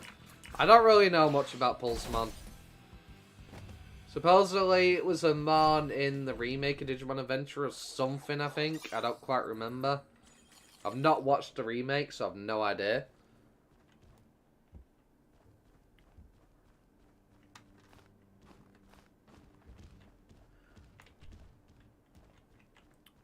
Jerry. Take it. Take off the damage.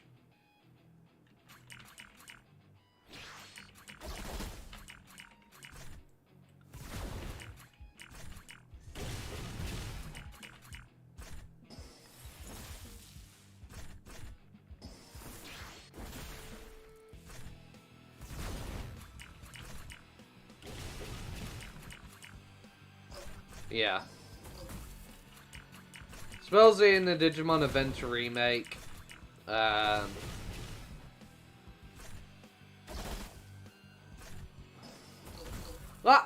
another thing that I'm annoyed about with today's bloody society. We have to remake everything. We have to change everything. We have to pander everything when it comes to video games. Let's remaster old games instead of making a new one. Let's remaster animes instead of making a new one. Let's retcon everything. Do nothing about it and it looks alright. Yeah.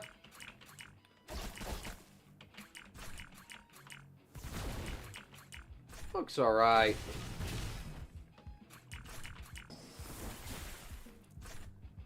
So the problem I have with it is just nostalgia trip rather than actual trying. You know?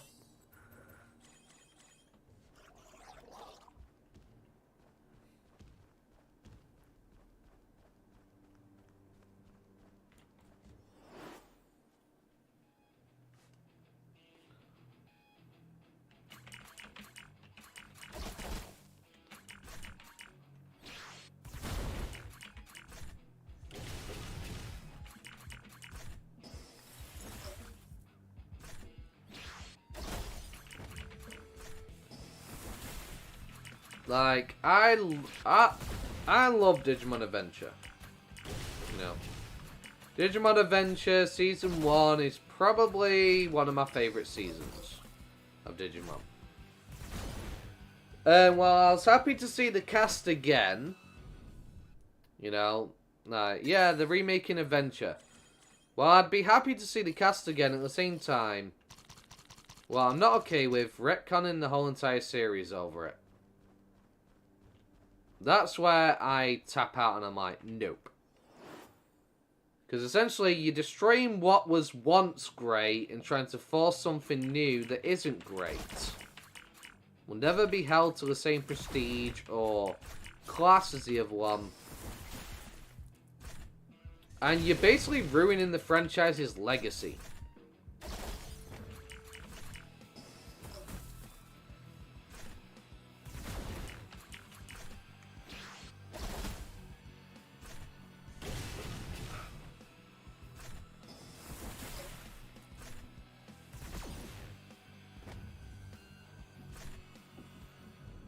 It just irks me.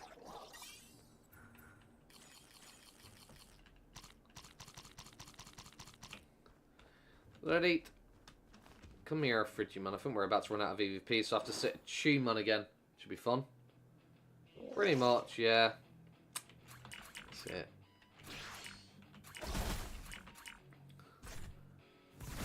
Time for murder. Bring them to their knees. Go on. Punch him. Just bashed him over the head. Does current generation even give a damn about Digimon? I've no idea. I've no idea. I really don't.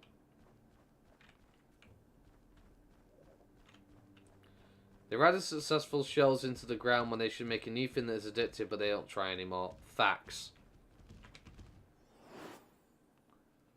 Absolute facts.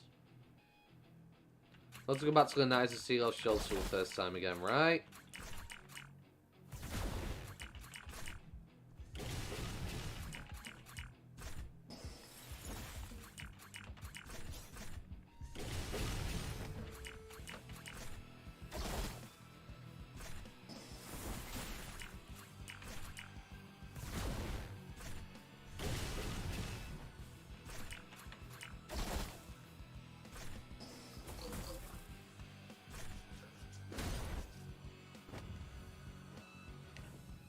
That's the question. If you could go back in time and relive your life again, would you do it? If you got to keep all your memories and things, would you like to go back and redo everything again? It's a brilliant question.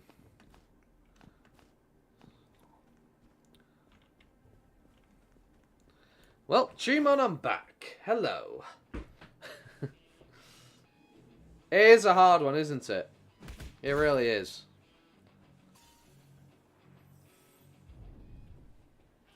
See, most people just go, yeah, without giving it much thought. But there's been a lot of people I've met, and a lot of people I've interacted with. Friendships I've made. And I feel like if I did go back and do it all over again, I probably wouldn't have the same people in my life.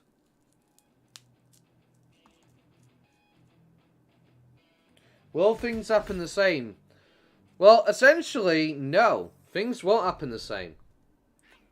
Because, essentially, like, even if you said, oh, I'm going to go back in time, I'm going to meet this guy I met called Jerry. Let's say, for example, this is a really good friend I made called Jerry, and I'm going to go back and meet him again.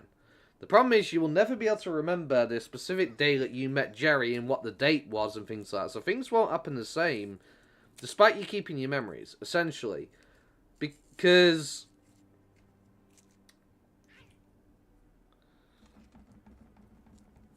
you know, a lot of circumstances is how you meet a lot of people. You happen to be in the right place at the right time at the right moment. So probably not. Things won't happen the same. You may not meet some of the friends you've made or have close bonds with some people you have close bonds with, because you might not actually meet them. Because you might make different choices. You might forget things like that, you know?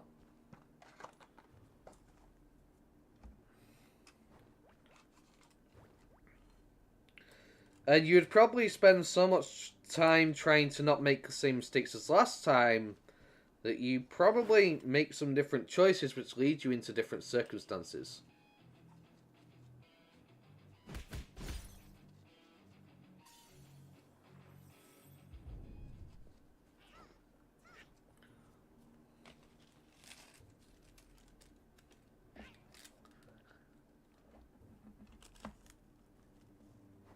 So, I don't think things would happen the same, even if you did.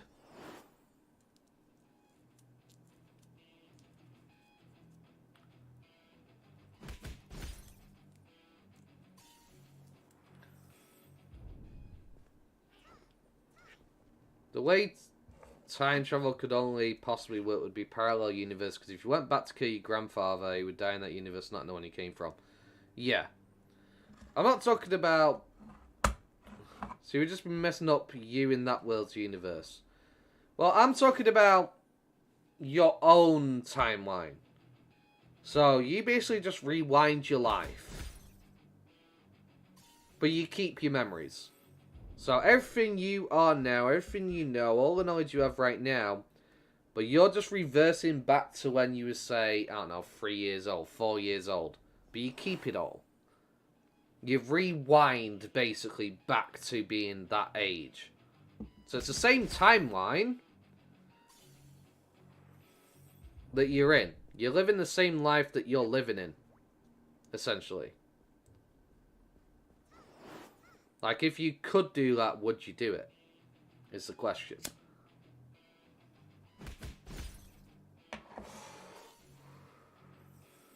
You drop a cherry on call, but can't drop the quest item. Yeah. Sometimes it be that way, it's a pain. I'd like to change things, but I don't think it'd be worth it because we're going to die anyways. Yeah, fair enough, fair enough, fair enough. I think, despite how my life has gone and how tragic it's been, there are certain things I would like to change, but I don't think I would. I think the reason for me not doing so, as much as I want to change a lot of things that I've done in the past, you know, maybe make different friends, talk to different people, not make silly mistakes that I did, you know, trust in those I shouldn't have done. The problem is, I don't think I'd ever meet some of the same people I've ever met throughout my life, because I've made so many good online friends over the years that I just happened to cross in lobbies, right? And I've made some really worthwhile long-time friends through the online world, right? Like, I've got one friend I've known for over 10 years, and, you know, we've met. And he's from the America, I'm from the UK. We met up, and he's honestly one of my closest friends. Despite us being like worlds apart, we've known each other, we met up, and, you know, we have that kind of bond. And I feel like if I ever went back, I would never get to meet that person again. Because what are the chances that you would end up in the same lobby at the same time you met them? Could you even remember that day and what time it was to be in that same lobby, sort of thing? So I think for me, I probably wouldn't. If I could go back to the past, I would stop some people from busting and nutting some women, not gonna lie. Wow. To be fair. But yeah. Fair. Americans love us. Right.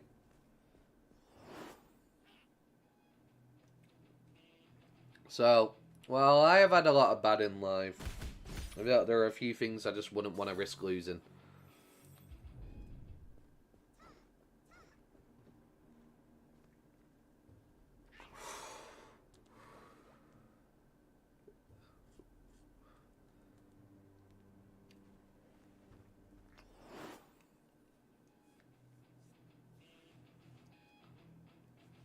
Yeah.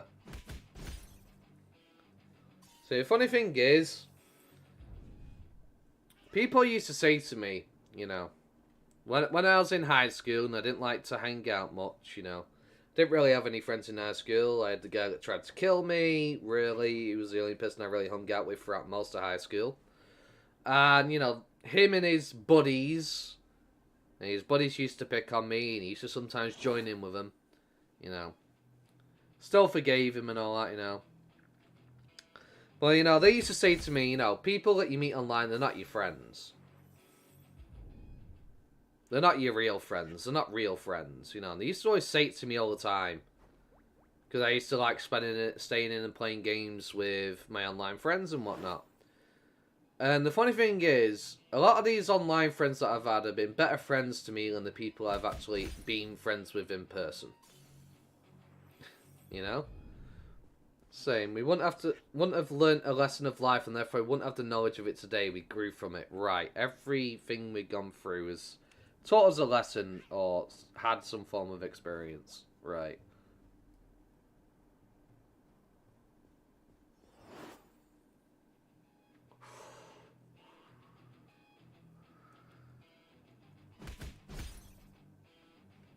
Yeah. I make sure to make a list of bad people that were born in that specific years, stopping that not to expose straight into the female reproductive system.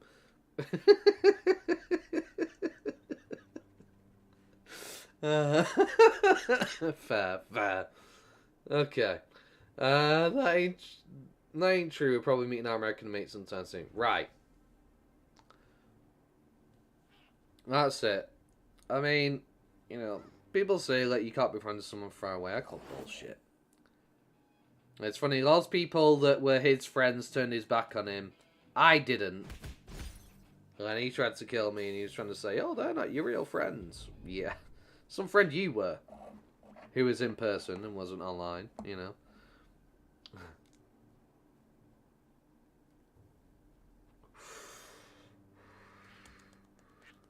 It's just like getting your hands dirty.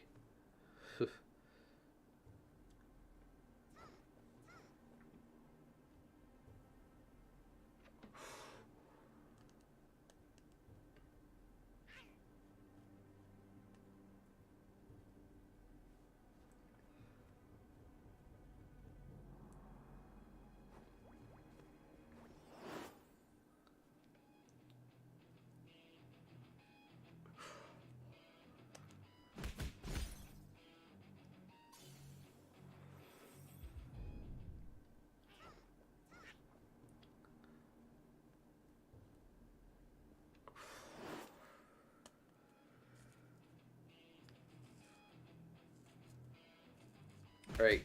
I'll be back in a moment. I'm just going to go restroom real quick.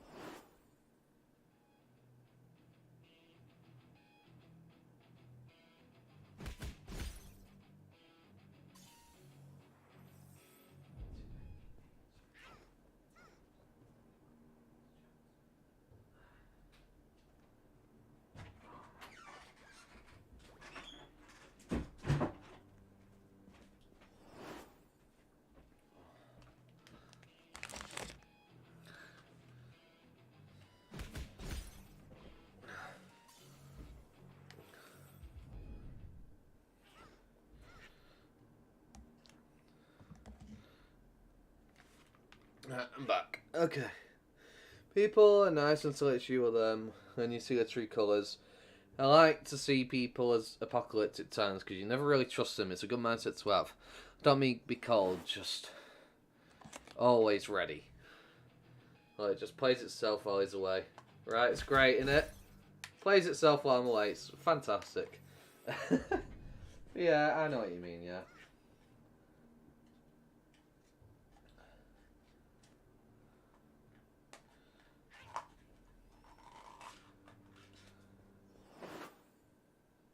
I mean, I've gone out of my way for people too many times.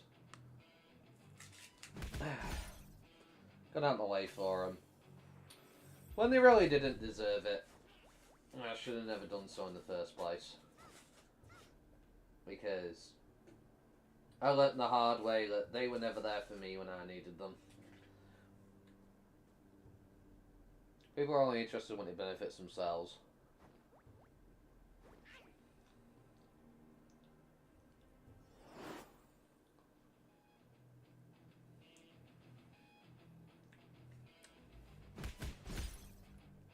Yes, sir. I thought I met a friend. A lot of passions in common. We hang out. Gaming is too, and I thought we had chemistry. Told her about it. She wasn't looking for a boyfriend. Neither had the same feeling. Yeah.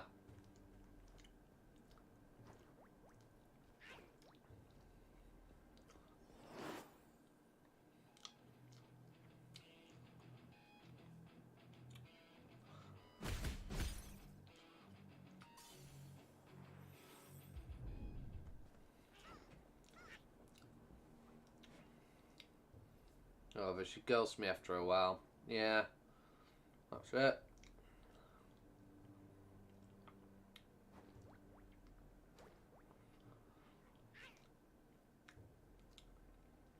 I mean, the amount of times I've been cheated on, left for other people, and the funny thing is, they always come crawling back. And I just tell them no. It's a waste of time.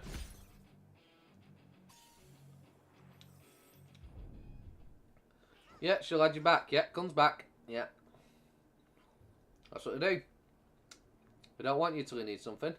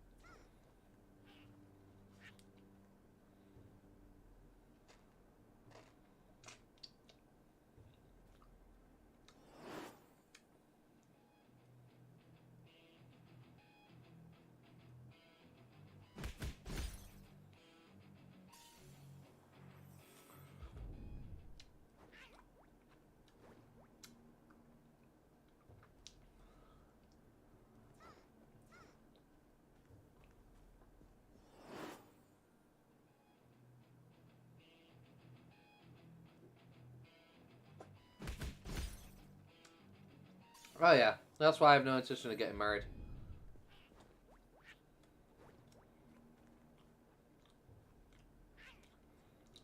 I will never get married. Because it's heavily favoured for women. And you stand to lose everything.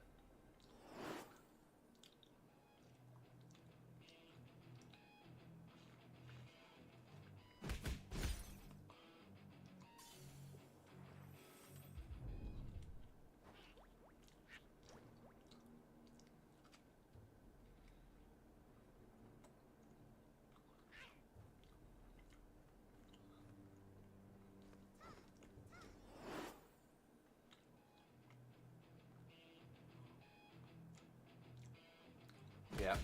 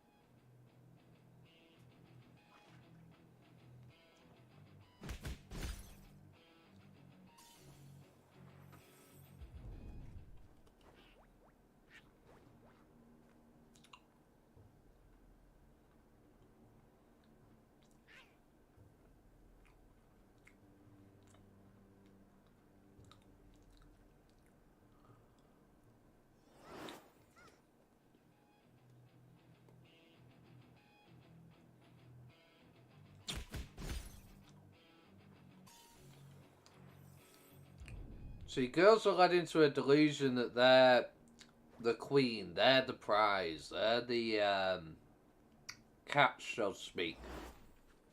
And they're fed into this delusion. But the problem is, a lot of these women have unrealistic expectations, and they aren't the catch. If all they have to offer is what between their legs, and that's all they bring to the table, they are not the catch. And women fail to realise this, and when you bring it up, they always try and argue the way out of it. And not like they're in the right. No. What you have between your legs doesn't make you special. Every other girl has something between her legs. You're not special just because you have the same thing as all of them. You're not the catch, you're not the prize.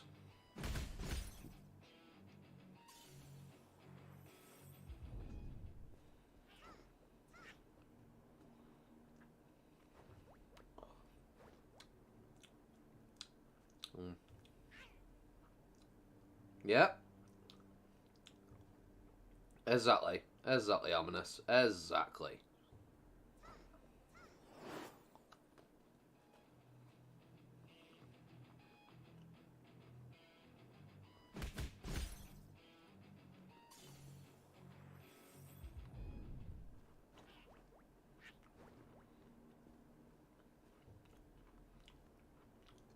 Right, yeah.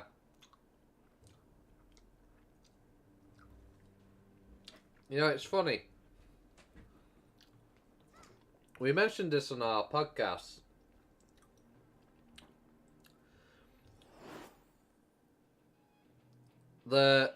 Essentially, if a person can go months without ever contacting you, Never any form of interaction. They're not a real friend. They're not somebody you should keep in your circle.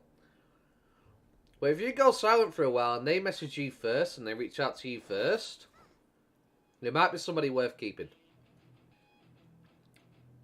But obviously it has stipulations, such as, you know, somebody you're frequently in contact with. But generally a lot of people are only in you for, interested in you for their own interest and their own need.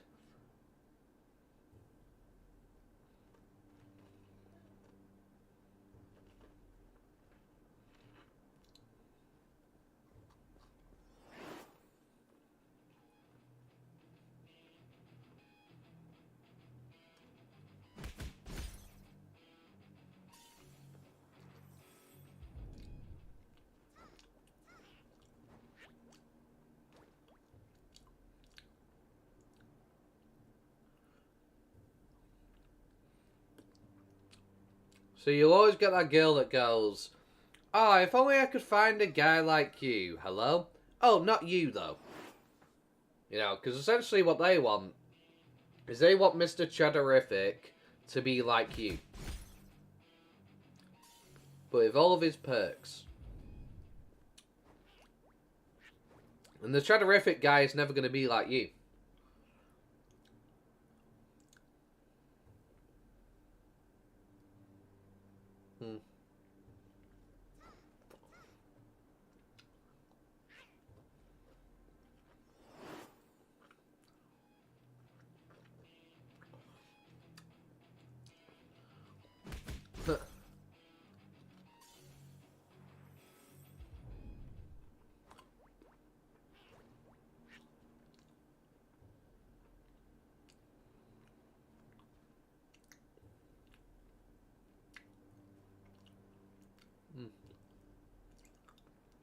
Yep.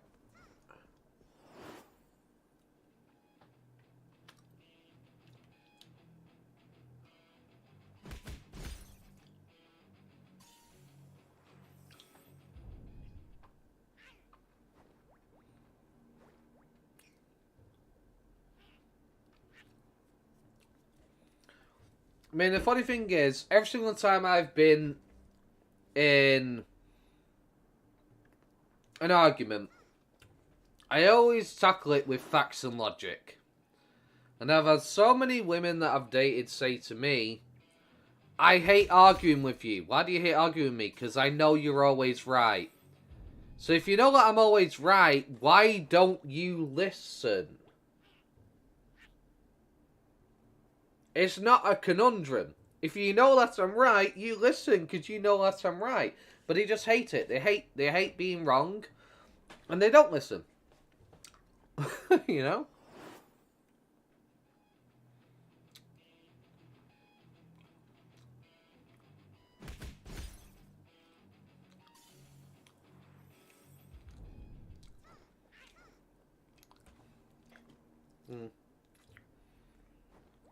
Yep, they need to feel like they're in control. And that's why we don't want them.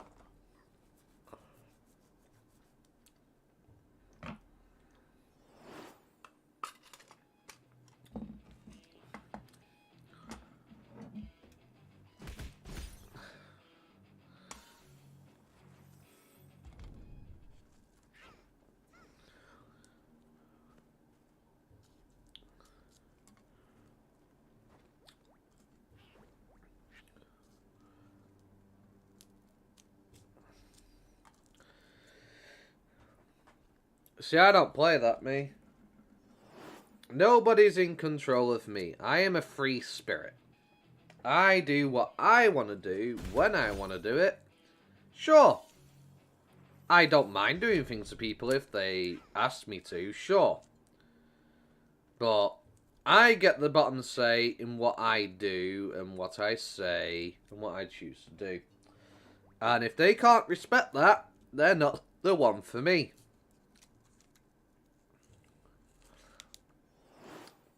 I mean, this is how fragile. I always set to get set up for when we are 34, because men don't go out of their prime that women do. That's when ours starts. Words it would not have lasted anyway. She saved me time, yeah. See, You know, if a woman has to get in a relationship with me, she needs to respect two things. One, that I do YouTube, and I'm going to do YouTube. Whether she likes it or not, I want to become successful on YouTube. This is my hustle. This is what I want to do. I want to be a YouTuber. So it's been a dream of mine, and I'm chasing my dream. If they have a problem with me playing games on the internet, go away. Because, I'm sorry, love, but my life does not revolve around you. It doesn't work that way. And two, if you think you're going to manipulate me and control me and get me to do what you want, and you're going to try and argue with me and manipulate me into saying sorry when you're in the wrong, I've not got time for you. You accept that you made a mistake. You make up for your mistake. That's the way it goes. Simple as. If you try and flip the blame, instead of just accepting it and actually giving me a formal apology, you're not worth it. You're just a waste of my time and a waste of my energy. Because you can't accept and face the fact that you're wrong. You need to be able to work with me. Relationships work on trust. It's a two-person thing. I do something wrong and it bothers you. You tell me, I try to do something about it. If I do the same, you try to do something about it. Because at the end of the day, it takes two to tango. But they're not the one leading the dance. Not with me.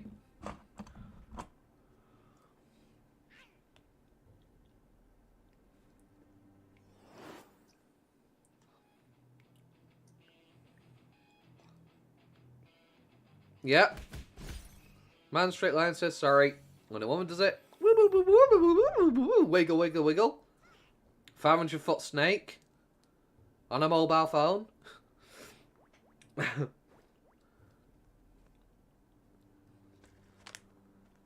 Yep, that's it.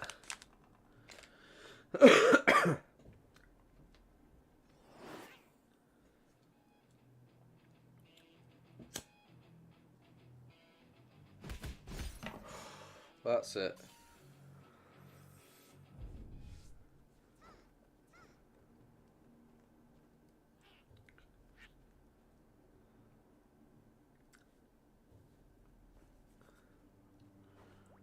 You see, they may think they're an independent woman. Well, I'm an independent man. I'm an independent man. I can get by without their intervention. You know? I can make my own decisions.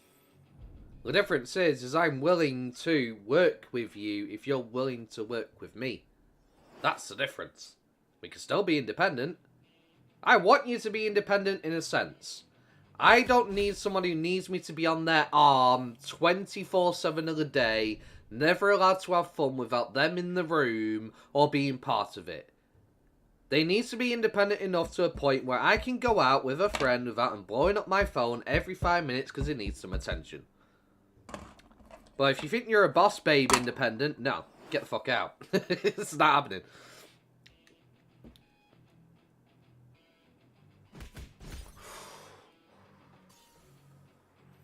If it's leaving a friend hanging for months after being heartbroken is good. Yeah, interesting experience. Yeah. Now crying they have a 9 to 5 and don't want to be independent. Yeah. But I thought you wanted this. You was all over social media going, oh, I'm a boss babe. I do what I want. He pays for my pussy. He has to get me this and he has to get me that. I don't need a man. If I have a man, he has to pay for all this and that. Yeah, they rely on us the most. And some women are even delusional enough to think that they can survive in a world without men. If you lose men, you lose the infrastructure of the whole entire world. You're gonna die.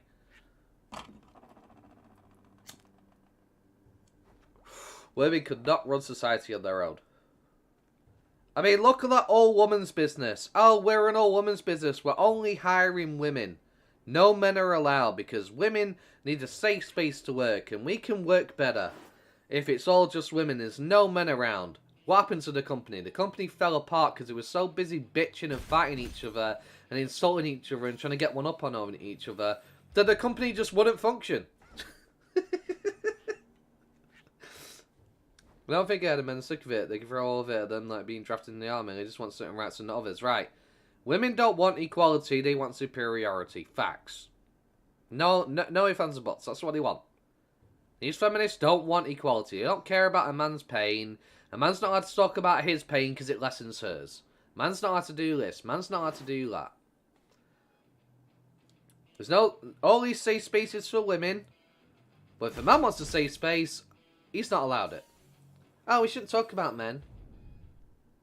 No, we're... You know. He's not allowed to share his pain.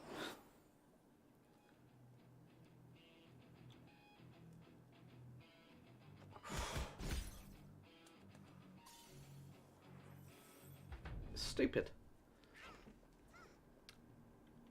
I mean, it doesn't take a rocket scientist for them to fix the way they behave and get a man. It's not rocket science. It's simple. They make it difficult themselves.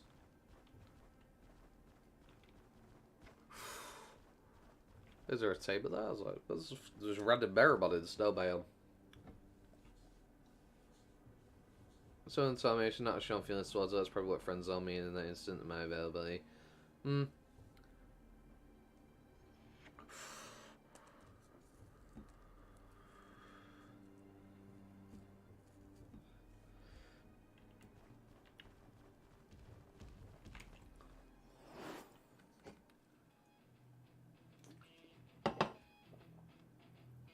Uh-oh.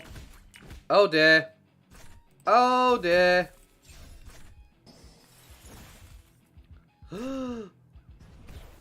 How is it alive? How are they alive? Oh no, Mushroom Man! Damn it! No! Damn it! I made a mistake. Mistakes were made.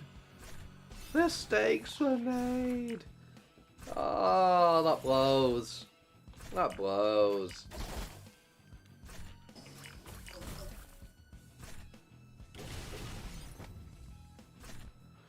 Yeah.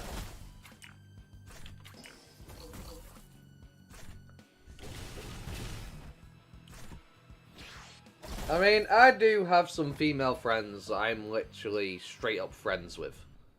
I have no romantic attraction to them at all. I do have some female friends that are like that. So they can. The problem is the majority won't. And that's the issue. See, the second you have an issue with the way someone's talking to them,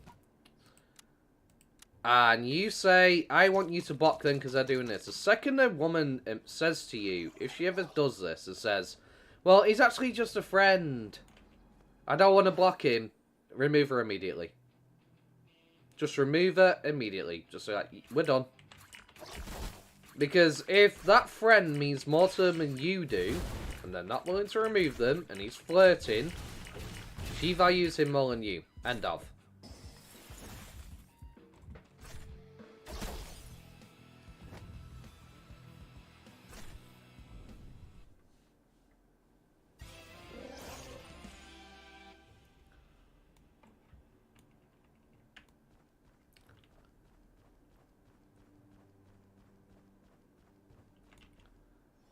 Because if I don't care how long they've known this person, they could be been friends with them for as, you know, for 10 years or something. If you're in a relationship and that guy doesn't respect it and he's still trying to get in your pants, and your boyfriend comes to you and says, I don't like how he's messaging you, I want you to tell him to stop. If he tells him to stop and he carries on and you say removing, she tries to make up some excuse to not do it, it easily shows who's the more important one. Because at that point, you shouldn't even have to tell her to tell him to stop. She should do it herself. If she actually cares, she'll say, stop doing that, I have a boyfriend. She would tell him straight up. If she allows it, first off, gone. Get rid of her. Immediately. If she allows the behaviour, get rid of her. If she has said something, and he carries on, but he's not listening to her, and you tell her to remove it, and she tries to refuse, get rid of her. Facts. Simple. Yeah.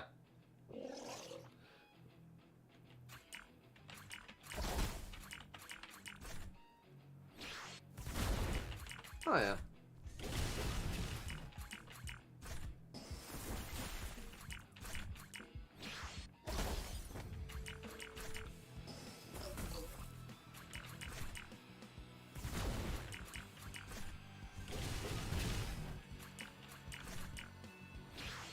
Yep. See, it's way easier nowadays for people to cheat than it's ever been before. Because the difference was, back in the old days, they had to sneak out. They had to go somewhere to do the dirty. Now they can be cheating on you the whole entire time with just their phone. That's all they need. They can plan around you so much easier. No letters or anything like that. They can literally do it at any point. The second you do something that upsets them, they will immediately be in another man's DMs messaging him because they're upset with what you're doing.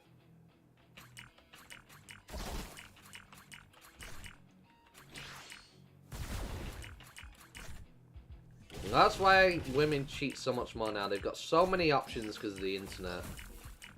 They're trying to get a loyal woman or a wife is just near impossible in today's society.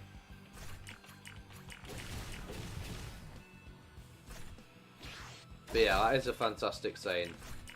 Indeed.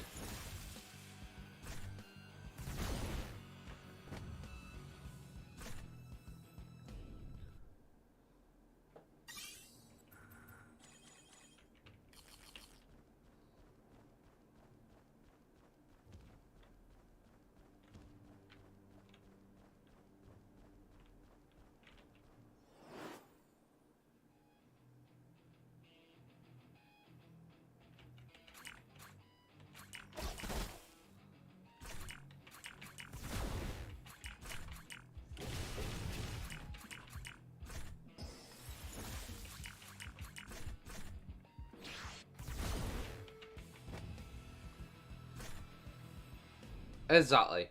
The most dangerous creation in any society is the man who has nothing to lose. Facts.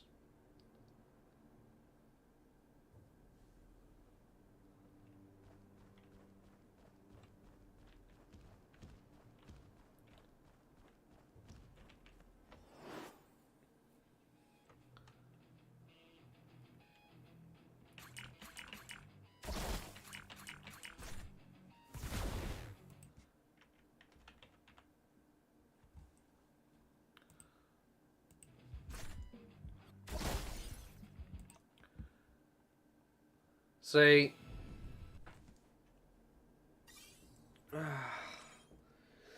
when a man truly loves a woman, it is whole and unconditional. When a woman claims she truly loves a man, there are always conditions, and when push comes to shove, her love is simply transitory based on the situation.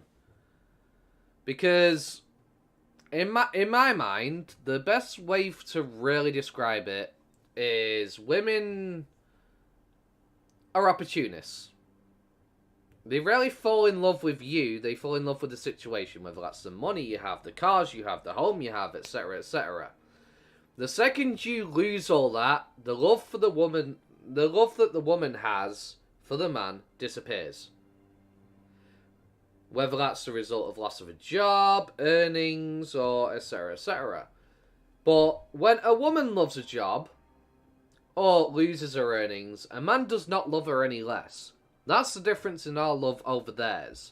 They claim they're the more emotional one, and you know they're the sensitive ones, and they feel strongly and passionately, and you know the great lovers and all that. But they don't love the man. They want things. Financial things. They want you, not... They want your situation, not you. Which is why a lot of women are always trying to look for some kind of upgrade or a way to climb the ladder.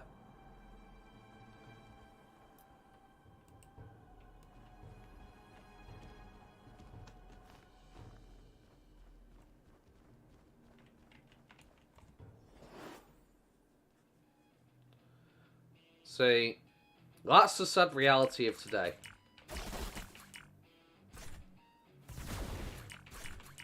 I mean, we don't care how much a woman makes. Generally. We don't care. A woman could be earning 5k, 25k, nothing. And we'd still love her all the same. But the second you enter that same boat and you struggle, they will leave. Yeah. It's all about the status and if it's a supplier. Yeah.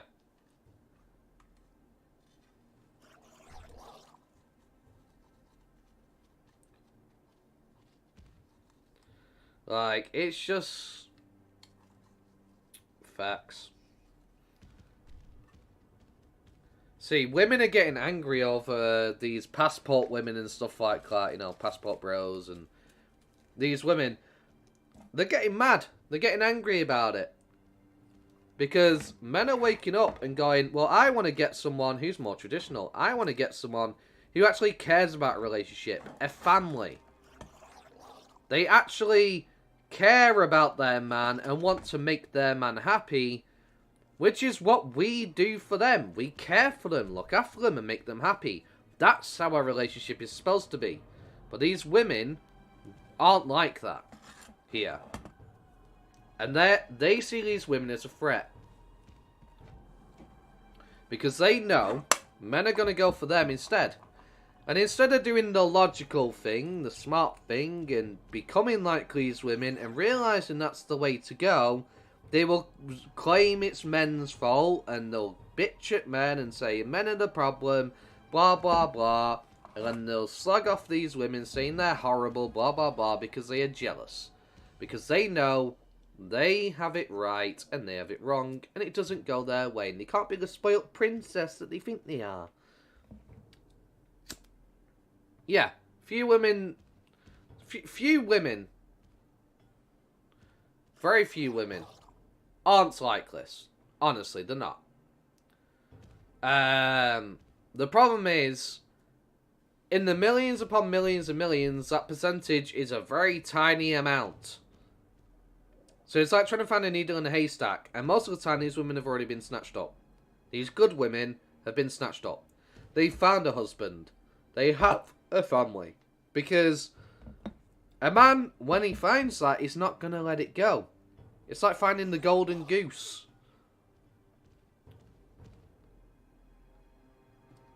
And that's why they'll have what they want in life. And they'll find a family. They'll have a good life with somebody. Because they are worth it.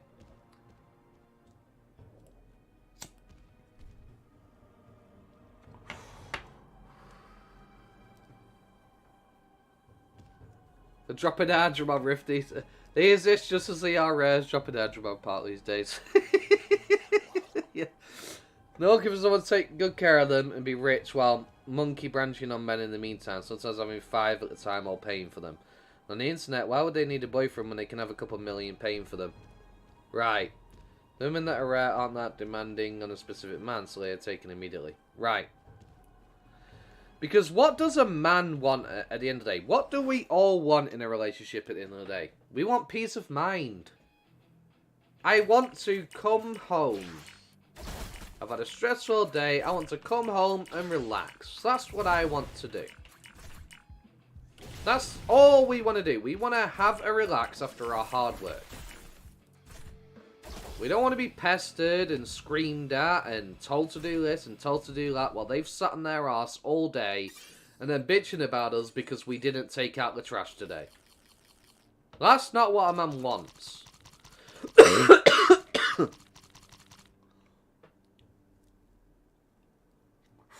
Yeah, good women at home right now that like us not going out. Facts. It makes you depressed. You want your Andromon drop. Yeah. Yeah. I want companionship as well. I want to find a companion, you know? Oh yeah, AI girlfriends. Oh my gosh. You think passport bros are bad? When AI girlfriends get here and they're fully functioning and able to do everything they do, women will riot over here. They will riot so hard. Because now a man doesn't have to deal with them anymore. He's got the easiest ticket in the world to have a good relationship. So passport bros is essentially guys that look for women overseas who have traditional values. Such as Filipino women and other places that actually care about a family unit. That actually look after and take care of their man.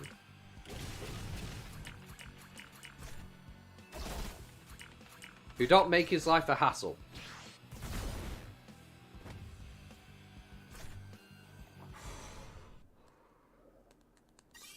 Whether like real life and have artificial wombs, women are splat. Women will riot like never seen before. Because once we don't have to deal with their pain in the arsedness, we're gonna go for the easy option. If I could have somebody who would basically take care of me and look after me, who appreciates me, and I don't have to deal with all the annoyingness of being pestered, screamed at, expected to be around them 24/7, doing whatever they want 24/7, not allowed to live a life of my own. When I don't have to deal with that anymore, why would I not go for an AI girlfriend? Why would I not? The only thing the women would still have value of is if artificial wombs didn't become a thing. That would be their only value then. Then they've got nothing. Because a man just wants peace. We want peace and quiet. We want companionship. We want to have somebody we can love, take care of, spend our life with. That's what we want. We want it to be a peaceful, good, coexisting relationship where both parties care about and tend to each other.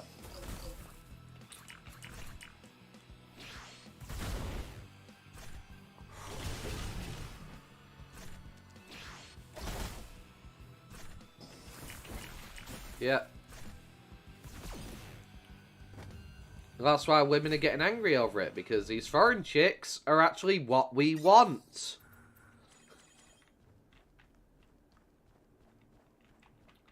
And they'll try and guilt trip these women and say, you shouldn't do that for your man, that's not how you're supposed to do things. You shouldn't do that, you should sit down, do what you want. You shouldn't be listening to him. And the reason why is because they can't accept the fact that you're both happy. Exactly. Asian women pamper you all day, give you massages, they are wild in the bedroom, they cook, clean, do everything because they want to. Then we help because we care so much for them caring. That is the golden reason. Also, if you go over there with your money, you live like a king. Right.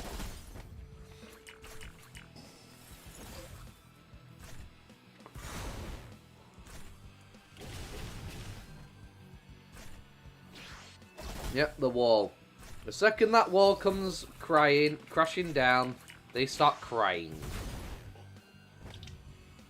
It's like, oh, so you know how we tried to tell you all along? Yeah, we told you so.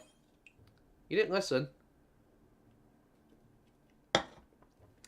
I don't want 33-year-old Brenda who's carrying a baggage from the last 50 relationships and the 100 guys she's fucked. I don't want emotional Brenda. I'm sorry, I don't. I don't want a Karen. You know? I don't. I'm sorry. He's bringing all this baggage because they couldn't set down. Because every single time they date someone new and they screw about and they mess it up, their chance to become a permanent partner lessens. There's statistics to prove it. The more women sleep around, the less likely they are to settle down with a partner. Yeah. I mean, funny thing is, I actually like Asian women. I've always had a thing for Asian women. But, yeah. They go full speed in their young years and crash into the wall, all of a sudden no one wants them. They don't realise it's so funny. Well, they do realise it. They get told it, but they just ignore it. Oh, I want to live my life. I want to do what I want. Until it's too late.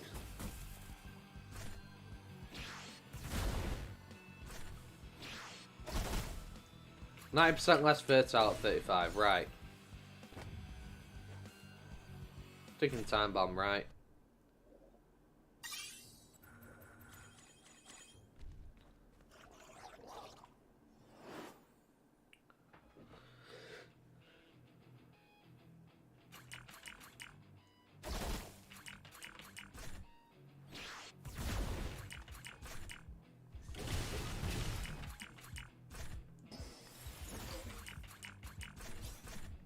The older women get, the less fertile they become. Men stay pretty much fertile until... I don't know, some men can even reproduce at 60, you know? It's crazy. We have so much long life in us. All we want when we think of a girl is a good wife, sex of course, but a connection and someone we can have kids with. Right. It's that simple. That's what we want. We want a good connection with somebody to spend our life with, share experiences with, where we take care of each other, we go through the hardships together, and we fight to stick together, we fight through the problems, and we get through it as a team. Of course, sex, yep, sex we want, but at the end of the day, we want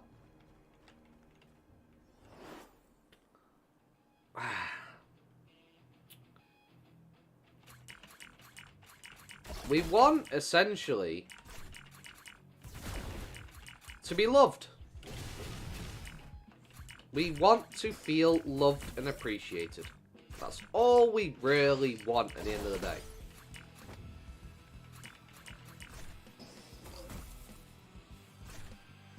And we want to have a family someday. Not everybody wants a family, but the majority of men, that's what we want. Good mother for our children. If she can't be a good wife, she can't be a good mother for children. She can't.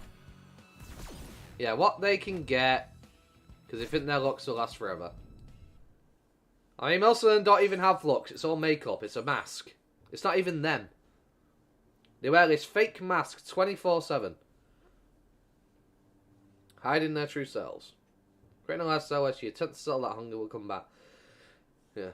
Don't feel bad, but we should all have women, but it's them doing it.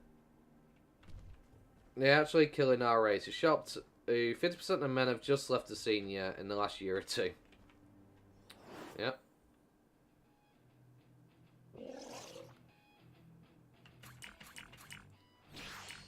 And let's not even get into the whole situation where, you know, oh, he has to have this, he has to have that, he needs to be 6 foot, he needs to be this, like that.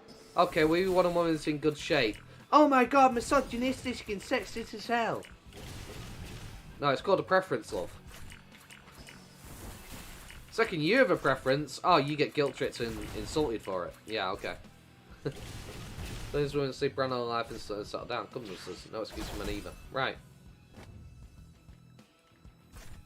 So bad lifestyle is not going to fill whatever hole you have, right? I've never been the kind of guy who sleeps around. I've never done it. I've never been the guy going out to get laid. I am a relationship-centered person. I want a relationship. I'm not there for a screw. That's me personally, just the way I am. Like, I love sex, don't get me wrong. I love it. I mean, what man doesn't, you know? But that's not my priority. My priority is a companionship. And it always has been. Ever since I was a kid, all I've ever wanted was to find someone I could love, who I could spend my life with, and start a family with. That's all I've wanted out of life. In terms of, you know, what I wanted by this point. Which hasn't happened, of course. But it just never happened. Because women are just too impossible these days.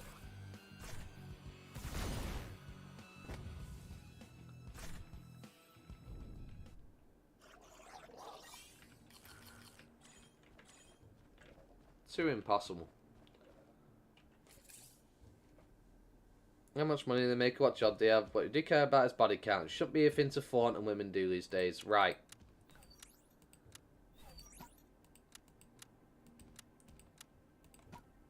Facts. Having 100 bodies by the time you're 20 odd is not a brag. That's a problem.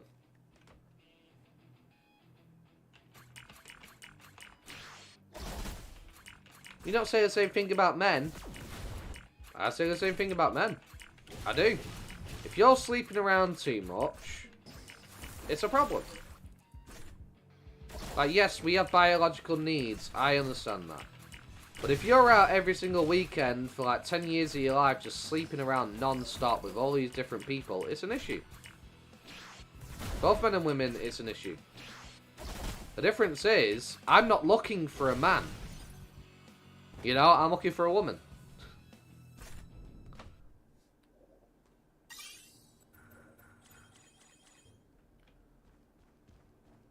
Yeah.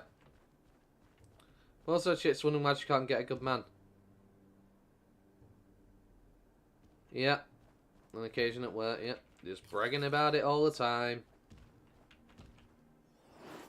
See, the problem is a lot of these people will manipulate people to do it. It's a manipulation game. A lot of these men will manipulate a woman into sex, pretend he cares about him, and then fuck him off. So I'm still going to hold men accountable when men are being fuckboys and treating women like hell. Because some of the good women that aren't sleeping around end up getting hurt, and then they revert to sleeping around. Because they're tired of trying. Because these guys keep using them. So the good women get ruined by these men. Not all of them. Some of them are just already that way in the first place. Which is a shame. But a lot of good women have been ruined by a lot of men using them and for sex. So of course I'm going to hold men accountable as well. It's not just women having a high body count that's the issue. It's also a problem for men, depending on how they go about it.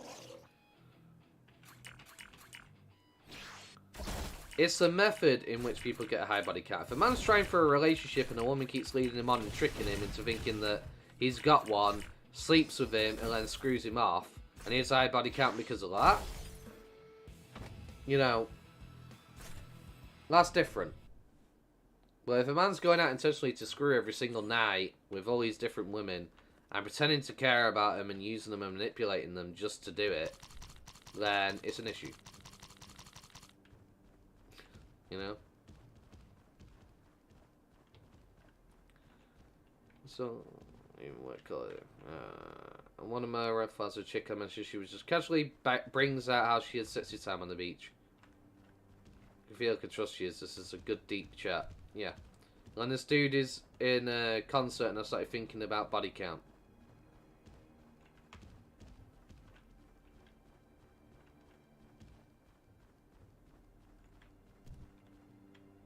Yeah. Like, some women all have different men, different nights of the week. That they'll manipulate into thinking they've got something with them. They'll bring them around for a shag and they'll sleep with the next man the next night. That's not something to brag about. That's not something to be pleased about. You get these porn star women that sit there and start talking about, oh, you know, my parents don't really talk to me anymore because I do OnlyFans. You know, my dad's not spoken to me in weeks or months. Can you blame him? I mean, can you? Can you really blame the guy?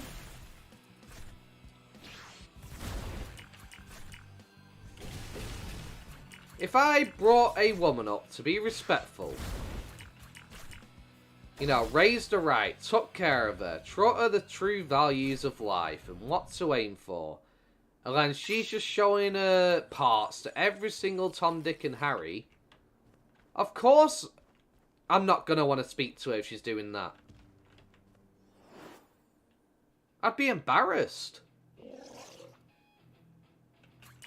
Like, just sitting there in a room talking to somebody is like, hey, so what did your daughter do? Oh, she sells a body. That's not something I want to say to somebody.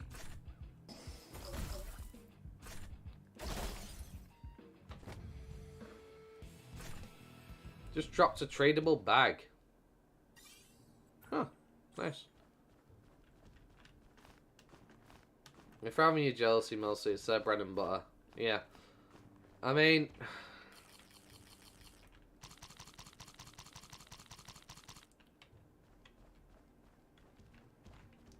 yeah. I mean, so this is the thing. It's...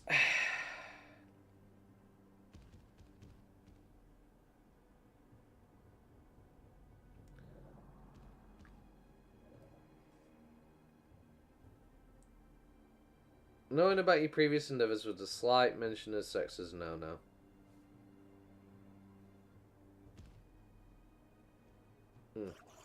Yeah.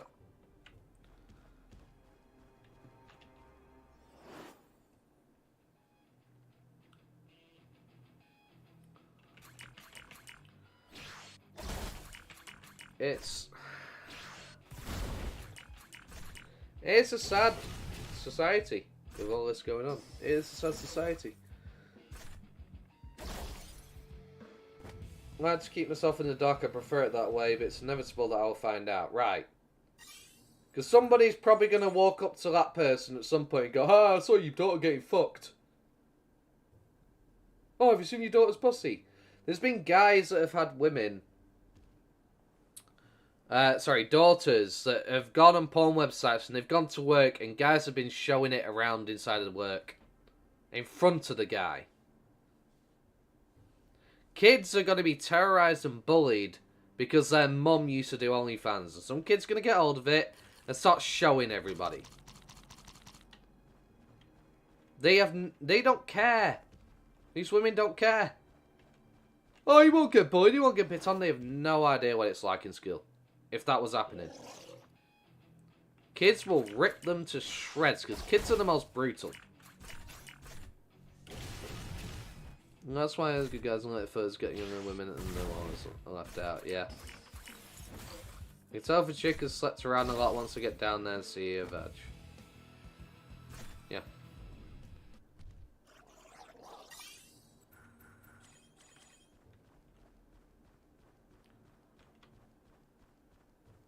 You can tell. You just know. You really do. You just know.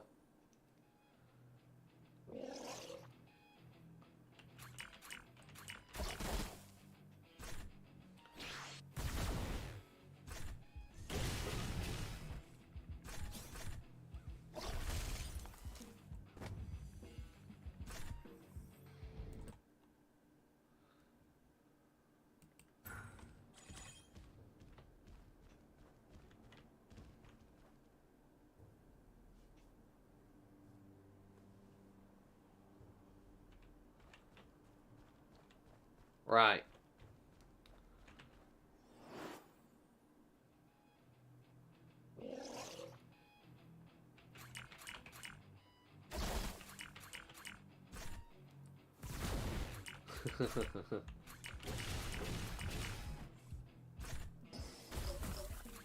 You said that so nonchalantly. I poked stick. What I said or what he said?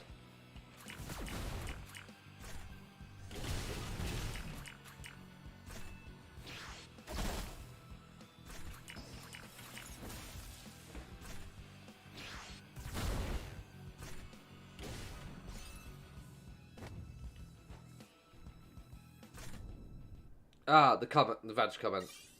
Yep.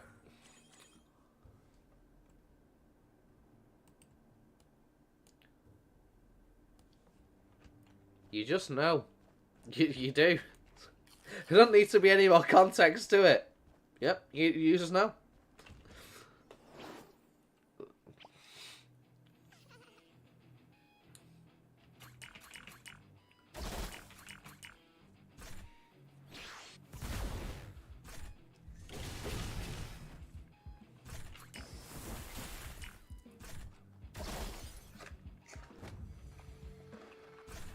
Yeah. Hey, you just found out. Yeah. Yep.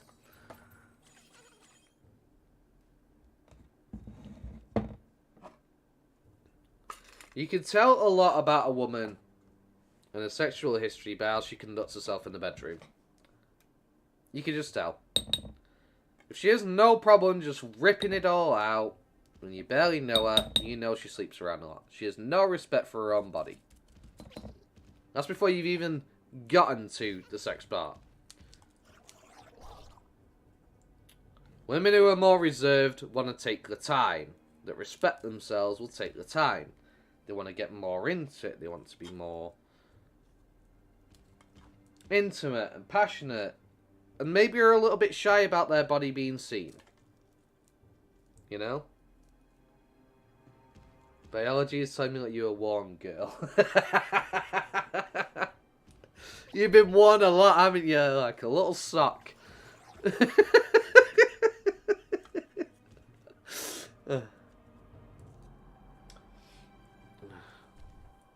And if she really knows what she's doing when it gets to the parts of foreplay, if she really knows what she's doing, you know she's had a lot of experience.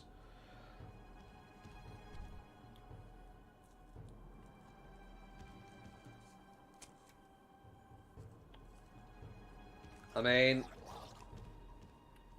I'm 29 and I've slept with 7 or 8 women. Something along those lines.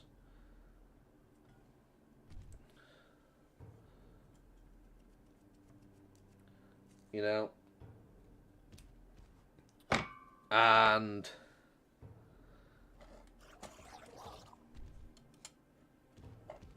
in my opinion, I think that's fine. I think 7 or 8 women in 29 years is a good amount.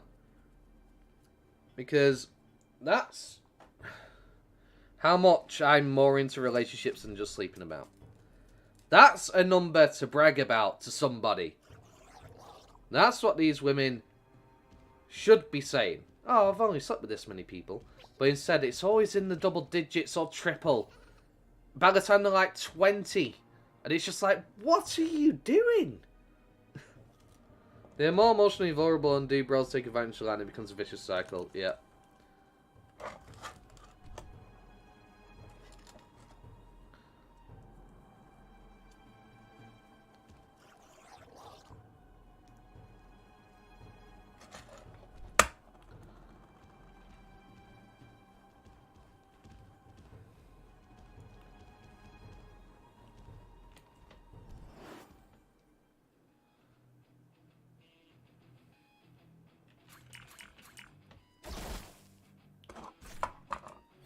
I mean, you might get a chick that is maybe very good in the bedroom without much experience. I highly doubt it. It might be experience through just one person. But again, I highly doubt it.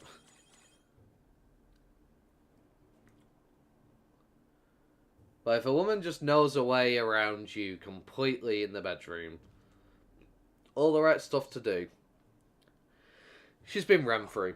100%.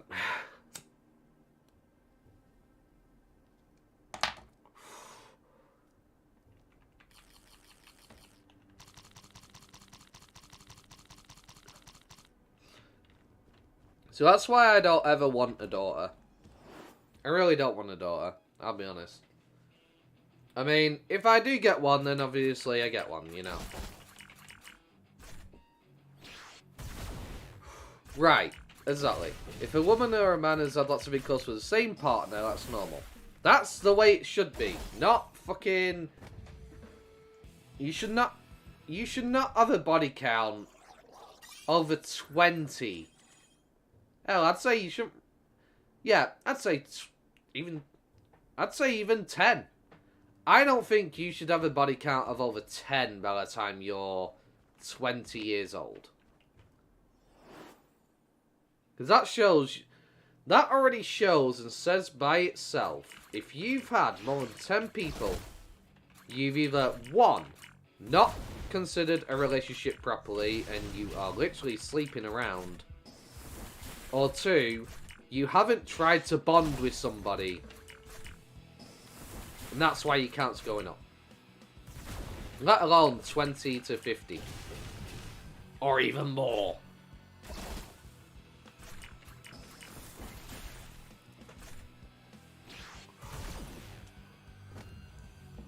I mean, there's a reason why I've only slept with a certain amount, and that's because, again, relationship focused.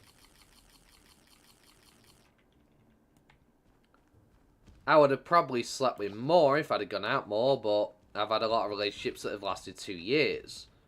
Or a year. Because, generally, that's what I care about.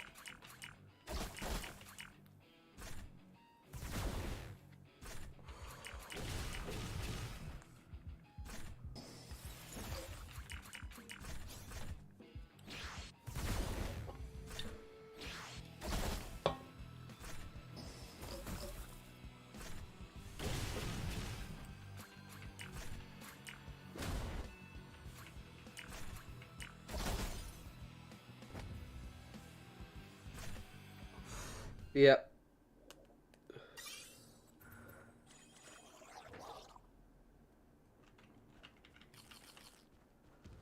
I think my most confusing relationship was, for me, that I ever had, is I was dating somebody, and we've been together for about 7 or 8 months, right?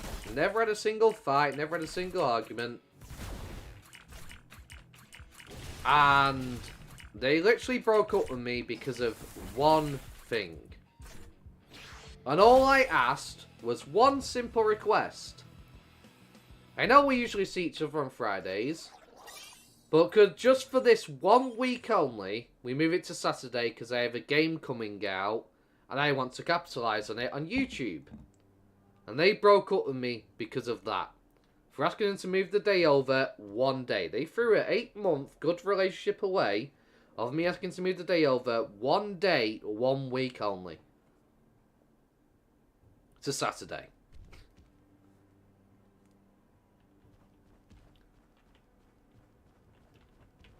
And I was just sat there just like, what?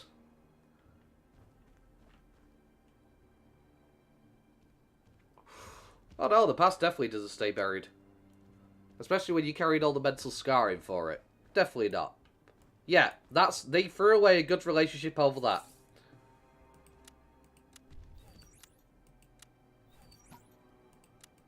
I'll see you on Saturday this weekend for 2 nights instead. Because we used to see each other weekly.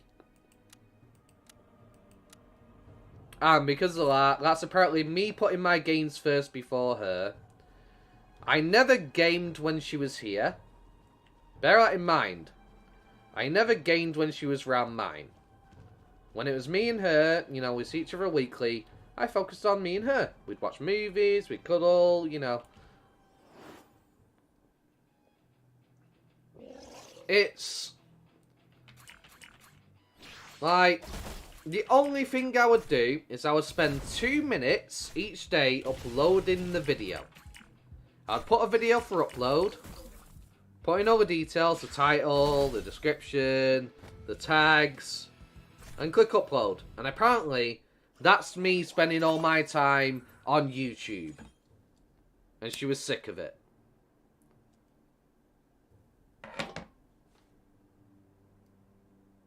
For 2 minutes. Takes me about 2 minutes to upload a video.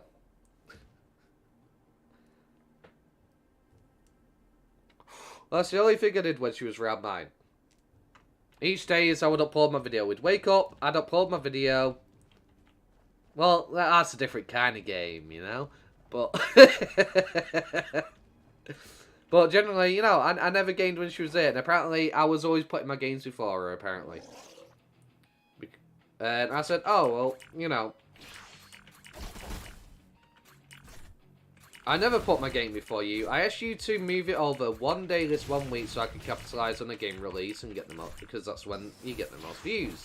So I'm trying to, you know, work on my YouTube career. I want to be a YouTuber.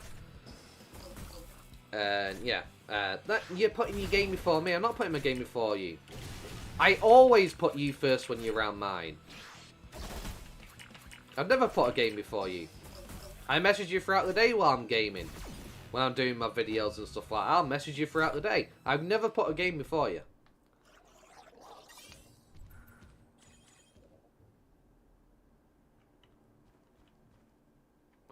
We're going to say 2 minutes after the bedroom game for a sec. But... well, yeah, generally, you know... Well, apparently, yeah, that was me putting my games before her.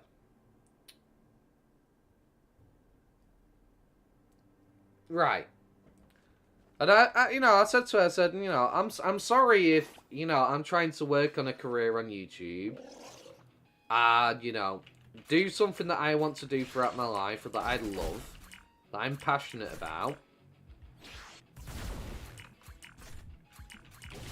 But I'm trying to build a future for us here. And she's like, I don't see a future with you. Why not? Because I spend 2 minutes when you're around mine to upload a video. Once a day. And I asked you to move a day over for 1 week for the first time in 8 months. However long we were together for. That's apparently me putting my games before, yeah? Yeah, no.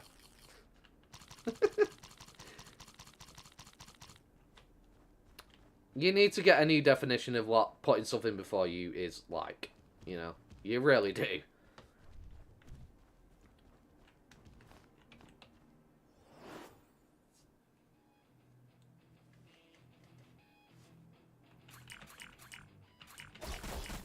Looking for an excuse, yeah.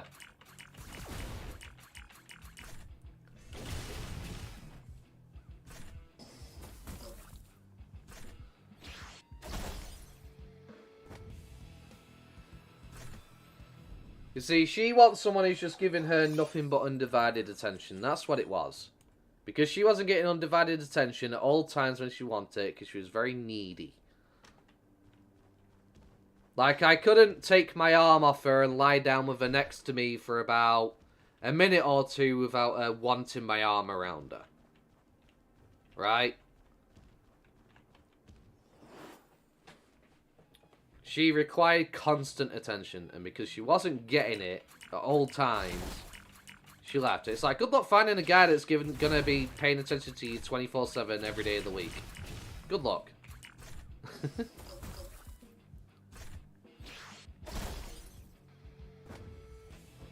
Yeah. You see, if she was a good girl and she'd be playing it with you, beating you at it. Right, we used to play games together sometimes. We used to play together. I'd get my GameCube out. We'd play Mario Kart Double Dash. We'd play Mario Party. We'd play Monopoly. We'd have fun with it. We used to play games together. That's the only form of gaming I did when she was at mine, was when she was involved. And most of the time, she'd be the one to suggest it. Yeah. They break up over the smallest of things and they wonder why they're single and they can't settle down. If something that small set you off and decided that, okay, I've got a good man, he takes care of me, looks after me, he treats me with respect, he's great in the bedroom, best I've ever had. But he's asked me to move a day over one day and he uploads a video when I'm around his house, and that's too much and breaks a relationship for you, you're never going to settle down with anybody. It's never going to happen. You know?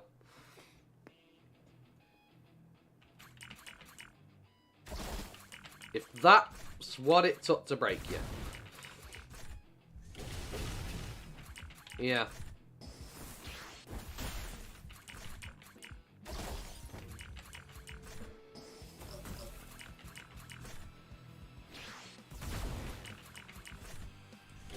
Whereas when it comes to me, I've only ever broken up with a woman once. There's only been one time I've ever ended a relationship, and it took quite a bit to do it, right? There was an actual serious circumstance and reason behind it, in why I ended the relationship.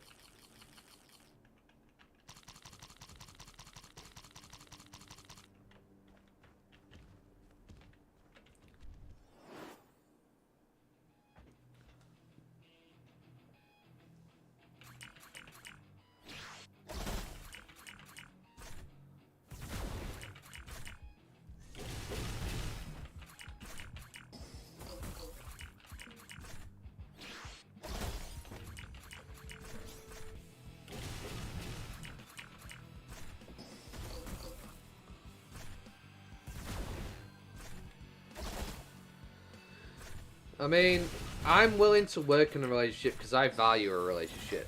People didn't get, like, I envy old couples. I'm not going to lie. I envy old couples who've been together for 30, 40, 50 years, however long they've been together, and they are still at it.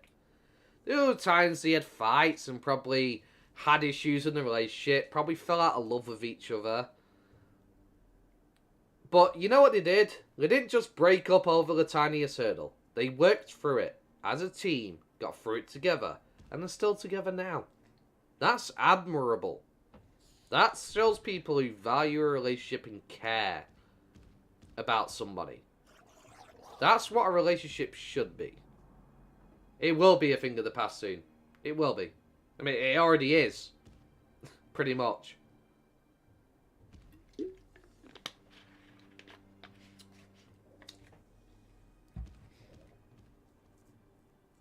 It already is a thing of the past now.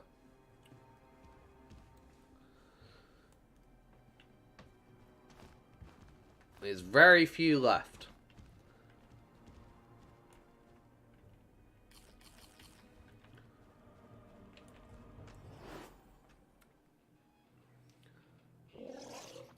Yeah, grandparents are the last, maybe parents in some cases, yeah.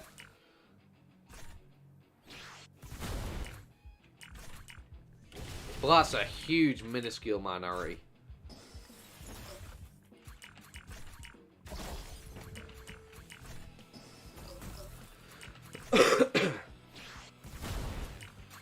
The only old couples you're going to see in like the next 50 years, I'd say, are probably going to be like the very rare, extremely rare good women out there.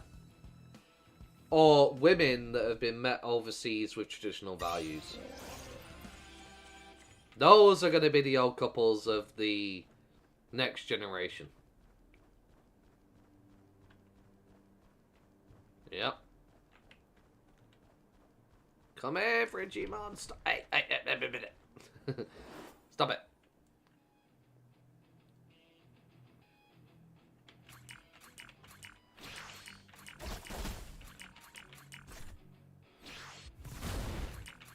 Oh yeah, there'd be a hole, definitely.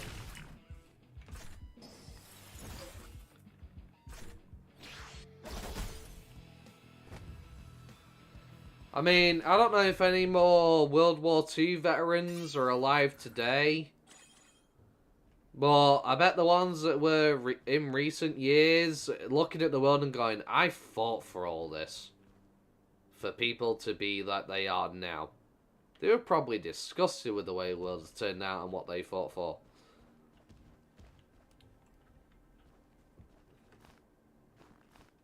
I fought so you could keep your liberties and your freedoms, and this is what the world has come to.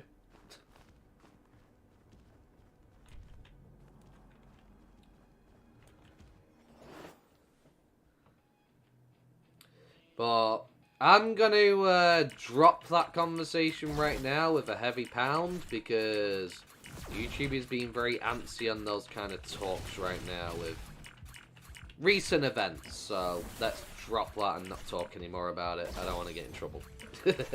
YouTube is being very particular about it. So right now, no talking about stuff to do with that kind of stuff. I shouldn't have mentioned it, really.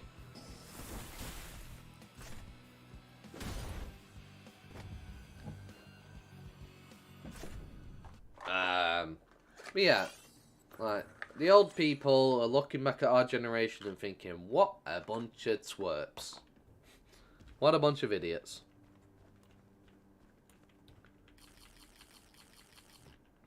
I bet many of them are looking at and go, I produced this? Really?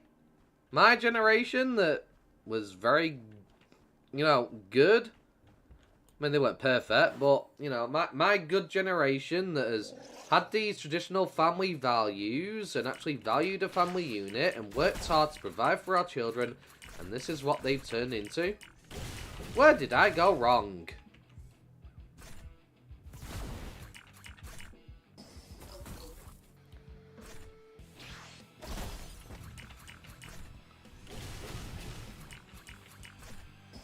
I thought I raised my daughter and my son to be better than that and have good children.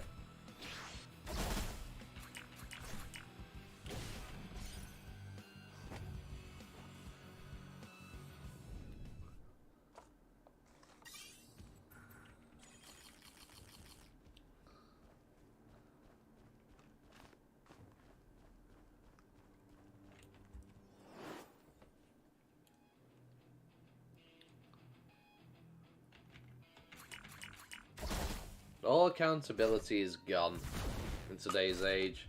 Nobody wants to accept what they did was their fault. Has to be somebody else's fault. Can never be their own and their decisions that resulted in something. Always has to be another person. I mean, it's really sad. It really is.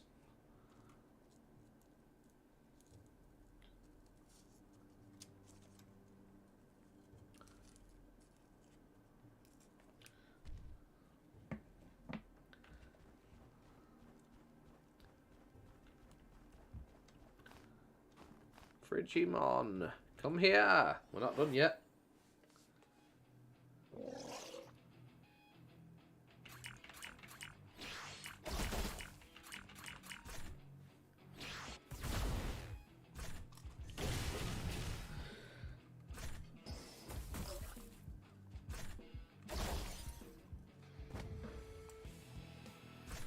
I think tomorrow, well, practically today now, it's 6:24 in the morning for me.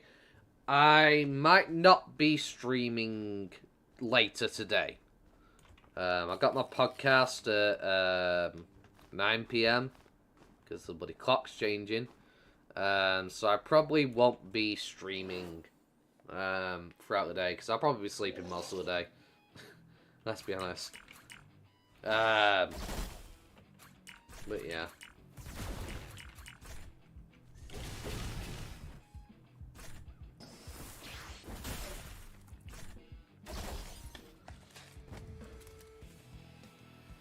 I mean, so far I've been streaming for about 11 hours, almost. 10 minutes, 10 hours, 51 minutes. Almost 11 hours have been going. It's crazy. Time flies. So, I think what I'm going to do is I'm going to get these to 63, and then I'm probably going to call the stream there. So we got another good, like, 20-30 minutes or so. Because it's, yeah, it'll be about 7 o'clock in the morning then, and yeah, it'd probably be a good idea if I actually got some rest.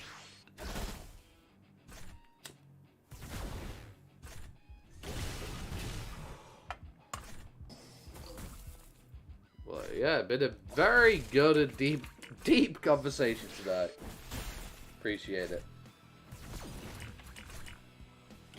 I mean, if anybody is watching this, has watched this whole entire stream, like, in the future or something, and you've been sat there listening to this conversation, I know this is supposed to be a Digimon video, but you know what? We're people, we talk. You know? But I appreciate you for lasting up until this point. We really do appreciate it.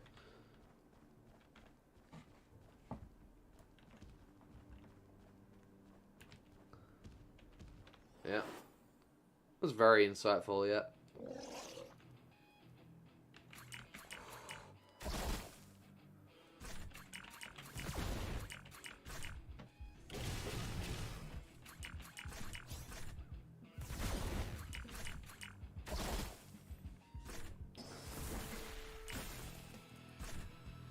I can't believe I've been streaming for 11 hours. I don't feel like I've been streaming for 11 hours, you know?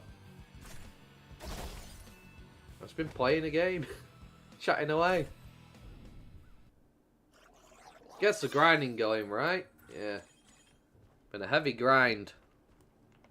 I've got to do this for all my teams as well. Get them all to 63. So, yeah, it's gonna be a good grind. I just need to make sure that I definitely wake up at 4 o'clock today, or 3 o'clock, sorry, so I can get my daily event thing done and get my last 2 candies, so I can get my my ultimate selector before the update happens, because that's probably gonna happen then, in a few hours after that. I believe they do theirs at early hours of the morning, 3 o'clock here would be 12 o'clock midnight for Korea. So, yeah, definitely an effort. But honestly, it's been a blast. So, yeah, I love it that I'm now having people to talk to while streaming. Because in the past, I'd be streaming for hours and I'd speak to like one person for about 5 minutes, and then they go. I'd be waiting several hours, someone else would pop in, have a conversation with me. It's been great having you guys popping in a lot, and I really do appreciate you keeping me company during the grind. It's been making the grind a lot more bearable and a lot more interesting, for sure. I really do appreciate it, so thank you guys. Great having you here.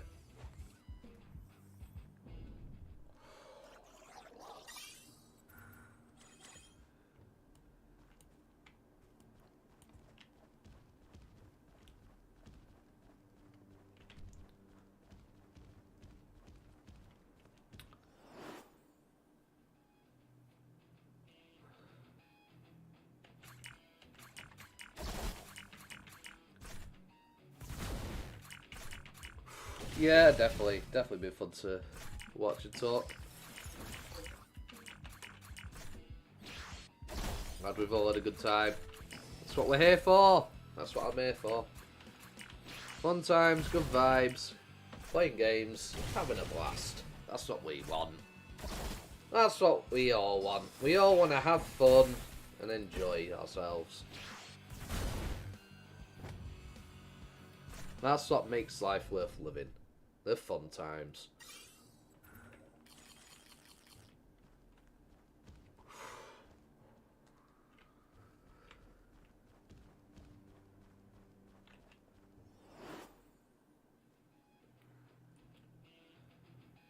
But yeah, possibly... Well, so, technically it'd be tomorrow now, because it's 7 in the morning, but Thursday, I'll probably stream for a long time again.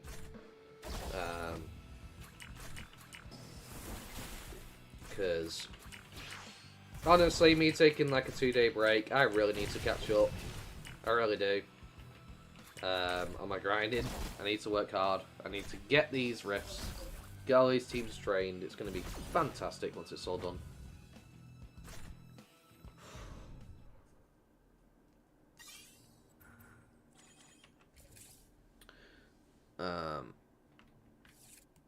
Right. I'm going to mute my game audio while I go to Digibaby Island so I don't get copyrighted. I'm always on, basically, so I'll see it. Fair enough, fair enough.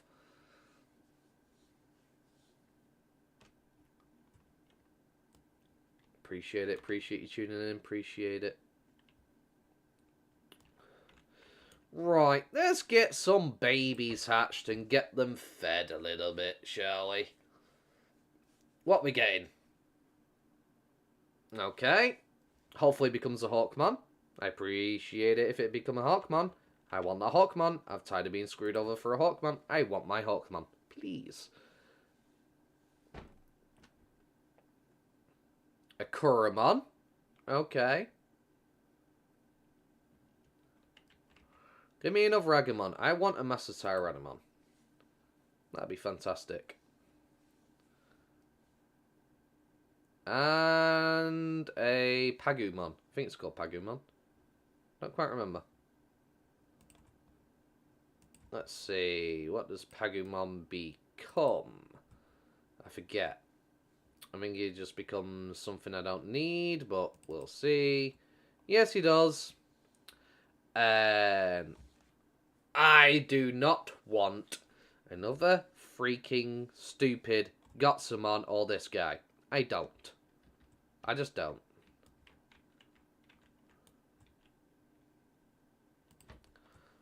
I've had so many Gotsumon and I'm sick of seeing Gotsumon everywhere.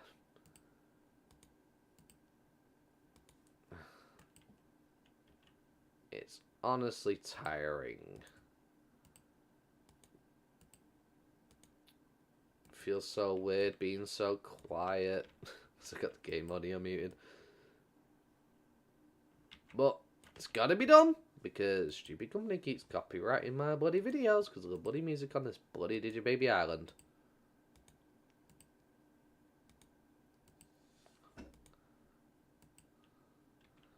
Right.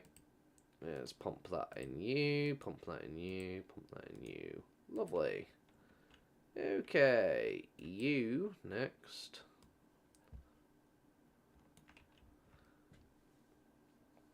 I need to get to the part where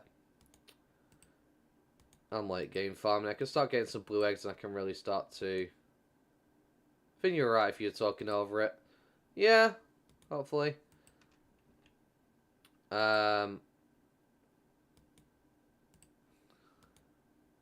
Once I start getting some blue eggs, I may start killing off some Digimon if they don't have a Digivolution path I want.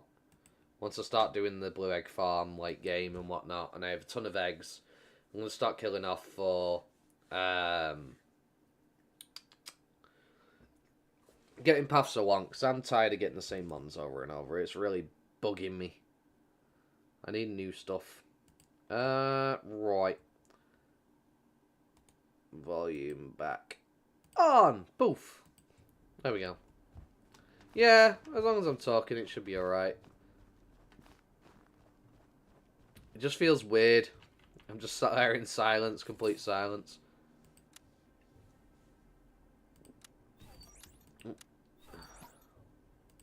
Honestly, don't think these guys are going to get to 63, so if they end up hitting Digimon first, I may call the stream there. Just because, yeah, it'd take me like half an hour at Digimon and whatnot, and, yeah.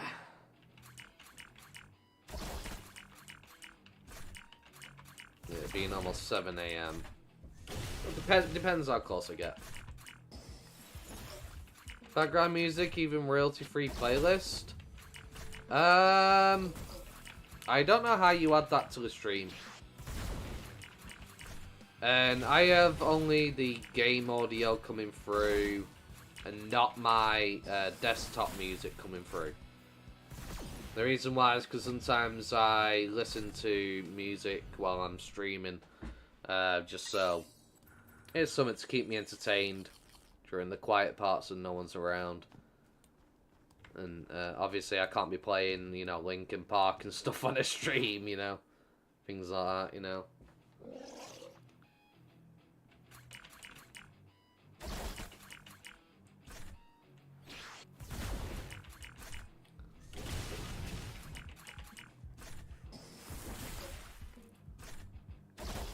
Boom.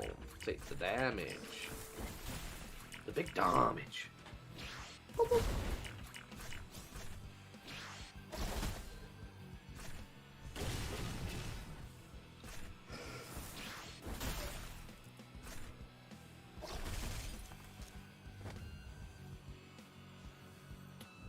I think this is the most views I've ever had on a stream. About 104 views today on this stream. With an average watch time of around 14 minutes. Nice. Usually, lately I've been maxing out at around 70 to 80, so, nice. Definitely growing. Appreciate it, thank you.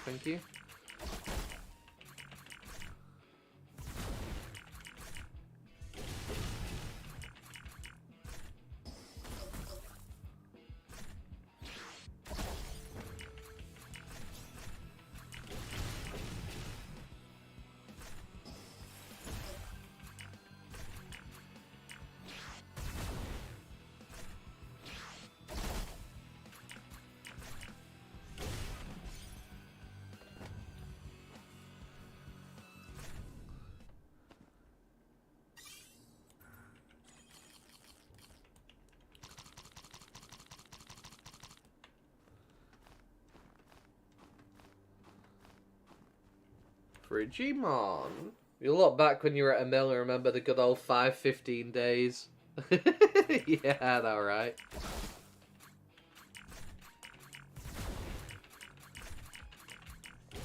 I'll get there someday. Someday I'll get there, it'd be great.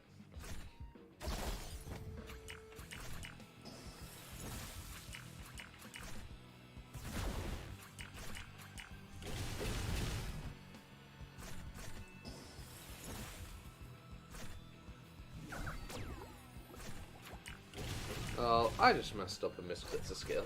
There's no, I don't get any advantage from me getting the Digimon to turn on its allies when there's no allies. This is what you want to do, though. Connect with your audience. That's what keeps people. Yeah, exactly. That's why I'm enjoying the streaming, because it's a lot more interactive. I like making videos, but I'm also enjoying the streaming aspect as well, because it's a lot more interactive for me. I get to actually talk to people while I'm playing and stuff like that. I just need to get better at multitasking. Because my issue is, often when I'm talking, is I focus sometimes too much on the conversation. I'll stand around too much, rather than getting stuff done. Because my brain struggles multitasking and focusing on more than one thing at once. Sometimes. ADHD and whatnot. I hyper-focus too much.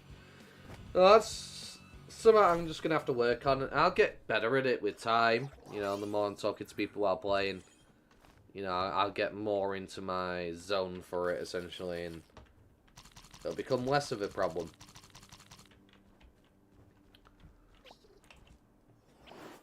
That's definitely something I need to work on.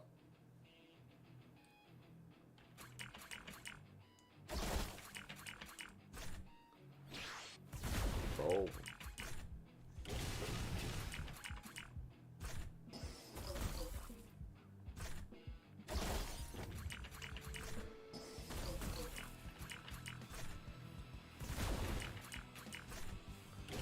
I mean, I'm curious to see where I get to by Christmas time.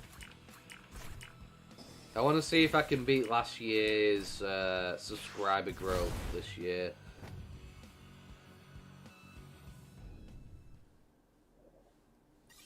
I mean, the start of this year kind of, yeah, you get used to it. It's only up from here. You know people when you're starting, get some people, which is a great place to be. Yeah, exactly. That allows me to get better as well. It helps me work with social interaction.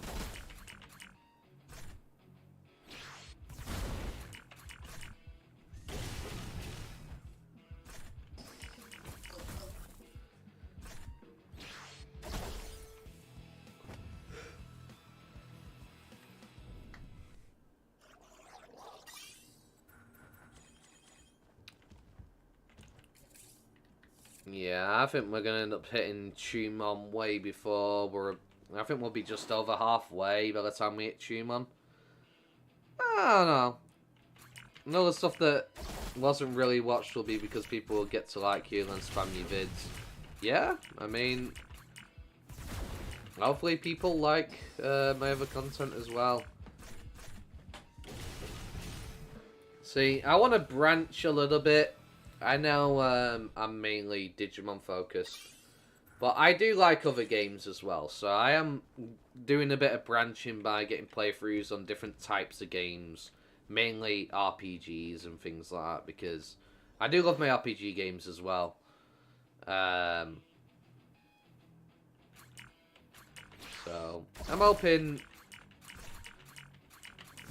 I can make those entertaining as well. So you got entertainment on my streams, you got entertainment on my videos if you choose to watch. I want to keep people entertained. I want someone to be able to come home, relax, and just chill. That's what I want to do. At the end of the day, I want a place to be a fun place to be for everybody.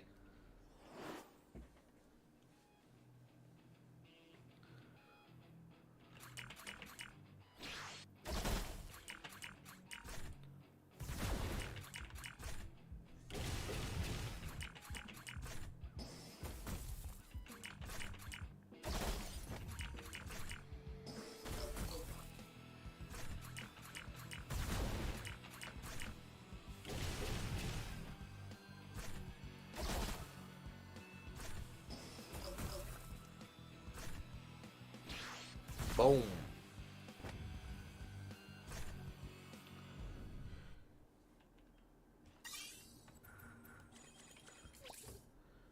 Right. Boom. Boom. I felt a little bad this morning. Because I had trouble sleeping last night. I ended up streaming at the early hours in the morning. And I ended up streaming for like 49 minutes because I tried to get to sleep 3 times. And my brain just wouldn't shut off. So I gave up, you know. First time I was laying in the dark for about an hour and a half. Second time I was lying in the dark for about an hour. My brain just would not shut off. And then the third time I tried, about 30 minutes, it just weren't happening. So, I'm like, right, okay, well, it's 9 in the morning now. And, you know, I want to get a stream done today. I start streaming within 40 minutes, my brain just goes shutdown mode. I felt so bad because somebody was in my chat. But, yeah, my brain just started to shut down. So, it's unfortunate. So,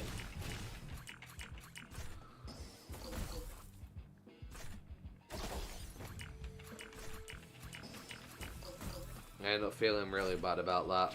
Apparently they were having issues with the game crashing. The wonders of behind the scenes. Yeah. They were having issues with the game crashing. They're like, how are you playing this game? I was like, what do you mean?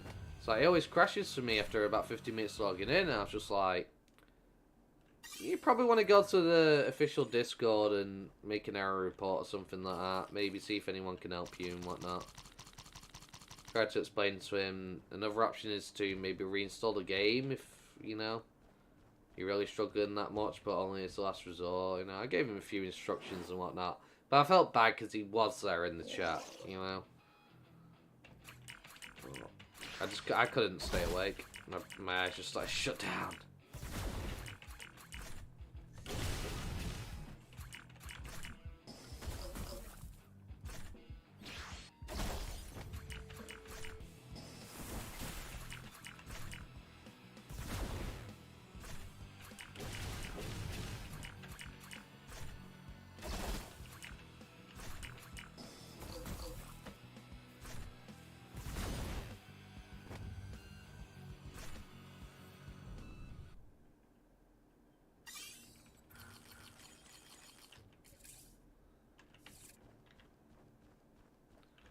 Yeah. I'm hoping he was able to get help with his problem. I'm surprised you haven't passed out for streaming this long as it is. I mean, when I was younger, I used to be able to stay up for like 2 nights in a row without hassle. Can't do that anymore. But generally, if I'm enjoying myself and my brain is fully stimulated,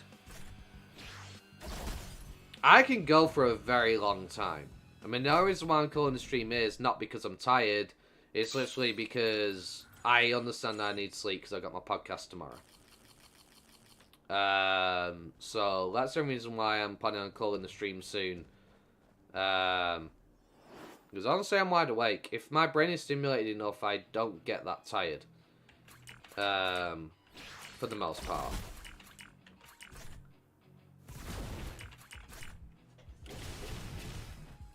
It's part of my ADHD, I guess.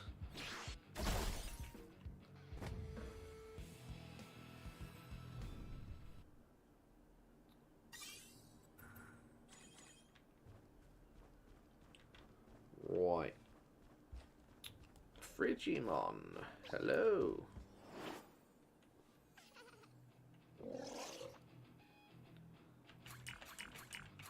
Yeah. That's what I mean by I hate adulting. I'm having fun, I'm enjoying myself, but I have stuff to do. You know? Like, I want to keep streaming, but I just know that I need to get to sleep. It all is. It is. Well, there's my first yawn. Funny enough. Well, oh, I'm not tired. I'm gonna start yawning. Yeah, okay. Brain, hello?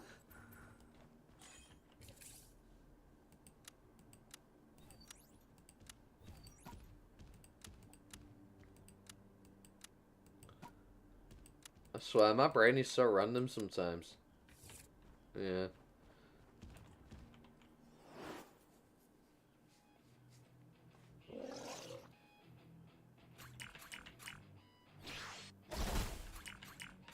Maybe it's because I'm thinking about it too much. I'm too busy paying attention to the time being like, oh, I need to go to sleep. My brain's kind of going into like, yeah, maybe we should go into sleepy mode. My brain taking over and being like, hey, yeah, let's just actually capitalise on that. Let's get tired so we can sleep.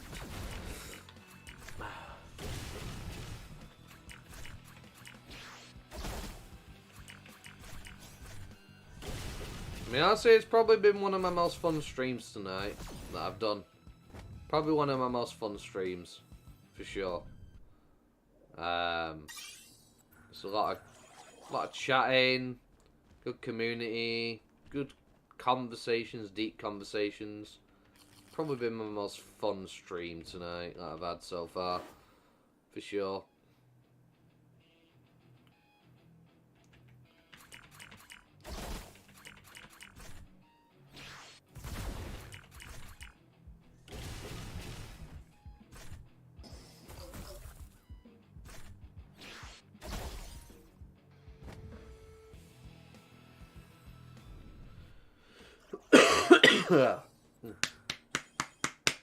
Sorry.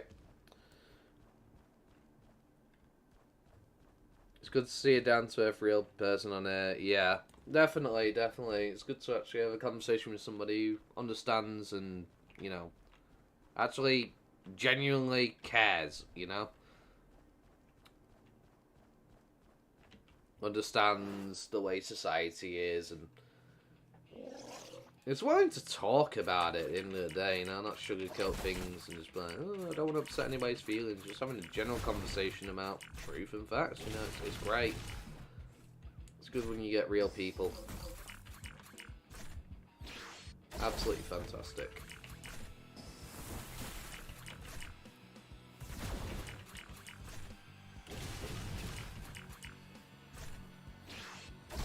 Yeah.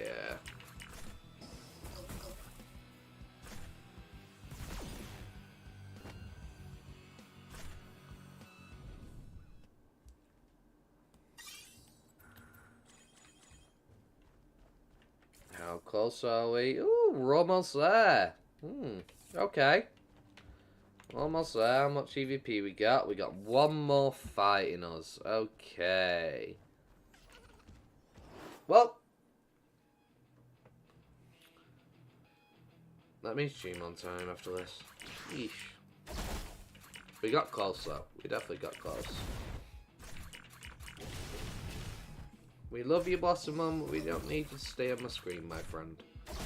We just don't.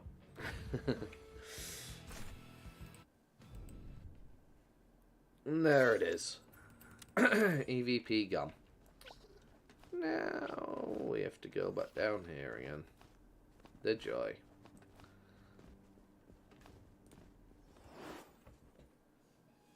We're almost there. So I think I'm thinking at least. How much XP did I get? Let me scroll up a little bit. 900. To check what we're on. I might just stay here till I get enough EVP and I know I can make it to the next level and then just get to 63 and I can call it. And then I can just leave these guys here and get their EVP tomorrow. Or something. Actually, no, if I get 63, I don't need to worry about the EVP for a long time, so I can actually just ignore it. Because I won't be using them from there for a while. Okay, so I need to be able to do at least about 10 or so fights, right. So if I get to maybe... I don't know.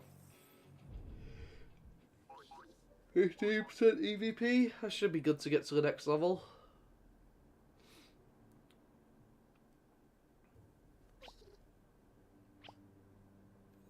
Give or take. It should be amazing.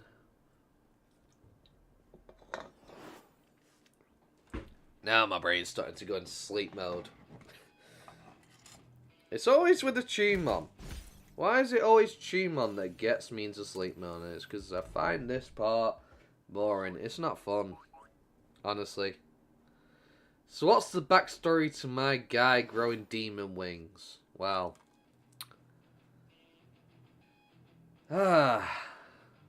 It's a tough one. See, he was sucked into the digital world, right? And he met up with Lucamon.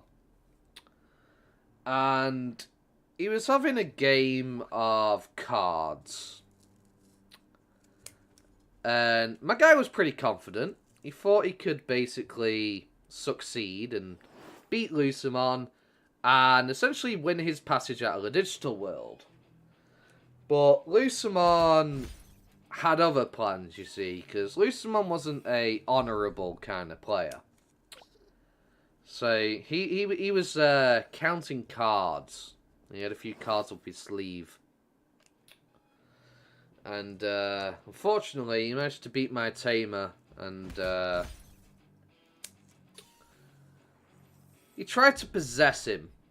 And the possession didn't really work. He wanted to possess my tamer and go to the real world. He was kind of going to grant me my wish, but couldn't quite do it. He tried to possess my guy. And unfortunately, he couldn't quite do it.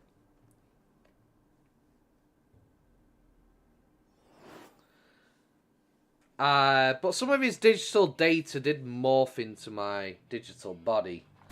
And I grew a pair of wings like him. What about all those other traitors who have them too, you fellow minions? Well, they're all victims of Lucamon's game, like me.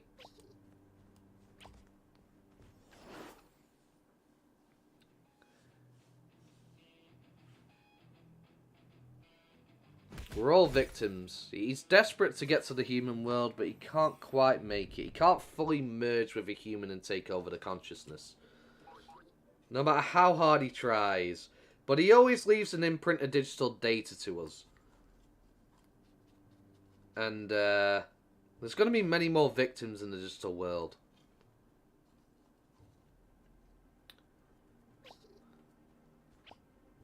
The virus won out the movie. Which movie? Was Lucamon in one of the movies?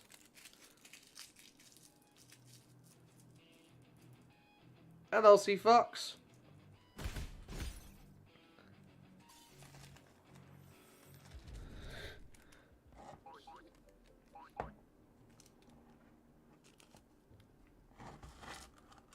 Who's there?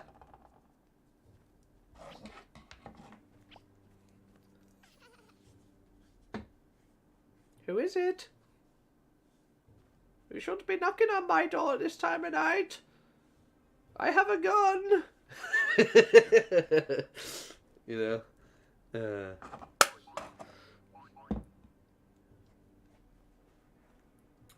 Just the random hello out of nowhere. I'm just trying to think, you know, horror tropes or something new. Somebody asking who's at the door because the doorbell rang. We're all just waiting in suspense for the answer.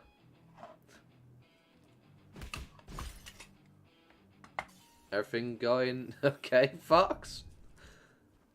The one when they go inside the computer and the virus and the Warger room on the Metal Greymon, something fits together to beat it. In Infirmon? And it becomes Diaboromon. And then Armageddon.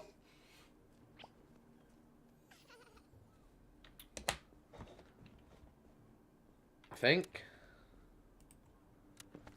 I Are you on about the movie that I think you are, which has, where's he at?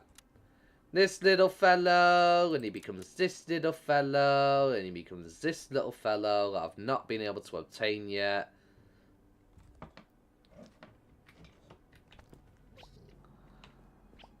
Something right there. Oh, the Caramon, yeah. The Caramon, yeah.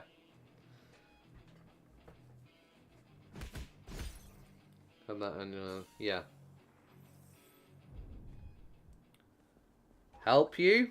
Help you with what?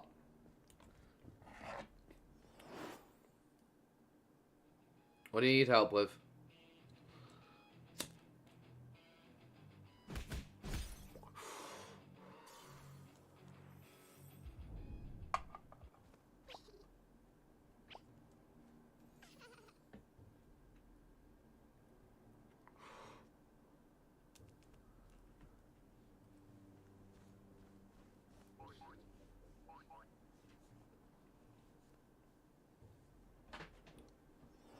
What do you need help with?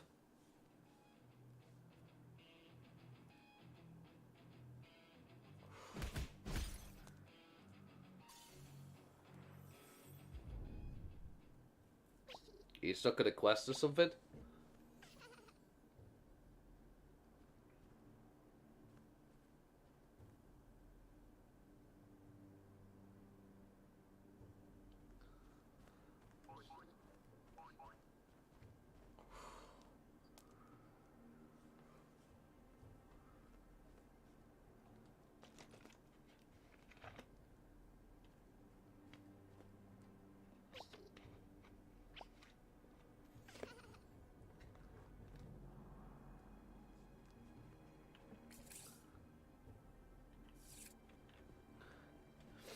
I think I should have enough to get to 63 now. Definitely. No, stayed a little bit. Well, it'll do. Yes, there.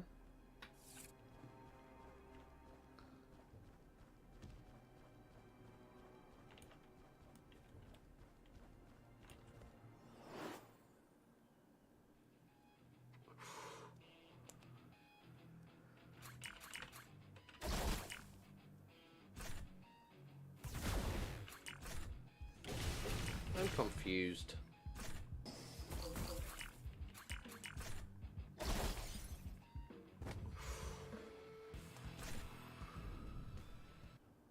Just the random hello, and the help me, and the silence.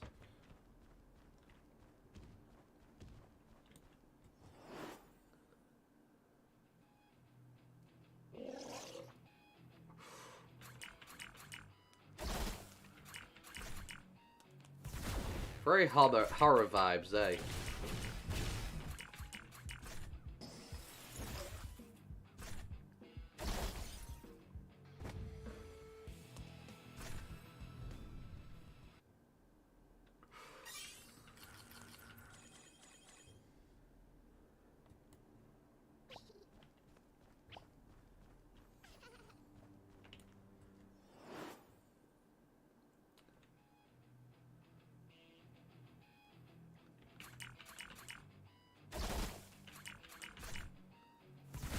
Are you alright? Yeah.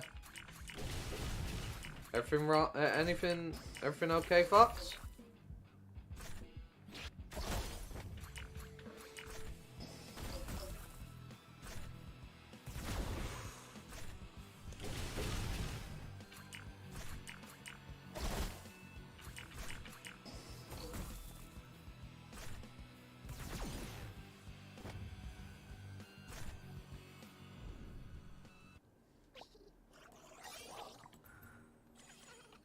I'll tell you what, next time I get me a Caramon though, I'm definitely guaranteeing I get a Diaboromon. I'm getting the Champion Core, I'm getting the Ultimate Core, and I'm getting me a Diaboromon.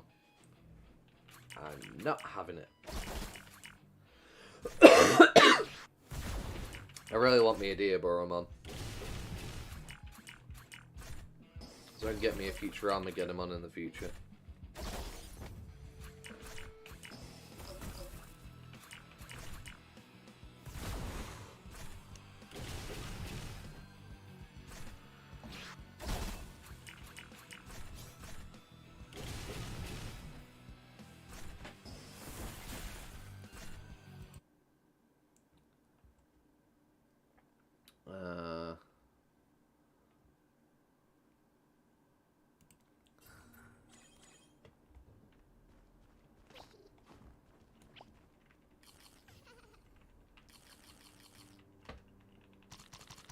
Yeah, it went Karamon, Chrysalimon, Infirmon, then Diaboromon, and then eventually became Armageddonmon, if I remember correctly.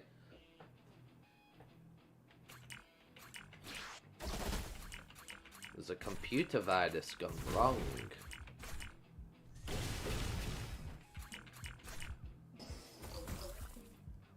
Yeah. Diaboromon with the really long arms. It's like a dark colour with like green like hair.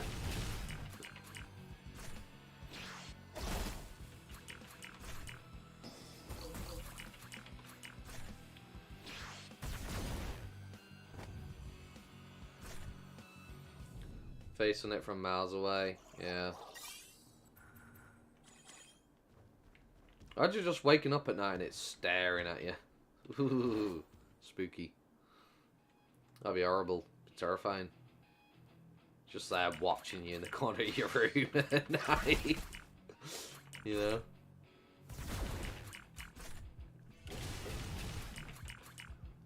So that's Sky Guy or Slenderman vibes. Shy Guy, yeah.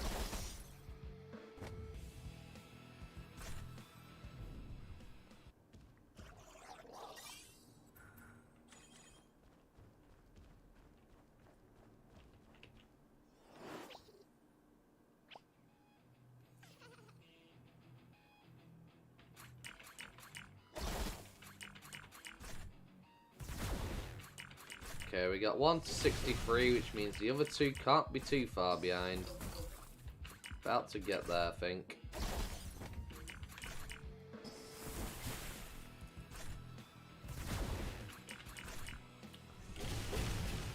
Take up the damage off.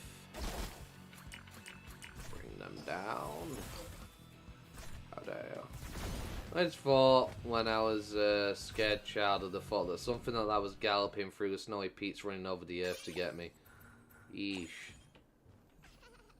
Yeah. Tell you what. This saw Shy Guy years later. Freaked me out a bit. Yeah. I think the thing I hated as a child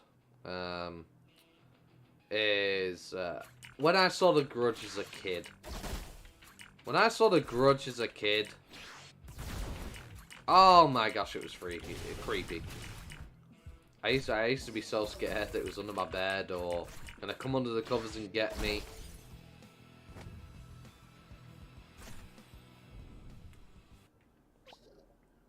Your imagination really does go wild when you're a child. Right, they're done. 63 each, which is very nice. I'll take it. That means we can... Is Puppet Master 2 for me. I don't think I've seen that movie.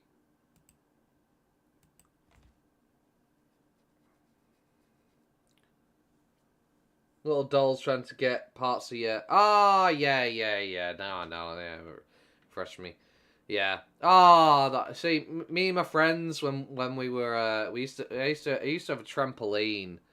Me and my friends used to jump around in the back garden. We used to always try and scare each other, going, "What if Chucky's underneath the trampoline right now? He stabs a knife through to try and get you." And it was so silly, but we were literally scaring ourselves. He's so scared. He knocks on the parents' door. Ah, bless. Yeah. Bless.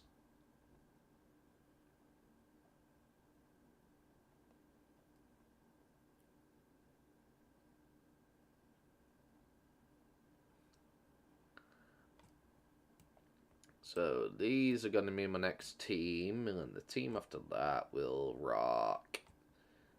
Yeah, let's get you free. Rocking. That'll do nicely. And that'll do nice. Oh yeah. What's everything there? Because I did not do scary things. But then I forced myself, and I love it these days. Yeah. I mean, like, throughout growing up, I used to be so scared watching zombie movies. Like, zombies used to terrify me when I was younger. Like, I couldn't watch a zombie movie on my own. And it was around the time that Walking Dead came out. I was forcing myself to watch it. I was really intrigued when I saw the first episode. You give up? Give up on what?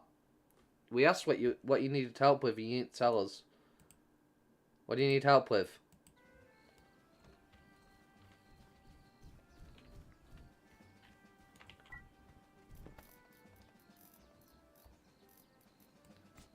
So we got 4 rifts. Nice.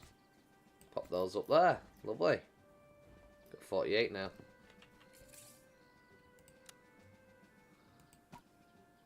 Right.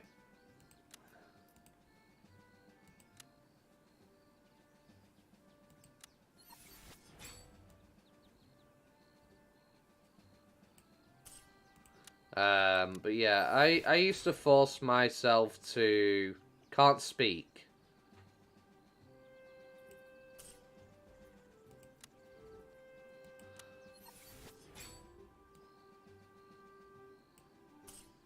What do you mean you can't speak?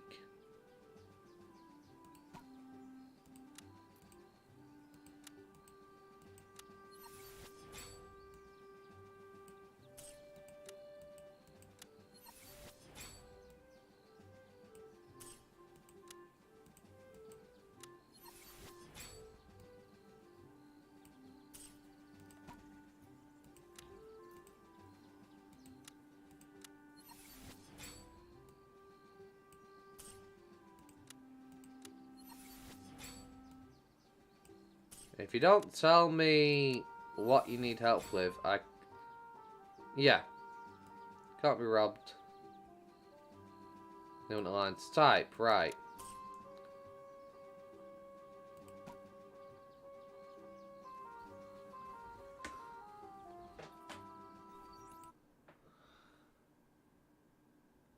Maybe that girl came over.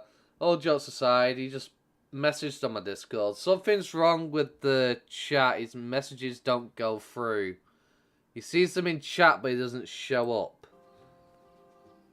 I don't know what that might... Maybe try refreshing the stream, Claudoc. Maybe that might help.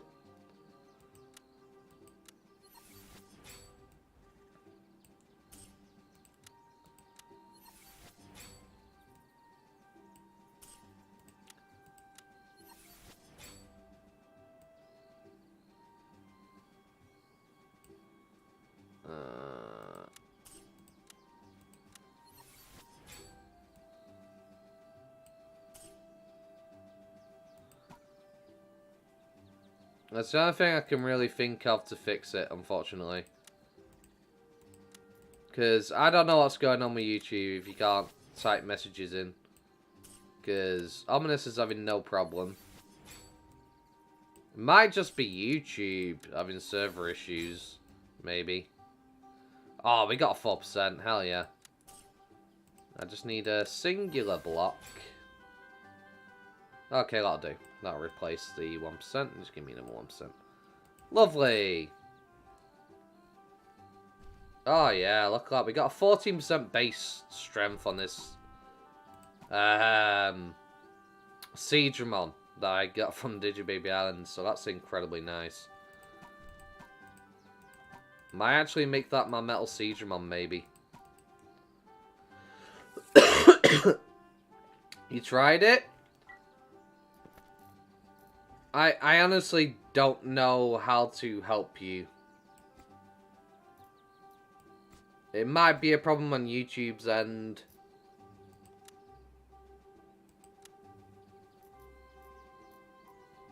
Honestly. Because I can't think what else it might be.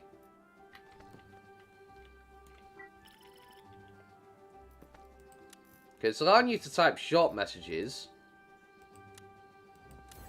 But when you try and type in a long one, it's not working.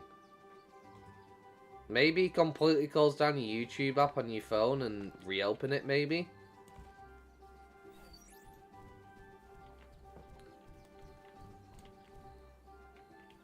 I'm not tech savvy, so I don't know how much help I'm going to be with giving advice on it.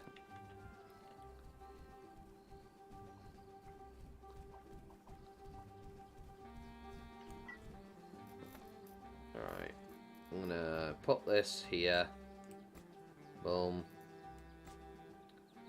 So it's 100 stack. Got it.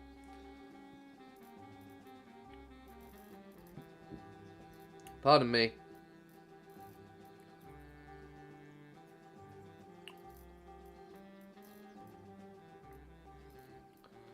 Well, we got some more inventory space back now. We got 2 rows, which is great.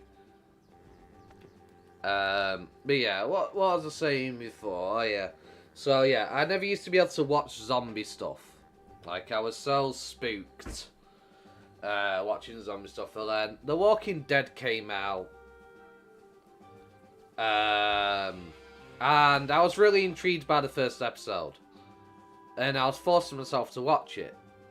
And then I was conquering my fear. I started watching zombie movies on my own, and now zombie movies don't scare me anymore. I'm not scared of zombies anymore. And actually, the opposite effect happens. I'm more of a zombie apocalypse fanatic, where I like to discuss what I would do if I was in a zombie apocalypse, what my plans would be. You know,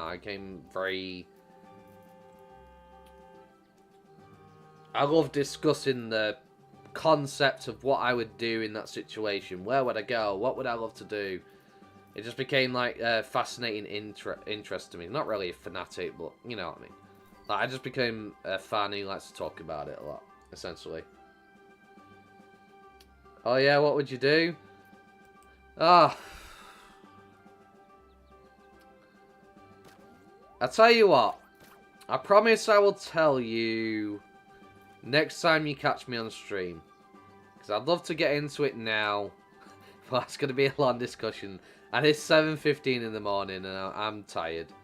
So I promise next time we're on stream, I'll explain them. Remind me, tell me about it, and we'll have a discussion about it on stream. It's just, if I go into it now, I'm going to be out for ages, and I really need to get some sleep.